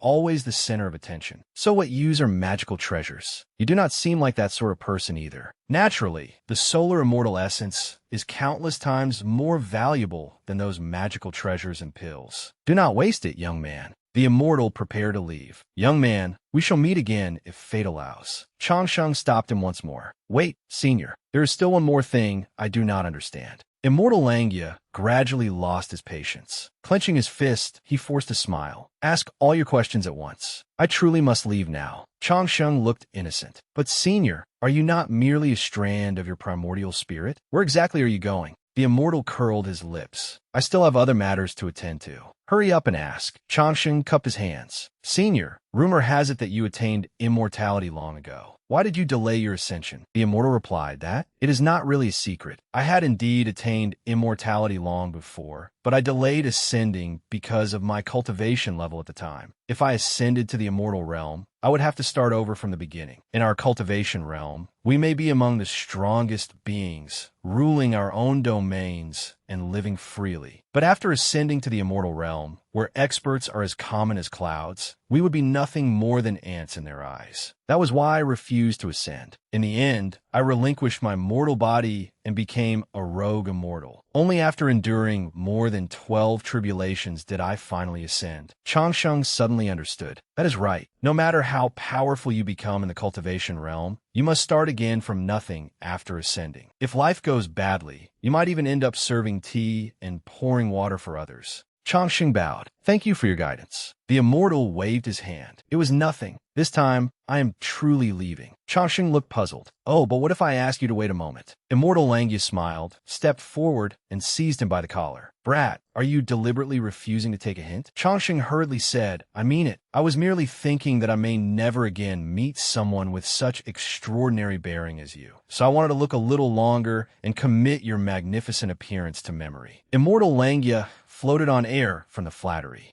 I knew no one could resist my appearance. Ha. Why did you not say so earlier? How absurd. Do not do it again. Very well, I forgive you. This time, I am truly leaving. Changsheng bowed. I respectfully bid you farewell, Immortal. Immortal Langya looked at him and thought, as if that could possibly be the reason. Of course I was only teasing you because you act like a machine, idiot. Changsheng opened his eyes and discovered that he had returned. Immortal Langya's spell had vanished. Looking at the carefully packed bags of treasure, he rejoiced inwardly. I have struck it rich this time. He placed everything into his universe ring and thought, fortunately, I brought this treasure with me. I probably did not miss anything. Changsheng strode forward excitedly. Solar immortal essence, here I come. Up ahead, he saw a pool of golden liquid and exclaimed, is this the solar immortal essence? Meanwhile, on the second level of the Langya's secret realm, sword energy raged everywhere. A streak of sword energy flew toward a disciple. A heroic cultivator immediately flew out to help. Watch out. Thank you for saving me, brother. It was nothing. We must help one another. Brothers should look out for each other. But far too many cultivators have entered the Langya's secret realm this time, including members of numerous sections. They have unleashed countless magical treasures to compete for the treasures here, resulting in heavy casualties. Fellow cultivators, put in a little more effort. Once we break through this trial, Immortal Langya's treasury will be right before us. At least 70% of us should make it out alive. His words greatly lifted everyone's spirits. Everyone went wild. Immortal artifacts await us. Immortal pills await us. Immortal techniques await us. Charge in, seize the immortal treasury, and rise above everyone else. There is enough for all of us. Meanwhile, inside Immortal Langya's palace, this solar immortal essence truly feels extraordinary. As Lu Changsheng soaked in the immortal essence, the golden liquid instantly surged into his body. The sensation was so real that no words could describe it. If you had to sum it up in one word, it would be bliss. Lu Changsheng felt his entire body relax. The solar immortal essence was truly extraordinary, leaving every part of his body wonderfully comfortable. Soaking in a hot spring after traveling so far is truly comfortable. Just as Lu Changsheng was relaxing, he suddenly remembered something. Wait, this is not the time to rest. It is time to cultivate. He remained immersed in the immortal essence and began circulating his cultivation technique. 2 hours later, thunderous booms rang out. All kinds of immortal light blossomed as one phenomenon after another appeared around him. Lu Changsheng radiated boundless light, and terrifying immortal energy filled the area before spreading outward layer by layer. At that moment, while all the cultivators on the second level of the Langya secret realm were fighting bloody battles, a terrifying phenomenon suddenly appeared. Golden light enveloped everything and healed everyone's injuries. Myriad rays of light soared into the sky. Within that dazzling light appeared the phantom of a phoenix, the phantom of a true dragon, and phantoms of all kinds of ancient divine beasts, each an extraordinarily auspicious omen. The chanting of the great Tao also resounded, shaking everyone to the core. A peerless treasure has appeared. Is a peerless immortal pill. I can see the immortal pill. Eating just one will make you an immortal. Heavens, I can see an immortal maiden. Everyone, charge in. But none of them knew that Lu Changsheng had already absorbed all those peerless treasures. The scene was not caused by some peerless treasure or immortal pill. It was the phenomenon of Lu Changsheng advancing directly into the Foundation Establishment Realm. That was right, the Foundation Establishment Realm. In one breath, he crossed 3 stages: late Qi refining, perfected Qi refining, and early Foundation establishment. Even Lu Changsheng had not expected to reach early Foundation establishment merely by taking a bath. It was absurd. He had cultivated for 3 years just to reach the Qi refining realm. Yet this bathing pool had allowed him to break through an entire major realm. What Lu Changsheng did not know was that Immortal Langya had spent 10,000 years collecting this sacred solar immortal essence. He later discovered that it was only suitable for low-level cultivators, so he stopped collecting it. A single drop could be considered priceless. If an ordinary Qi refining cultivator absorbed 1 drop, it would be enough to carry them from Qi refining to the nascent soul realm. Reaching perfected Foundation establishment would be effortless.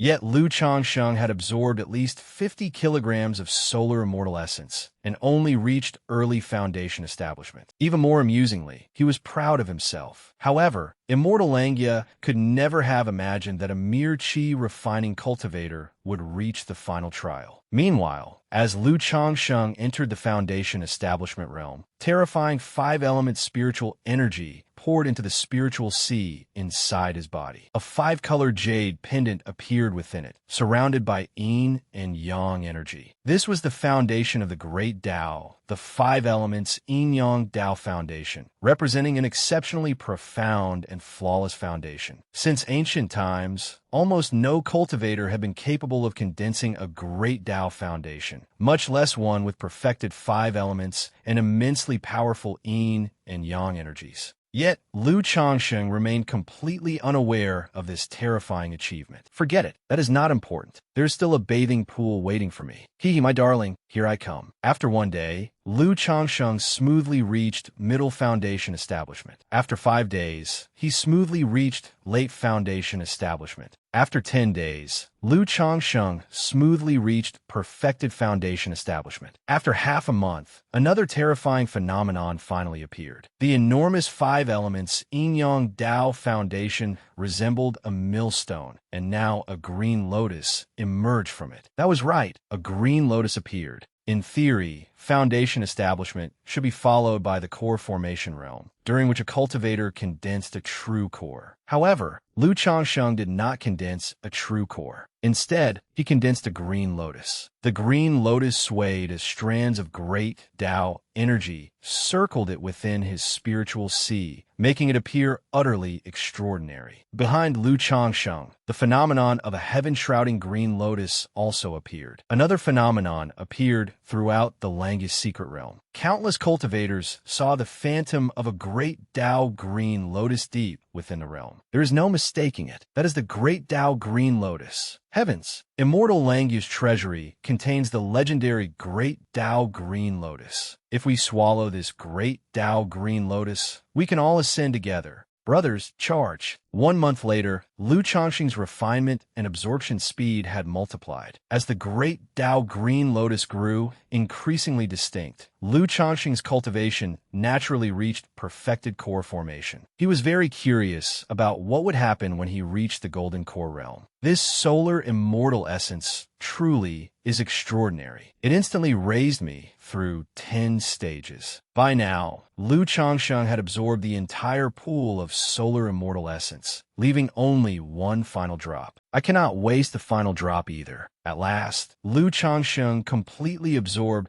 the remaining solar immortal essence. Not a single drop remained. The Great Tao Green Lotus atop his Great Tao Foundation radiated boundless golden light. This feeling, am I about to break through again? Amid the intense light, Lu Chongqing slowly closed his eyes. When he opened them again, his consciousness had returned to his spiritual sea. 10 golden cores had formed atop the Great Tao Green Lotus. That was right, 10 golden cores, each as large as a longan fruit. Have I entered the Golden Core realm? 1, 2, 3, 4, 5, 10. Does everyone condense this many golden cores upon entering the Golden Core realm? But the truly terrifying thing was not their number. The phantom of a divine beast appeared inside each golden core. Furthermore, the 10 golden cores shone like 10 suns within his spiritual sea, radiating boundless light. Another phenomenon appeared behind Lu Chongqing. 10 suns burned all creation as every phenomenon under heaven converged upon him. The 100 schools of thought, the celestial star chart, the divine elephant suppressing hell, the Great Tao Green Lotus, and 10 suns in the sky. Despite only being in the Golden Core realm, he possessed 5 peerless phenomena. It was truly terrifying. The entire Langi secret realm was flooded with golden light. During this expedition, he had advanced directly from middle chi refining to early Golden Core, rising through 11 stages and crossing 3 major realms in only 1 month. The solar immortal essence was indeed formidable. It feels as though my entire body has been remade. Having absorbed every treasure in the secret realm, Chongqing prepared to leave. I carefully checked everything earlier and did not leave anything behind. I have also found the teleportation formation, so it is time to leave. But simply leaving like this does not feel quite right. Lu Chongqing immediately walked over to a stone wall before the treasury and began carving words into it. With bold, sweeping strokes, Lu Chongqing wrote 14 words, then clapped his hands in satisfaction. He eagerly wondered how the cultivators who came afterward would react upon seeing those 14 words. All right, time to go. My calligraphy is rather impressive too. Meanwhile, within the Langi's secret realm, the number of people on the 7th level had greatly diminished. However, the earlier phenomenon had saved many lives, so there still appear to be numerous cultivators. Senior brother, be careful. Brother, are you all right? Do not worry. I am fine, just a little tired.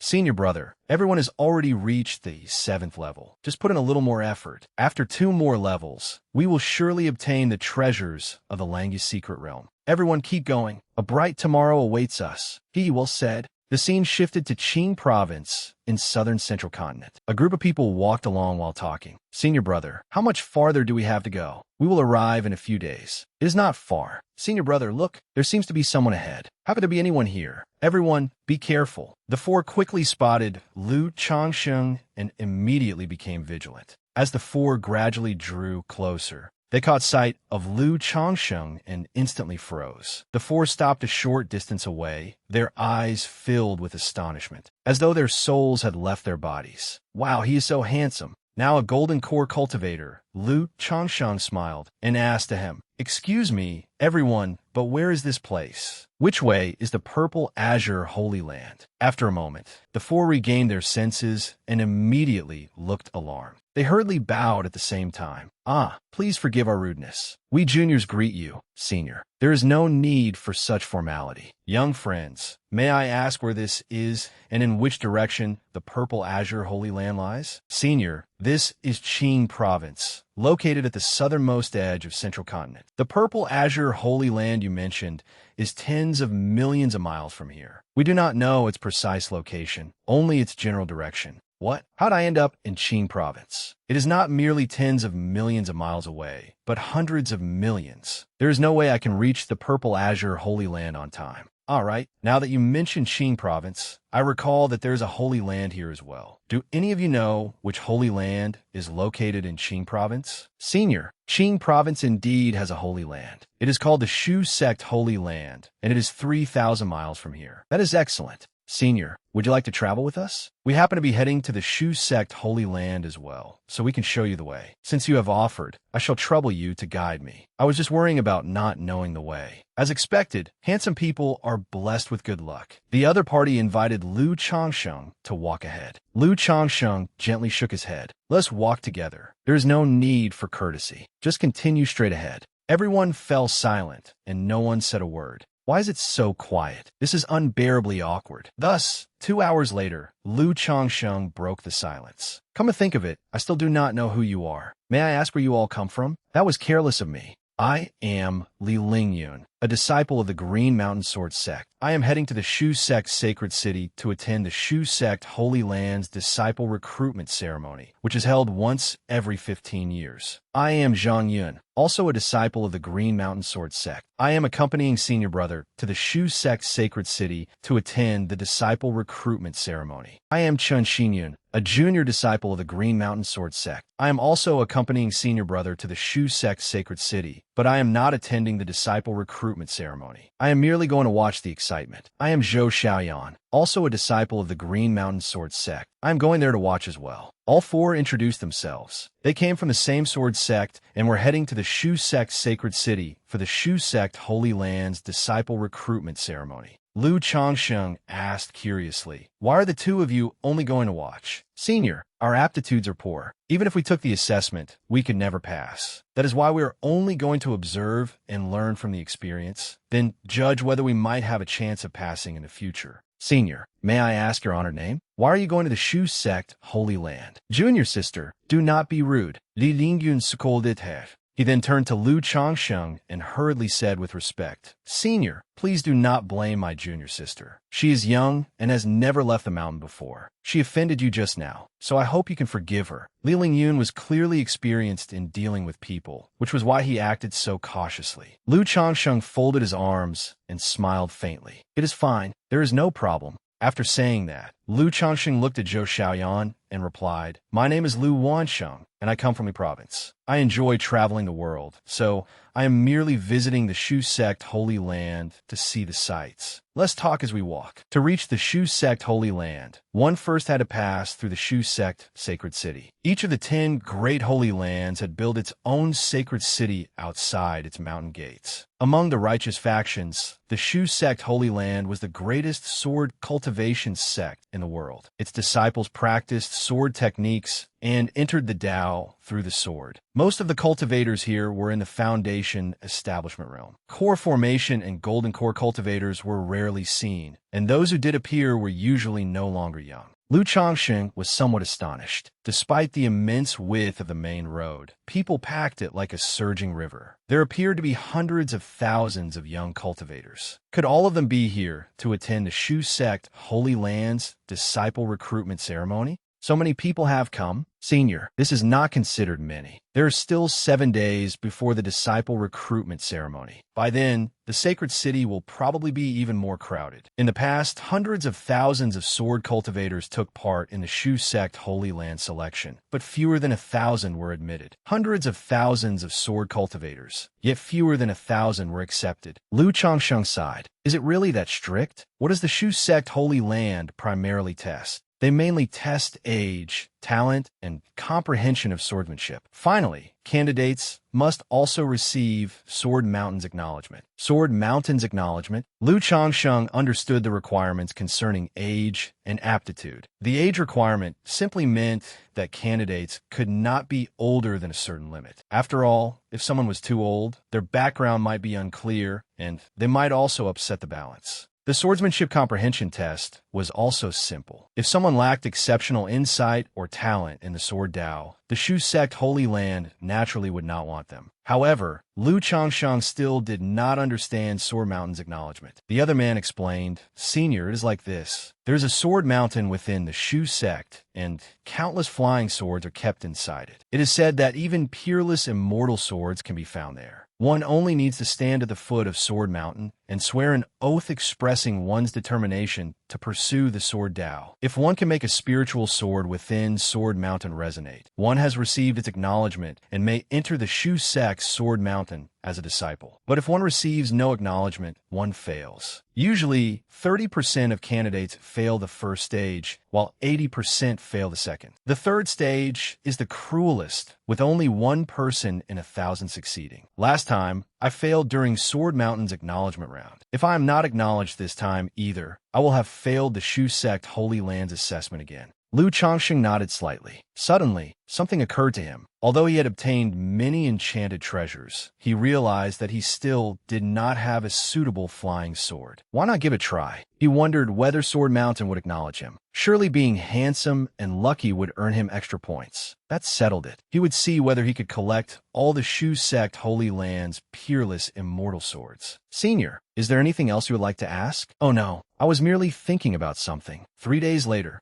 Lu Changsheng finally arrived at the Shu sect sacred city. Standing beneath its walls, he could see Sword Mountain rising behind the city. It seemed to be the gathering place of every famous sword beneath the heavens. The entire mountain looked extraordinarily fearsome. Even from 3,000 miles away, it emitted astonishing sword energy. The last time I entered a holy land, Qing Feng was traveling with me. I wonder how he is doing now. Is he living well? Lu Changsheng called out unconsciously, "Qing Feng." No one answered. He had momentarily forgotten that Lu Qing Feng was no longer with him. Meanwhile, in the far north of the central continent, a young man trudged through a glacier that stretched for 10,000 miles, shivering with every step. "Boo-hoo, it is so cold. Senior brother, where are you? What wretched place is this?" Senior brother got to swallow all those secret immortal treasures, while his poor junior brother has to struggle to survive. Suddenly, Lu Changxing shuddered from head to toe. "Senior, are you all right?" I am fine. There is no problem, so do not worry." How strange. Why did he suddenly sense such a cold and resentful aura? The Shu sect's sacred city was prosperous and magnificent. Its streets bustled with people, and every kind of novel item could be found there, creating a vivid panorama of mortal life. "Immortal Master, are you looking for a room?" Our inn is luxuriously decorated, serves exquisite food, and offers reasonable prices. It is beloved by young and old alike. "Immortal Master, stay at our inn. We even have fox demons performing. It is guaranteed to be thrilling and exciting." "Immortal Master, come to our inn. Not only do we have fox demon performances, we also have thrilling and exciting shows." Zhang Yin could not help showing a strange expression. "Fox demon performances? Do not let your imagination run wild. A so-called fox demon performance is simply a group of fox demons putting on a show." So that was the kind of performance they meant. People truly stopped at nothing to swindle money these days. "But senior brother, how did you know it was merely fox demons putting on a show?" "Ha! Young man, you have exposed yourself." Li Lingyun immediately looked somewhat embarrassed, but he quickly changed the subject. "We should find somewhere to stay first." When an attendant heard this, he immediately hurried over and flattered them. "If you're looking for accommodation, we have rooms that are both economical and practical. Our inn has even been awarded a grade A rating by the sacred city. A room costs only 500 caddies of spirit stones." "What? 500 caddies?" Everyone's expression changed. Only Lu Changsheng remained calm. "Excuse me, but do you have any rooms that cost only 50 caddies of spirit stones? Or perhaps 5 to 10 caddies?" "Immortal Masters, I am not lying to you.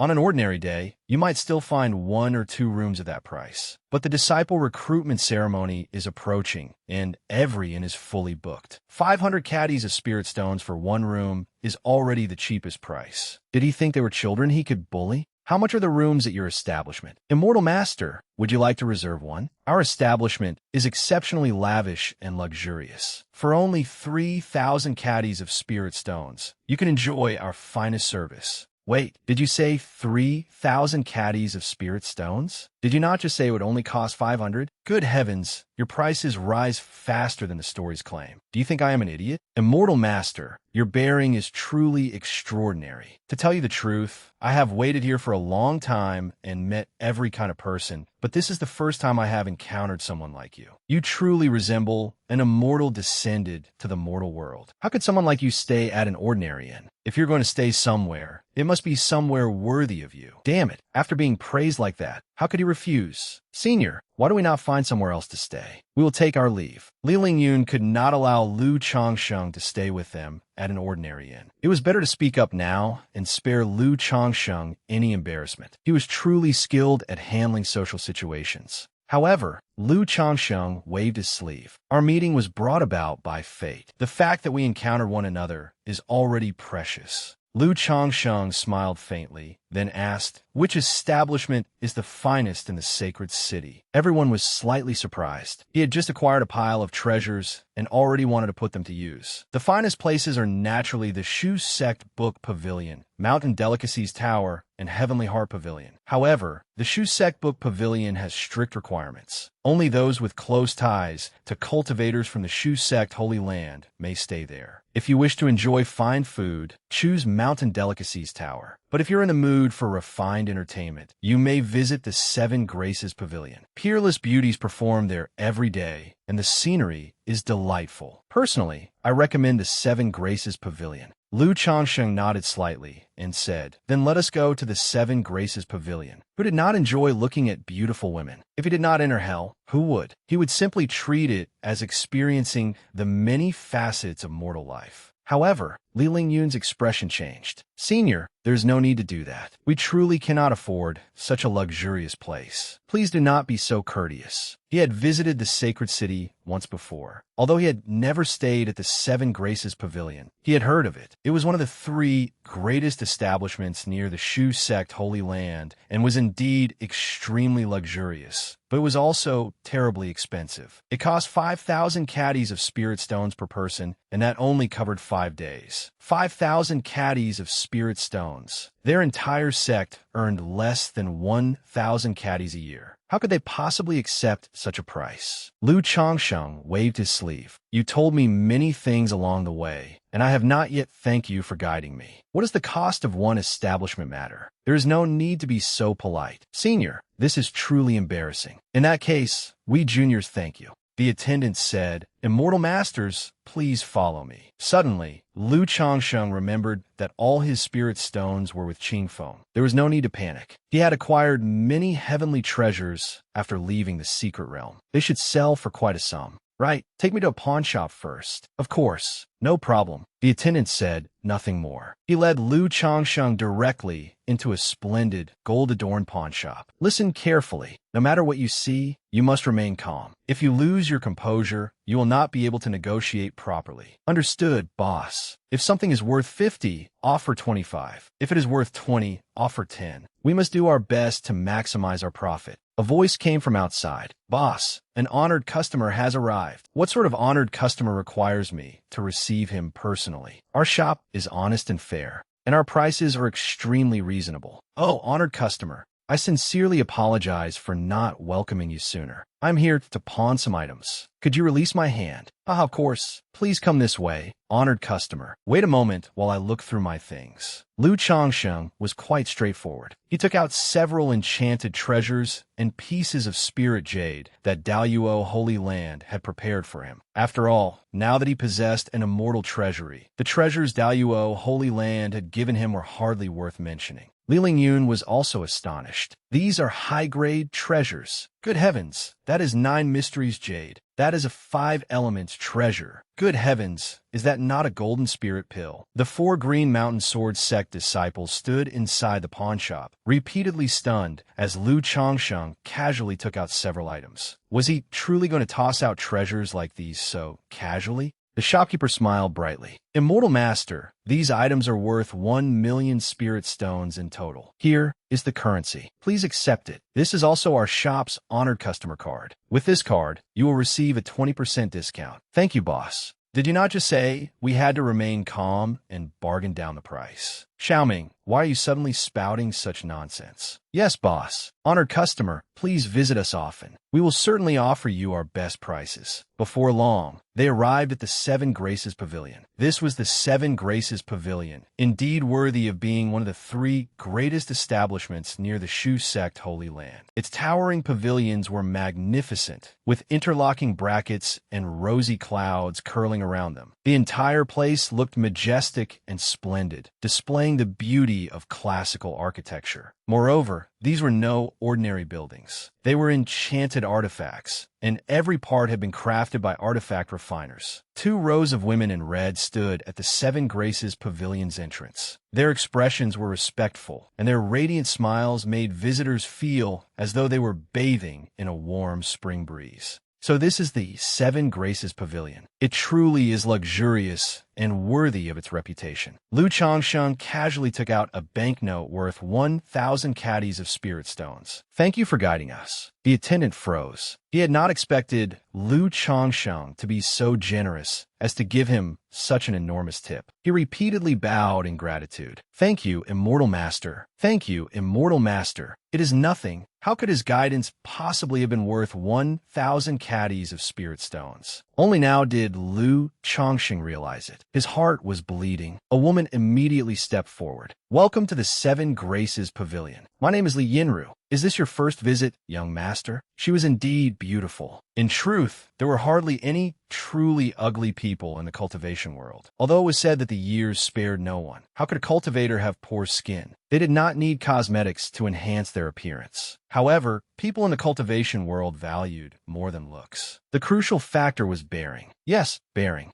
Some people possessed ordinary features, yet an outstanding bearing could give them a unique charm. Lu Changsheng was already extraordinarily handsome, as if the heavenly Tao had personally sculpted him. Combined with his divinely bestowed bearing, he appeared even more exceptional. Lu Changsheng replied, "This is my first visit." She was indeed a woman of remarkable bearing. Li Xinro Smilat. In that case, allow me to introduce the establishment to you. Please follow me, young master. May I ask your honored name? Lu Wansheng. This is the Seven Graces Pavilion's main building. Guests may come here to drink and enjoy themselves, and various performances are frequently held here. The upper floors contain private seating, and there are 7 floors in total. The 7th floor is currently closed to the public. It is where the pavilion master receives honored guests. At present, guests may go no higher than the 6th floor. However, the minimum expenditure on the 6th floor is 10,000 caddies of spirit stones per person. Of course, if your spending reaches the required amount, you will receive a superior guest room free of charge. 10,000 caddies? Lu Changsheng currently had plenty of spirit stones. Before long, everyone sat down, and Li Yinru brought out the menu. This is far too expensive. Even the tofu costs 500 caddies of spirit stones. Indeed, we cannot even afford the cheapest dish here. Lu Changsheng calmly said, "All right, I will order. 8 Immortals chicken, 2,000 caddies. Dragon whisker meat for 1,000 caddies. Inyang tofu, 500 caddies. 1,000 leaf skewers, 1,500 caddies. Sichuan spicy spirit rabbit, 4,300 caddies. Fragrant roasted pig heart, 5,050 caddies of spirit stones." Lu Changsheng read out the dishes one after another. Forget meeting the minimum expenditure. He had probably already exceeded it. "We will order these for now. If they are not enough, we will order more." "Certainly. Please wait a moment. This is outrageous." "Indeed, but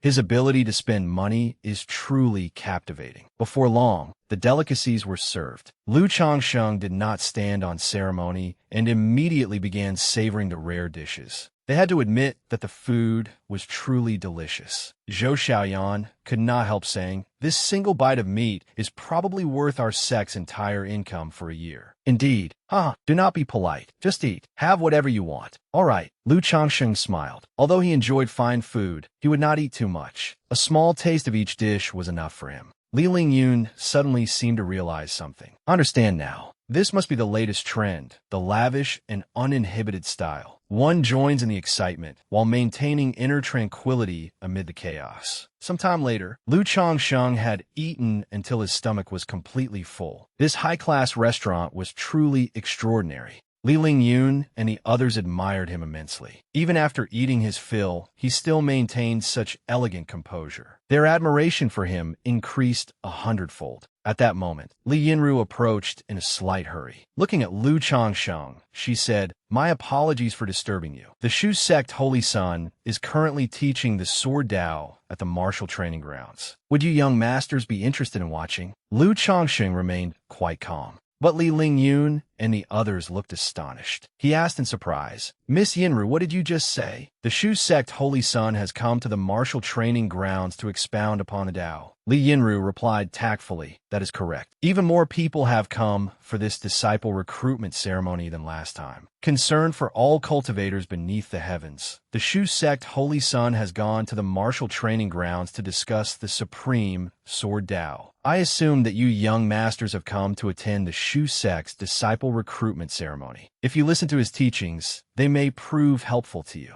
Her words made them even more excited. "Wow, I never expected us to be so fortunate on this journey away from the mountain." Lu Changsheng could not suppress his curiosity and asked, "I have only just arrived, so there are many things I do not understand. Is the Shu sect Holy Sun of the Shu sect Holy Land highly accomplished in the Sword Dao?" Lu Changsheng was probing for information about the Shu sect Holy Sun. After all, sooner or later, he would have to engage in a contest of the Dao with him. Everyone froze, uncertain how to answer. But Li Yinru continued, "Young Master Lu may not know this, but the Shu sect Holy Sun is a swordsmanship prodigy rarely seen in 10,000 years. Furthermore, I hear he has an excellent relationship with the eldest senior brother of Daluo Holy Land. Of course, that is merely a rumor. It is said that Daluo's eldest senior brother once taught the Shu sect Holy Sun a supreme sword technique. Therefore, the Shu sect Holy Sun's attainments in the Sword Dao are extraordinary. He can only be called the second greatest swordsman in the world." Li Yinru's words made Li Lingyun and the others admire him even more. "Miss Li, do you mean Daluo Holy Land's eldest senior brother Lu?" Li Yinru answered with certainty, "Exactly. Daluo's eldest senior brother is the greatest peerless genius of the past 3 million years. The Shu sect Holy Sun was already a peerless genius with profound attainments in the Sword Dao. With guidance from Daluo's eldest senior brother on top of that, his Sword Dao must have transcended the ordinary and reached the sacred by now. I must go and see." Li Lingyun exclaimed excitedly. Lu Changsheng, however, was stunned. He did not know the Shu sect Holy Sun at all. He had never even met him. Teach him swordsmanship? What the hell did Lu Changsheng know about sword techniques? Since when had they known each other, much less become good friends? And he had supposedly taught him swordsmanship? Lu Changsheng did not even understand swordsmanship himself. So how could he teach anyone? Of the other 9 great holy lands besides Daluo Holy Land, the only holy son Lu Changsheng knew was Liyang, the Yin-Yang Holy Sun. Since when had he also become acquainted with the Shu sect Holy Sun? He had even taught in the Sword Dao. Lu Changsheng had not been particularly interested in attending before, but now he truly wanted to see just what sort of person this Shu sect Holy Sun was. Li Yinru hurriedly said, "Everyone, follow me quickly. The 7 Graces Pavilion has already reserved seats. It would not be good if we arrived too late. Now I have to see exactly what kind of swordsmanship I supposedly taught the Shu sect Holy Sun." Naturally, the Shu sect Holy Sun's Dao lecture attracted countless people. Although the 7 Graces Pavilion wielded some influence in the Shu sect's sacred city, arriving too late would indeed cause problems. Everyone soon set off behind Li Yinru.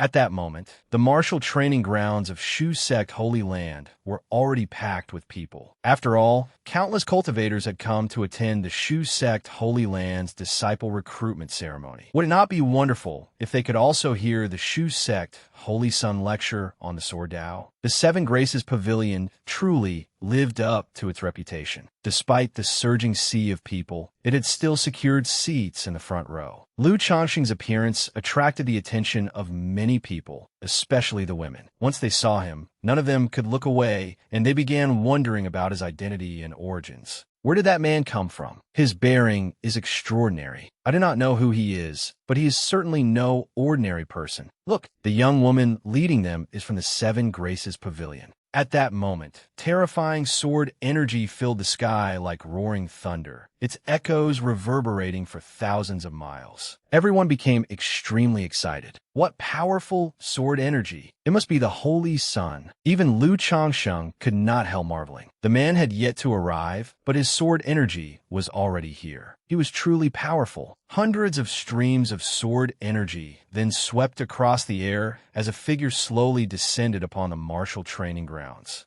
Amid the crisscrossing sword energy, a man in azure robes slowly landed on the martial stage. He appeared to be around 20 years old, roughly the same age as Lu Changsheng. Dressed entirely in azure and holding an ancient azure sword, he calmly surveyed the crowd. Then he slowly spoke. "The Shu sect Holy Sun greets you all." He was modest and courteous while still displaying the dignified bearing of a Holy Sun. Hundreds of streams of sword energy circled him, and each one was powerful enough to slay a nascent soul cultivator. His imposing presence was extraordinary. Every movement carried an incomparably sharp aura, like a peerless immortal sword freshly drawn from its sheath. This was the extraordinary bearing of a Holy Sun. At that moment, applause rang out from somewhere. In an instant, the applause became thunderous as everyone began clapping. I give the Holy Sun's entrance a perfect score. The Shu sect Holy Sun smiled and nodded before saying, "Thank you for your enthusiasm. Today, under my sect's orders, I have come to impart the principles of the Sword Tao and answer your questions regarding its cultivation.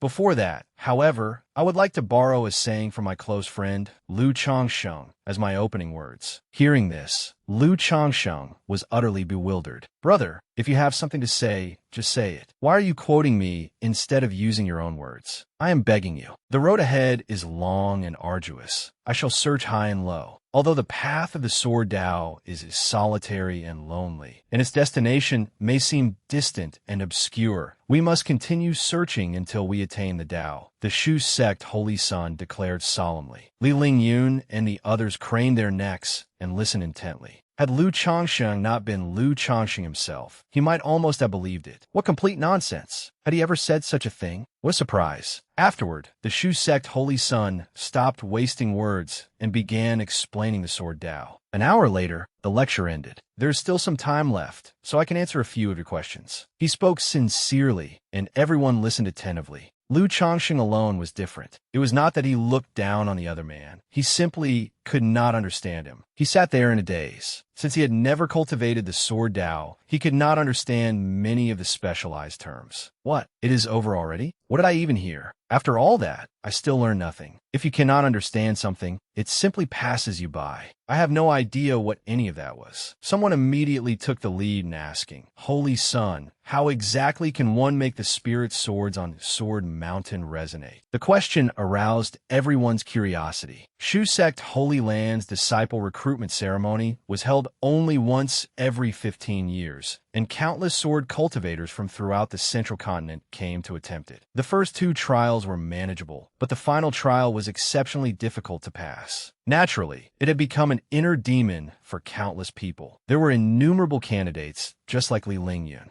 After hearing the question, the Shu sect Holy Sun carefully considered it before answering. There are tens of thousands of flying swords on Shu sect's Sword Mountain. Every sword has its own story and its own personality. Making a spirit sword resonate does not depend on how powerful you are, but on how steadfast your will in the Sword Tao is. Only the sincerest dedication to the Sword Tao can make a spirit sword resonate. Someone else immediately asked a question, making the crowd even more interested. Then, "Lord Holy Sun, what sword did you obtain from Shu sect's Sword Mountain back then?" The Shu sect Holy Sun replied, "My talent is modest. Back then, I obtained only the Grand Unity Azure Radiance sword from Sword Mountain." As soon as he said this, an Azure Immortal sword appeared in an instant. A supreme grade Tao artifact. It really is a supreme grade Tao artifact. It radiated overwhelming sword might. In the cultivation world, magical artifacts, spirit artifacts, treasure artifacts, Tao artifacts, and immortal artifacts were each divided into lower, middle, upper, and supreme grades. Supreme grade artifacts were also known as peerless artifacts.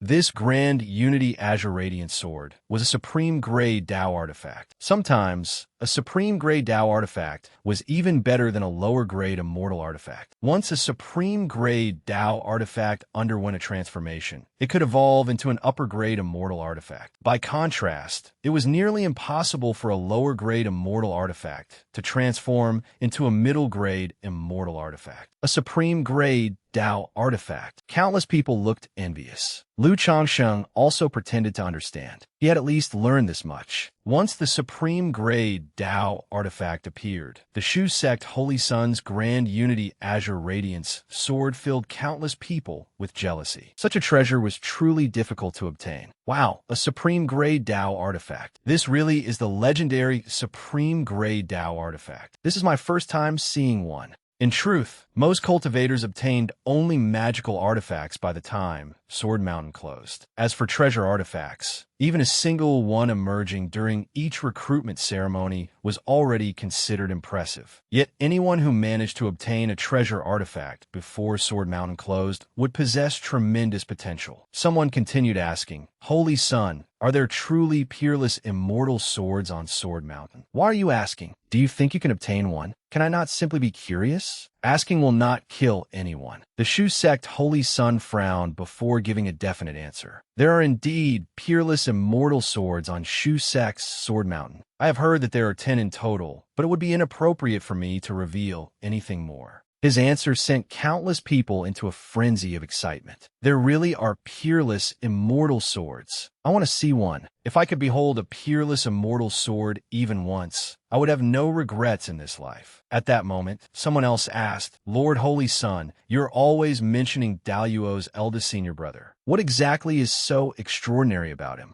The moment this subject was raised, the Shu sect Holy Sun immediately became animated. What is extraordinary about him? He is an existence beyond anything you could possibly imagine. Although he is currently only Daluo's eldest senior brother, sooner or later he will become Daluo's holy son, then the eldest senior brother of every Taoist sect beneath the heavens, and perhaps even the holy son of all Taoist sects beneath the heavens. I met him once. Although it was our first meeting, we were like old friends who had known each other for years, and our hearts understood each other perfectly. I even exchanged insights on the Sword Dao with him. But do you know what the result was? The Shu sect Holy Sun recounted the story in an extremely mysterious tone. Countless people immediately had their curiosity aroused. Even Lu Chongqing himself could not help becoming curious. Although he knew this fellow was making everything up, he still wanted to hear what kind of story he would invent next. They had supposedly become old friends at first sight and immediately discussed the Sword Dao. It was quite an impressive fabrication. The Shu sect Holy Sun slowly said, "That day, Daluo's eldest senior brother, Lu Chongsheng, and I exchanged insights on the Sword Dao. At first, I believed my swordsmanship was invincible, and I considered myself the foremost swordsman of the younger generation. Only after meeting Lu Chongsheng did I realize how wrong I was. That day, I unleashed the peerless, unfettered divine sword art. Unexpectedly, senior brother Lu merely drew a wooden sword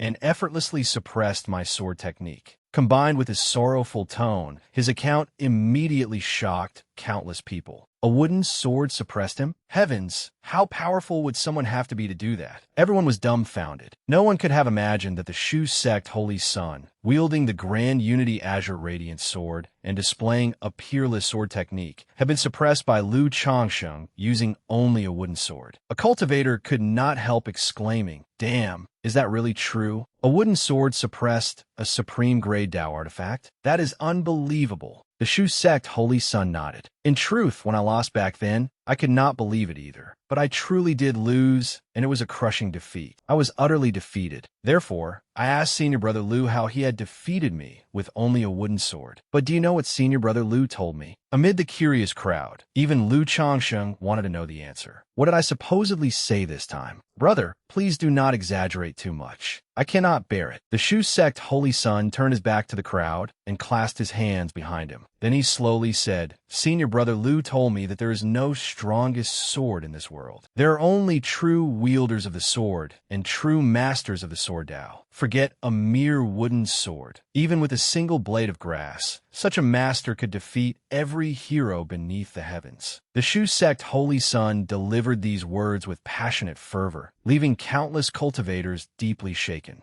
There is no strongest sword. A true master could defeat every hero beneath the heavens with only a blade of grass. Only a person like him could say something so profound. How incredible! Lu Changsheng, standing within the crowd, was completely dumbfounded. Here we go again. He is doing it again. No, my friend, you're going to get me killed if you keep this up. I am not that powerful. Lu Changsheng truly did not know what to say. He had never met the Shu sect Holy Sun, nor had he ever said those words. He knew he probably had many admirers, but he had never expected the Shu sect Holy Sun to be one of them, much less such a fanatical admirer. Just then, someone asked, "Lord Holy Sun, what sort of person is Senior Brother Lu?" The Shu sect Holy Sun nodded slightly and swept his gaze over the crowd below. His eyes finally settled on Lu Changsheng. Pointing at him, he said, "Everyone, look at this man. He can be considered elegant, handsome, and unrivaled in appearance. Although he is slightly inferior to me, the difference is not great. Yet Lu Changsheng, Senior Brother Lu, is 100 times more handsome than him." In an instant, everyone's gaze focused on Lu Changsheng. For a moment, everyone seemed dazed. Feeling their gazes upon him, Lu Changsheng remained perfectly calm. He had long since grown accustomed to such situations.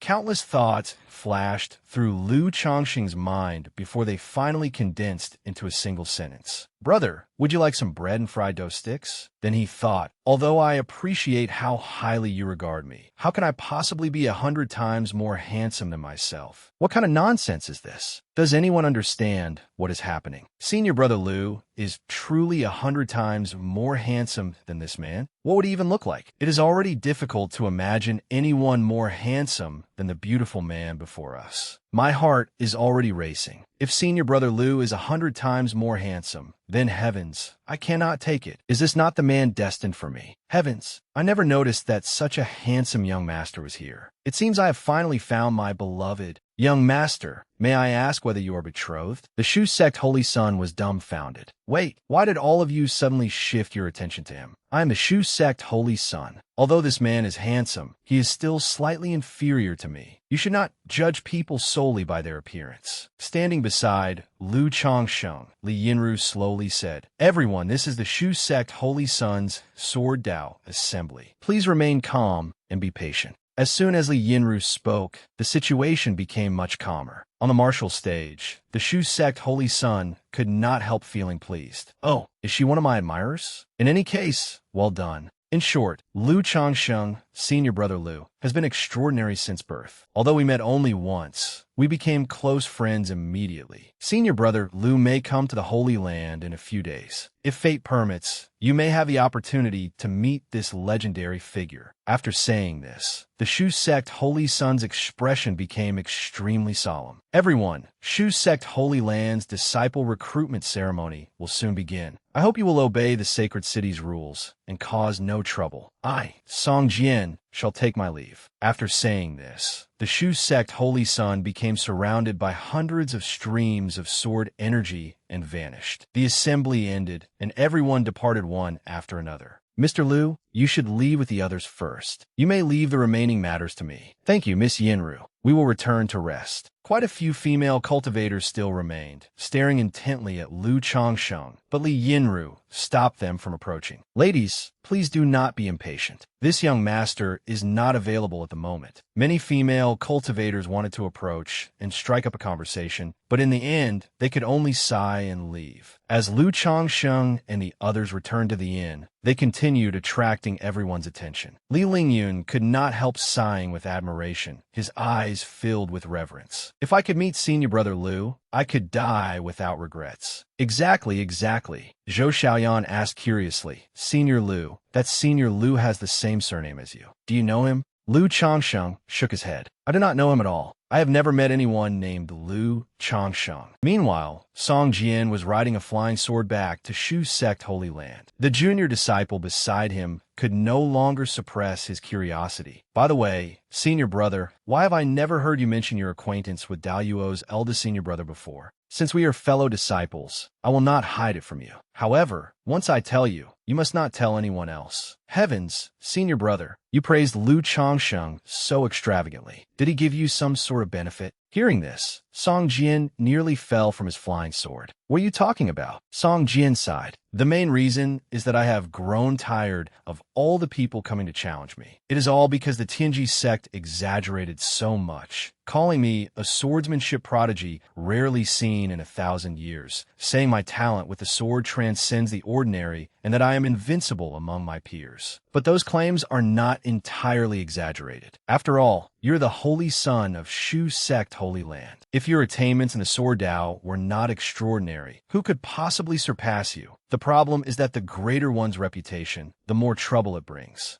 You know that perfectly well. Every day, someone comes running to Shu sect Holy Land and shouts, I have come especially to seek guidance in swordsmanship from the Shu sect Holy Sun. It did not happen merely once or twice. It happened so often that I became sick of it. As soon as I defeated one challenger, another appeared. Clutching his head in frustration, Song Jian said, in the end, I had no time left to practice the sword. Cultivating the sword Tao requires complete concentration without distraction. How am I supposed to concentrate when people come to challenge me every day? But, senior brother, can you not simply refuse them? Refuse them? That is easy for you to say. The problem is that every challenger is either a disciple of some prestigious sect or clan, or the true disciple of some renowned swordsmanship expert. If I refuse to fight, people will accuse me of arrogance. Once word spreads, the reputation of the entire Shu sect Holy Land will suffer. The junior disciple nodded sympathetically. That's true. Being the senior brother really isn't easy. But what I said about Lu Changxing wasn't entirely fabricated. I've heard Master and the others talk about him. Although I exaggerated a little, some of it must be true. But you still lied in the end. A lie is still a lie, and it'll be exposed one day. What will you do if you're found out? Hearing this, Song Jian replied solemnly, You underestimate your senior brother.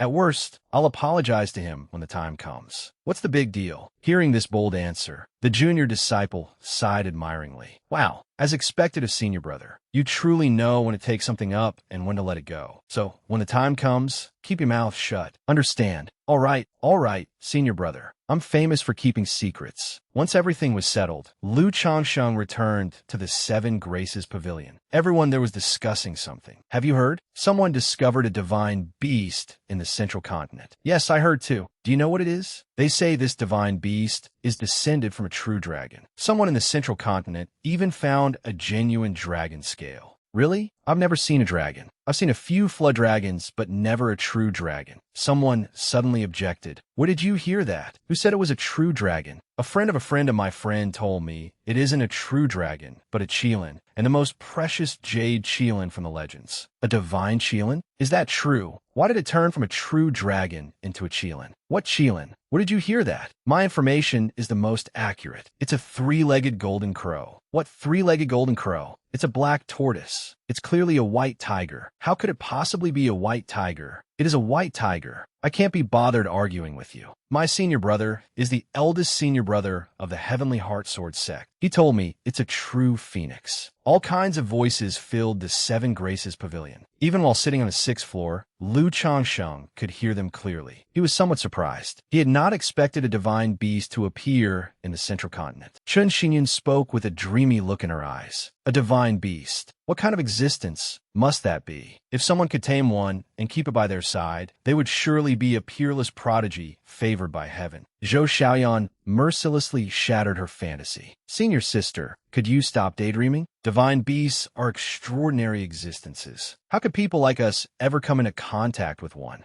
Li Hinro Smilath. Little sister, that isn't entirely true. Since ancient times, divine beasts have always followed those destined to encounter them. It has nothing to do with cultivation or strength. Divine beasts possess intelligence and choose their own masters. If someone is fortunate enough, they might gain a divine beast acknowledgement. But she soon smiled bitterly. Still, that happened in the West. We're tens of thousands of miles away from Western Central Continent. Zhou Xiaoyan chuckled. But I'm truly curious. What kind of person could tame a divine beast? Do you think senior brother Lu could tame one. Lu Changshan took a sip of tea and calmly answered, he couldn't. Zhou Xiaoyan asked curiously, Senior, why are you so certain? Lu Changshan thought, I'm Senior Brother Lu. I'm sitting right in front of you. Why would I have time to run all the way to Western Central Continent? Outwardly, he remained composed. Divine beasts have been exceedingly rare since ancient times. Even if one or two appear, they are extremely difficult to tame. Destiny is one thing, but the main reason is that they simply don't want masters.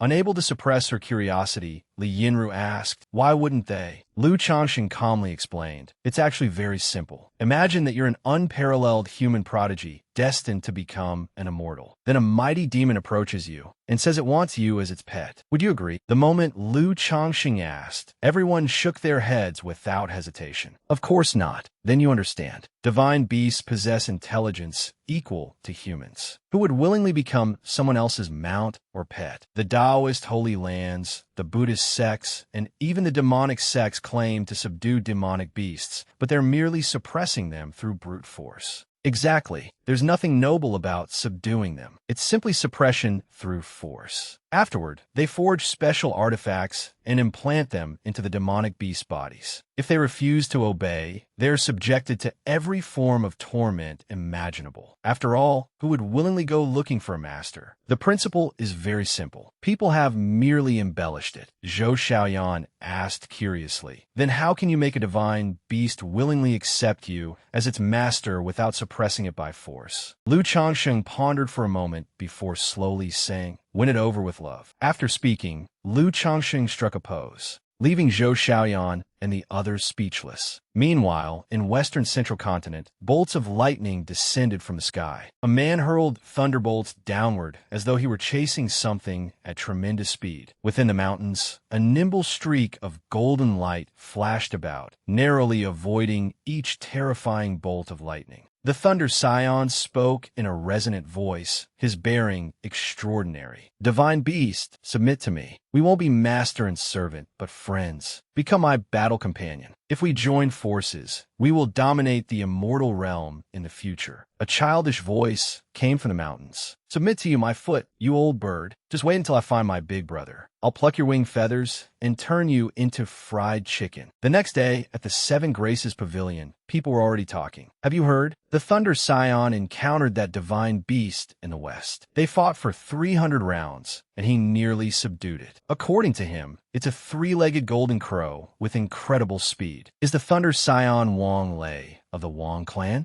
Of course. Who else would dare call himself the Thunder Scion? But the information I received says that Zhou Long of the Great Zhou Dynasty encountered the divine beast. It was a golden dragon carrying the bloodline of a true dragon. Zhou Long tried to subdue it with the great Zhou Dragon Emperor art, but the golden dragon nearly crippled him instead. Just then, a voice rang out. A Shu sect disciple entered. Wrong, wrong, completely wrong. He walked into the tavern and earnestly said, I just asked our sect's holy son. It's a Kuanpeng. Right now, Lu Changsheng, the eldest senior brother of Daluo, is battling it. Unless something unexpected happens, senior brother Lu should be able to subdue it. Everyone in the Seven Graces Pavilion was stunned. What? The Golden Dragon is actually a Kuanpeng? The supreme Yin-Yang divine beast, the Kuanpeng? Has the divine beast already been subdued by Lu Changsheng, the eldest senior brother of Daluo? There had been many rumors before, and no one knew which were true. But now, a true disciple of Shu sect Holy Land had appeared and confidently declared that it was a Kuanpeng. So naturally, everyone found this version more credible. Upstairs, Lu Changsheng fell silent. He now wanted to go directly to Shu sect Holy Land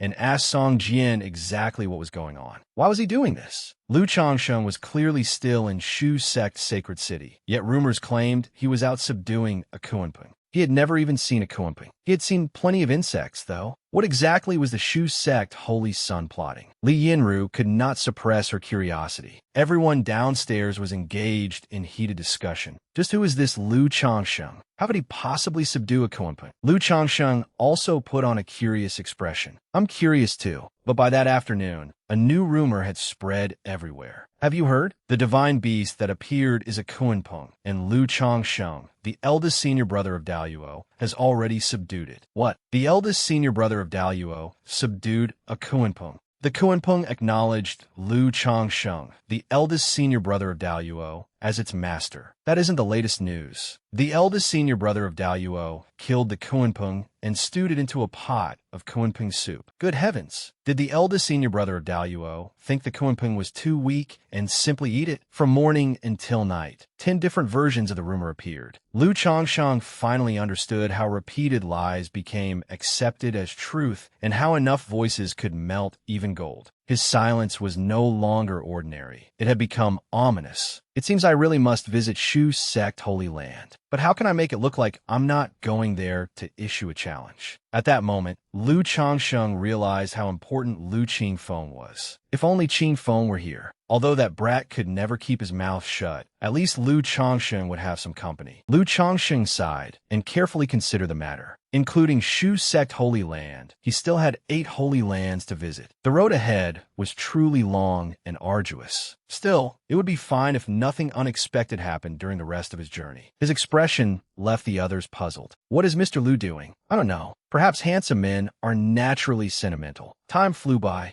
and in the blink of an eye, the day of Shu Sect Holy Land's disciple recruitment arrived. Everyone was rushing about in a panic. Hurry, the disciple recruitment ceremony has begun. We're already late. The line is going to be unbelievably long. It's all your fault. You kept dragging me into playing Honor of Kings until dawn. Now we're late. Li Yinru walked over to Lu Changsheng. Greetings, Miss Yinru. Greetings, young Master Lu. Lu Changsheng asked curiously. By the way, I overheard your conversation just now. Judging by the way you speak and dress, you don't appear to be cultivators participating in the disciple recruitment ceremony. Young Master Lu, apart from those who wish to enter the Shu sect, cultivators from other sects and independent cultivators also come here. They hope to gain the acknowledgement of a spirit sword on Sword Mountain. If you're interested, young Master Lu, you can give it a try. Even someone who isn't a Shu sect disciple can gain the acknowledgement of a spirit sword on Sword Mountain. Yes, the founder of Shu Sect Holy Land once declared that Sword Mountain is a sacred mountain. Anyone destined to obtain one of its spirit swords may take it. If they succeed, they will owe Shu Sect Holy Land a favor. Should the Holy Land face disaster in the future, they need only come to its aid. Lu Changsheng was intrigued. There's such a rule? Then how many spirit swords could Sword Mountain possibly have left? Li Yinro Sudanli Lauga.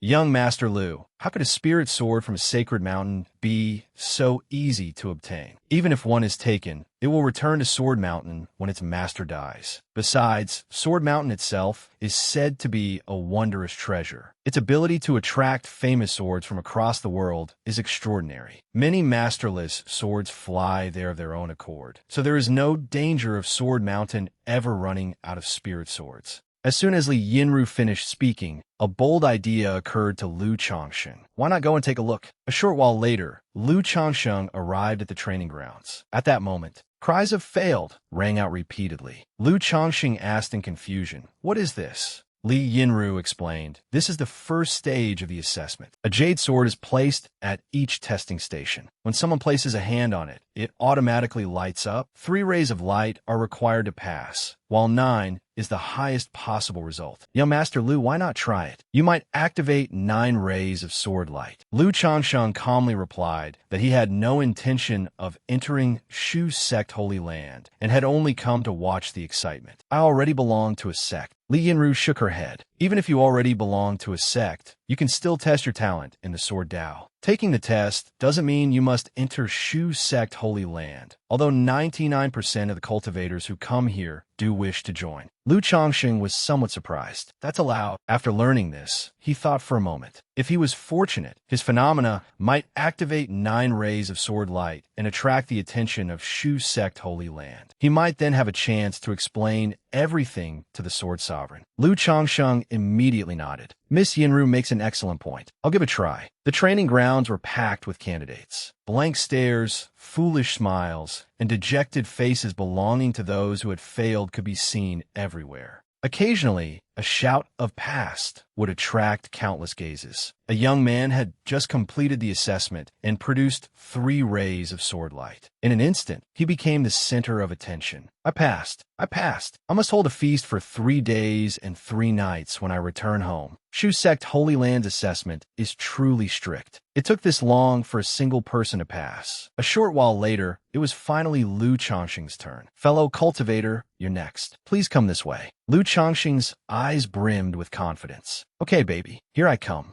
The examiner looked up and immediately froze. He was captivated by Lu Chongqing's extraordinary bearing and stared blankly after only one glance. Lu Chongqing slowly asked, "Well, can we begin the test now?" "Oh, my apologies. Please place your hand on the jade sword." Lu Chongqing placed his hand on it and began the assessment. "Come on, light up. My precious phenomena. Activate your combined effects." "I'm ready." But 5 minutes later, the jade sword remained completely still without the slightest change. In theory, 3 breaths were enough to reveal someone's talent in the sword Dao, yet nothing had happened after all this time. Lu Chongqing grew so anxious that sweat appeared on his forehead. What's going on? This makes no sense. Have my phenomena abandoned me, too? Or is some absurd twist about to happen? The examiner exclaimed in astonishment. Everyone, please wait a moment. I'll replace the jade sword and test him again. There's no way someone this handsome couldn't produce even a single ray of sword light. Lu Chongqing stood frozen. Did you say that deliberately, or did you accidentally speak your thoughts aloud?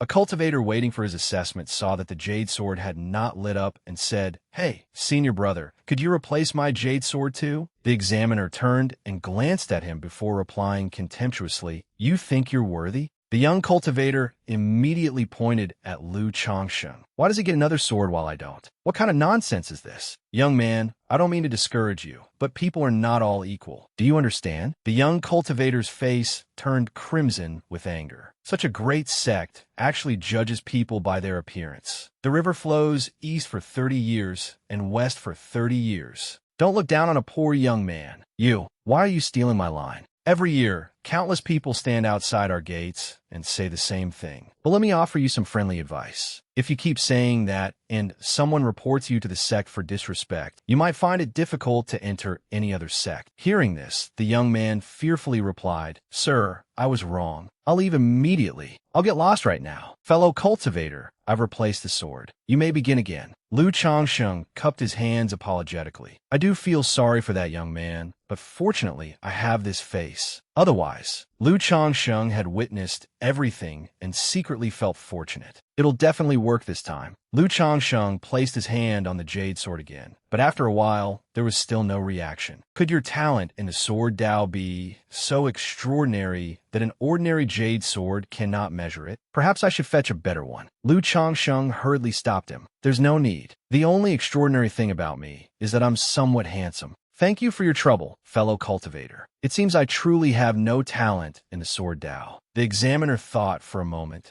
then called out, "Fellow cultivator, please wait." After speaking, he took out a sword token. This is a pass token. Failing the first stage of Shu Sect Holy Land's assessment does not mean complete failure. Every examiner has one special recommendation slot, and I'm giving mine to you. In front of everyone, he directly handed Lu Chongqing the pass token. Everyone was instantly dumbfounded. That's allowed. He passed just like that. Even someone with his level of talent in the sword Dao can pass. Where is that written in the rules? What happened to the sect regulations? As expected, a handsome man will never starve. Lu Chongqing's entire worldview collapsed. Li Yinru spoke, though she did not know what to say either. "Well, congratulations, young Master Lu." "Thank you, Miss Yinru." Then he added, "Hey, fellow cultivator, don't forget about me." "Then I must thank you." In the blink of an eye, evening arrived the following day. At the Seven Graces Pavilion, the group approached Lu Chongqing. "Senior Lu, thank you for everything. We must return now." "Senior Lu, why didn't we see you at the second stage today?" I never truly intended to enter the sect, so I didn't go." "What about you?" "We came to express our gratitude, Senior Lu. Thanks to your care and guidance over the past few days, we managed to pass."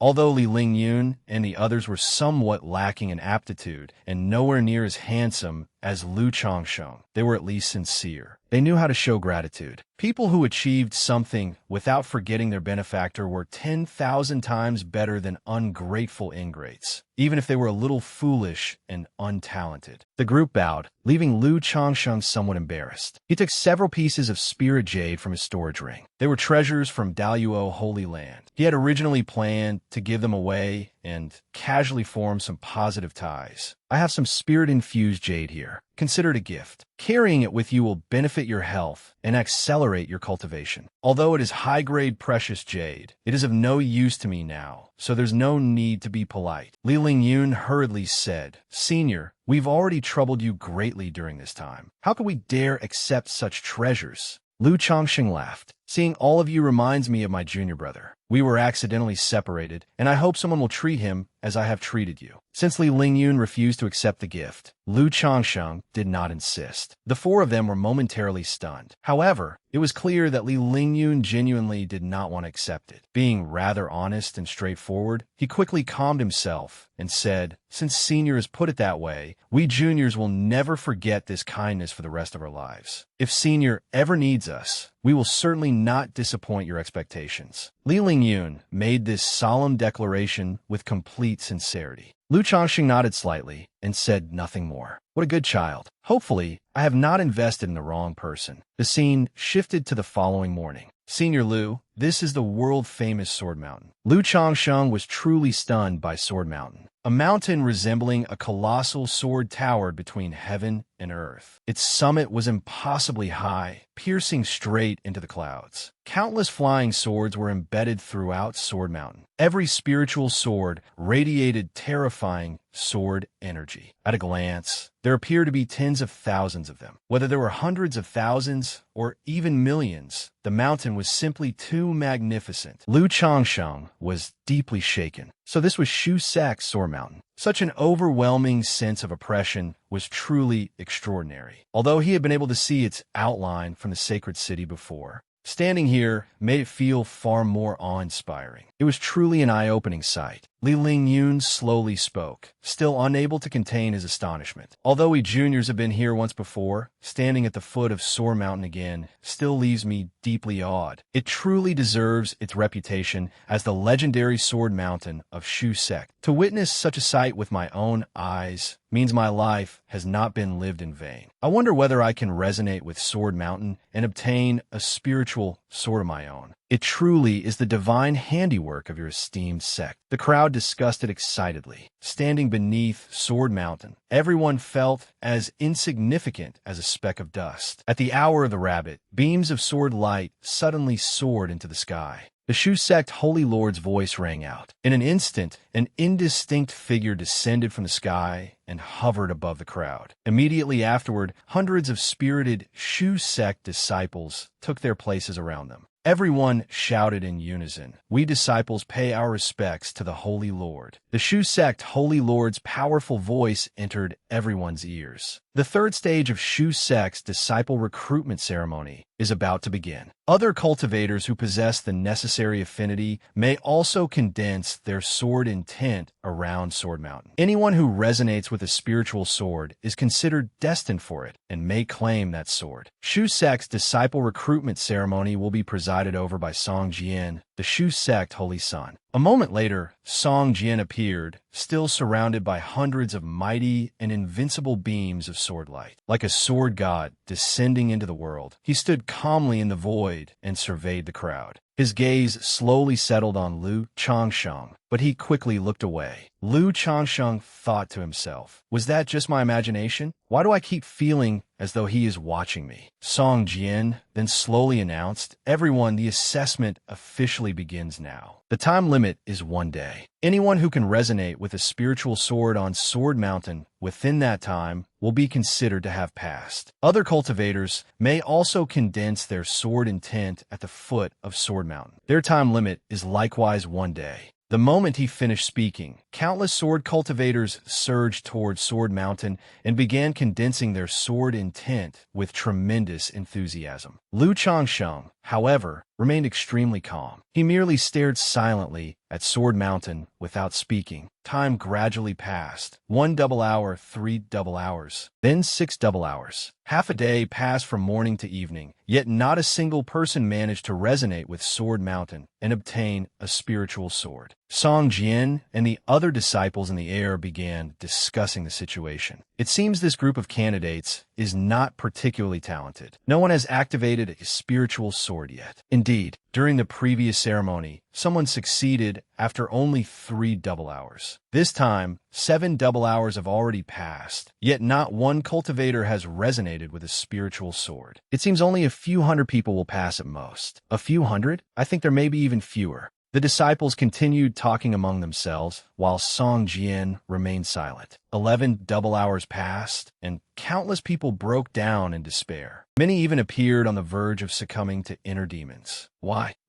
I have painstakingly practiced sword techniques for 15 years. I began cultivating the sword while still in my mother's womb. I endured suffering that ordinary people could never endure and tasted hardships that others could never bear. Yet even now, I still cannot resonate with Sword Mountain. Am I truly that incompetent? His anguish cries immediately filled everyone with sorrow. Some began sobbing with him, while others remained composed and unwavering. Still others chose to give up. The scene plunged countless cultivators into despair. Li Yinru, who was standing nearby, found the situation strange. How peculiar. Although this group truly does not contain any particularly outstanding cultivators, it should not be so bad that no disciple has resonated with Sword Mountain after 11 double hours. Lu Changsheng silently watched everything and thought about himself. If I had not benefited from this appearance, cultivating might have been even harder for me than it is for them. After all, my aptitude speaks for itself. Cultivation truly is arduous.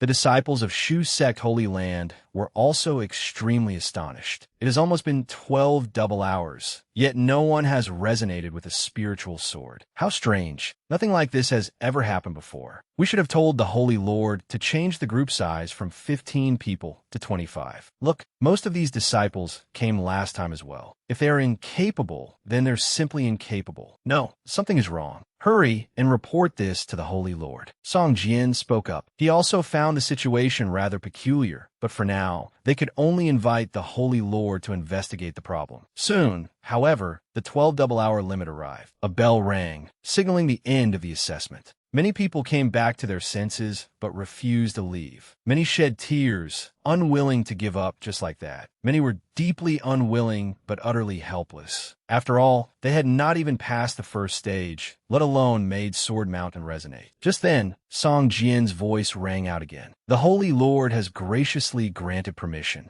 Due to these unusual circumstances, all cultivators may try again for another day. The moment his voice faded, countless cultivators were overcome with surprise and joy. Without another word, they returned to their former positions and resumed communicating with the sword intent. Wonderful. Thank you, Holy Lord. Everyone keep trying. Li Yinru, who was standing beside Lu Changsheng, could not help asking him, why do you not give it a try? Hearing this, Lu Changsheng shook his head. Forget it. I cannot even pass the first stage, much less this one. His voice carried a trace of self-mockery. Li Yinru shook her head and replied, the first stage merely tests one's aptitude in the Sword Dao. I have heard that passing Sword Mountain's assessment mainly depends upon one's will and sword heart. Young Master Lu, why not say a few inspiring words? Perhaps they could provoke a response from Sword Mountain. During the previous ceremony, a cultivator spoke a few inspiring words and resonated with Sword Mountain. Why not give it a try, young Master Lu?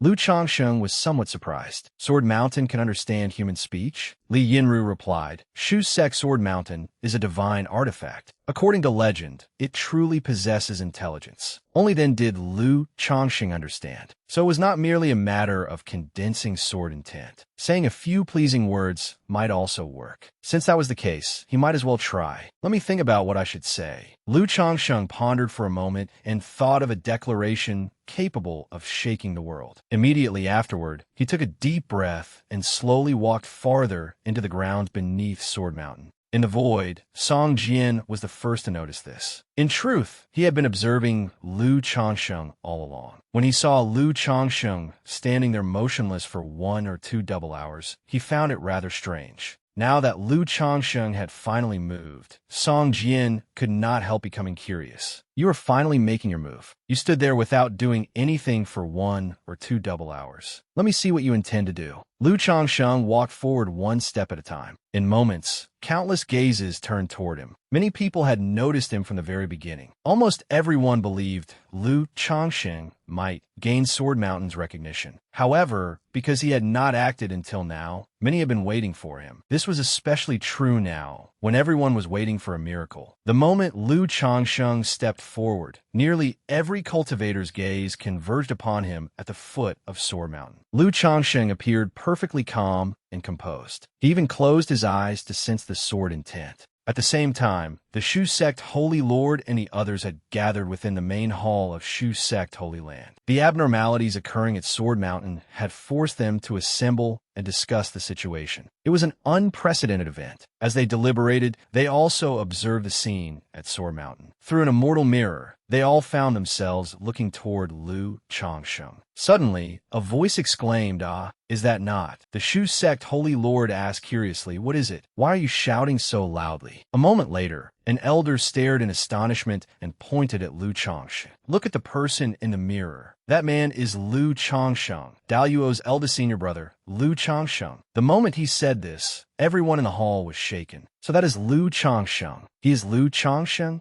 The Holy Lord calmly asked, "Wait, what evidence do you have? Is this information reliable?" When the Buddhist sect debated the Dharma with Daluo, I also visited Daluo Holy Land. Therefore, I have seen Lu Changsheng before. I heard Changsheng stepped into the void and disappeared at the time. Why has he now appeared in our Shu Sect Holy Land? I understand. What do you understand? How could you possibly understand this? In an instant, the entire hall erupted into noisy discussion. Even the Shu Sect Holy Lord could not conceal his astonishment. "Elder Chun, are you certain?" Elder Chun answered with complete conviction, "I am certain. He is Lu Changsheng. There cannot be a second person in this world who looks like him." The Holy Lord clapped his hands and exclaimed, "Good, good, good." The Shu Sect Holy Lord took a deep breath and rose to his feet with a broad smile. "I never imagined that Lu Changsheng would come to our Shu Sect Holy Land and even participate in the assessment. This is truly a blessing bestowed by heaven." The Shu Sect Holy Lord was immensely excited. Among all the Taoist sects beneath heaven, who did not know of Lu Changsheng, an unparalleled figure like no other, he was the disciple every Taoist sect wished to recruit. They had originally believed that since Lu Changsheng had already joined Daluo Holy Land, there was nothing they could do. Yet now, Lu Changsheng had delivered himself straight to their doorstep.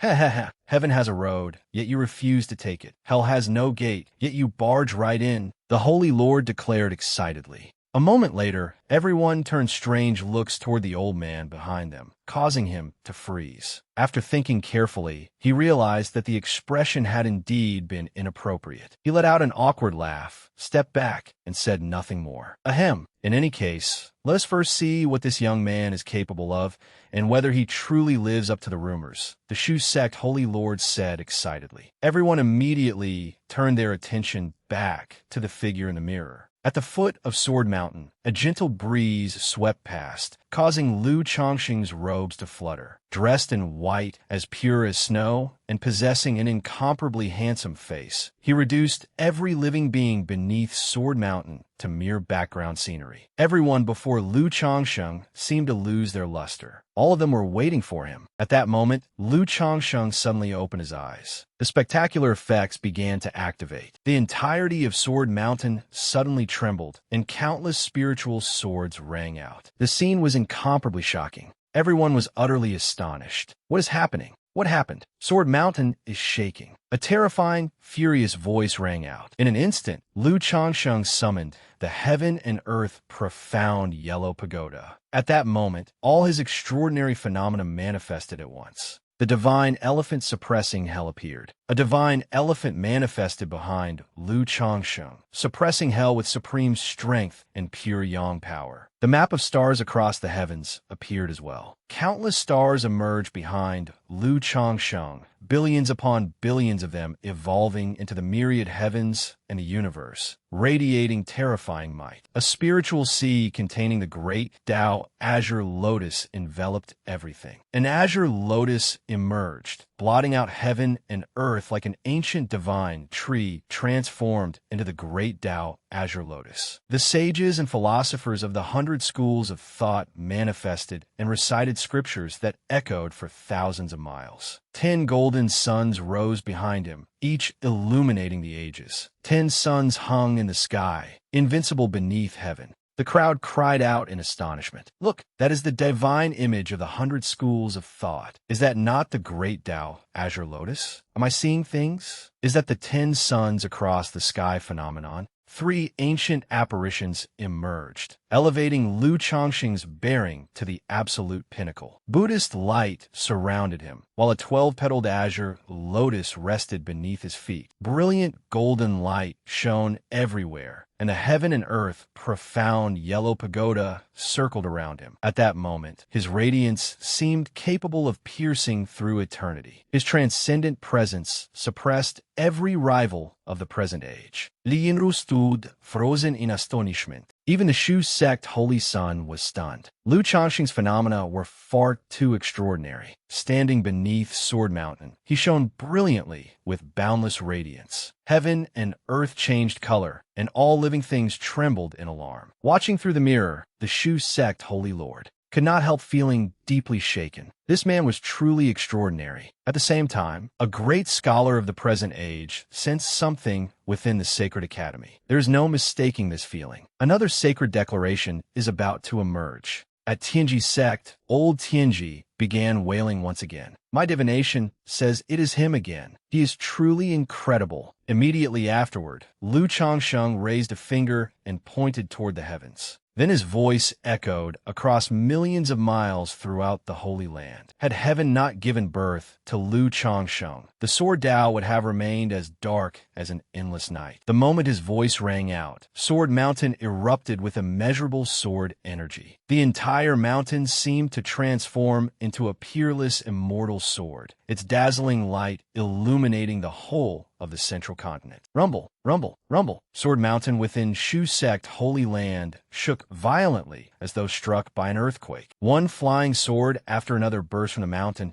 and tore through the air, ringing loudly. Look, all the swords in Sword Mountain are flying out. Countless spiritual swords were roused, and multicolored sword lights swirled through the air. Every sword is flying toward him. Heavens! Lu Changsheng panicked. What is happening? Did I say something outrageously disrespectful? Have I angered Sword Mountain? Am I about to be pierced by 10,000 swords and turned into a honeycomb? Suddenly, a peerless, immortal sword soared into the sky, transforming into a majestic beam of purple sword light tens of thousands of feet long. An azure immortal sword abruptly rose from the ground as well, transforming into an equally vast beam of sword light that intertwined with the purple immortal sword. A Shu sect disciple stared at them with wide, disbelieving eyes. Look, those are the purple and azure twin swords. Are those truly the purple and azure twin swords? Legend says the purple and azure twin swords are peerless, immortal swords within Sword Mountain, yet no one has seen them in 100,000 years. I could die without regret after witnessing this. I never expected to see 2 peerless, immortal swords emerge into the world today. Wait, he just called himself Lu Changsheng. He is Lu Changsheng. Lu Changsheng has been in our Shu sect Holy Land this entire time. Every Shu sect disciple was shaken beyond measure. The most shaken of them all was Song Jian. Had heaven not given birth to Lu Changsheng, the Sword Tao would have remained as dark as an endless night. How extraordinary! What extraordinary sword intent! What peerless bearing! It seemed laughable that Song Jian had previously believed that although Lu Changsheng was powerful, his sword heart could not compare with his own. He had heard of Lu Changsheng, but had never met him. Now that he finally saw Lu Changsheng in person, he realized that the rumors did not do him justice. More importantly, Lu Chongqing's declaration had been overwhelmingly domineering. Seeing him today, Song Jian was overcome by an indescribable sense of defeat. He had been thoroughly subdued in the Sword Dao. At the foot of Sword Mountain, millions of sword cultivators were also completely dumbfounded. None of them had known that this man was Lu Chongqing.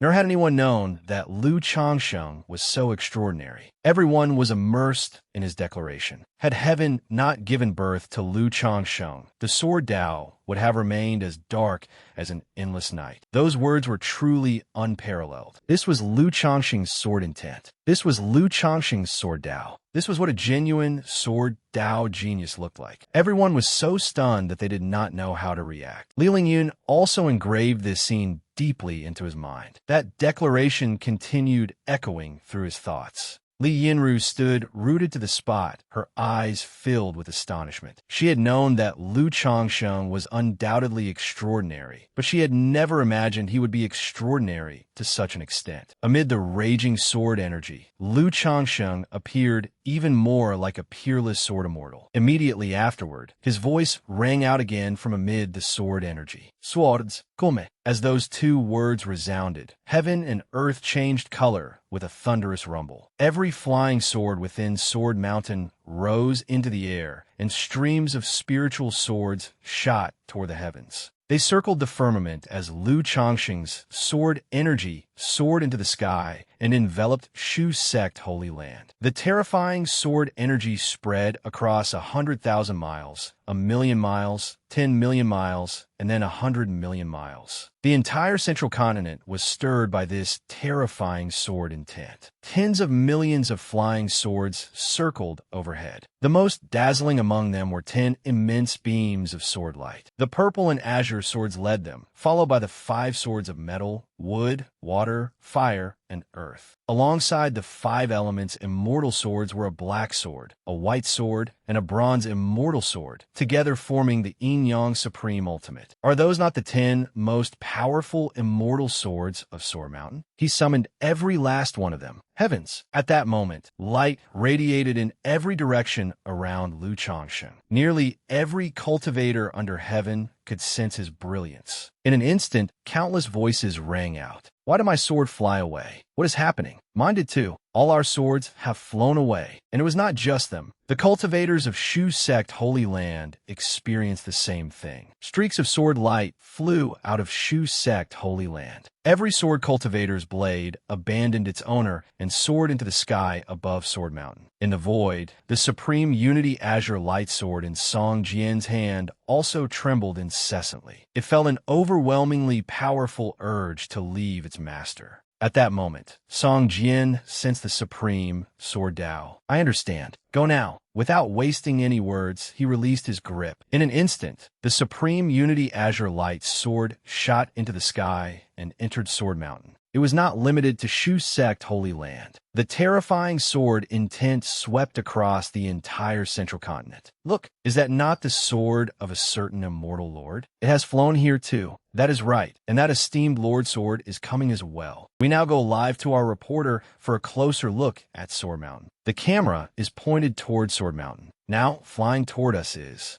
Look at this immortal sword. It is radiating 10,000 dazzling rays of light. One glance is enough to identify as the exquisite immortal sword, the peerless immortal sword of the exquisite Holy Lord. And judging by this ancient, majestic appearance, this must be the sword of the primordial beginning Holy Lord. This one belongs to the sword formation of primordial beginning Holy Land. Wow, this streak of sword light may be small, but its presence is extraordinary. That is right. It comes from the sword formation of Purple Azure Holy Land, as expected of Daluo's eldest senior brother. Even before such a magnificent spectacle at Sword Mountain, he remains calm and composed. Truly admirable. Although Lu Chongqing appeared calm on the outside, he was screaming inwardly. What else am I supposed to do? Other than pretending to be calm, what choice do I have? I only said a few things offhandedly. How was I supposed to know so many terrifying swords would appear? Forget it. I will deal with things as they come. Meanwhile, at exquisite Holy Land, the Holy Lord said, I recognize every sword from our Holy Land. There is no need to panic. A peerless sword immortal has emerged, and the sentient swords have gone to offer their congratulations. At primordial beginning Holy Land, someone declared, there is no need to worry. Our Taoist sects have gained another peerless sword immortal. Lu Changsheng, O Lu Changsheng, I eagerly await the day you arrive. At Purple Azure Holy Land, laughter rang out. Ah, to think that 50,000 years later, another peerless sword immortal would emerge among our Taoist sects. Excellent, excellent. Even the Purple Azure twin swords have chosen Lu Changsheng as their master. You are indeed fated with our Purple Azure Holy Land. At Supreme Oneness Holy Land, another voice declared, heaven and earth are undergoing a tremendous transformation. It appears that a peerless sword immortal has been born. Pass down my order. No disciple is permitted to make an enemy of Lu Changsheng of Daluo Holy Land, for he is the eldest senior brother of all our Taoist sections. No one is allowed to provoke him. Violators will be expelled from the sect. At Daluo Holy Land, the Daluo immortal sword suddenly stirred. What is happening? Why did my sword fly away by itself? Mine flew away too. Could someone have attained immortality through the sword? What happened? Why have all our swords disappeared? Could some senior of the sword Dao have become an immortal? A moment later, perfected Qingyun calculated with his fingers before announcing, do not panic. I have read the divination. This phenomenon was caused by your eldest senior brother entering the realm of a peerless sword immortal. The flying swords have left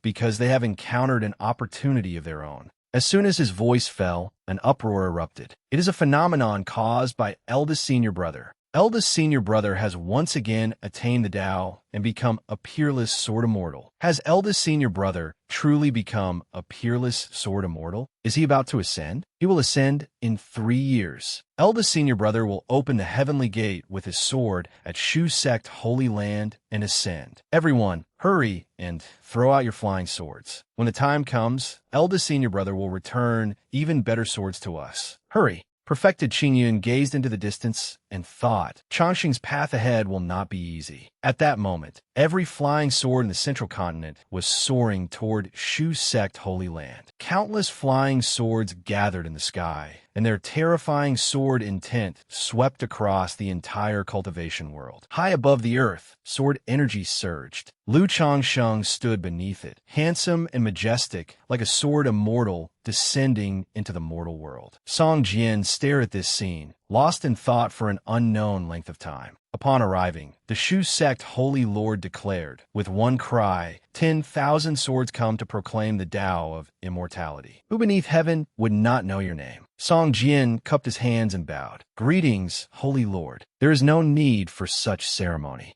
Suddenly, Elder Chen shouted, Holy Lord, quickly look at the sky. As his voice rang out, a terrifying apparition appeared in the void. 10,000 streaks of sword light glittered overhead. Combined with Lu Changxing's phenomena, the sight was dazzling beyond description. An ancient gateway appeared in the sky, radiating an incomparably terrifying pressure. That is the immortal gate. Is that the gate of immortal ascension? But why has it appeared? Could it be that Lu Changsheng intends to attain immortality by proving his Tao with the sword? Attaining immortality through the sword Tao. How many years has it been since such a peerless sword immortal appeared in our central continent? It is him. He is proving the Tao of the peerless sword immortal. As these voices rang out, everyone present trembled in shock and stared wide-eyed at Lu Changsheng. Among the 3,000 great Taoists, every path could be used to attain the Tao, but each path permitted only one person to claim it. There were countless cultivators pursuing the sword Tao, but how many throughout history had truly proven it? The number could be counted on one hand. Now, Lu Changsheng had used the supreme sword Tao discourse to prove the sword Tao among the 3,000 great Taoists. By now, the entire central continent had likely heard about it.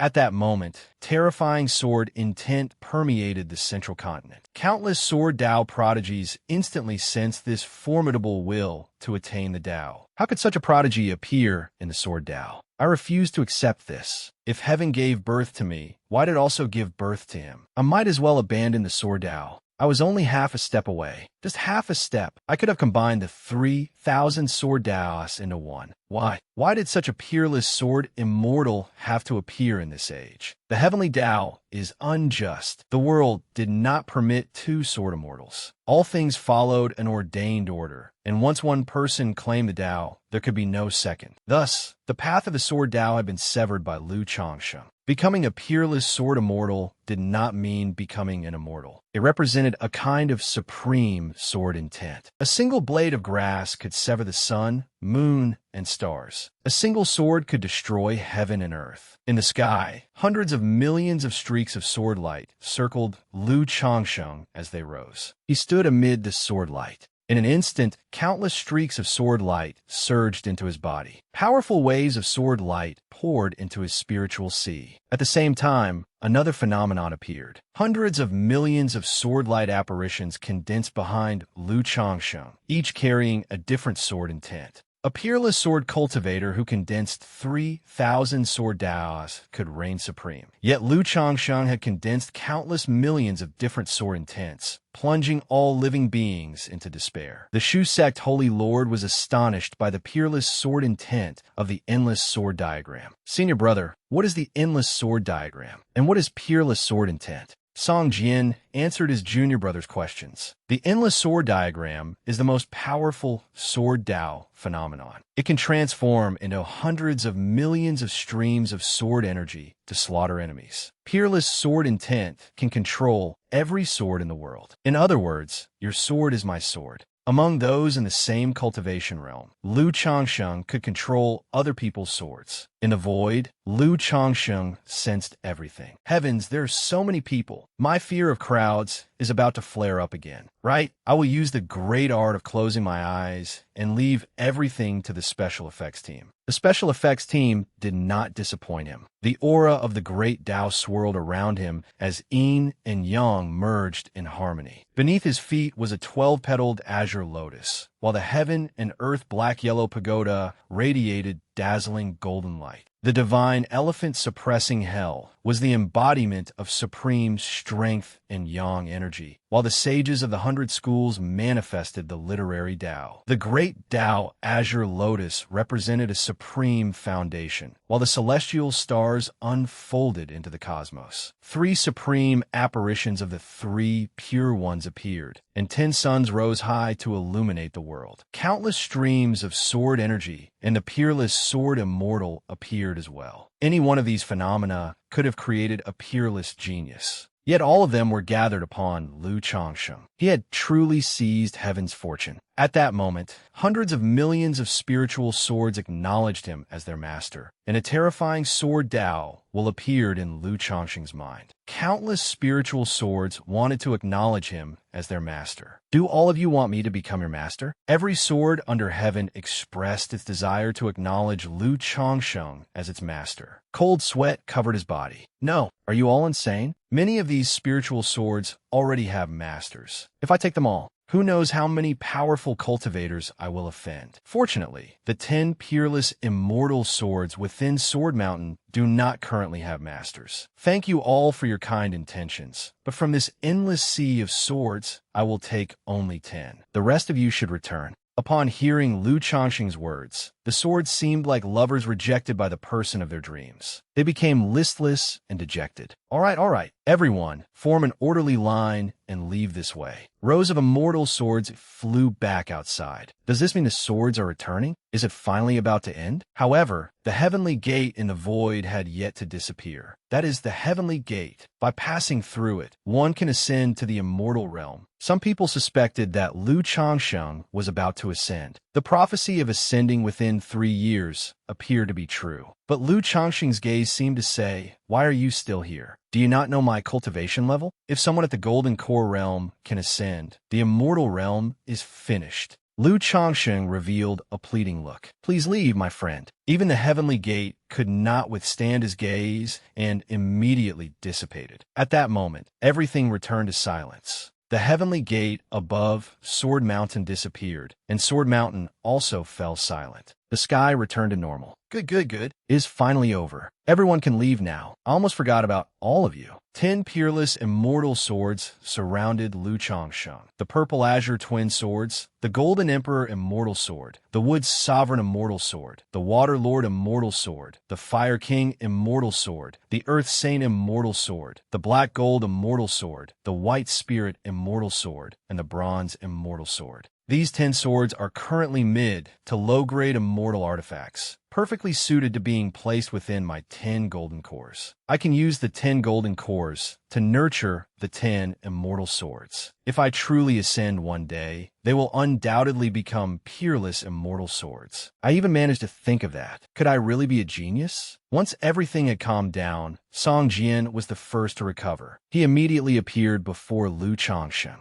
He then bowed respectfully. Song Jian, holy son of Shu sect, greets senior brother Lu. Greetings, brother Song. Senior brother Lu, you are too courteous. Lu Changsheng also acted modestly, smiling softly. Song Jian gave an embarrassed smile and said, my words a few days ago were somewhat improper. I hope senior brother Lu will not take them to heart. Lu Changsheng shook his head and calmly replied, it was nothing. Besides, brother Song never said anything harmful about me, so there is no need to worry. Senior brother Lu is indeed magnanimous. The Holy Land will hold a banquet shortly, and I will punish myself with 3 cups of wine. After saying this, Song Jian invited Lu Changsheng into Shu sect Holy Land. Just then, a voice slowly rang out. Senior Lu. The speaker was Li Lingyun. The call made Lu Changsheng turn around. Li Lingyun looked at Lu Changsheng and cupped his hands. I did not know Senior Lu's true identity before. If I offended you in any way, I beg your forgiveness. Today, I witnessed Senior attain the Tao of the Sword Immortal, but I still wish to ask one question. Is there any path left for those who pursue the Sword Tao? As soon as Li Lingyun finished speaking, everyone realized he had asked a question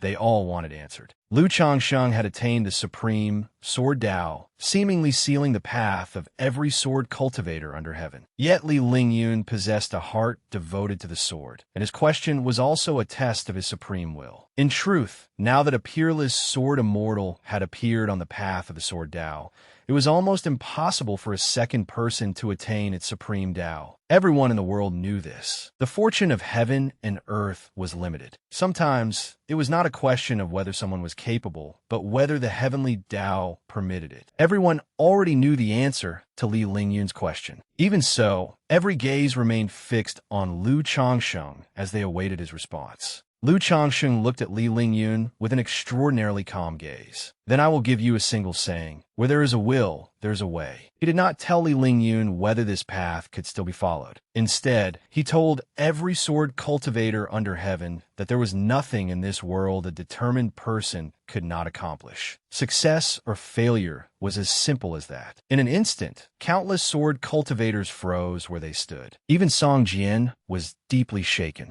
Every word Lu Changsheng spoke rang in their ears like a great golden bell, especially in Song Jian's. When Lu Changsheng attained the Sword Tao, I wanted to abandon this path. I never expected him to say something like this. What a magnificent saying. Where there is a will, there is a way. Where there is a will, there is a way. Li Lingyun murmured the words before bowing deeply to Lu Changsheng. Thank you for your guidance, Senior. I swear that if I cannot attain the Tao in this life, I will try again in the next. Through life after life and endless reincarnations, I, Li Lingyun, will devote myself to the Sword Tao for 1,000 years. Li Lingyun made his grand vow. Unfortunately, no auspicious phenomenon appeared to bless him. Yet Sword Mountain, which had remained motionless, suddenly rang out. In an instant, an ancient sword flew out from Sword Mountain. It landed in Li Lingyun's hand. It was an extremely ordinary low-grade magical artifact, just like Li Lingyun himself. Yet this flying sword had acknowledged Li Lingyun's sword heart. Song Jian looked astonished. To resonate with a spiritual sword in the presence of the peerless sword immortal Lu Changsheng was truly impressive, even if it was only a low-grade, magical artifact flying sword. Song Jian could not help taking another look at Li Lingyun before slowly saying, "Fellow cultivator, since a flying sword of Sword Mountain has acknowledged you, you have passed the trial. You are now a disciple of Shu sect. On behalf of Shu sect, I welcome you."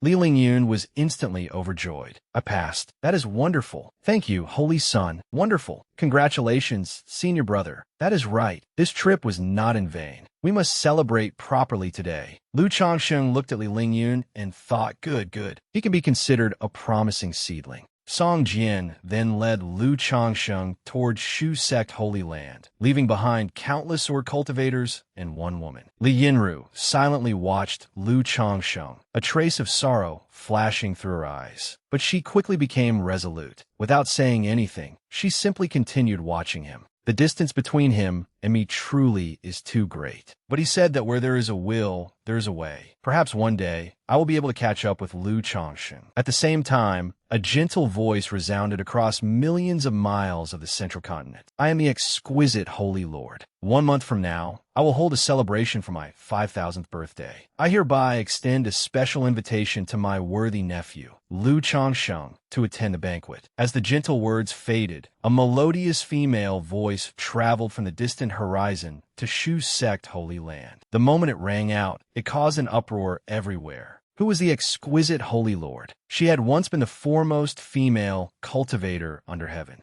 She had also once ranked first among the 10 greatest beauties of the immortal realm. Rumor had it that many holy lords of other holy lands had once admired her. But did exquisite Holy Land not almost always refuse visitors? Even during major celebrations, they usually closed their gates and celebrated privately. Yet this time, the exquisite Holy Lord had personally invited him. It was truly an unprecedented rarity. When Lu Changsheng heard this, he froze. What? She invited me to her 5,000th birthday celebration? Just what kind of ancient immortal ancestor is she? Lu Changsheng suddenly remembered what immortal Langya had once told him. Lu Changsheng, when you reach exquisite Holy Land, secretly watch the holy maiden bathe. But who knew when that scene would finally happen? The author has lost again. Sobi. Song Jian did not notice anything unusual about Lu Changsheng. Instead, he spoke enviously. I have heard that the exquisite Holy Lord possesses peerless beauty, and many people have never had the chance to meet this immortal maiden. I never expected senior brother Lu to possess such fortune and earn the opportunity to meet her. Senior brother Lu may not know this saying. At 300, she gives you immortal pills. At 3,000, she gets you into the immortal ranks. I could never receive such an opportunity. Lu Changsheng stared blankly at him and thought, well, Song Jian looks so decent and upright. Yet he actually has thoughts like that. Living off a woman really is easier, is it not? You truly cannot know a person's heart merely by looking at his face. Young pilots really do love flying 1,000-year-old planes. A red invitation flew across 10,000 miles and landed in Lu Changsheng's hand. It was an invitation to the exquisite Holy Lord's 5,000th birthday celebration. Let's head inside first. The Holy Lord is still waiting for us. You are right. Let's go. The scene shifted to Shu Sect's main hall. Senior brother Lu, this place is. Just then, a group of elderly men emerged from Shu Sect's main hall. They were all high-ranking members of Shu Sect Holy Land. They came out beaming, as though one of their own disciples had returned. Worthy nephew Lu, it has been far too long. You are still as handsome and carefree as ever. Your bearing truly is extraordinary. Cold sweat broke out across Lu Changsheng's body. This strangely familiar enthusiasm. He had taken 10 peerless sword embryos from Sword Mountain. Yet these elders were not angry at all. Instead, they welcomed him with smiles. How strange. If someone took 10 peerless sword embryos from Daluo Holy Land, regardless of whether they had owners, as long as they belonged to Daluo Holy Land, his master would never let that person leave with them so easily. Greetings, martial uncles. Greetings, Holy Lord. Not every place in the world was sinister, but these people. Lu Changsheng could not shake the feeling that nothing good would come of this. By the way, worthy nephew Lu, why did you suddenly decide to visit our Shu Sect? I do not know either. While teleporting, I suddenly found myself near Shu Sect Holy Land. The Yinyang Holy Land's teleportation array truly is shoddy. If only you had used one of our superior arrays. Worthy nephew Lu, your journey must have been exhausting. By the way, was your stay in the holy city comfortable? Did anyone offend you? No. If anyone did, I would wipe out his entire family. If anything happened, you must tell me. No one offended me. I simply spent a few carefree days in the holy city. I became so absorbed in enjoying myself that I failed to visit sooner. That was truly discourteous of me. I apologize, martial uncles. There is no need for such formality. We are glad that you came. We have already prepared a banquet for you today. Thank you, Holy Lord.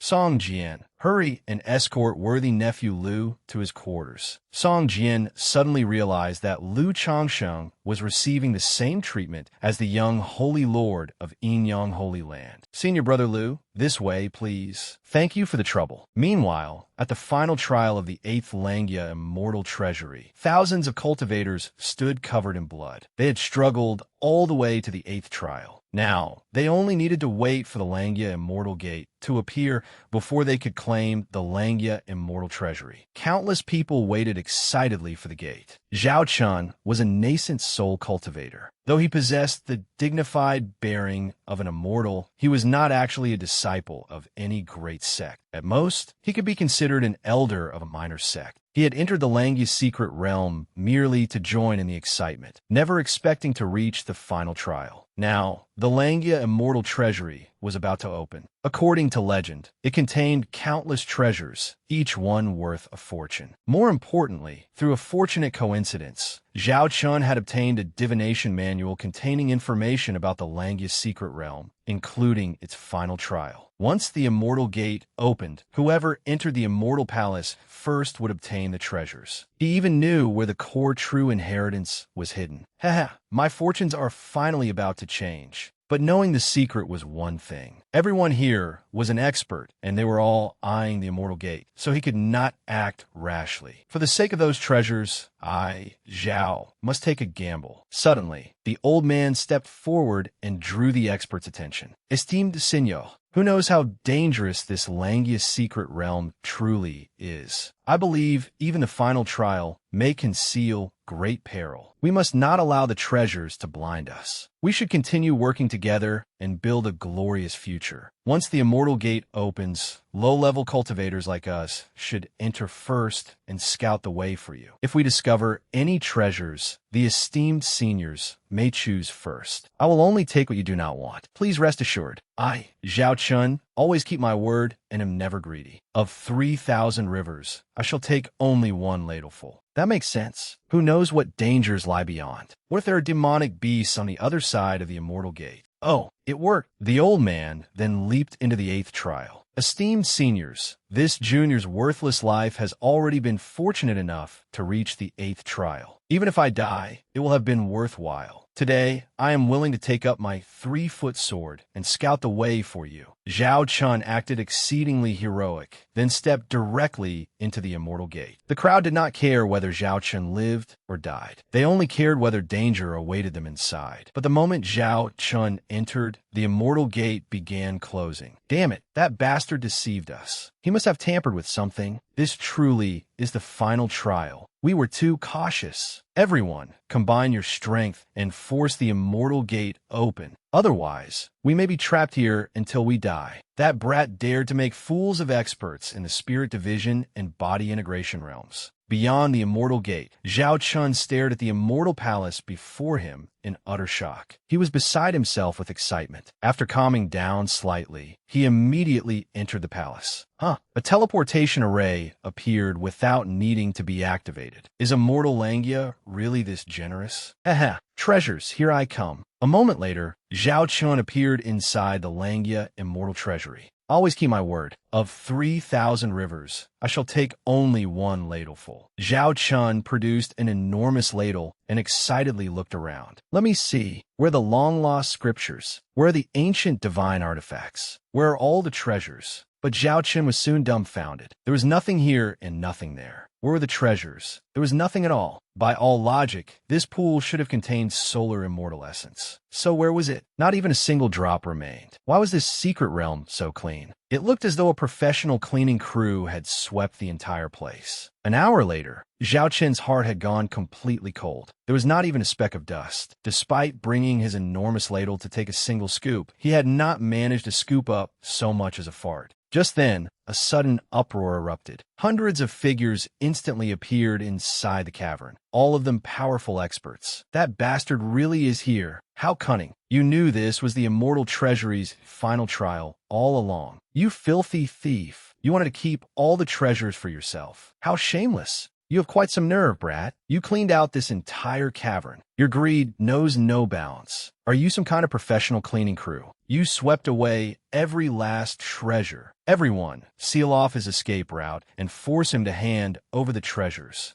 Zhao Chun was so terrified that he nearly wet himself. Everyone, please listen to my explanation. You may not believe me, but this place was already empty when I arrived. Nonsense. Brothers, beat him to death. The experts immediately unleashed Praying Mantis Fist, Toad Palm, Mount Tai Crush, and Black Tiger Heart Ripper. Figure after figure soared into the air. Without wasting another word, they launched their attacks. Suddenly, someone shouted, "Elders, wait. There are words on the stone tablet. Fellow cultivators, let us inspect them first. We can beat him afterward. Please spare me." The crowd quickly gathered before the stone wall, and every one of them was instantly stunned. 14 grand characters had been carved across the stone wall, with the sweeping grace of dancing dragons and soaring phoenixes. The writing was majestic and contained a terrifying conception, overflowing with immortal energy as though it embodied the immortal path itself. At the immortal path's end, who stands supreme? Once Changsheng appears, all Tao becomes void. The moment perfected Ziyun saw the name Changsheng, he immediately realized who it referred to. It could be none other than Liu Changsheng, the eldest senior brother of Daluo Holy Land. At that moment, everyone stood before the stone wall in astonishment, utterly speechless. Could it really be that Changsheng? Liu Changsheng is the eldest senior brother of Daluo Holy Land. He is the Taoist eldest senior brother acknowledged by the Buddha child's master. 10 million years ago,